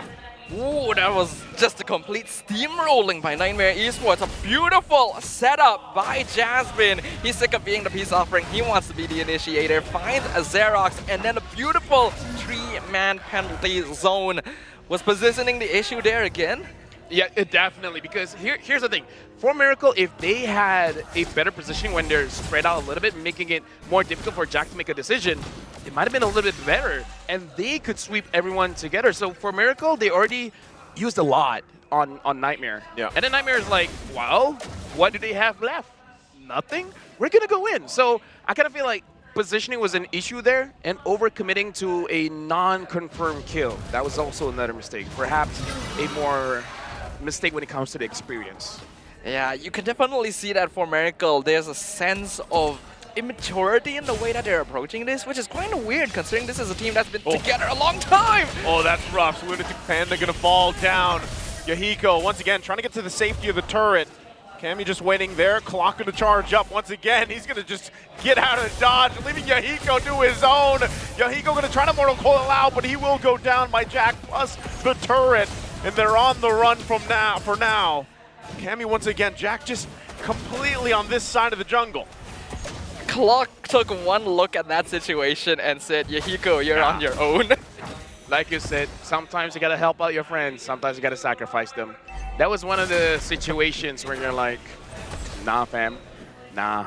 It's on you. I can see the future, and it doesn't look good for two of us, let it just be bad for one of us.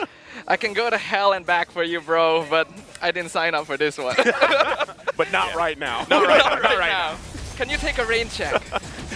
But yeah, I kind of feel like it was the right choice. Because it's better if just one of you died than both of you die. But at this point, for Miracle, their draft is kind of built for the early game. Well, Clock is going to decide to go in once again. Jack is going to be fine with the Nether Realm. Jasmine looking for his own entry. Whoa. Goes in under the turret completely. They're going to have to battle it out. Hybrid going to flicker out. Still going to be going. Conceal use as well. Torn apart memory. Xerox finally falls. Soul will get away. They get the flicker out. Yohiko running, but Cammy going to go in and get the kill under the turret.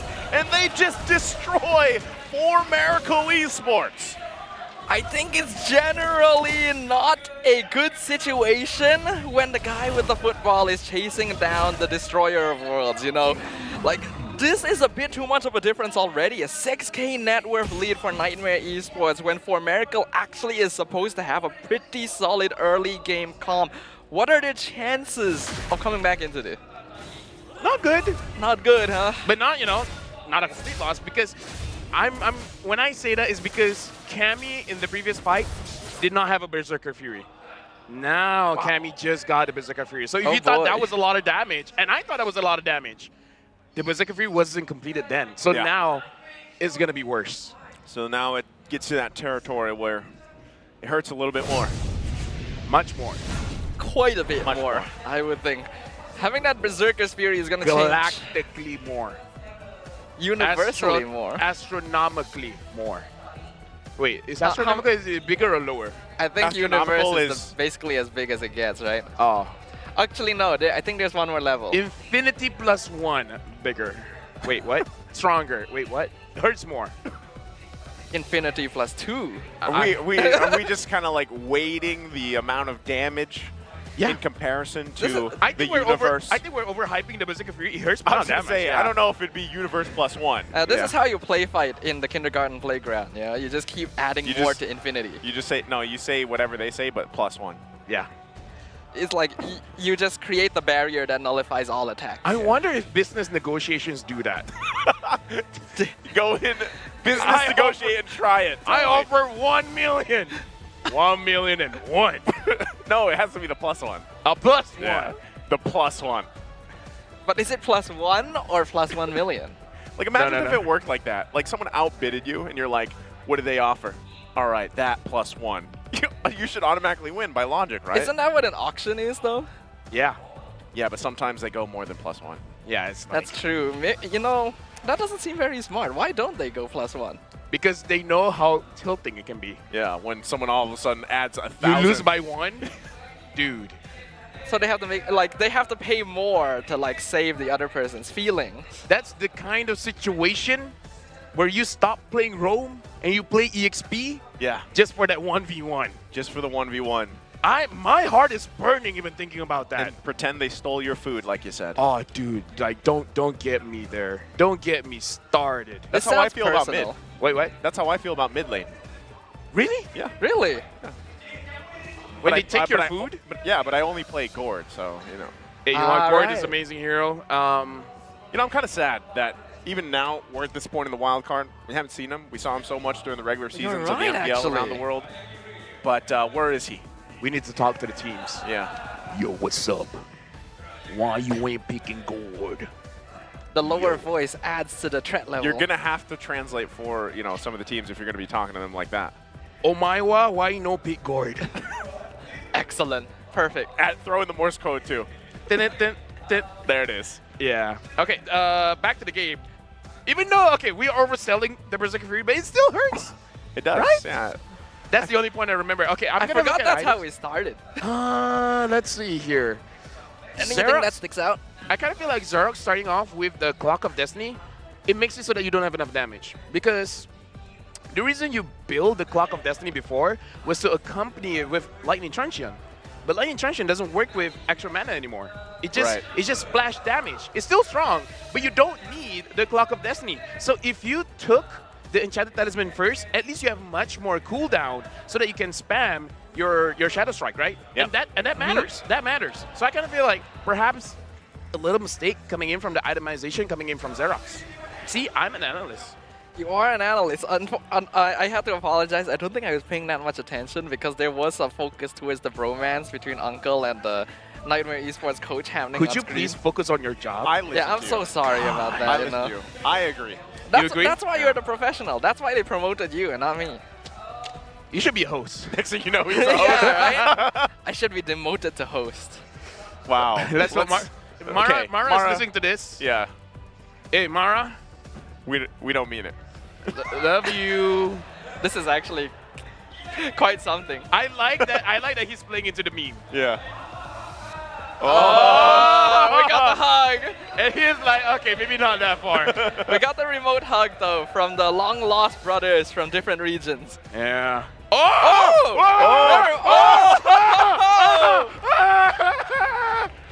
Hey, this is wild. Oh, Card. Even he's like, wait, what do I do now? Like, what? Our Marshall looks so confused. Marshall's like, yeah, I guess we're jumping back in. He's like, should we? Should we not? You want to let that happen more? Do we really want to separate these two again after all this time?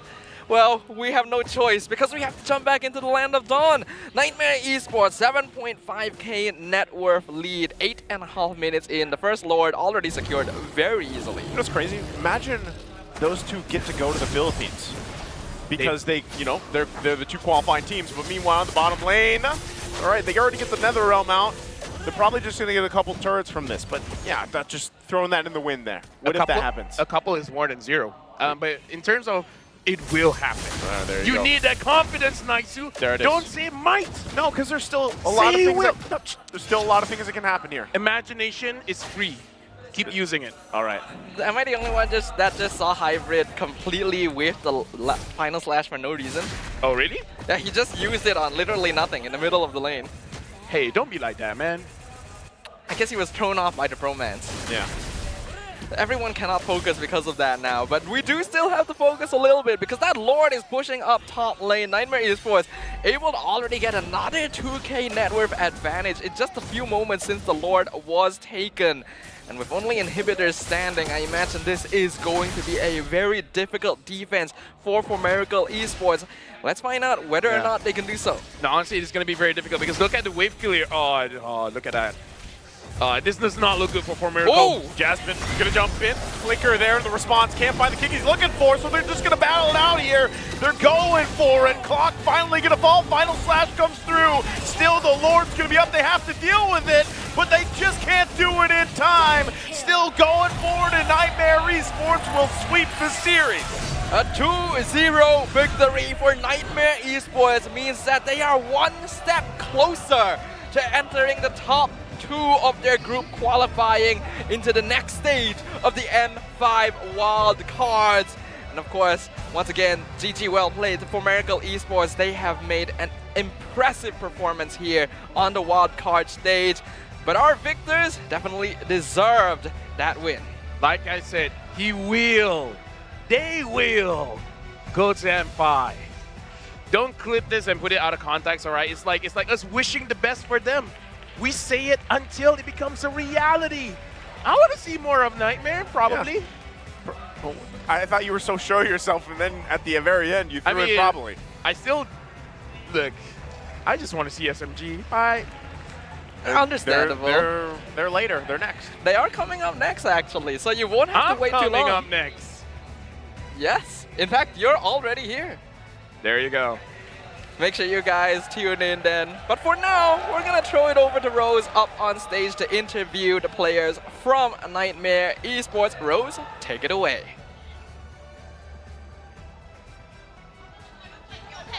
And Nightmare Esports take this wins against 4 Miracles in a clean sweep of 2-0, which technically means that Nightmare Esports is now the top 2 teams in their grouping. So before anything else, guys, please give them a warm round of applause.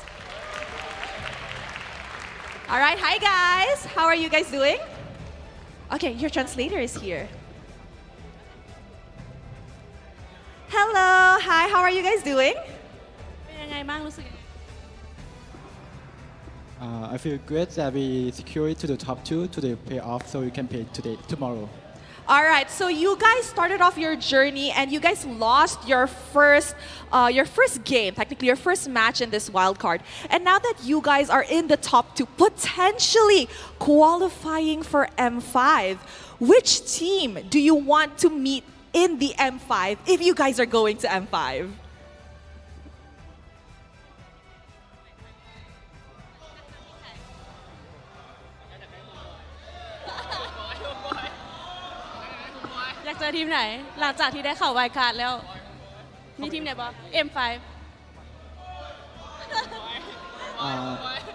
Homeboy. Wow! Oh my goodness.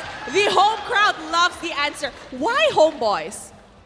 Maybe we already fight with SMG, the Malaysian representative for the wild card. So maybe why not another one? Yeah. Do you like Malaysia teams? Do you think the Malaysian teams are strong? Yeah, they're strong. That's why we lose to SMG.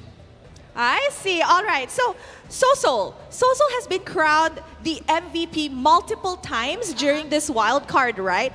So, Sosol, what makes you so good? And do you think that this is actually really easy for you? Yes, too easy to pro skill. Wow. Okay. Why is it easy? Just been make my space for me. Oh, because your team makes your space for you. Yes. All right, so we have one more match to actually determine who you will be facing in the crossover match, right? Now, do you guys want to meet either Lil Gun or Imperio? Who do you guys want to meet? Anyone. Anyone? Yes. Oh, they're confident. They're that confident. They don't mind meeting whoever. Okay, so before I send you guys off to rest, what do you want to say to all the fans watching at home?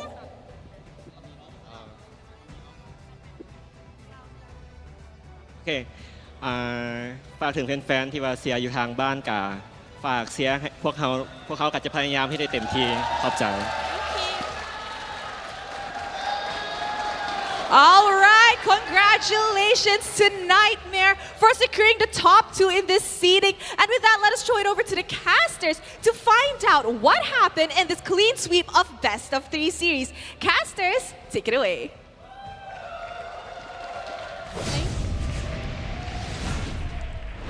Thank you very much to Rose and of course the players of Nightmare Esports up on stage, and congratulations for a clean victory. LaFell, what do you think about their Nakama power after that interview? I love that interview, and we see Jasmine being the real friend because he doesn't just give you the world, he gives you space. Space That's is good. beautiful. Get it? Yeah. Because space. I'm impressed. Stars. As sun, I have been the whole moon. series. Hello, Yes. impressed. Yeah. It's nice to meet you, but You want to go for a break now? maybe we should. It's about time. But before we go on into the break, we of course have to talk about what happened in an incredible Game 2 performance by Nightmare Esports. Starting things off, we of course have to bring you our MVP, brought to you by Space Republic Giver. of Gamers. And like you said, LaFell, it's the Space Giver himself, Jasmine on the show. He's romantic, man. I don't just give you the world. I'll give you the sky and the stars. The space. But It's you are my space. world, bro. +1. Plus one.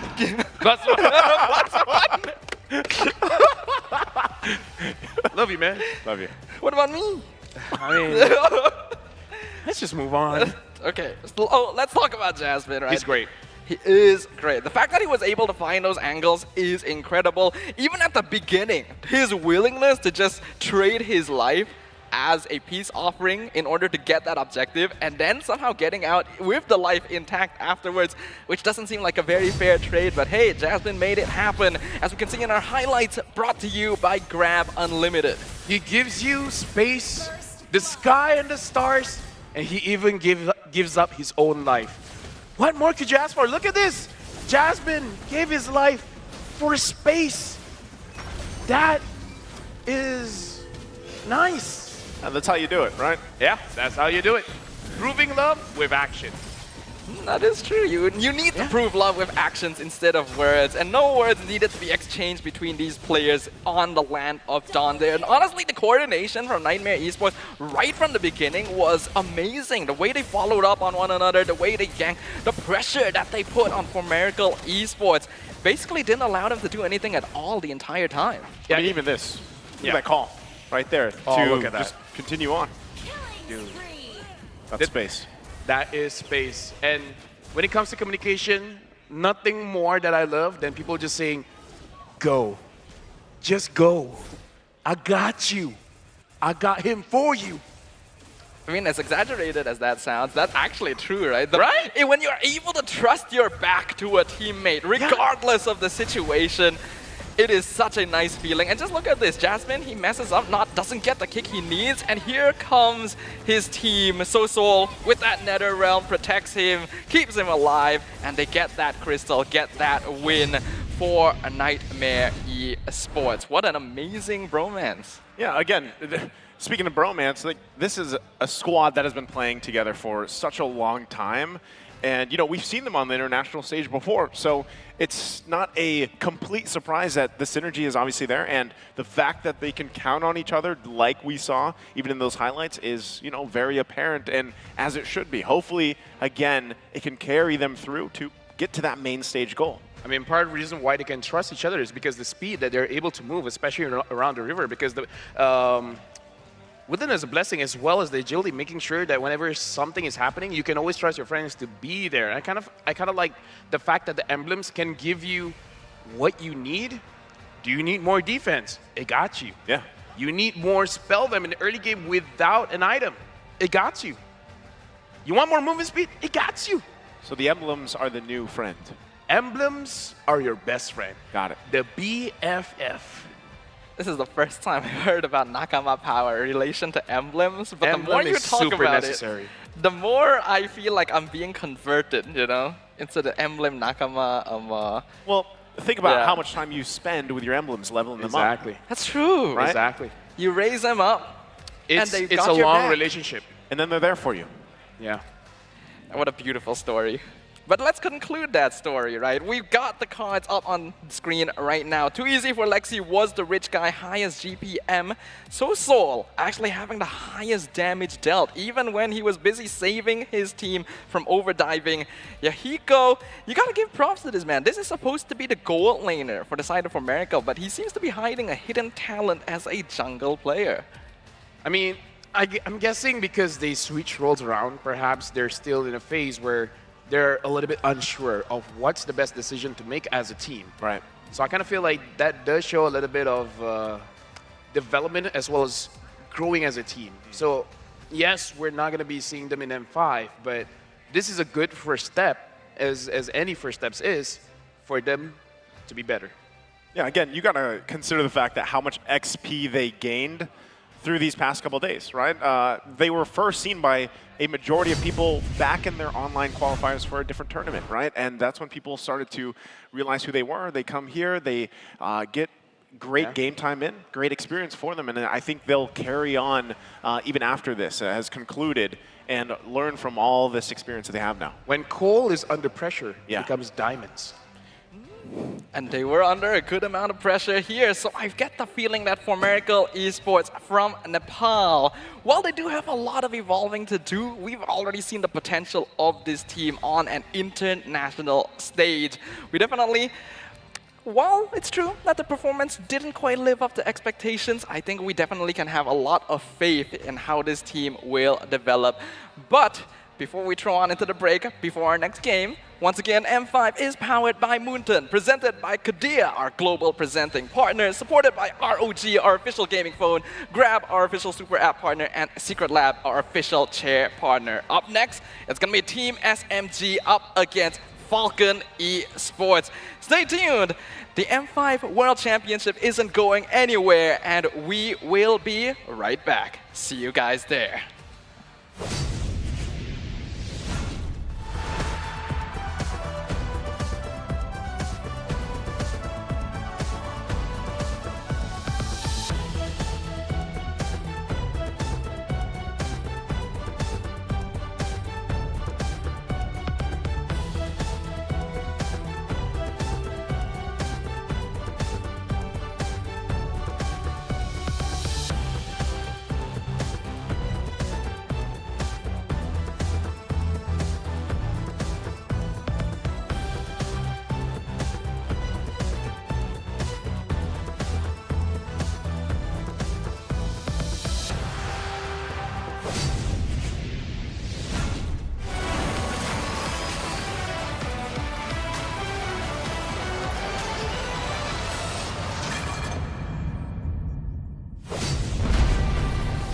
are here at Gamers 8 to show that we are walking the walk. We have had amazing reactions, major idea owners, and a lot of potential partners and stakeholders coming in here and taking a peek. The DS Cube over here has been the nexus of this zone. What I saw from the outside is very mysterious. You want to know what's happening inside. Felt like, you know, this is an MMORPG, but R is not role-playing, it's real world.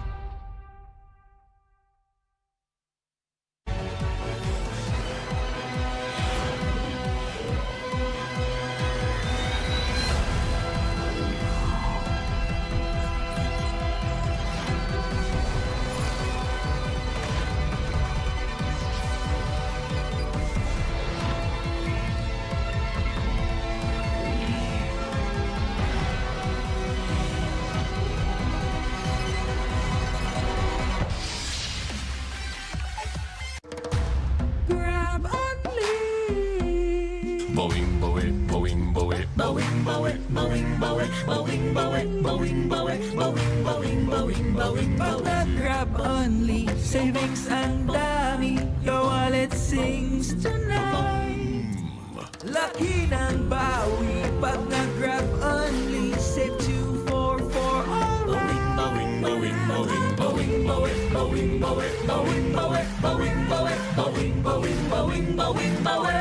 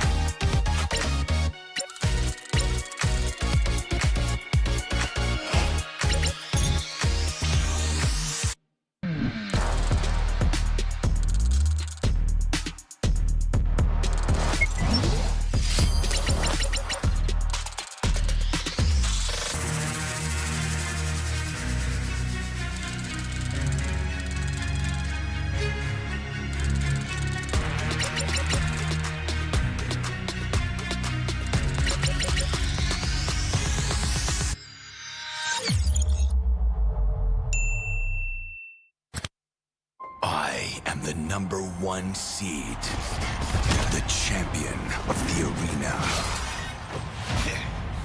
The fans adore me because I've never lost. Yet you are afraid that you will lose everything.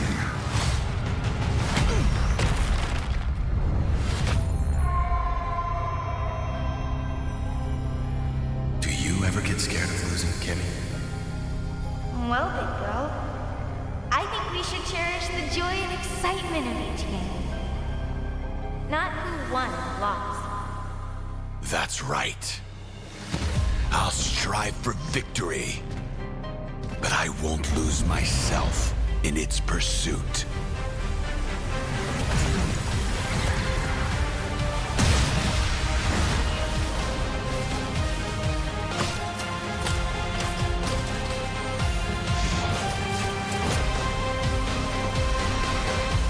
World Championship.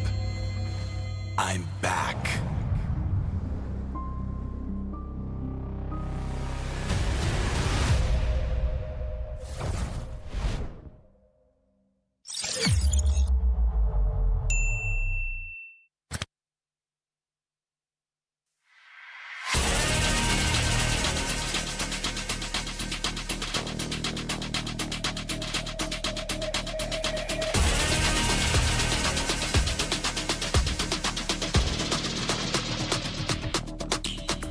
Hit me like I might get over, but you could give me in no corner. I know I can make a comeback, ace this round and finish this game now. Got the power on my shoulders, yeah, you know that I'm a soldier. You could keep me off my guard, but you can't keep me from my honor. I feel like the floor is lava. The energy's getting higher. You're saving my arms. 'Cause I know just what I got. I got you like na-na-na. And you know I hold the power. This feeling I love. Oh yeah. Making my grind good to great. So don't stand in my way. Standing tall and I won't fall over. We are better than great, good. We are better than great. We stand tall, won't run away. We are fun, nothing gon' change. Great. We are better than great. Can't get it great, I'm better than great. I play my own role, I've become the greatest. Transcend myself into this game, yeah. I build a power to dominate fate. Championship mind, no time for the weak. What's up to the game? Shall reveal. Better than great, that's how we feel. I feel like the floor is lava. The energy's getting higher. You're saving my arms. 'Cause I know just what I got. I got you like na-na-na. And you know I hold the power. This feeling I love. Oh yeah. Making my grind good to great. So don't stand in my way. Standing tall and I won't fall over. We are better than great, good. We are better than great. We stand tall, won't run away. We are fun, nothing gon' change. Great. We are better than great. If we stand tall and believe we can make it, you and me, with a sense of urgency, you'll see I'm better than great. I'm better than great. Oh yeah. Oh, I'm better than. Making my grind good to great. So don't stand in my way. Standing tall and I won't fall over. We are better than great, good. We are better than great. We stand tall, won't run away. We are fun, nothing gon' change. Great. We are better than great.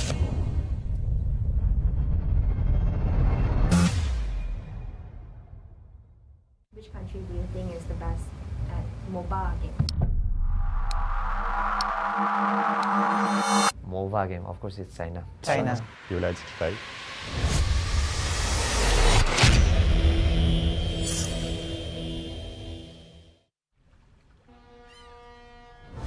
I think it will grow more because they do everything to win, like that kind of mentality. 觉得我们队伍是一个比较敢打敢拼的队伍吧，就是无论在国外还是国内，我们都是一个很敢于去打架的。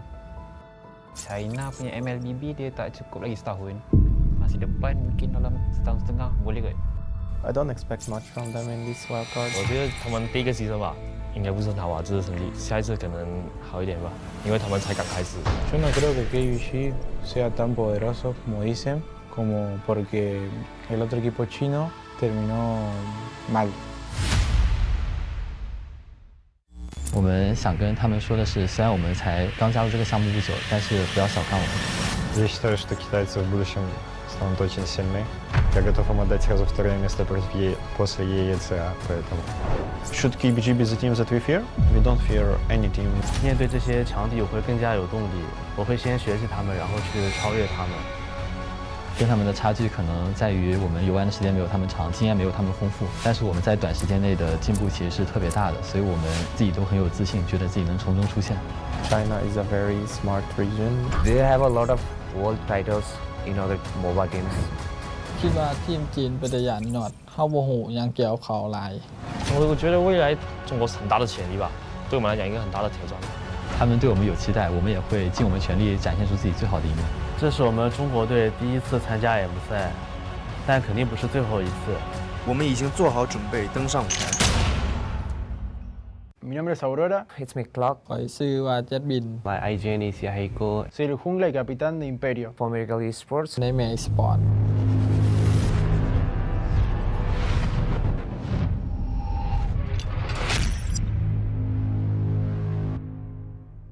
1 year ago, when everything started, we couldn't imagine that 1 year later we were going to be in Malaysia trying to get to the M5.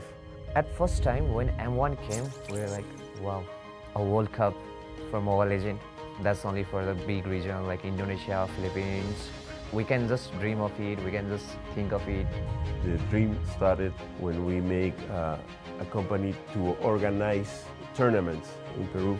Popular game we organized was Mobile Legends. So my partner told me to make a team that plays that game. And that's how Imperial was born. แต่ก่อนกับสิมีงานแข่งพอสมควรแต่เดี๋ยวนี้ก็รู้สึกว่างานแข่งเริ่มหลายขึ้นเพราะในลาวมันก็สิมีผู้เล่นเก่งๆหลายขึ้นเพราะมีทัวร์นาเมนต์หลายขึ้นเขาเจ้าก็ตั้งใจสอบเพื่อให้ฝีมือตัวเองโดดเด่นขึ้นมา The official tournament also came in Nepal. We can practice much, have a proper skills. We can grind more and be skillful. Bien, jugar contra Virtron Sans dentro de la Liga Latam fue una experiencia que nos ayudó demasiado para madurar como equipo, como personas y vivir el momento. The experience of playing in Sao Paulo in front of Brazilian people, going for RRQ or Akira, 2 meters from the players. Brazil, Brazil, Brazil. In the end of one of the matches, a couple of them ended crying because they're kids, they're 16 years old, no? And they've learned that losing is part of the game as winning. Es una oportunidad para pasarle en equipo, entre amigos y aprender, disfrutar. Vean mucho los otros equipos y disfruten. Nosotros hace un año no esperábamos estar aquí, estamos a un mes. ¡Let's go, Imperio! After losing ISF, I was like, we're gonna need a coach. I keep on messaging each and everyone, and I found Omox is from like Wikipedia. Other coaches doesn't want to take the risk at the new region, at the new team. For America, I can see that they have dedication. I told myself, let's be the first one to give them hope. So I hope we can clear all the stage so that the next generation won't suffer that hard to prove their skills to the international level. For America, let's still holding!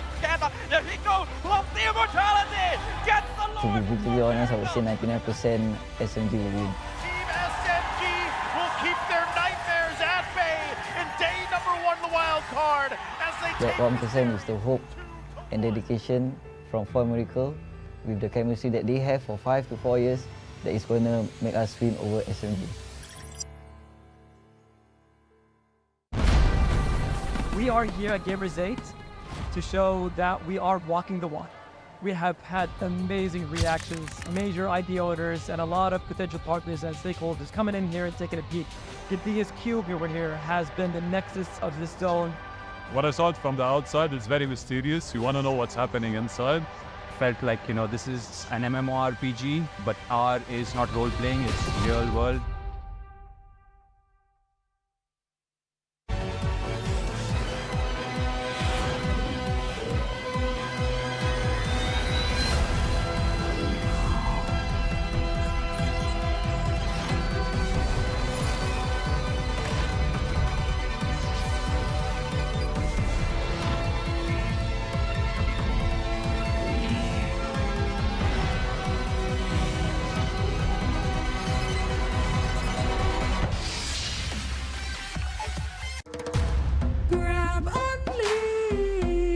Boing, boing, boing, boing, boing, boing, boing, boing, boing, boing, boing, boing, boing, boing, boing, boing, boing. Grab only, savings ang dami. Your wallet sings tonight.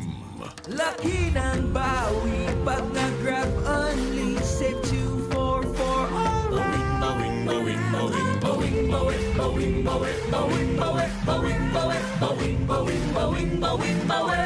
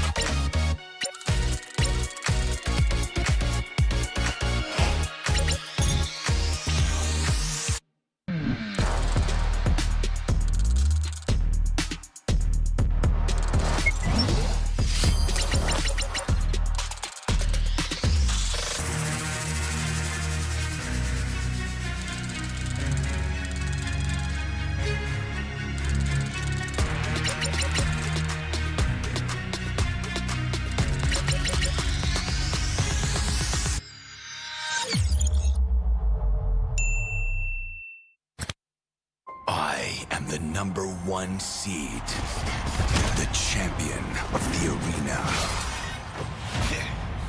The fans adore me because I've never lost. You are afraid that you will lose everything.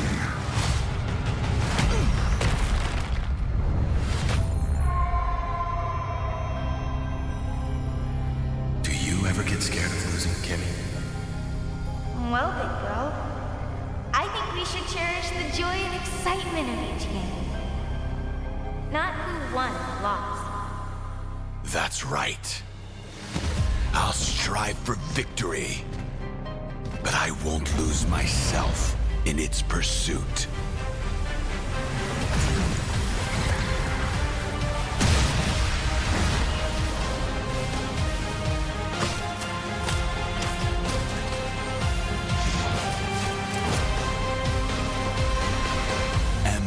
Championship.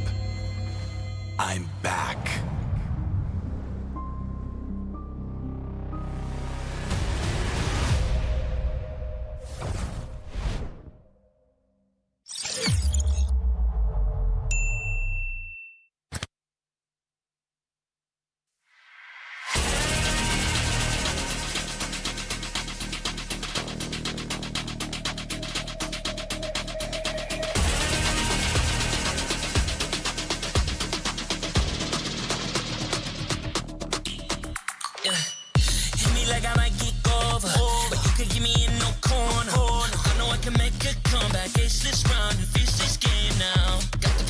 my shoulders.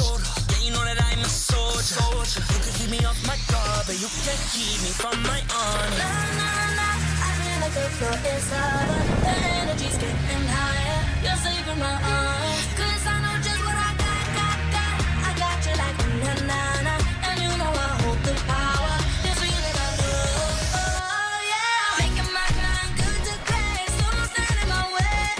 Standing tall and I won't fall over. We are better than great, good. We are better than great. We stand tall, won't run away. We are fun, nothing gon' change. Great, we are better than great. Can't get it great, I'm better than great. I play my own role, I become the greatest. Transcend myself into this game, yeah. I build a power to dominate fate. Championship mind, no time for the weak. We'll start to the game, shout, reveal. Better than great, that's how we feel. I feel like the floor is lava. The energy's getting higher. You're saving my arms. 'Cause I know just what I got. I got you like na-na-na. And you know I hold the power. This feeling I love. Oh, yeah. Making my grind good to grace. So don't stand in my way. Standing tall and I won't fall over. We are better than great, good. We are better than great. We stand tall, won't run away. We are fun, nothing gon' change. Great, we are better than great.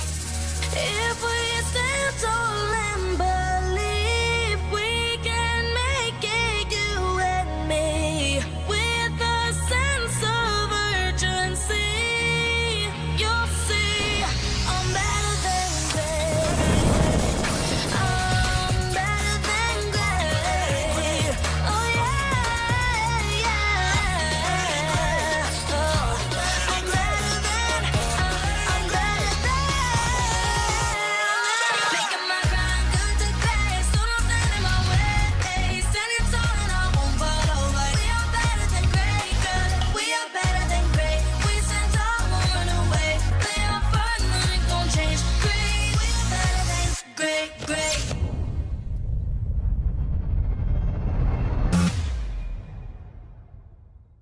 Which country do you think is the best at mobile game?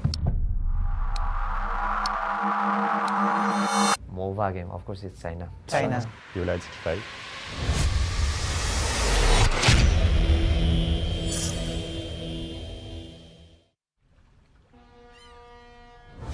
I think it will grow more because they do everything to win, like that kind of mentality. 觉得我们队伍是一个比较敢打敢拼的队伍吧，就是无论在国外还是国内，我们都是一个很敢于去打架的。 China punya MLBB dia tak cukup lagi setahun. Masih depan mungkin dalam setahun setengah boleh kot. I don't expect much from them in this wild card. 我觉得他们第一个牺牲吧，应该不是很好啊，这次成绩，下一次可能好一点吧，因为他们才刚开始。 Yo no creo que KUG sea tan poderoso como dicen, como porque el otro equipo chino terminó mal. 我们想跟他们说的是，虽然我们才刚加入这个项目不久，但是不要小看我们。 Я считаю, что китайцы в будущем станут очень сильны. Я готов им отдать сразу второе место после EECA, поэтому... Should KBG be the team that we fear? We don't fear any team. 面对这些强敌，我会更加有动力。我会先学习他们，然后去超越他们。 跟他们的差距可能在于我们游玩的时间没有他们长，经验没有他们丰富，但是我们在短时间内的进步其实是特别大的，所以我们自己都很有自信，觉得自己能从中出现。 China is a very smart region. They have a lot of world titles in other MOBA games. คิดว่าทีมจีนเป็นตัวอย่างหนอดเข้าโมโหยังเกี่ยวเขาหลาย 我觉得未来中国是很大的潜力吧，对我们来讲一个很大的挑战。他们对我们有期待，我们也会尽我们全力展现出自己最好的一面。 这是我们中国队第一次参加 M 赛，但肯定不是最后一次。我们已经做好准备登上舞台。 Mi nombre es Aurora. It's me, Clock. ปล่อยชื่อว่าเจ็ดบิน My IGN is Yahiko. Soy el jungla y capitán de Imperio. For Miracle Esports. ในแมสปอร์ต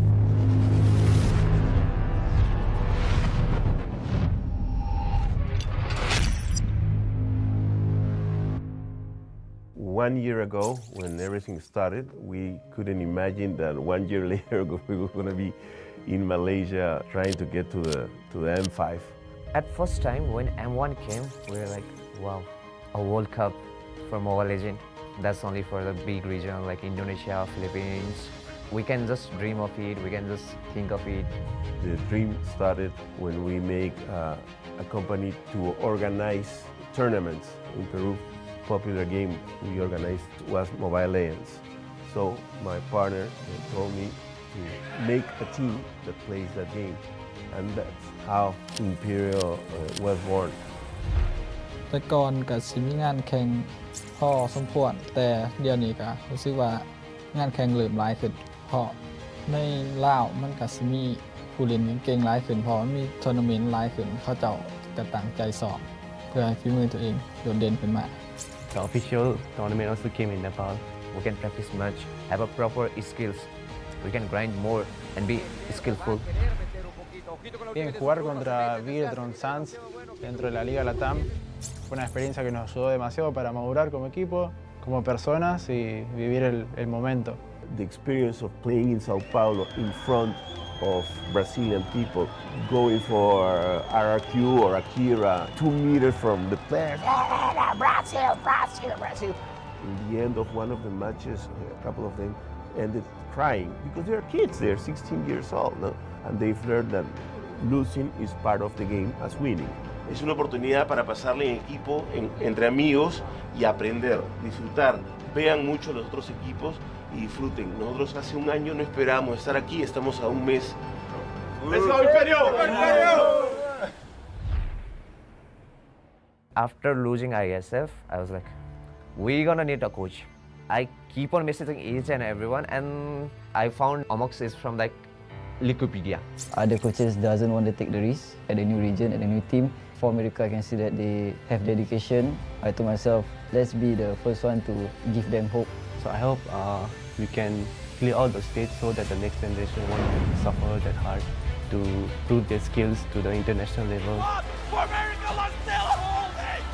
There he goes! Loves the immortality! Gets the To be brutally honest, I would say 99% SMG will win. Team SMG will keep their nightmares at bay in day number 1 of the wild card as they That take 1% is the hope and dedication from For Miracle with the chemistry that they have for 5 to 4 years that is going to make us win over SMG. We are here at Gamers 8 to show that we are walking the walk. We have had amazing reactions, major idea owners, and a lot of potential partners and stakeholders coming in here and taking a peek. Gadia's cube over here has been the nexus of this zone. What I saw it from the outside is very mysterious. You want to know what's happening inside. Felt like, you know, this is an MMORPG, but R is not role-playing, it's real world.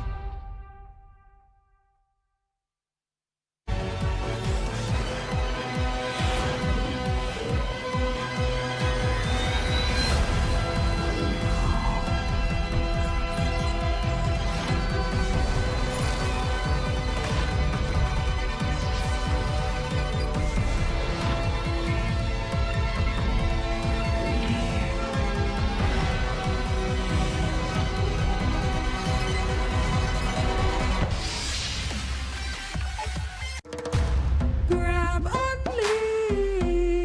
Boing, boing, boing, boing, boing, boing, boing, boing, boing, boing, boing, boing, boing, boing, boing, boing. Pag nag-grab only, savings ang dami, your wallet sings tonight.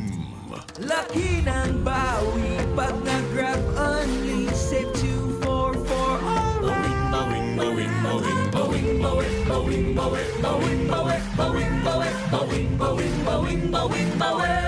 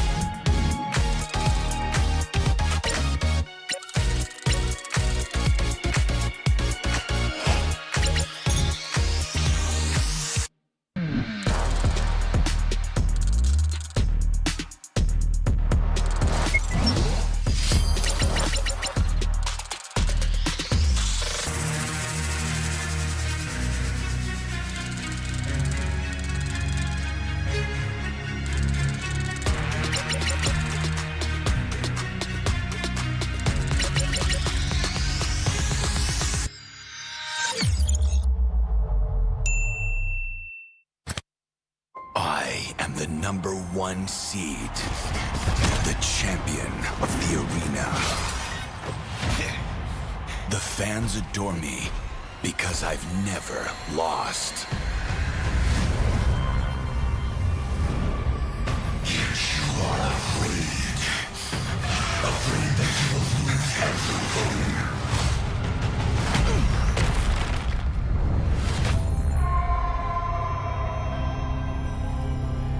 Do you ever get scared of losing, Kimmy? Well, big girl, I think we should cherish the joy and excitement of each game. Not who won or lost. That's right. I'll strive for victory, but I won't lose myself in its pursuit.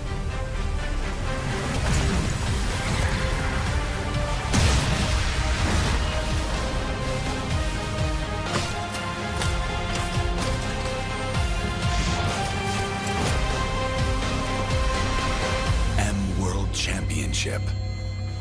I'm back.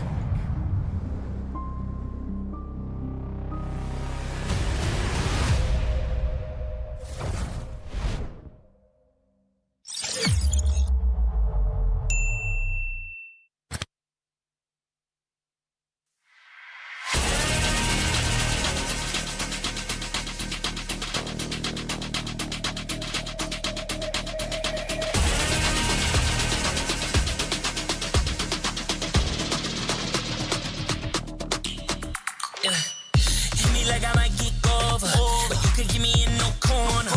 I know I can make a comeback, ace this round and finish this game now. Got the power on my shoulders, yeah, you know that I'm a soldier. You can keep me off my guard, but you can't keep me from my honor. I feel like the floor is lava. The energy's getting higher. You're saving my arms. 'Cause I know just what I got. I got you like na-na-na. And you know I hold the power. This feeling I love. Oh yeah. Making my grind good to crash. So don't stand in my way. Standing tall and I won't fall over. We are better than great, good. We are better than great. We stand tall, won't run away. We are fun, nothing gon' change. Great. We are better than great. Can't get it great, I'm better than great. I play my own role, I become the greatest. Transcend myself into this game, yeah. I build a power to dominate fate. Championship mind, no time for the weak. What's up to the game? Shine, reveal. Better than great, that's how we feel. I feel like the floor is lava. The energy's getting higher. You're saving my arms. 'Cause I know just what I got. I got you like na-na-na. And you know I hold the power. This feeling I love. Oh yeah. Making my grind good to crash. So don't stand in my way. Standing tall and I won't fall over. We are better than great, good. We are better than great. We stand tall, won't run away. We are fun, nothing gon' change. Great. We are better than great. If we stand tall and believe we can make it, you and me, with a sense of urgency, you'll see I'm better than great. I'm better than great. Oh yeah. Oh, I'm better than. Making my grind good to crash. So don't stand in my way. Standing tall and I won't fall over. We are better than great, good. We are better than great. We stand tall, won't run away. We are fun, nothing gon' change. Great. We are better than great.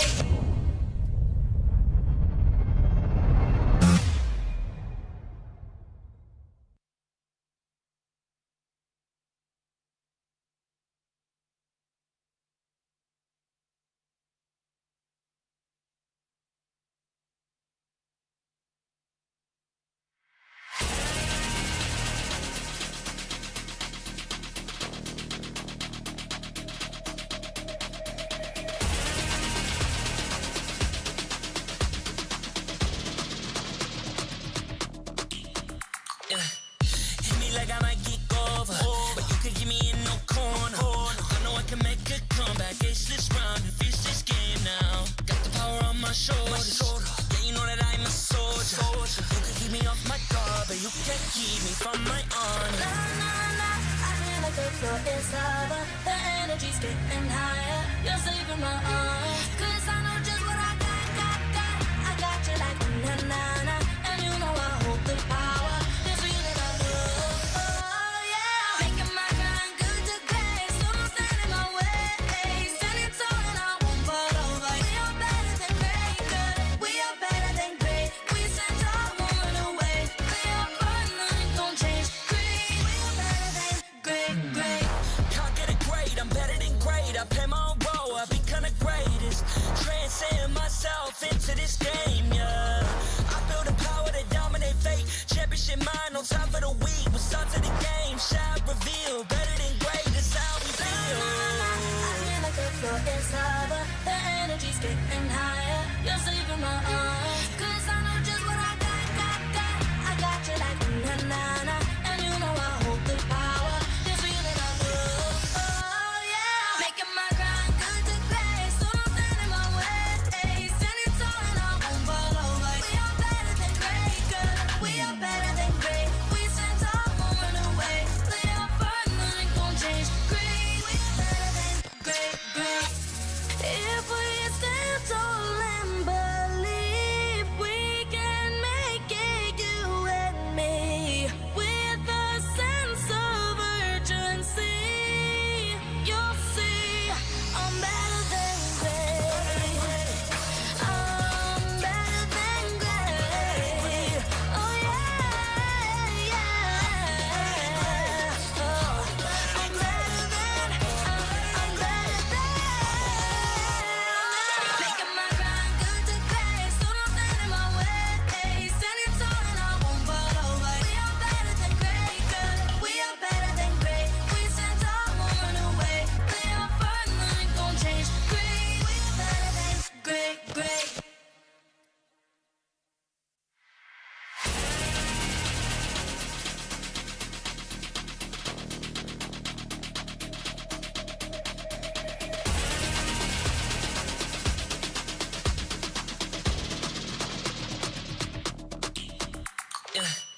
Hit me like I might kick over, but you can keep me in no corner.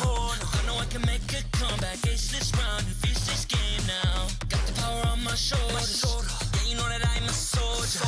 You can keep me off my guard, but you can't keep me from my honor. I feel like the floor is lava. The energy's getting higher. You're saving my arms. 'Cause I know just what I got. I got you like na-na-na. And you know I hold the power. This feeling I love. Oh yeah.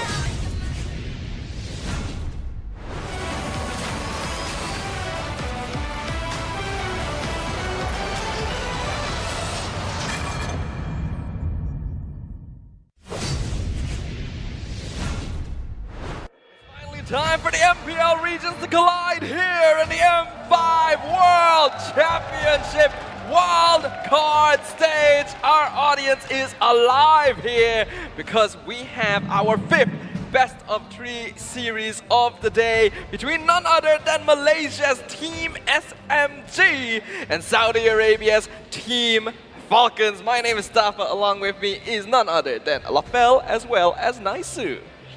Well, before we talk more about the matchup, we do want to go ahead and give a thank you, of course, to our sponsors. This would not be possible without them. M5 is powered by Moonton. It is also powered by Kadia and supported by ROG, the official gaming phone, Grab, the official super app partner, and of course, Secret Lab, our official gaming chair partner. Thank you very much to all of our lovely sponsors, because again, this wildcard has been better than great because of you. That is true. It's been thanks to all of our sponsors, thanks to all of our fans here in Geospace, and all of our fans watching online from all over the world. Thank you for showing your support to the wildcard stage, and of course to all of the teams participating for a second chance at the M5 main stage. And of course, we have to give a little special shout out to our global presenting partner, Kadia. Kadia is a giga project, a city that is being built in Saudi Arabia. It is the future capital of entertainment, sports, and culture. And don't forget, Kadia aims to change the world of gaming and esports. Don't forget to give them a follow on all their social media at Kadia Gaming on Instagram, Twitter, and TikTok. Stay tuned for their social media for more updates and even giveaways. Yeah, you know what? Before we will begin, to all the Malaysian fans here, get ready because Malaysia, make some noise! The crowd is hyped up. It's always incredible to have the crowd filling up the audience here.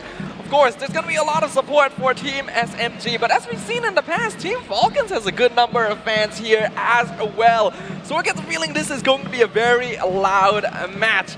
Note, this is also going to be an MPL matchup. We got MPL MY going up against MPL MENA, and not only that, it is going to be the Filipino bloodbath because we have PH imports on both teams. What do you think about that? I don't know why you both are looking at me. You guys are everywhere, I aren't don't know. you? We are. Everywhere. I don't know how I feel about Filipino bloodbath either, you know, but it is going to be one. So it is. And you know what? As long as it's a bloodbath, yeah, I will be entertained because that's going to be the important part here because everyone is here. They want to see action. They want to see blood. They want to see fighting. It almost feels like LaFell is going to jump off the desk and join them on stage. You know? Let's go! We need to hold him down. What Someone happened hold him during the down. break? What? What happened during the break? What happened during the break? Oh, I got a lot of energy because the crowd is electrifying. We got the drums in here. We got the cheer squad. Everyone's hyped. I am hyped. Team SMG for M5. I'm starting to wonder if the crowd is here for the teams or if the crowd is here for LaFell. Maybe a little bit of both. But let's... I'm starting to think LaFell's a national treasure. Oh, you're not wrong. You are not wrong. And for this game, even the crowd, if you just be silent for a while, you can hear the chants, you can hear the scream, you can hear the... Okay, I don't have much space here, but you can hear them singing. He's going deeper and deeper. I have a lot of energy, if you can't tell. We still got another series, LaFell. But we do? Yep. I'm hyped for that too! I get the feeling he got Oh wait, I'm an analyst. Calm down. He got his food back from his opposing EXP laner just now. He did. So he's feeling very energetic about what is about to happen. But let's take a moment to discuss things because yes, these are two MPL regions, the only two MPL regions in the wild card. Does that mean we're going to see a higher level of gameplay here, LaFell? Yes. Thank you. Very short, very succinct answer. How about you, Lacey? Yes. Why am I here? Hey, you know what? It's like, we're here to give you more time to shine. This is the Malaysian crowd. If you guys don't know, Mustafa, he's Malaysian. He is? Wow, I didn't know that. Yeah, so this is your time to talk a lot. If you don't want to talk, you know what we can do? What can we do? We can go to the draft. Sounds like a pretty good idea to me. Let's hop on into the draft. Ladies and gentlemen, game one between Malaysia's Team SMG and Saudi Arabia's Team Falcons. Let's find out how this match will develop. We got Team Falcons on the blue side. We got Team SMG on the red side. First couple bans already coming out. What are your thoughts, LaFell? First of all, let me just say, I'm happy for one thing. Yes. One of my bosses in Moonton, he looked at me with intensity, and he gave me the thumbs up. So I think I'm all good. I think I'm all good. You're all good. I think I was approved of being energetic. You deserve the promotion. Yeah, I deserve the promotion. By the way, that's totally not Yasu. That's Yasu. No. Totally not. That's just a regular Team Falcons fan. He's a random boy. Who's that? Do you know who that is, Lacey? Yasi. He's Yasi. Oh, you saw. He's you saw. You saw. You saw. You saw nothing. You That's saw, his full you name. conquered. You saw nothing? That's his full name. All right. Good That's to know. Mr. Nothing. You saw nothing. Good to know. LaFell knows everyone's name. How do you know everyone's name? It's amazing sometimes. Let me just say, I am a crowd pleaser. I'm an entertainer, and most and foremost, I'm a liar. Yeah, I see. That's good to know. Keep that in mind, everyone watching. Can I just say real quick, after yesterday, and everybody knows what happened yesterday, right? We're not going to expound on that. don't. But exactly, right? But let's hope that Falcons they have reset for this matchup ahead of them. Let me just say one thing. Yes. Slight biasness. I hope Malaysia wins because if they lose, I don't think I'm allowed in the country again. Yeah. Let's not talk I about have a reputation. sensitive I issues have here. a reputation here, Naisu. Whenever I'm on board, Malaysia tends to lose. So it's okay. If the Philippines accept me, you know, I'm it's not a choice. I might have to move. You can stay at my house. I heard that you have a very good place for your cats. I'm okay with that. You okay with the cat tree? I love cat tree. We can make it the LaFell tree. Oh, that's what I want to hear. I really hope I don't see LaFell on Nice's IG after this. Going forward, we got our first pick of the game. It's going to be Matilda coming in from Team Falcons, emphasizing that early game flexibility against the Arlet 1-1 on the side of Team SMG. Now, I can't quite remember, has Sasa gotten to play 1-1 this tournament yet? You're asking me? Yes, you are the analyst. Hey. Shut up. Okay. Having the Matilda here makes me feel like they want to die. And having the Arlet as well as the 1-1, I think of a team fight. It's a good thing that Falcon pick up the Terizla here, because if they pick an EXP laner that's not super tanky, right. I'm really looking at a Kaja pick coming in from SMG to really punish the entire team. The Claude has been picked up. Very interesting, picking it up very early. Wait, okay, this is interesting, right? Because I also feel like we've seen what Miko can do on the Matilda, right? We see how dominant he can be, so I'm liking what Falcon has done for the first phase, at least. You know, they have a solid support. They have a great XP laner that Terizla himself has performed very well, you know, in certain teams and certain strategies. And then you get a Claude. That is my only weak link for this so far. But I guess because of 1-1's across from him, you know, you can buy some time here. I'm looking for this Claude if he's going to use the Purify, because there's a lot of ways that that he can get countered. The Final Slash can counter the Blazing Duet, and Stormy on this Valentina, he just dishes out the damage. And Valentina from Stormy is one of his most picked heroes in the MPL, right. And I would say one of his best heroes. Yeah, that is true. This is a man that wants to fight, wants to brawl, and if he can get an aggressive ultimate to steal, he's almost always going to go for it. We do see the Martes banned out, which is kind of sad, because that is his spell of choice, that Decimate. But I think Penalty Zone going to be a pretty solid option for the side of Team SMG if you combine it with that Final Slash too. So they are banning out that Fair Miss, has been very popular so far here in the wild card. So we're not going to see the big team fight another round. Do you think that would be a problem for like Team Falcons here? I guess it depends on the situation, right? Because even if you look at the first phase here for both teams, they have pretty good control. Well, my biggest thing is right now, at least with the Arlot alone, we've seen him parked in a couple different lanes, but let's just say, right, even if you get a solid Final Slash, we've seen Final Slashes land on 3, 4, sometimes even 5 members. But unfortunately, there you go, by the way. No problem, can. My thing is, do they have enough damage to follow it up? The thing about SMG here, I'm looking at the Angela, it's still up. And it's a good thing that Stormy has already picked up the Valentina, because I feel like Angela is a very solid hero, just not for Stormy. If it's on Miko, it's going to be good. And then Saksa can have a... Okay, never mind then. I guess they hurt me. And you were about to say the Angela? This is why I say I'm cursed. It's the okay. moment I'm like, yeah, they can take Angela. Oh, yeah, never mind. It's okay. The curse is part of your status as national treasure, you know? Half my face is cursed. Without it, you wouldn't be LaFell. Which half? Right or left or top or bottom? Do you want me to answer that? No. Okay. Perhaps it's better this way. Moving onwards. The Angela has been banned out. Now, what LaFell says about it not quite being a Stormy hero makes sense, but it's actually something he picks up fairly often as well. So perhaps Team Falcons are gonna make sure that doesn't go through. The crowd seems to believe that MY gonna have 2 teams in M5, but I think that like Team SMG is already confirmed to move on into the crossover matches, right? So in this case... Hey, he said end of discussion. Why are you discussing it? You're right. What are you doing? I'm not You're respecting the anchor. That's his job. No! Quit your job. Wait, what? No, Okay. no. I'm Bye-bye, sorry. everyone. I'm sorry. I'm gonna step off the stage. Goodbye. I love you, man. I love you, man. LaFell can take over. He can be promoted to anchor. Wow. So Wow. analysts Wow.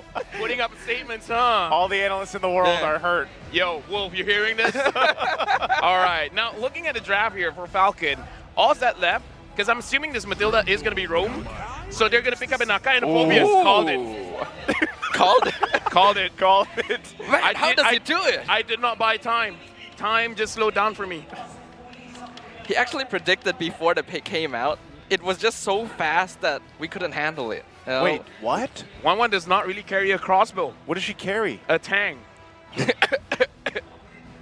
That actually caught me off guard. So- I gotta admit. The crossbow Tang is more So like she is the crossbow. So like Like, she technically doesn't carry a traditional crossbow.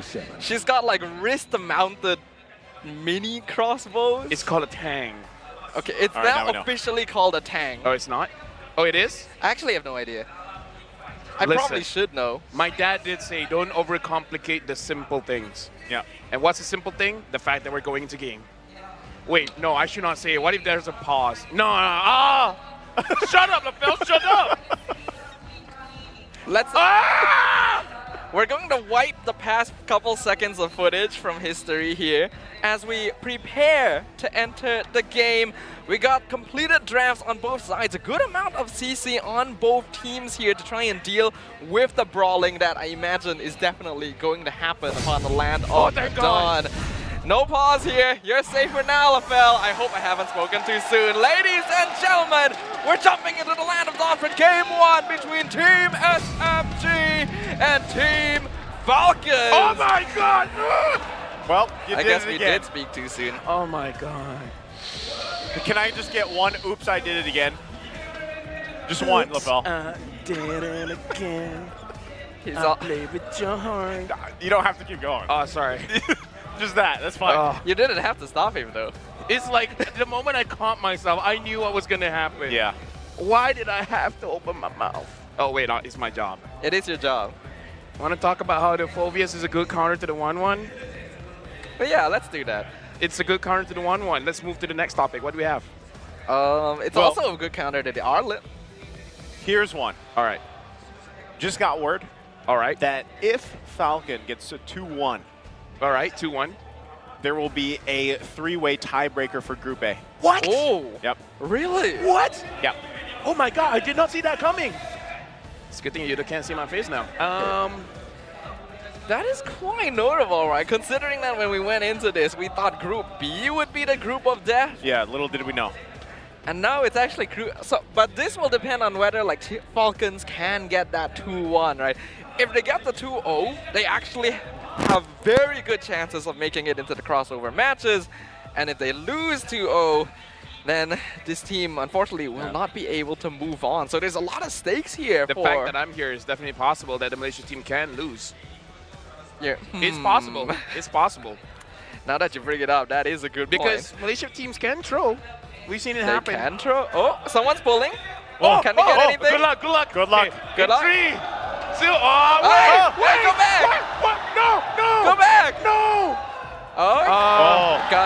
Khalid skin, that's pretty nice. All right. He's pushing it. Oh! Let's go! That's nice. That luck, though. I think that was all, but that's a pretty good prize right there. We got another fan saying that if SMG wins, she's gonna go to the Philippines. Yo, the support. It's like SMG, you guys going? We're going with you. Yeah, I wonder what else that guy got. I think that was it. I think he pressed the button and he got like the end. He's happy. He's happy. He's already happy with what he's got. It's gonna get clipped. Lucky guy. Lucky guy. Yeah. Miko lang sakalam. You want me to translate that for you? Miko is the greatest. Is that what it is? I mean, in a way, the only greatest? It's backwards Filipino, backwards Tagalog. Yeah. Wait, what does that mean? Malakas. Yeah, lang malakas. I know. Do you know what it? Do you I know know what all Malakas language. means? What? Do you know what Malakas means? Great. Strong. Tough. Oh. Well, 3, 2, 1. let's hope we jump on into a strong start here for both these MPL teams. We're back into the land of Dawn. Team SMG on the red side, Team Falcons on the blue side. we do actually see 2 Purifies. It's not just Logic, even Goodnight on the Phobius is going for that. Well, I do think that he kind of needs it because right now, looking at the draft, Team SMG, they have problems that Team Falcons has the answer to because the Phobius itself is going to be pretty strong against Sasa, against Storby, against Smooth, and to an extent, even Saksa, if he wants to go in and tries to get that that taunt, he can just start jumping in. So Team Falcons, they have a very solid draft on their hands. That is for sure, and it does look like they're going to be emphasizing heavily on movement here. We got 3 agilities, 2 wilderness blessings on the side of Team Falcons to try and outmaneuver the crowd control that Team SMG has in store. Miko. Okay, Miko going to jump in, not going to find that connection he was looking for on Goodnight. So they just have to back off. Again, this is just typical early game. We'll see if they can find anything, force anything out before that first turtle. I just want to see for both teams, which side are they really focusing on? Because now it looks like Hulk is getting a little bit focused on, but the backup is here. They're there indeed. Can they actually convert a kill, though? Again, Sox are going to take the brunt of the damage. Heavy spin, first blood going to the hands of Hulk here. It's exactly what they want now leading into this turtle. First blood secured by Team Falcons, brought to you by Kadia, and that's going to set up for a very easy turtle pick. Miko and Stormy are here, and they're jumping in. See if they can do anything about it. Leo able to secure the turtle. Demonic Force, Miko could be in trouble. Stormy trying to get out there as well. Miko falls. Smooth now just coming around the corner. They still might want to fight this out. Still, Sox and Stormy around on the bot side too. Sasa with the crossbow tang. Couldn't get it. Hulk fell on top. And now Leo still going. Stormy quite low. Goodnight right there. Oh the my flicker goodness. comes through. He picks it up, but they still battle it out. Body after body still going in the bottom side. Sasa will be fine. I would still consider that a win for Team SMG. It was a great initiation by Falcons to try and punish 2 sides of the map at once. But the fact that Sasa was able to outplay a 1v2 in the bot lane, and then Smooth was able to extend the fight and get the trade on Leo means that they're still keeping their composure. I just got to say, I thought Sasa would die at least twice there. Yeah. At least twice. The fact that he still survives really shows his Kage status, man. Ooh. He still got it. It's true, haven't heard the title in a while, but we still have to remember the impact that this man made on the world stage many years past. It's still the same player, and he is here to show what he's capable of. Smooth hook. Yeah, they should be fine. They're just going to duke it out here. 2 big weapons, battling it out. But again, all this, right now, Team Falcons kind of in this control early on for now. We'll see if they can capitalize on it. I feel like SMG, if they want a chance of winning this game, they got to figure out how to shut down Goodnight because he's going to dish out the damage, but more importantly, it's going to be very, very difficult for them to take down because the burst is not really there. Oh, we'll see if they play it around. Soxa in trouble. Demonic Force and everything being thrown at him. Miko going to be cut off too. Soxa will be able to survive her now. Smooth comes in. A huge final slash. And now it's Hulk in trouble. Sasa and the rest of the crew are here. Goodnight on the run. They're quite tanky though. Still going to be working for it. Smooth can't commit just yet. Or does he want Hulk? Whoa! He gets Hulk. Now Goodnight forces the flicker and the crossbow tag to pick up Leo. Bodies flying everywhere.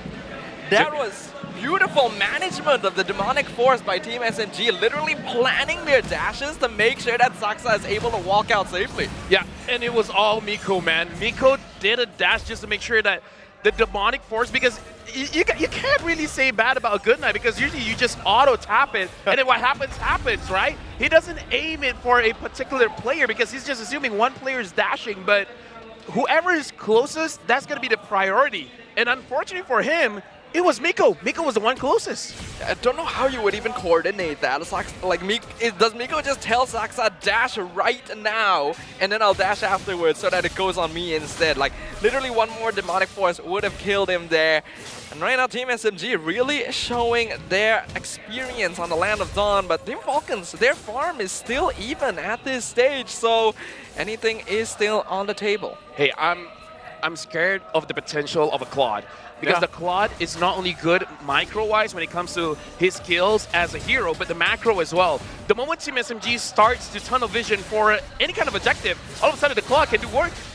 Focus again. Final slash already been used by Smooth. So just kind of feeling out the situation. Sasa though, crossbow tang once again. Saksa now joining the fight. Lotric gonna force to go back. Blazing Duet. Sasa though will be there with Miko. They get the kill. Lotric down, and now they're looking for more. Good Night can be the focus. Do they actually want to fight this out? They don't have much firepower. It's better they call it off. I'm wondering if Lotric may have jumped the gun a little bit there. I get that he was being pressured by Saksa, but jumping back into the hands of Sasa in that situation felt dangerous. I feel like he already knows that he's gonna die. At least clear Dominion, right? If I die, at least I get some gold. So it was a desperate attempt, but I can see the logic behind it. Okay, these little micro mechanics definitely make a difference, as right now Team Falcons still not falling behind in net worth despite Team SMG having double the kill score, so they're doing a good job here. As of right now though, things are going to slow down a little bit as both teams set up for that next turtle. We have to put this into context. It's a 3 to 6 difference in kills, but the difference in goal is not that much. So Team SMG, even though they've got some kills, they haven't really been transitioning into any kind of objective. So we got to see a change. If not, Team Falcons, they can definitely claw their way back to a win. Well, this is going to be a big one again. Penalty zone comes through. Circling Leo on top of it. Heavy spin. Everything being thrown. Miko on the run. He'll fall to Good Night. Still going to be working for the turtle. They're still clashing it out. And now they're bobbing and weaving. Leo just waiting. Smooth somehow gets the turtle with the final slash. Gets the kill on top of it. It is still hunting. Super has to run away. And now it's Leo left alone. He gets taken down as well by Stormy. I think this is a good chance to highlight that Smooth is one of the best EXP laners here in Malaysia. And while his performance recently has been kind of inconsistent, this is his peak right there. The Arlet constantly setting things up for Team SMG every single time Team Falcons looks like they're doing the damage. The whole fight gets turned around on them. Well, if he has a decision of when he's gonna do his best, today's a good day for that to happen. Right now, Team SMG 2.7k gold lead. Team Falcons, the draft is still super good. They have the opportunity to win. They just need enough damage, because that's the only downfall for their side. Because even the fight around the turtle, we can see them staying in the fight for a very long time.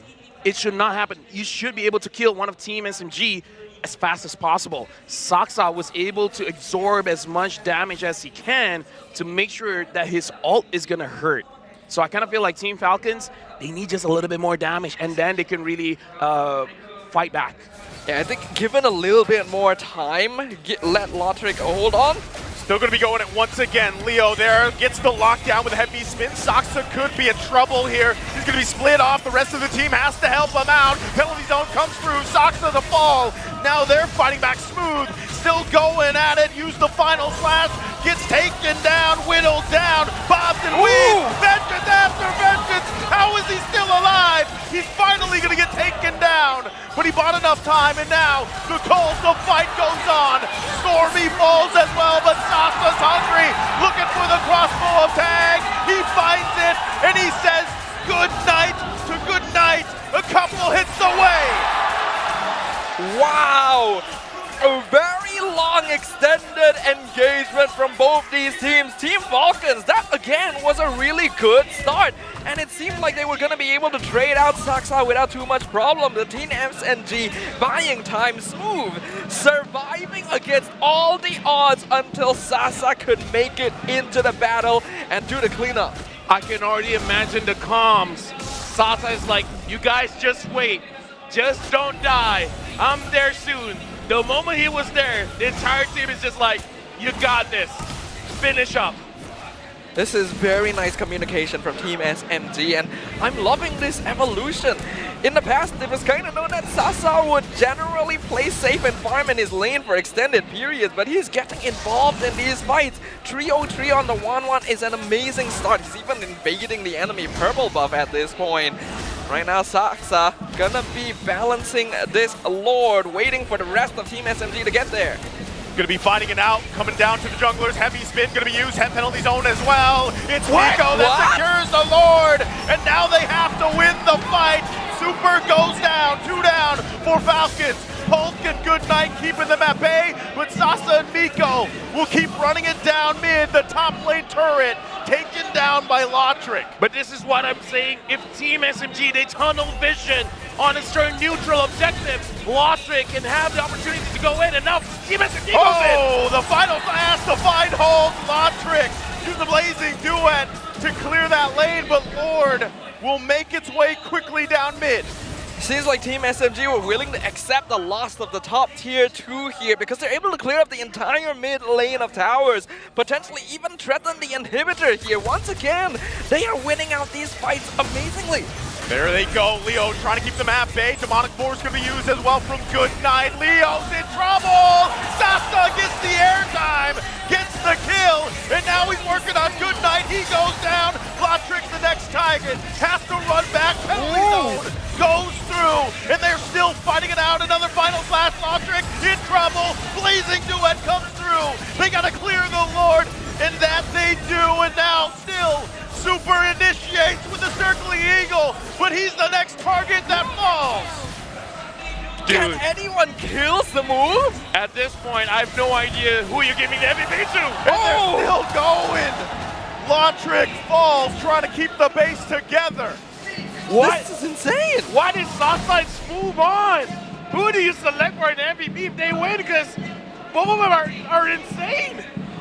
Looking at the items right now, Team SMG has a 5k net worth lead. Sasa already has the Wind of Nature, he's got that Malefic Roar, he's already reached his peak. Lotric 1k behind, but he's also got his Trinity on that Claw. So at the very least, a late game damage is there, but SMG just seems to be playing around Team Falcons. Right now, Lotric is just waiting for the Winds of Nature. Once the Winds of Nature is there, he can go in because there's a lot of physical damage for Team SMG. But as we saw just now, Team SMG going up against Falcons, quite a lot of damage on Goodnight as magical damage. So Sasa has to be careful because that's his biggest threat. It is going to be the Phobius. So the Wind of Nature isn't going to help you there. That is true, and we have to know this is going to be a very sensitive timing now for Team SMG. Wind of Nature just completed for Lotric, and we know that our Malaysian team has a tendency to be unable to end these games clean enough. Sasa already dropped his killing spree and gave that gold bounty to Lotric as well. So they have to be quite careful in the next few minutes. Yeah, right now we're going to look at the instant replay where Smooth again throughout this game. We have to note that Vengeance does give you a little bit HP back, and it has been buffed recently, and Smooth is really using everything to make sure that he stays alive. Like, I feel like, I don't know what to say, man. I legit don't know what to say. He should have died multiple times. He's Smooth. And he only died once. He is smooth. He is smooth. That's it. Gameplay so far, very smooth for SMG, and they're still going. Yeah, Miko going to use the Rage, final lockdown, but again, ultimately just trying to delay things further. He's going to miss that final slash, but this could be SMG just securing the Lord, unless something can be done. Miko jumps in again. They're actually just going to call the fight. Hulk trying to run, but Lotric will push top side as well. How does Team SMG want to respond?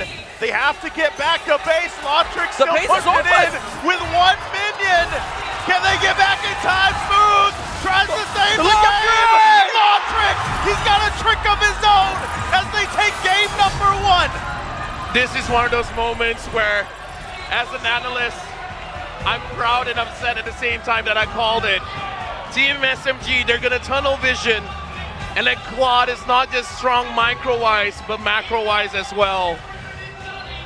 They had too much faith. They thought that they'd be able to win fights fast enough to force Lotric into a defensive position, but that cost them the victory. I just gotta say, someone from the MPL Philippines, I've seen this a time or two, and Lotric is definitely Filipino. Let me just say, is it easy to transition from Malaysia to Philippines? Naisu? I mean, wow. An incredible performance there.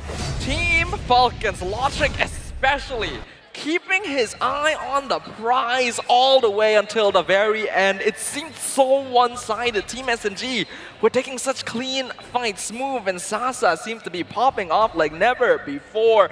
But in the end, victory comes down to taking out that crystal.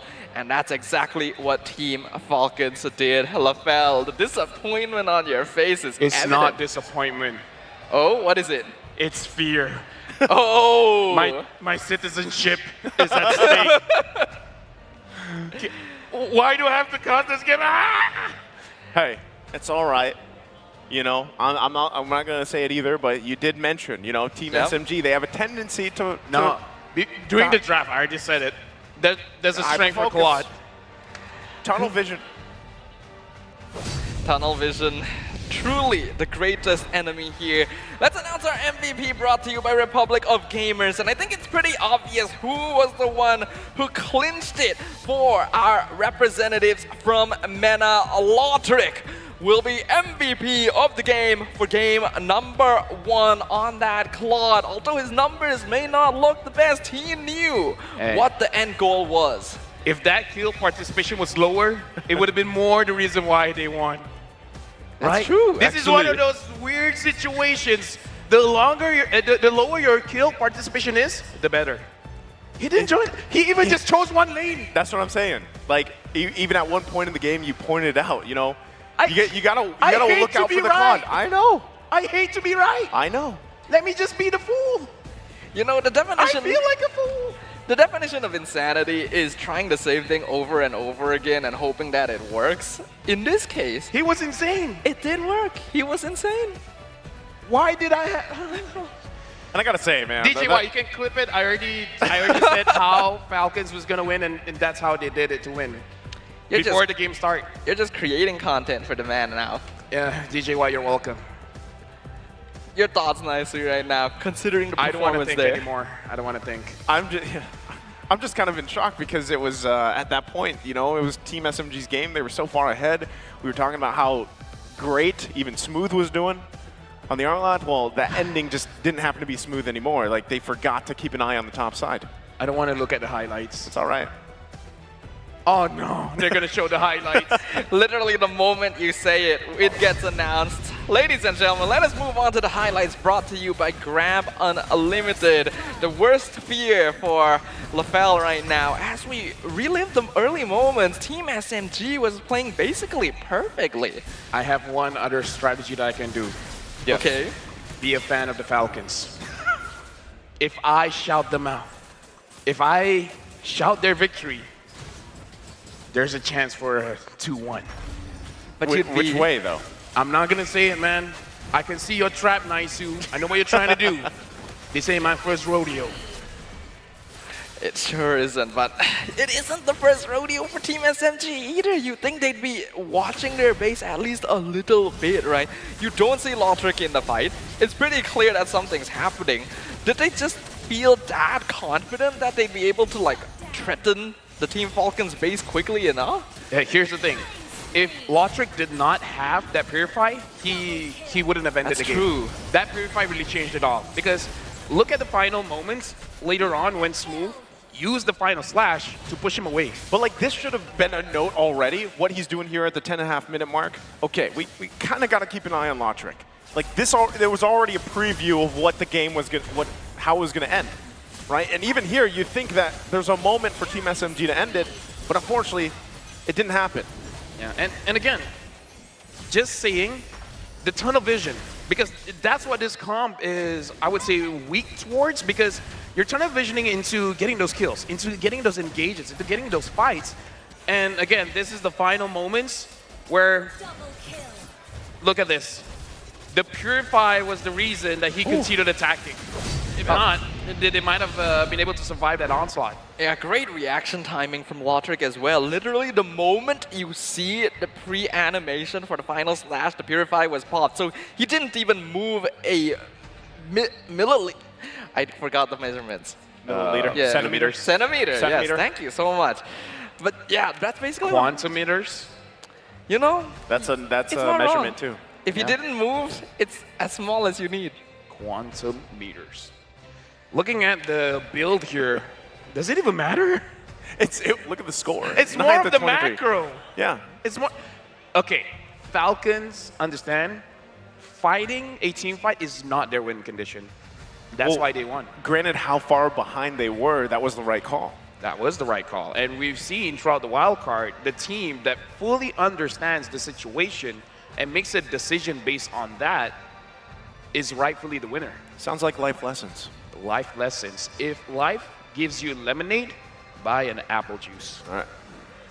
That makes a lot of sense. Wise words with Lafell once Don't again. just take what life gives you. Make your own rules. Man really spun that into something that made sense. Hey. Leave it to the man, you know. That's why I'm the analyst. That's why he's the national treasure. But yes. Oh, not anymore. Not anymore? Not right now.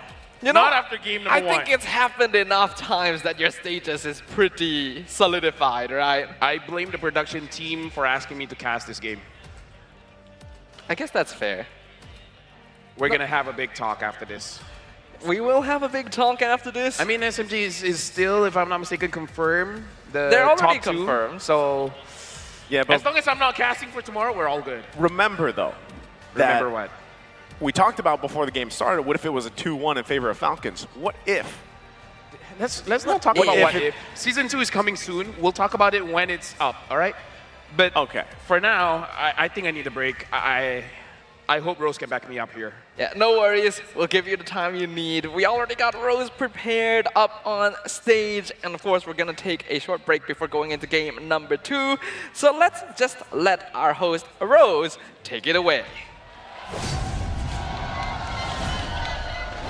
Hey guys, welcome back to the sideline with Rose. All right guys, I'm pretty sure Geospace was kind of shocked about what happened in that first game. But before anything else, we have a fan, or technically an MPL-MY community member. Hello sir, what's your name? Hai, nama saya Azrai, dikenali sebagai Si Azrai. Saya sebahagian daripada Flame Boys. All right, so his name is Azrai and he is from Flame Boys. What is your role in Flame Boys? Saya dan Flame Boys sebagai PIC kepada community. Kita ada 3 orang dan juga bersama dengan 10 orang top boys lah. So founder dia adalah Ava. Kita orang yang ketua adalah Bang Boy Baman. Lepas tu baru ada PIC, kemudian ada top boys. Baru the whole community. I see, all right. So he's one of the person in charge for the Flame Boys. All right, so we know you're from Flame Boys, technically the support system of Homeboys, but what are you guys doing in Geospace? Because Homeboys is not playing here, but however, we have SMG playing. Kita datang hari ini memang kita menyahut seruan Daddy Hood sebab Daddy Hood cakap Flame Boys akan datang untuk sokong SMG sebagai wakil Malaysia di World Cup. Wow, all right. So the entire Flame Boys are here at Geospace because Daddy Hood said during the MPL-MY Championship moment that they will be coming over to support SMG as one of Malaysia's M5 wildcard representatives. All right, so Azrai, just now before the game started, I heard you guys chanting or cheering. Can you like explain to us what the chants mean? Untuk chant, kita ada beberapa chant yang kita orang dah practice bersama dengan fan SMG. Chant tu bermaksud untuk supaya pasukan Malaysia buat yang terbaik, teruskan berjuang, jangan mengalah. Kita semua ada dekat sini nak sokong SMG, macam tu. Oh, see. So they actually have a few chants that they made with SMG. It's to show support towards SMG that, you know, as Malaysians, we want you guys to win. We want you guys to represent Malaysia in the upcoming M5 World Championships. All right, Azrai, how about you guys cheer a little bit so SMG at the back, they can hear you guys and the entire world can hear you guys. Boleh? Malaysia bersedia, Malaysia! Ole, ole! Ole, ole! Malaysia! Malaysia! Wow! Dan.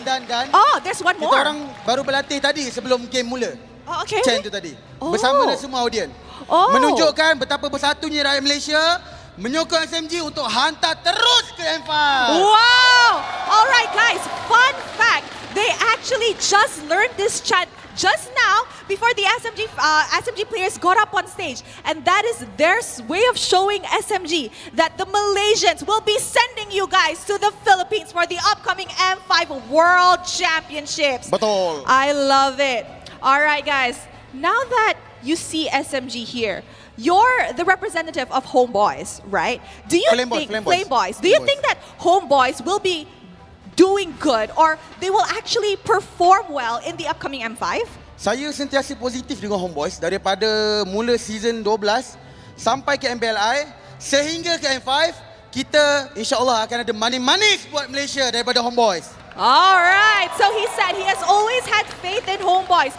all the way from MPL MY Season 12 to MPLI and to the upcoming M5. He knows that Homeboys will be doing their best for Malaysia. Okay, but what about SMG? If SMG manages to enter M5, do you think they will be doing just as well for Malaysia? Okay, biasa bila kita sebut manis, dalam bahasa Melayu mesti ada lemak-lemak kan?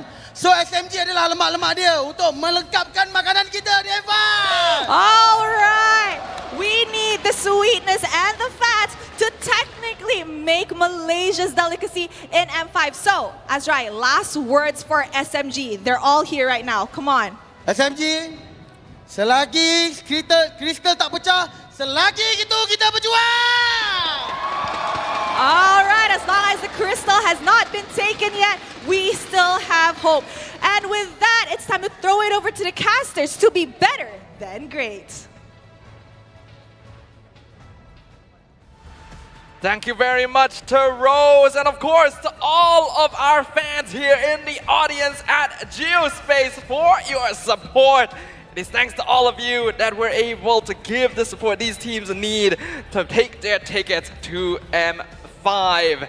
Going into game number 2, we have some updates actually. We thought the Team SMG was already confirmed in the top 2, but apparently if Team Falcons are able to take a 2-0 clean sweep, Team SMG will not actually make it to the crossover match.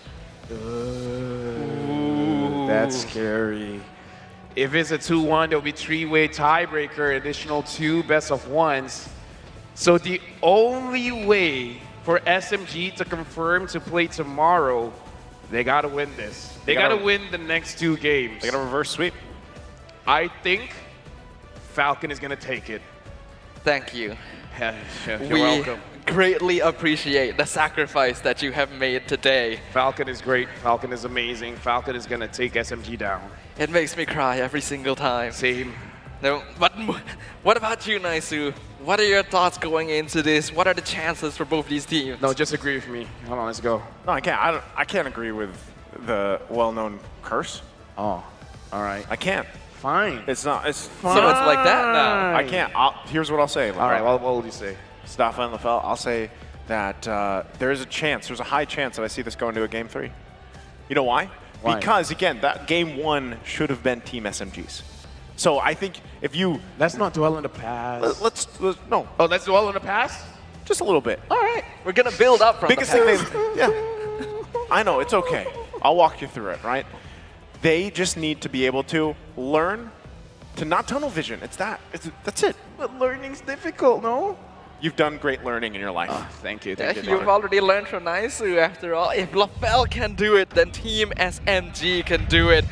Let's jump on into the drafting phase for game number 2. Turns out the stakes for this matchup are way higher than initially anticipated. Team SMG on the blue side, Team Falcons on the red side.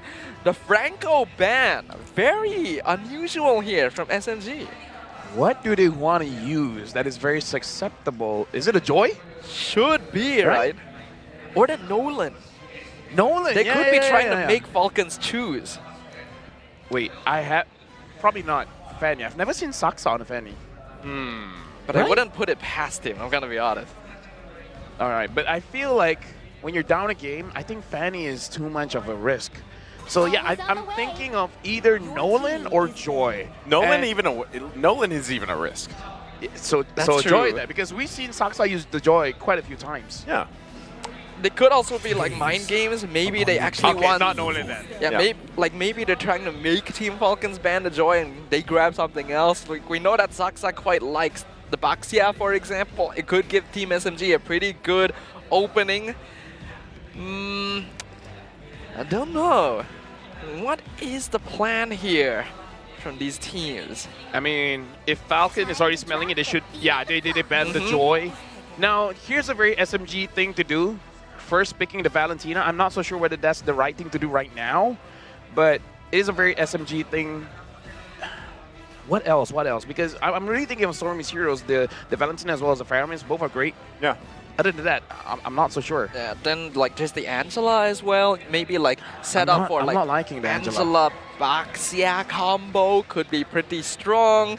They could be trying to like surprise pick with the smooth Benedetta to try and deal with the split pushing. That could be interesting. But it's the Bruno. Wow.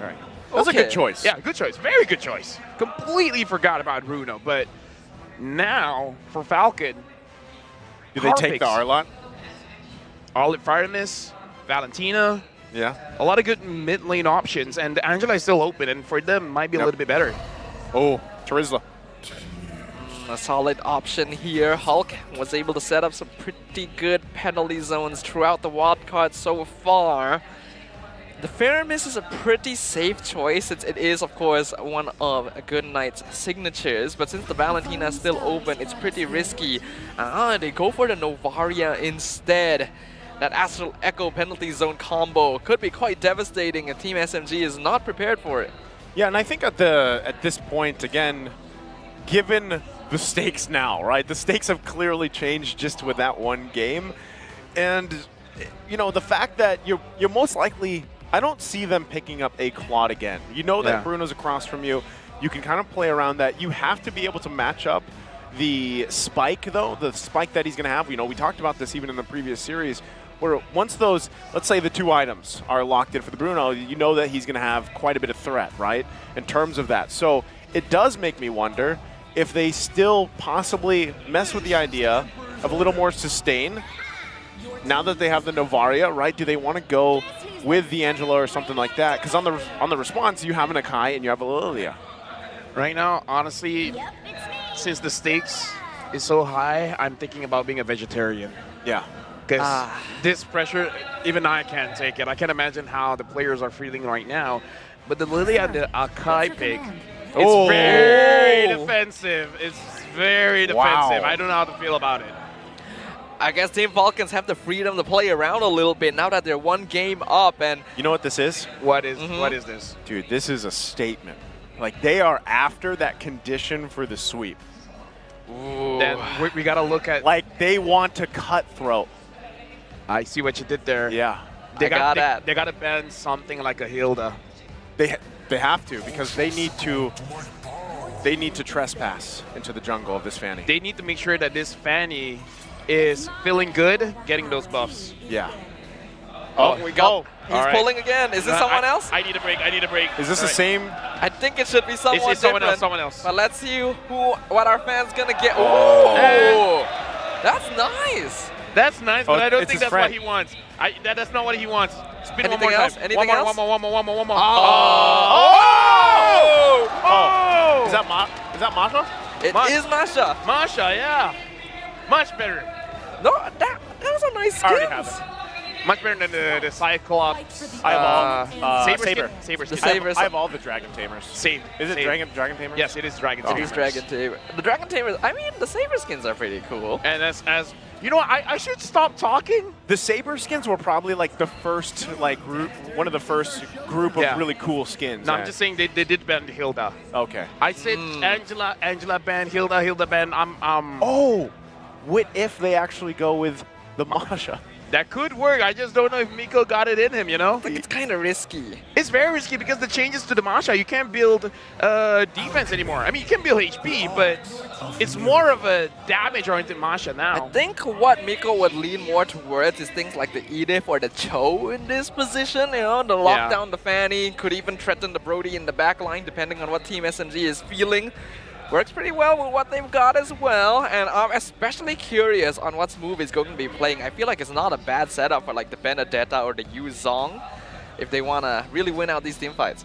I don't want to talk. Exborg and Cho. Interesting. So Exborg winning the lane, that's going to be good.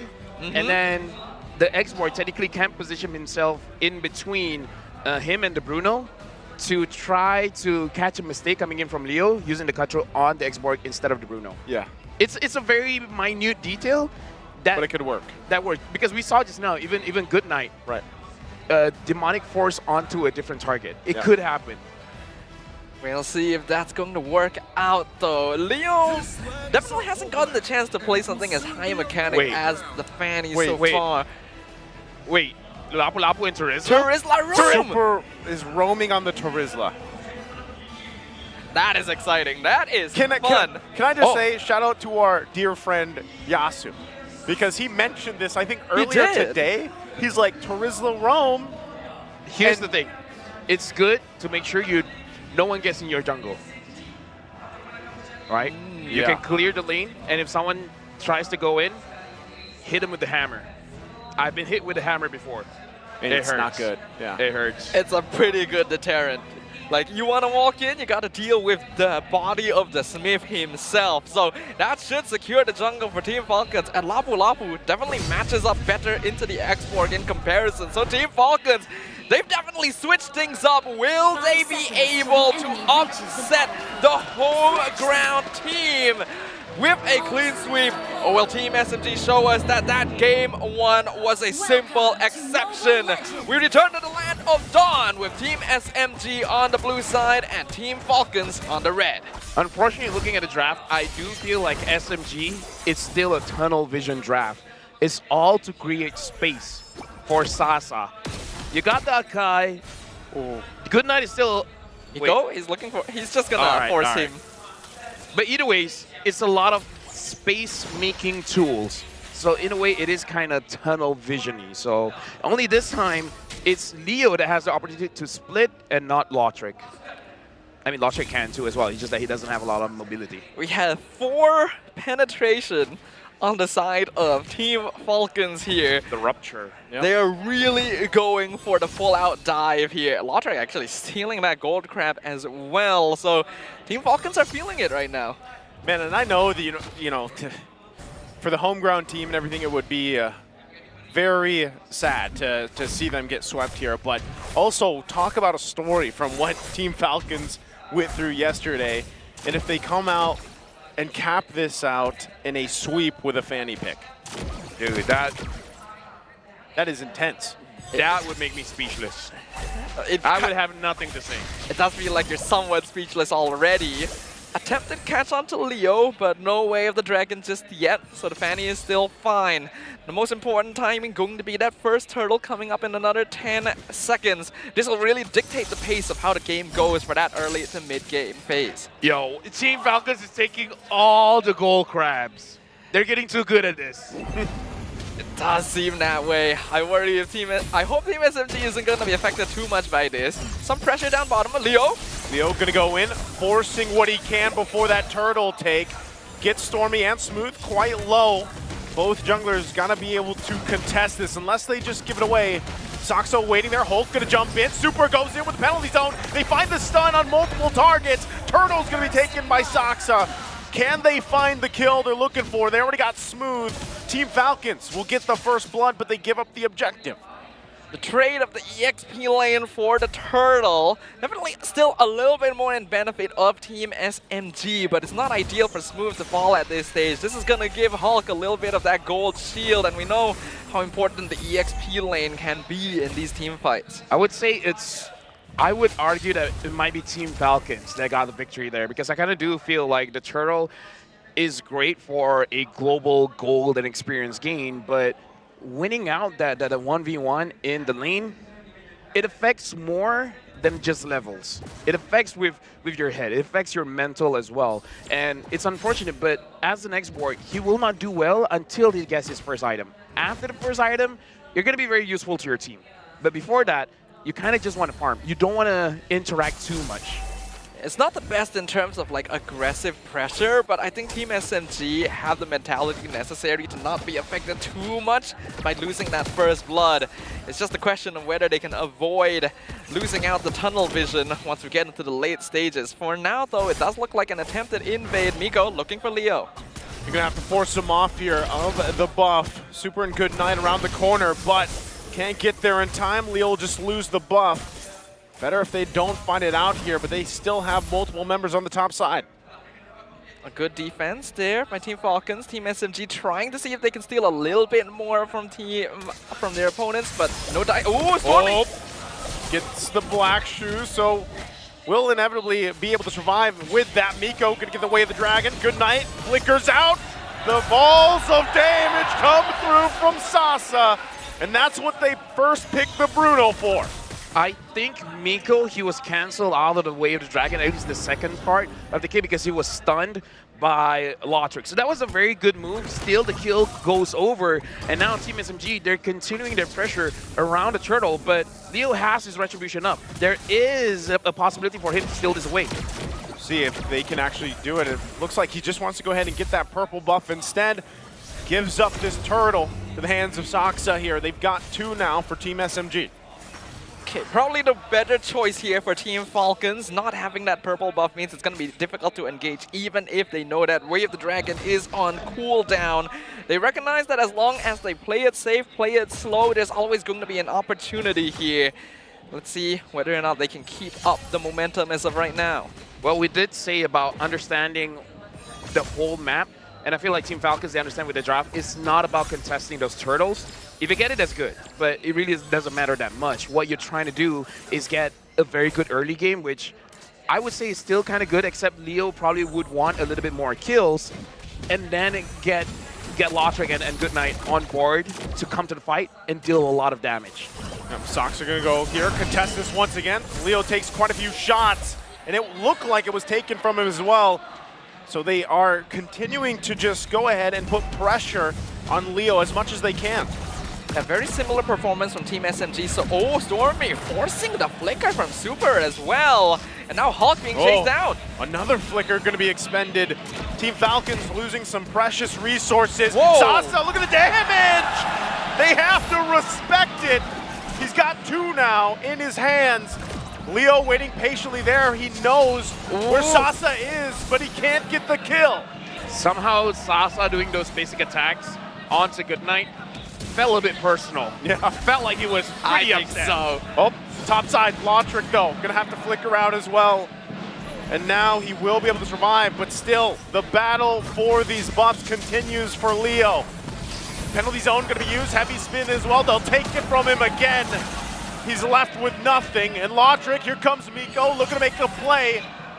He is gonna pressure him off the turret. Leo now joining up top side, trying to help him keep this up. Goodnight and Super as well. Everybody's here, but they're going to lose the tier 1. Okay, good macro play now from Team SMG, attacking multiple angles of the Team Falcons half of the map at once to try and deny as much farm from them as possible. This time keeping a close eye on Lotric as well, making sure that gold lane is straight up 1. So no backdoor. Oh my goodness. Stormy looking for Super once again, gonna black shoes. Hulk and Goodnight here though. But that's another turtle going to the hands of Team SMG. Well, this whole composition is about creating space, and that was a lot of space that Stormy gave the team, and now Team Falcons giving everything to make sure that Leo secures the orange buff. And Team SMG, it looks like they have a different game plan for game number 2 because it's not as bloodthirsty. Yeah, I'm liking this adjustment from SMG, but look at Miko, conceal! Miko gonna use the conceal, won't commit, but he gets the penalty zone out from Team Falcons. That might have been just the idea. Again, this is what Miko likes to do. He likes to bait some of these resources out if he can. He had the Way of the Dragon, so he was in position.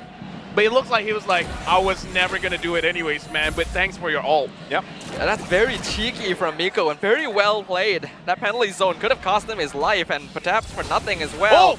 Oh! Leo going to go ahead and get the black shoes out from Stormy, but again, he's going to have to give up his purple buff here. The rest of the team trying to hold down mid from the backside. They're going to push Hulk back. Still going to be working on it. And Super dealing with the blunt of the damage. He has to flicker out. Oh, and look at Leo. Whew. Again, this is getting to the point where it's a starving Fanny. Yeah, but he had the idea. He was thinking of, I want to split push. But the moment Team SMG disperses, like, okay, they probably learned their lesson. Yeah, we can tell that there's a lot more respect now from Team SMG just in the way that they're approaching this game. It's no longer about, hey, I can keep fighting as much as you want, man, and I'm going to win it out.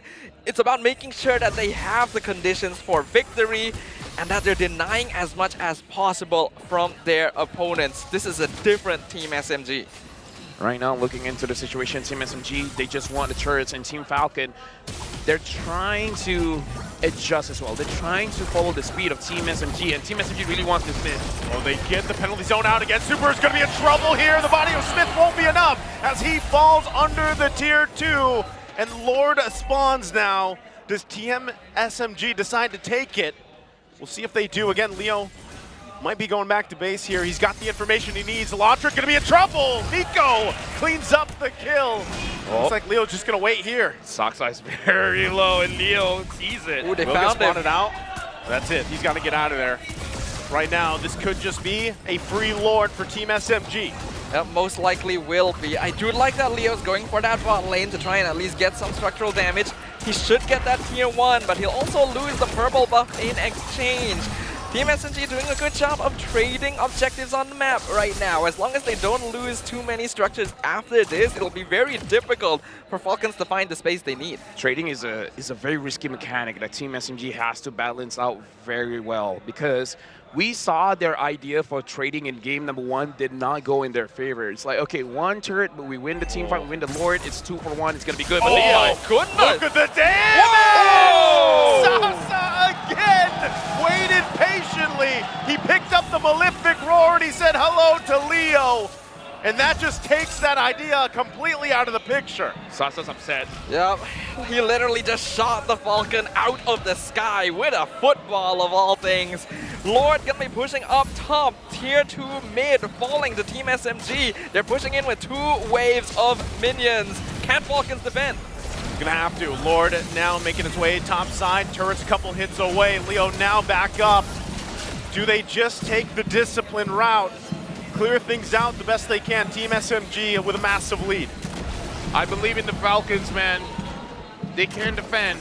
They can come back. Smooth with last standing the backside. They're still going to put the pressure here, forcing Team Falcons back. Polecaster go. They lose the mid turret. That's exactly what Team SMG wanted to do. So far, the game going very much. Oh, Sasa being targeted, but Leo knows he's at a risk. This Bruno can actually just straight up 1v1 him at this stage. And that is going to constantly be a threat to Team Falcons. Doesn't look like they're letting it stop them though. They're still doing a good job of making sure they have some presence on the map. That Haas Claw is paying dividends. Yeah. It's good as a first item, but the more damage you get, the more healing you get, and Sasa is no longer afraid.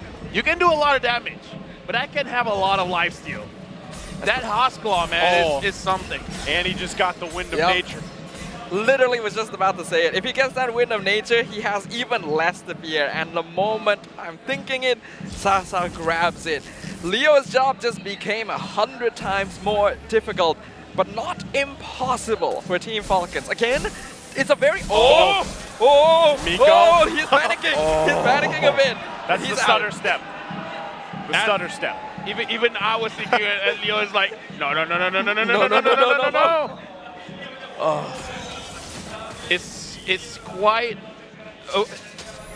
You just gotta think about this. The marksman is looking for the assassins. He's the one's like, where are you? Come to me. You know what your job is. Come to me.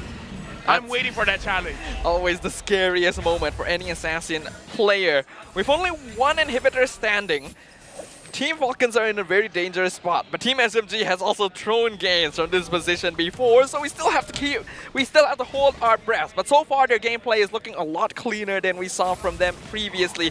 Even looking to invade the purple buff again, Team Falcons, I don't think they can contest this. Yeah, this is just going to be too difficult to actually go ahead. Again, they can just let Sasa go ahead and take this Lord while they put the pressure on the purple. And Team SMG just complete control right now. Okay, so right now it really looks like Team SMG. I like the positioning coming in from Smooth, because now the positioning is a flanking position, but as an export, it's really just to get vision. It really is just trying to account how many members of Team Falcons is here. It's a way to open the map by being behind your behind your opponents, instead of literally being inside the bushes. It's a very different way to get information, and I feel like it's warranted based on what happened in game number 1. Yeah, it's very important for Smooth to do this as well, considering that Team Falcons has that Astral Echo in the hands of Goodnight. They cannot lose out in the Vision game, and so far, it's paying dividends. The Lord pushing in mid lane. We got 3 full waves pushing in for SMG. Falcons, can they survive this again? See if they can. Again, they got to make quick work of this Lord as it pushes in. Astral Echo going to come down. still SMG calculating this despite the lead they have. Super jumps in with the penalty zone, looking for the kill still. They got to take care of the Lord. They go back to heal up. There's the kick. Hulk's in trouble. He'll fall, but Leo can't find the kills. It's too much from Sasa. We're going to game 3. I think this is exactly what we were expecting from this series today. The 2 MPL squads here in M5 wild cards, neither giving an inch because they know what's at stake. Those tickets to M5 in the Philippines. Team SMG evens it out. I love being wrong, but Naisu was right. You called it. Something about us casters, we just know what's going to happen. I feel like Team Falcon will win the next one, though. Again, very grateful for your sacrifice today, LaFell. Hey. But all for one for all, am I right? That is absolutely right. LaFell's holding on to that citizenship. Oh, yeah. He's holding on to it. What can I say? I like living in Malaysia. And Malaysia, okay, right now, we're in a better spot. But we have to remember, SMG has to win for them to be able to play tomorrow. Yeah. But I think Falcons will win. Falcons got this. Don't argue with me. They got it. You be you. I be you. Be I am you. you. Be me. Just like Valentina, I am you. I am we. Yep. That works. But without further ado, let us go ahead and jump into who our MVP for game number 2 It's gonna be Sasa. It's gonna be Sasa. Yeah, it is. Of course it's Sasa. I mean, we have the build hype, right, guys? You can't reveal the answer so quickly. Of course it's going to be Sasa from Team SMG. 6-0-0. No assist for this man. One-man army. Man, Bruno's my favorite soccer player. Same. Me too. Go! I kind of wish you dragged that out a bit longer. Yeah. I feel like it would have had the impact. You want to see how long I can drag it out? No. Do we? Go!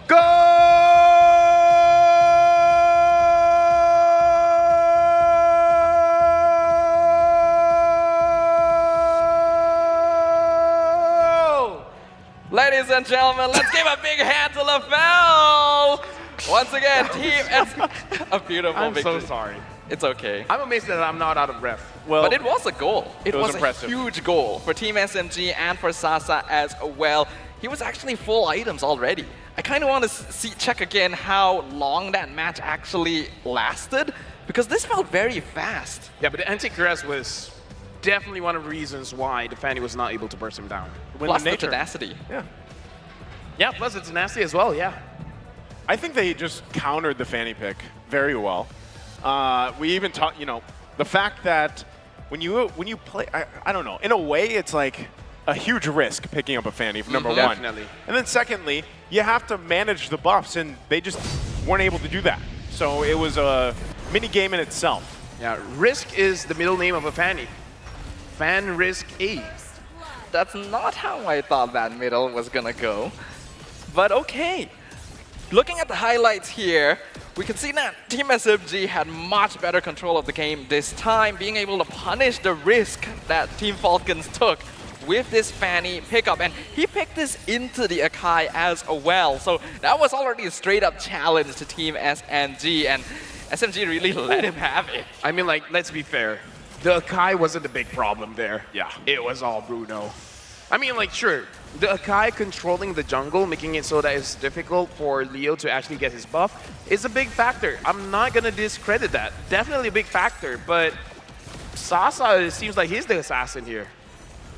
I think they did give a good amount of attention to the gold lane this time, right? The fact that Sasa was able to win out his lane very handedly thanks to early ganks meant that he was unlocked right from the get-go, being able to get extra gold from the shield, being able to build up items more quickly, and then you add on the pressure that Saksa was putting onto Leo by constantly stealing the purple, then you see how all of these little steps make a great recipe. I gotta say as well, Story played with no fear. He played like he always has that black shoes. And I feel like he did. I mean, part of the reason is because of his build. He has a lot of cooldown on his build. And looking at the emblem set here as well, yeah, the tenacity really helped out Sasa, not just going up against the Fanny, but going up against Lotre. Because as you said, Staffa, there's a lot of penetration, the rupture coming in from Falcon. So it's a good thing that he has the foresight. There's a lot of base damage coming in from Falcons. The tenacity was, I would say, essential for him to survive the laning phase, going up against Lotric and Leo.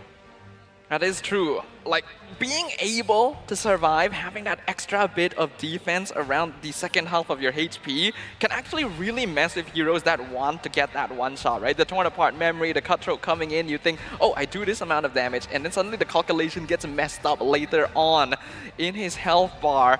Helps a lot. And since Sasa already got so much help, you could see that he felt very comfortable this game overall. Team Falcons, unfortunately, we can see that in the buff comparison, was not having a good time.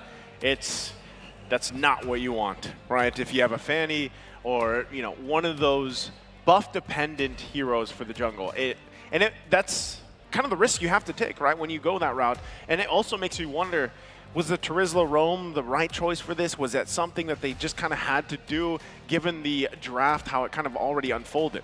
I feel like the export kind of made them feel like it will be good if we switched out this Terizla, because I kind of feel like he will not have a good lane phase. So I feel like it was a little bit forced.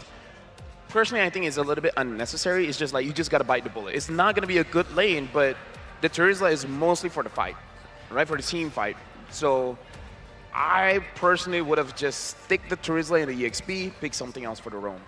I mean, I can't really blame them though, because in the heat of the moment, switching out that Terizla for a Lavu in the EXP lane versus Xborg sounds like a very good idea. And we already talked about it. It would be a good defensive option to make sure that Leo's jungle is fairly safe early on because of the body of the Smith. But Team SMG were able to play around that and predict things. And you saw that Hulk Super both had Radiant Armor, and yet Stormy was still tearing through them. Yeah, I mean, honestly, having the Divine Glaive as well as the Glowing Wand kind of mitigates the amount of magic resist that opponents has. And again, the fact that Stormy played like he has 5 stacks of black shoes is probably the reason why he felt safe, because, again, he played like he had nothing to lose. If I die, I die. Yeah, that's what I'm saying. Like, part of the time, even if you go back and watch that game, Stormy did such a good job at dealing with the roam Terizla, right? Half the time, he was either putting out enough damage to force just to go back, or use the black shoes. Even Miko. Miko was kind of, in a way, this game, he didn't make these huge or massive plays, but part of it was him just the fancy footwork, right? Getting some of those ultimates out when they maybe didn't need to, or even getting a single or a double flicker out from the team of Falcons. It was kind of like that work that you don't see right away, but every piece of that puzzle kind of falls into place. And I feel like that was where Smooth fit in too with the export. I'm going to go back on Stormy playing this mid lane, because there's 2 general ways you want to play the mid. One way is ganking the side lanes. The other one is to prevent your opponents from moving around the map. Yeah. And I feel like he did that very effectively, because he prevented the Terizla as well as the Novaria moving around freely, giving a lot of space for Sasa, giving a lot of space for Smooth, and then giving a lot of space to go inside the jungle. Because before the fight even starts, Stormy already made sure that they don't have the defense to actually handle whenever the Akai wants to take a buff. So I feel like, it was a very flashy play coming in from Sasa, but Stormy really made sure that Falcons do not roam around free. Stormy was the silent killer this game. Being able to control the map so effectively is what allowed for Team SMG to feel so safe to invade into that enemy jungle. When you add on the Xborg, add on the heavy spin, Team Falcons basically can't walk up to them at all. And yeah, it's an unfortunate fact, because Team Falcons felt confident about the Terizla roam switch because they understood that, ooh, Xborg is not a good matchup. But you play Terizla roam so rarely that I don't think they were really aware of how bad of a matchup the Lilia is into the Terizla here. Yeah, again, Terizla was a big question mark. I know in theory it could work, but in terms of the execution, it just wasn't there. And we were, like we already said, Stormy was a big component to that, and he played that so well. And even on the other side, right, Saksa, you're looking back at all those turtles that were just secured easily for the most part, right? There was no contestation there that they could really pull off. And so it was just kind of smooth sailing, for the majority of that early game. The transition to the mid game worked out really well for them as well. Well, here's the thing. We see the adjustment coming in from Team SMG. The first game was a bloodbath. Coming into the second game, they played the macro game. They just forced Falcon out of their own jungle as well as out of their own lanes. Falcon, they can make the same adjustment. But the question is, what kind of adjustment will they make? Will they ban out the Bruno? Because it was quite a big reason why SMG won. Yeah, perhaps so. It'll be interesting to see what kind of changes they will make as we go into Game 3, because now all cards are on the table. M5 ticket on the line. But before then, we have a bit of a video for Team SMG to show all of you guys. So ladies and gentlemen, please enjoy.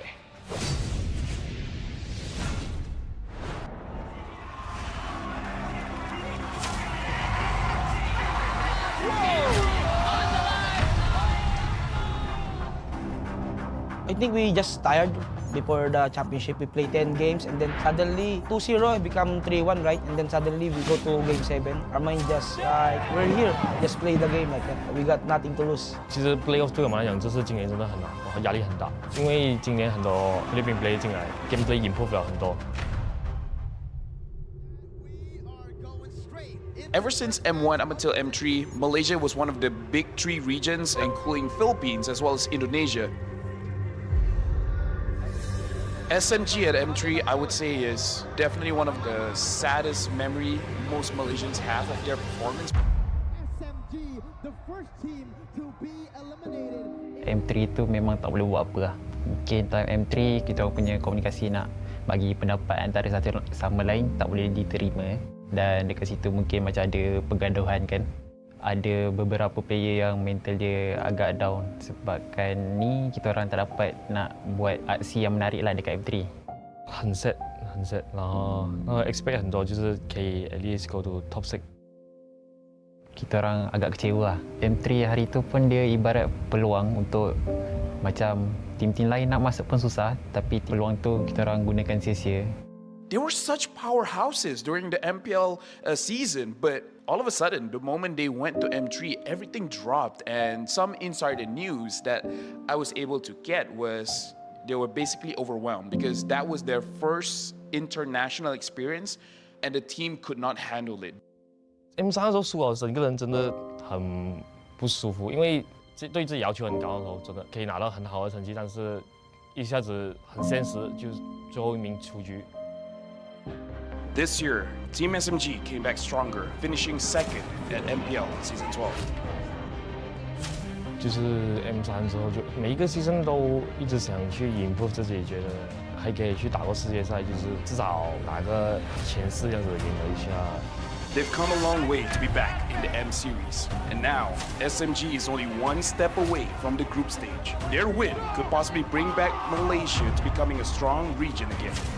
MLBB Malaysia untuk season kali ni improve banyak. Untuk wildcard mestilah kita nak masuk M5. I think we really confident, but we will not underestimate the enemy. This time, the qualifiers is in our home soil, Malaysia. This is good for SMG because now the country is behind their back. I think not only will be SMG fans will be here. Most of the Malaysia fans that love Mobile Legends, I think they will be coming here to support the home team. SMG, vamos! Keep support Malaysia punya team. Keep supporting us, Homeboys and SMG. Kita akan buat yang terbaik di M5 dan kita akan cuba bawa balik M5 ke bumi Malaysia.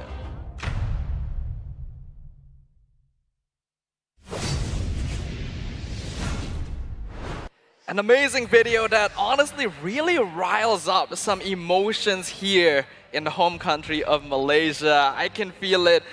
LaFell can feel it.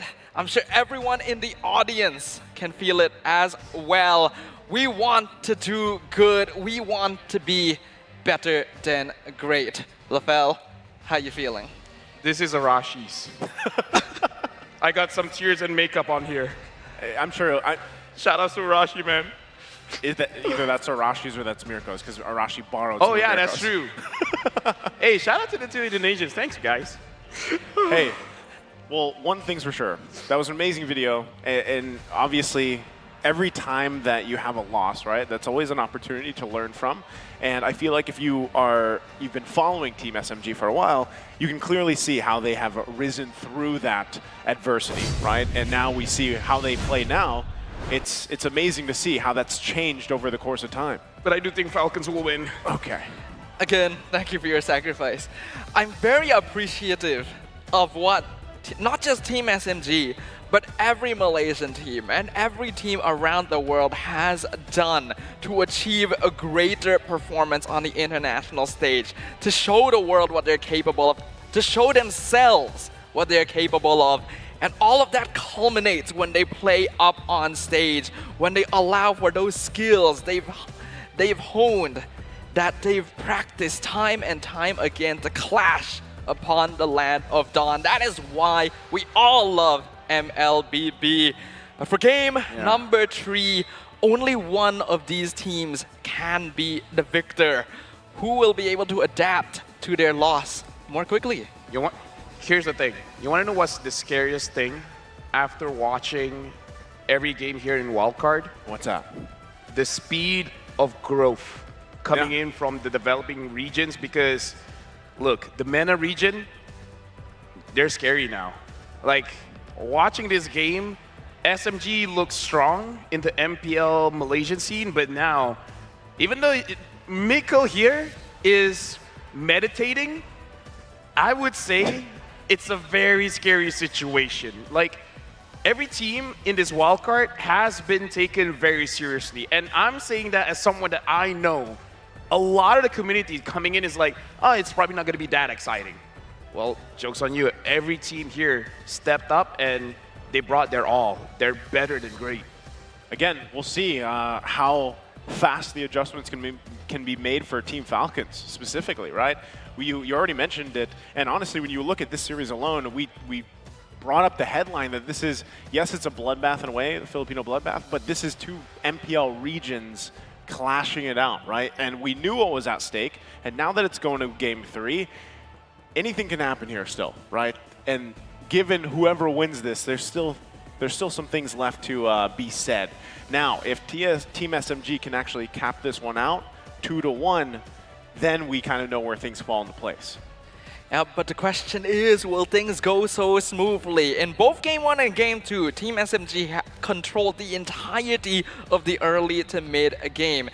Again, a lot of us will say that it was a simple mistake, a bit of tunnel visioning in Game 1 that cost Team SMG a potential clean sweep.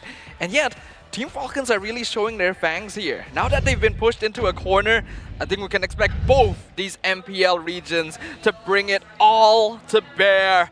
Ladies and gentlemen, the drafting phase for game number 3. Team Falcons from Saudi Arabia on the blue side.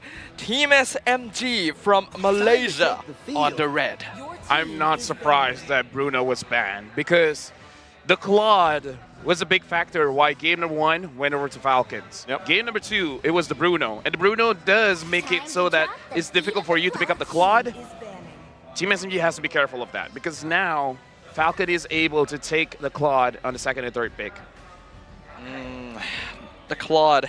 It's one of those heroes that's a little bit difficult to really consider, because he's not that strong in the laning phase. He takes a very long time to come online, but the flexibility in his gameplay always makes it so that he is a threat in the right hands. Wow. And a lot of respect coming in from Team Falcons here. Panning out that Lilia as well. Oh, still showing the bromance here. They're already making this into a meme. But yeah, Falcon, look at the respect. Bruno as well as Lilia. SMG, I kind of feel like the Lilia ban may have threw them off a bit, because I'm pretty sure they expected the Bruno, but not the Lilia. Well, at least our analysis was on point. Right. That Lilia was a problem. She was, yeah, definitely. The way they played it too, and so it begs the question, Team Falcons, what do they want to take with a priority pick? That's the Nolan being banned out. And I almost wonder too, you know, in terms of the jungle pick alone, do you really want to go with some of the risk, or do you want to actually go opt towards the utility so that you can compete when it comes to those turtles? This is a great first pick though, the Matilda. I don't like the heroes I'm seeing, but Baxia and Angela is open. It's a strong pick. I just don't want Stormy playing the Angela. He can play, don't get me wrong. It's just the team dynamics change. I think a lot of us look at it and think it's a bit of a waste of Stormy's potential because he's Definitely, capable of making individual plays so effectively. Don't get me wrong, his Angela is actually kind of terrifying, but it does limit what he can do as a solo hero on the Land of Dawn. For now though, it does look like they're gonna go with that 1-1 pick, and This we is got a trend. another audience member. This is a trend. These guys got a lot of diamonds, man. Hey, Malaysia, man. Ooh. All right, future enforcer. All right, Not all right. bad, not not bad, bad. not bad. But the next one. Oh, okay, that's oh, alright. yeah, he's pushing more. There's more. Oh, that's nice. Oh, that's nice. That's not too bad. That's not too bad, but definitely not the luckiest fan we have here. Yeah, it's not like. I guess third time wasn't the charm. Oh yeah, that was the third time. Why don't we draw on the desk? I already got the skins. I already used my half off 10 times. I'm saving my diamonds for that Yuzong. For the M5 pass. Yeah. Gotcha. Nice, I'm already nice. at level 30 or 40 something. I'm keeping it. Man knows his priorities, but also Matilda Faramis. This is a support combo that has messed with lots of teams, and they're pairing it up with the Claude as well. Falcon's trying to do it again. Matilda is 100% win. It hit 7 games straight. Really? So Matilda has not lost. Team SMG has to break the streak. Prepare for the return of awesomeness. Right now, Falcon's draft is looking good because he has the Matilda 100%, but the Faramis is good against the 1-1. The Faramis can cause the 1-1 to make a mistake. Yeah, that. I'm not feeling good. We gotta hold out hope for now. The Phobius ban is a smart choice. You Very got smart. the 1-1. Yep. You don't want to let him spam that demonic force, even if you've shown so far that you're able to balance it out among your teammates. Better not to just have to deal with it at all. What will Team Falcons want to look to ban at this point? Again, at this point, you know, they could focus on. Now, the funny thing is, your first 3 picks, you can do quite a bit with, right? We have to see really what they want to round it out, especially with the XP lane. But I still feel like, obviously, the Akai from Team SMG. Now, could that be flexed, or is it just going to go in the hands of the in the jungle? What do you think? The Akai? Because yeah, the Akai. I feel like it is going to be in the jungle. Actually, now that you say it, like that's my main question, right? So I think it is going to be in jungle. Yeah. I think based on the bans, it is going to be in the jungle because why would you ban the Boxer? Because you could have taken the Boxer yourself, right? So I feel like it is going into the jungle. But I like that Falcon, they're really focusing on the EXP ban because Smooth has been silently doing a good job. What if he just goes Arlot? What if he goes Benedetta? It's one of those heroes that he's just like, Coach, I don't want to overthink it. Just give me the Benedetta and let's keep it simple. Let's hope for the best. The win and rates- Arlot has been banned. Oh, there's the there's the Arlot ban. Could it be? Like, it's not the best into the Faramis, but still works pretty well. It could be the best. When you have a Faramis, you want to clump up. That is true. Petrify could hit everyone. And then Or after, like the Yuzong? Oh yeah, Yuzong's pretty good too. Yeah, Yuzong. Yeah, Yuzong. Yuzong's great. I'm back. But the There it is. Benedetta would be able to make sure that any like logic backdooring will be a lot easier to deal with in I comparison. mean, Yuzong is the same. Yeah, you but can keep it under control. when you play Yuzong, you have a tendency to want to join the team fight. But no matter whatever hero you have, if you tunnel vision, you know, That's true. goes out the window, right? Angela's still open, and Oh. they're not taking it. They're taking the Terizla. So, ton of vision, man. They have to. They have to win the map control. Remember too, if this is a 2-1 in favor of Falcon, there's a 3-way tiebreaker. Yeah, but that's I don't know, man. Just saying, just throwing it out there. Yeah, I know, but I really feel like Falcon will win. Well, if Team SMG wins, we know who places in the first and second. Yep, we'll see though. The Yuzong is grabbed by Falcons and they round up their draft with that Martis. When you combine that with the Matilda Faramis, early game is scary. We got one. Oh, it's from Uncle. Oh, no. Oh. No? He's saying, that's the best skin. That's The the Blue way. Spectre. The one you can't buy. The one you can't buy.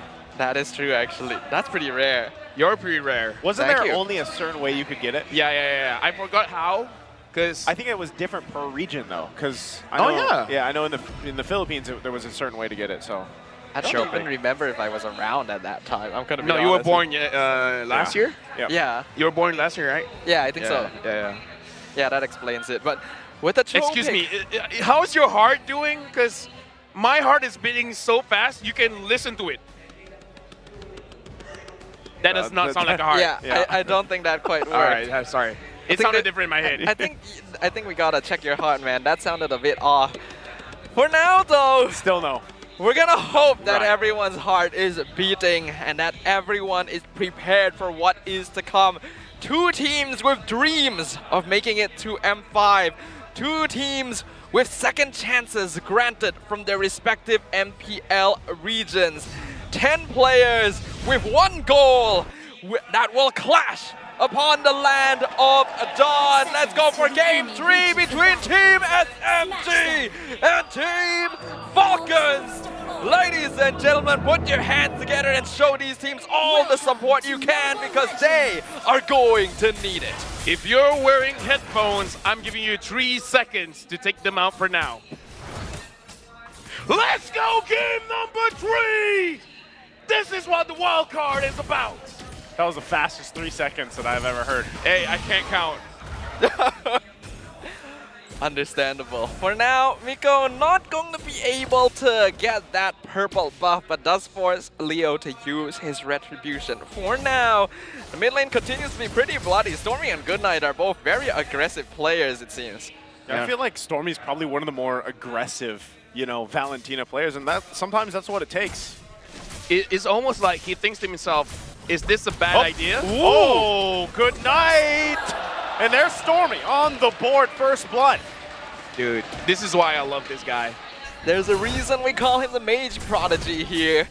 This is a very young player that's already shown his personality on the stage. Miko just standing there threateningly. Not gonna go for it for now. Yeah. Leo has hit that level 4. Stormy is one of those players, you do not claim you're the best in front of him.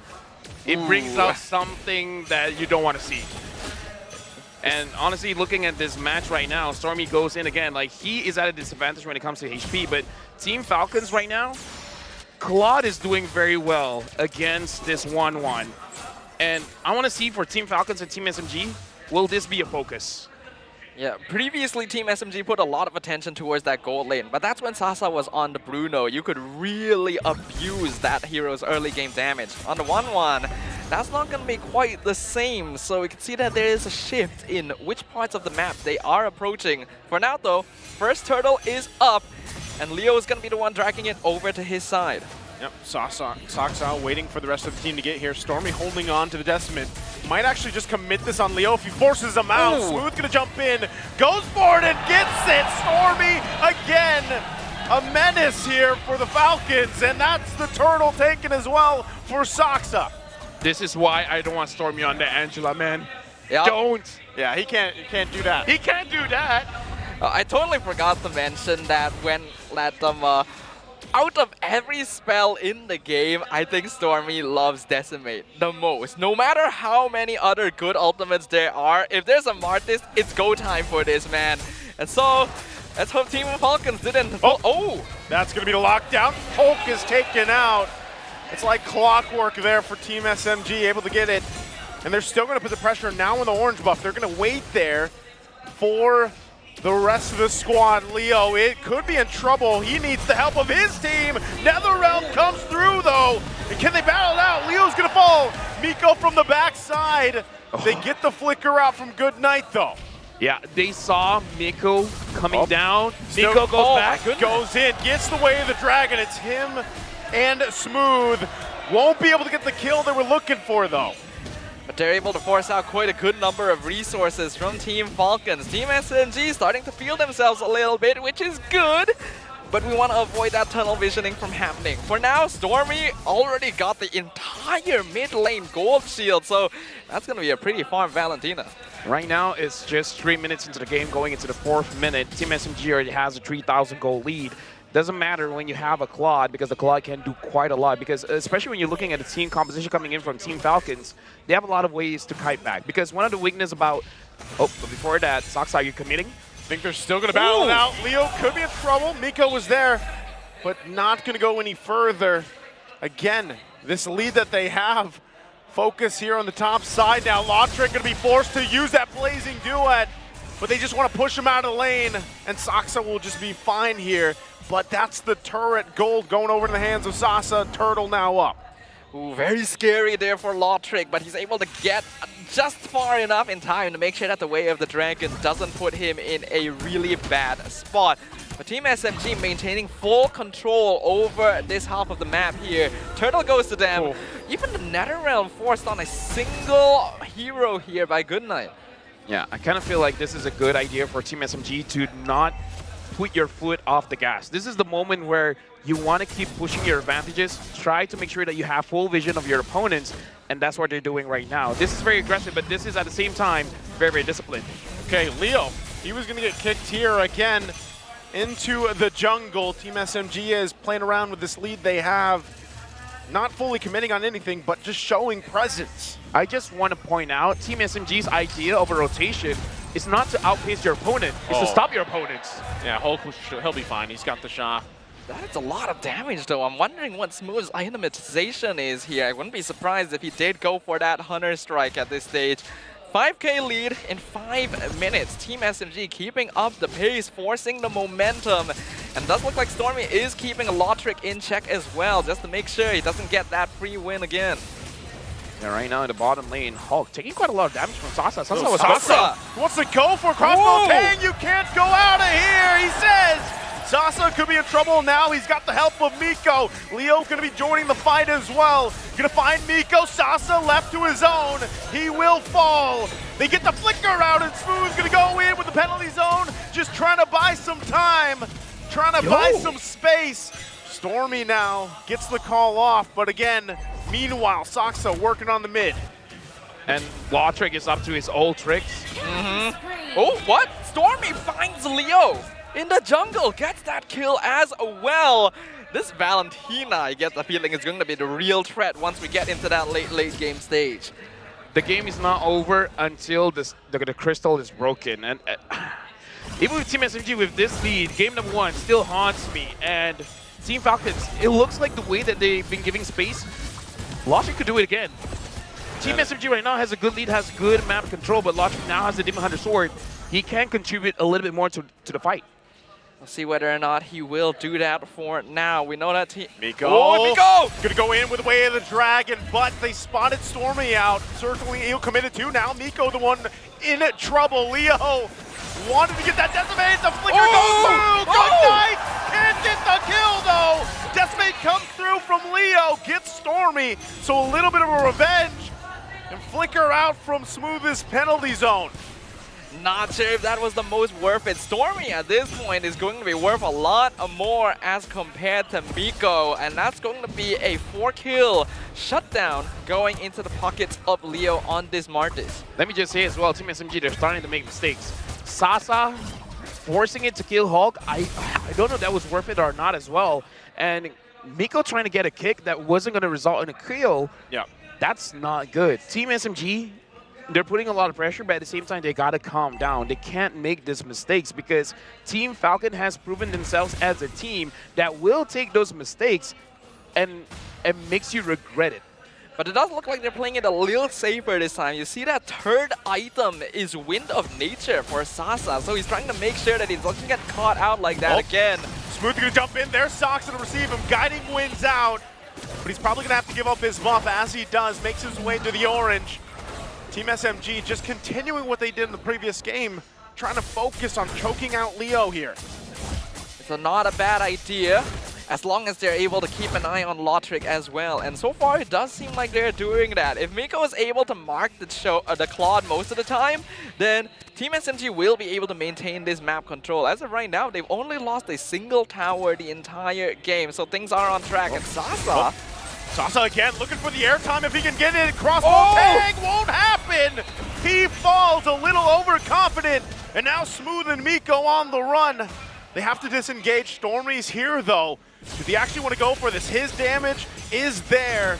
But now they back off a little bit more. Miko gets the kick. The way the Dragon Super going to be in trouble. Couple hits away, he will fall. They're going to battle it out. Miko flickers out. Leo now in the front of it all. He gets taken down. Ooh, they somehow turn it around there. The move by Sasa was definitely a huge mistake. No reason for him to overextend himself in that situation. But then Team Falcons got a little bit confident themselves, rushing in. Miko getting that kick, setting up for Stormy. And now SMG are able to control the Lord Pit once again. I mean, I can't blame Team Falcons for trying to push their advantage because Sasa is the main damage dealer. And at that point, they might have forgotten how strong Stormy is on his Valentina, which begs the question, they gotta be careful of Stormy's 5-1-1, and now the Divine Glaive is there. Ooh. Team Falcons, if Team SMG is not setting up, you gotta be careful because Stormy kinda doesn't need a setup. Yeah, absolutely not. This man makes the... Oh, but he may be walking too far. Stormy's got the Nether Realm. Smooth gonna jump in with the penalty zone. He finds Good Night, and he's taken out. Hulk has to get out of there with the Dragon form. Leo left to his own. Mortal Coils out, gets the Terrify. Should be fine though, but the pressure's still there, and Lord making its way on the top side. Ooh, things are looking really... Oh, Stormy could be in trouble. Stormy, can he get away? They jump in once again. Lotric is deleted with a quick, decisive maneuver from Team SMG, and the Lord is still making its way. Right now, 9.2k goalie for Team SMG. Everyone for Team Falcons is inside the base. Sasa goes in. Sox are gonna go in with a heavy spin. They find Hulk. He's trying to buy some time, run away. Top turret finally gonna go down. Good Night and Leo quite low. They've got to be able to defend this Team SMG. Looking to cap out the series here. Good Night flickers out, but the crossbow peg comes through. They take out Good Night. They work on the base, and Team SMG clips the Falcons' wings, and they secure their spot in the crossover match. The hometown squad clinches it with a 2-1 victory. Team SMG cements their spot in the crossover matches and keeps their dreams of moving on into the M5 main stage alive. I'm lost for words. Sorry for Team Falcons. I thought you guys were going to win. But Team SMG, they do not want to lose the same way. The way they controlled the map, they didn't give any space for Team Falcons. What a performance here. This is a team that was not willing to take prisoners any longer. After a Game 1 performance that ended disappointingly, they were able to pick things back up and secure their spot, moving on in a very clean fashion.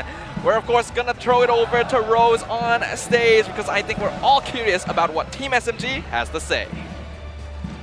And Geospace is currently super duper hype because SMG will be advancing to tomorrow's best of 5 series. So, guys, first of all, let's give Team SMG a warm round of applause. All right, congratulations, boys. Okay, Sasa, so tomorrow you guys will be playing in the crossover match, right? How does it feel to have everybody here cheering for Team SMG? I feel so good. Seriously, so good. Never feel like just I have so many supporters support us, and then thank you so much. All right, so just now in the first game, what was that backdoor? What happened? Just give 1 point lah. Kasih selalu. Okay, all right, this is interesting. Sasa seems very happy today, all right? Okay, so give it to Miko. Miko, you are one best of 5 series away from going back to the Philippines and playing for the M5 World Championship. Are you ready? Ready. Ready? How are you feeling? I'm feeling good. You're feeling good? Are you ready to show the Filipinos what SMG has? Just wait for tomorrow. All right, Saksa. What about you? You'll be going back to the Philippines if you guys win your best of 5 tomorrow. Are you ready to showcase to the Filipinos there that, SMG is a team to be afraid of? Tagalog, all right. Pag nanalo kayo sa best of 5 series nyo bukas, uuwi kayo ng Pilipinas at i-represent nyo ang SMG. Ready na ba kayo ipakita sa mga Pilipino at sa buong mundo na malakas din ang SMG? Yes.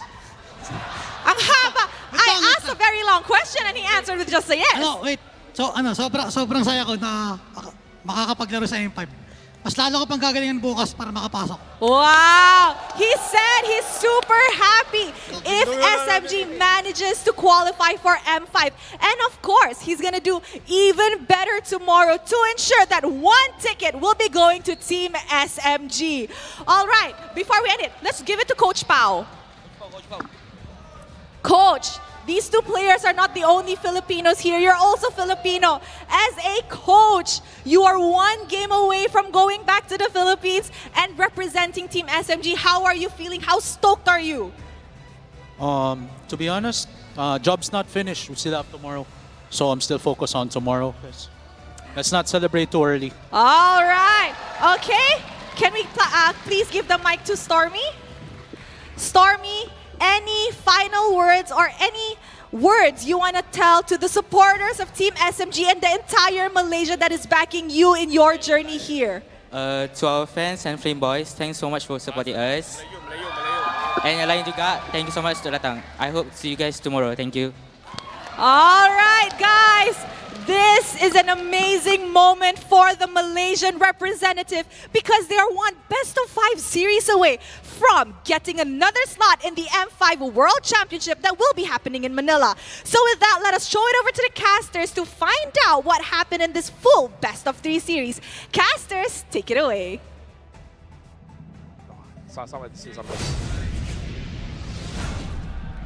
Thank you very much once again to Rose up on stage, and of course, congratulations to Team SMG. As a Malaysian, I'm very proud, and LaFell can finally breathe a sigh of relief as well. Looks like... Let's just give him the moment. Yeah, you can I'm have not going that. to say much. Let action speak louder for its words, because I'm a professional caster. I don't do much. Hi. You guys enjoy the show? All right, great. Always a crowd pleaser, this man. Okay, I'm not going to do it too He was much. holding his breath for a Tomorrow, while. tomorrow I'm not casting. I can't deal with this. I'm not casting tomorrow. I can't deal with this. I kind of want to watch that being turned into like a GIF or like a meme or something. I feel like people can work with that. Someone get on that. But while you're doing that, let us go on to the MVP of the game. And this time it is going to be Stormy on the Valentina, a signature pick that he feels very comfortable on. And well, when you give him ultimates like the Nether Realm and the Decimate to steal, this is just a playground for this man right here. Yeah, he played this just perfectly from the start to finish. And this is something we talked about even in the draft a little bit, and then once we got to the game. And with something that I guess a lot of the other teams in the wildcard could learn from this Valentina MVP performance is that you got to be pretty aggressive. You know, calculated aggression really works out well with a hero like this, and that's what we saw here just from this MVP performance alone. That's for sure. Let's move on into the highlights here brought to you by Grab Unlimited, of course, and talk about what happened in that game, because this felt like a little bit of a mix between Game 1 and 2. It was more calculated by SMG, but it had that Game 1 aggression. So Game 1, they were aggressive for the sake of being aggressive. They didn't actually contest for a lot of objectives, except for the turtle. But this time we can definitely see the biggest difference is that they don't tunnel vision, and the way that they do that is they apply pressure on every single lane. Saksa, if he's down alone at the bottom side of the map, he's not going to rotate. He's going to stay, and he's going to push. Stormy, if he's at the mid, he's not going to rotate, he's going to push. So it looks like in this game, SMG's idea of a good rotation is not to rotate. Just stay in your own lane and let Miko be the only one trying to start a fight anywhere. So he's the only piece moving. Everyone else, stay where you are. Yep. When I mean, Saksai as well, but still. Yeah, when you describe it like that, it feels like a very conservative tactic. But when you look at the way that SMG is winning out their lane matchups, you could see just how oppressive this kind of style was. It basically didn't give any opening for Team Falcons to extend any sort of pressure across the map. And by constantly choking out their opponents, Team SMG were finally able to close out the game without giving any chance for Lotric to get up to his Game 1 shenanigans. And again, how fast that was. You know, we talked about the average game time in about 18 minutes, I think it was. This was 11 here, right? So a rather quick game number 3, just kind of fell together, fell in place for Team SMG here. That is true, and if we look at the buff score again, it's Falcons actually got the same number of buffs they did in game number 2. That's how oppressed they were being. And this time, Leo wasn't even on a hero that's easily punishable like the Fanny. He was on Martis, who you typically expect to perform well into tank heroes. That's just how well SMG were making their presence known on the map. Again, one of the things that really stood out here for me, and maybe you have this thought as well, Lofel, is, you know, even from the past 2 games, Team Falcons, the best thing I feel like they could go back and work on is the objectives. You know, the early objectives here specifically, even the turtles. Now, we have seen teams do all right purposely giving up 3 turtles, but, you know, in this case, and even just throughout the wild card, that's where things kind of stand out, right? You need to be able to contest the early objectives and then transition from there. And I think SMG understands it as well, because the weakness really is the positioning. You have to position yourself before you want to contest anything. And I kind of feel like that's why they're staying in their own lanes. They're trying to dish out enough damage to them before the fight even begins. Yeah. So the way that SMG prepares for it is that they put Falcons in a disadvantageous spot, and Falcons, they might feel pressured to say that we're starting at a disadvantage, but if we don't fight for this, it's going to be game over for us. So it looks like Team SMG, they're putting Falcons in a state of desperation. So I kind of feel like with a little bit more exposure to other regions, the way that they apply the pressure, I kind of feel like Team Falcons will figure out a way to either not being bullied in the laning phase, or learn how to play around it. It does seem like Team Falcon still has a little bit of growing to do here. Because on paper, their draft is very strong. The Matilda so far, 100% win rate, paired with the Faramis, has been performing very well in the competition so far. But perhaps it wasn't just the pressure that Team SMG was putting on them in the Land of Dawn. It may have also been the pressure that they were feeling from the M5 wildcard stage itself, knowing that their ticket to M5 is at risk here. And after that, it becomes very difficult to focus on what you need to come back from such a big deficit in a game like this.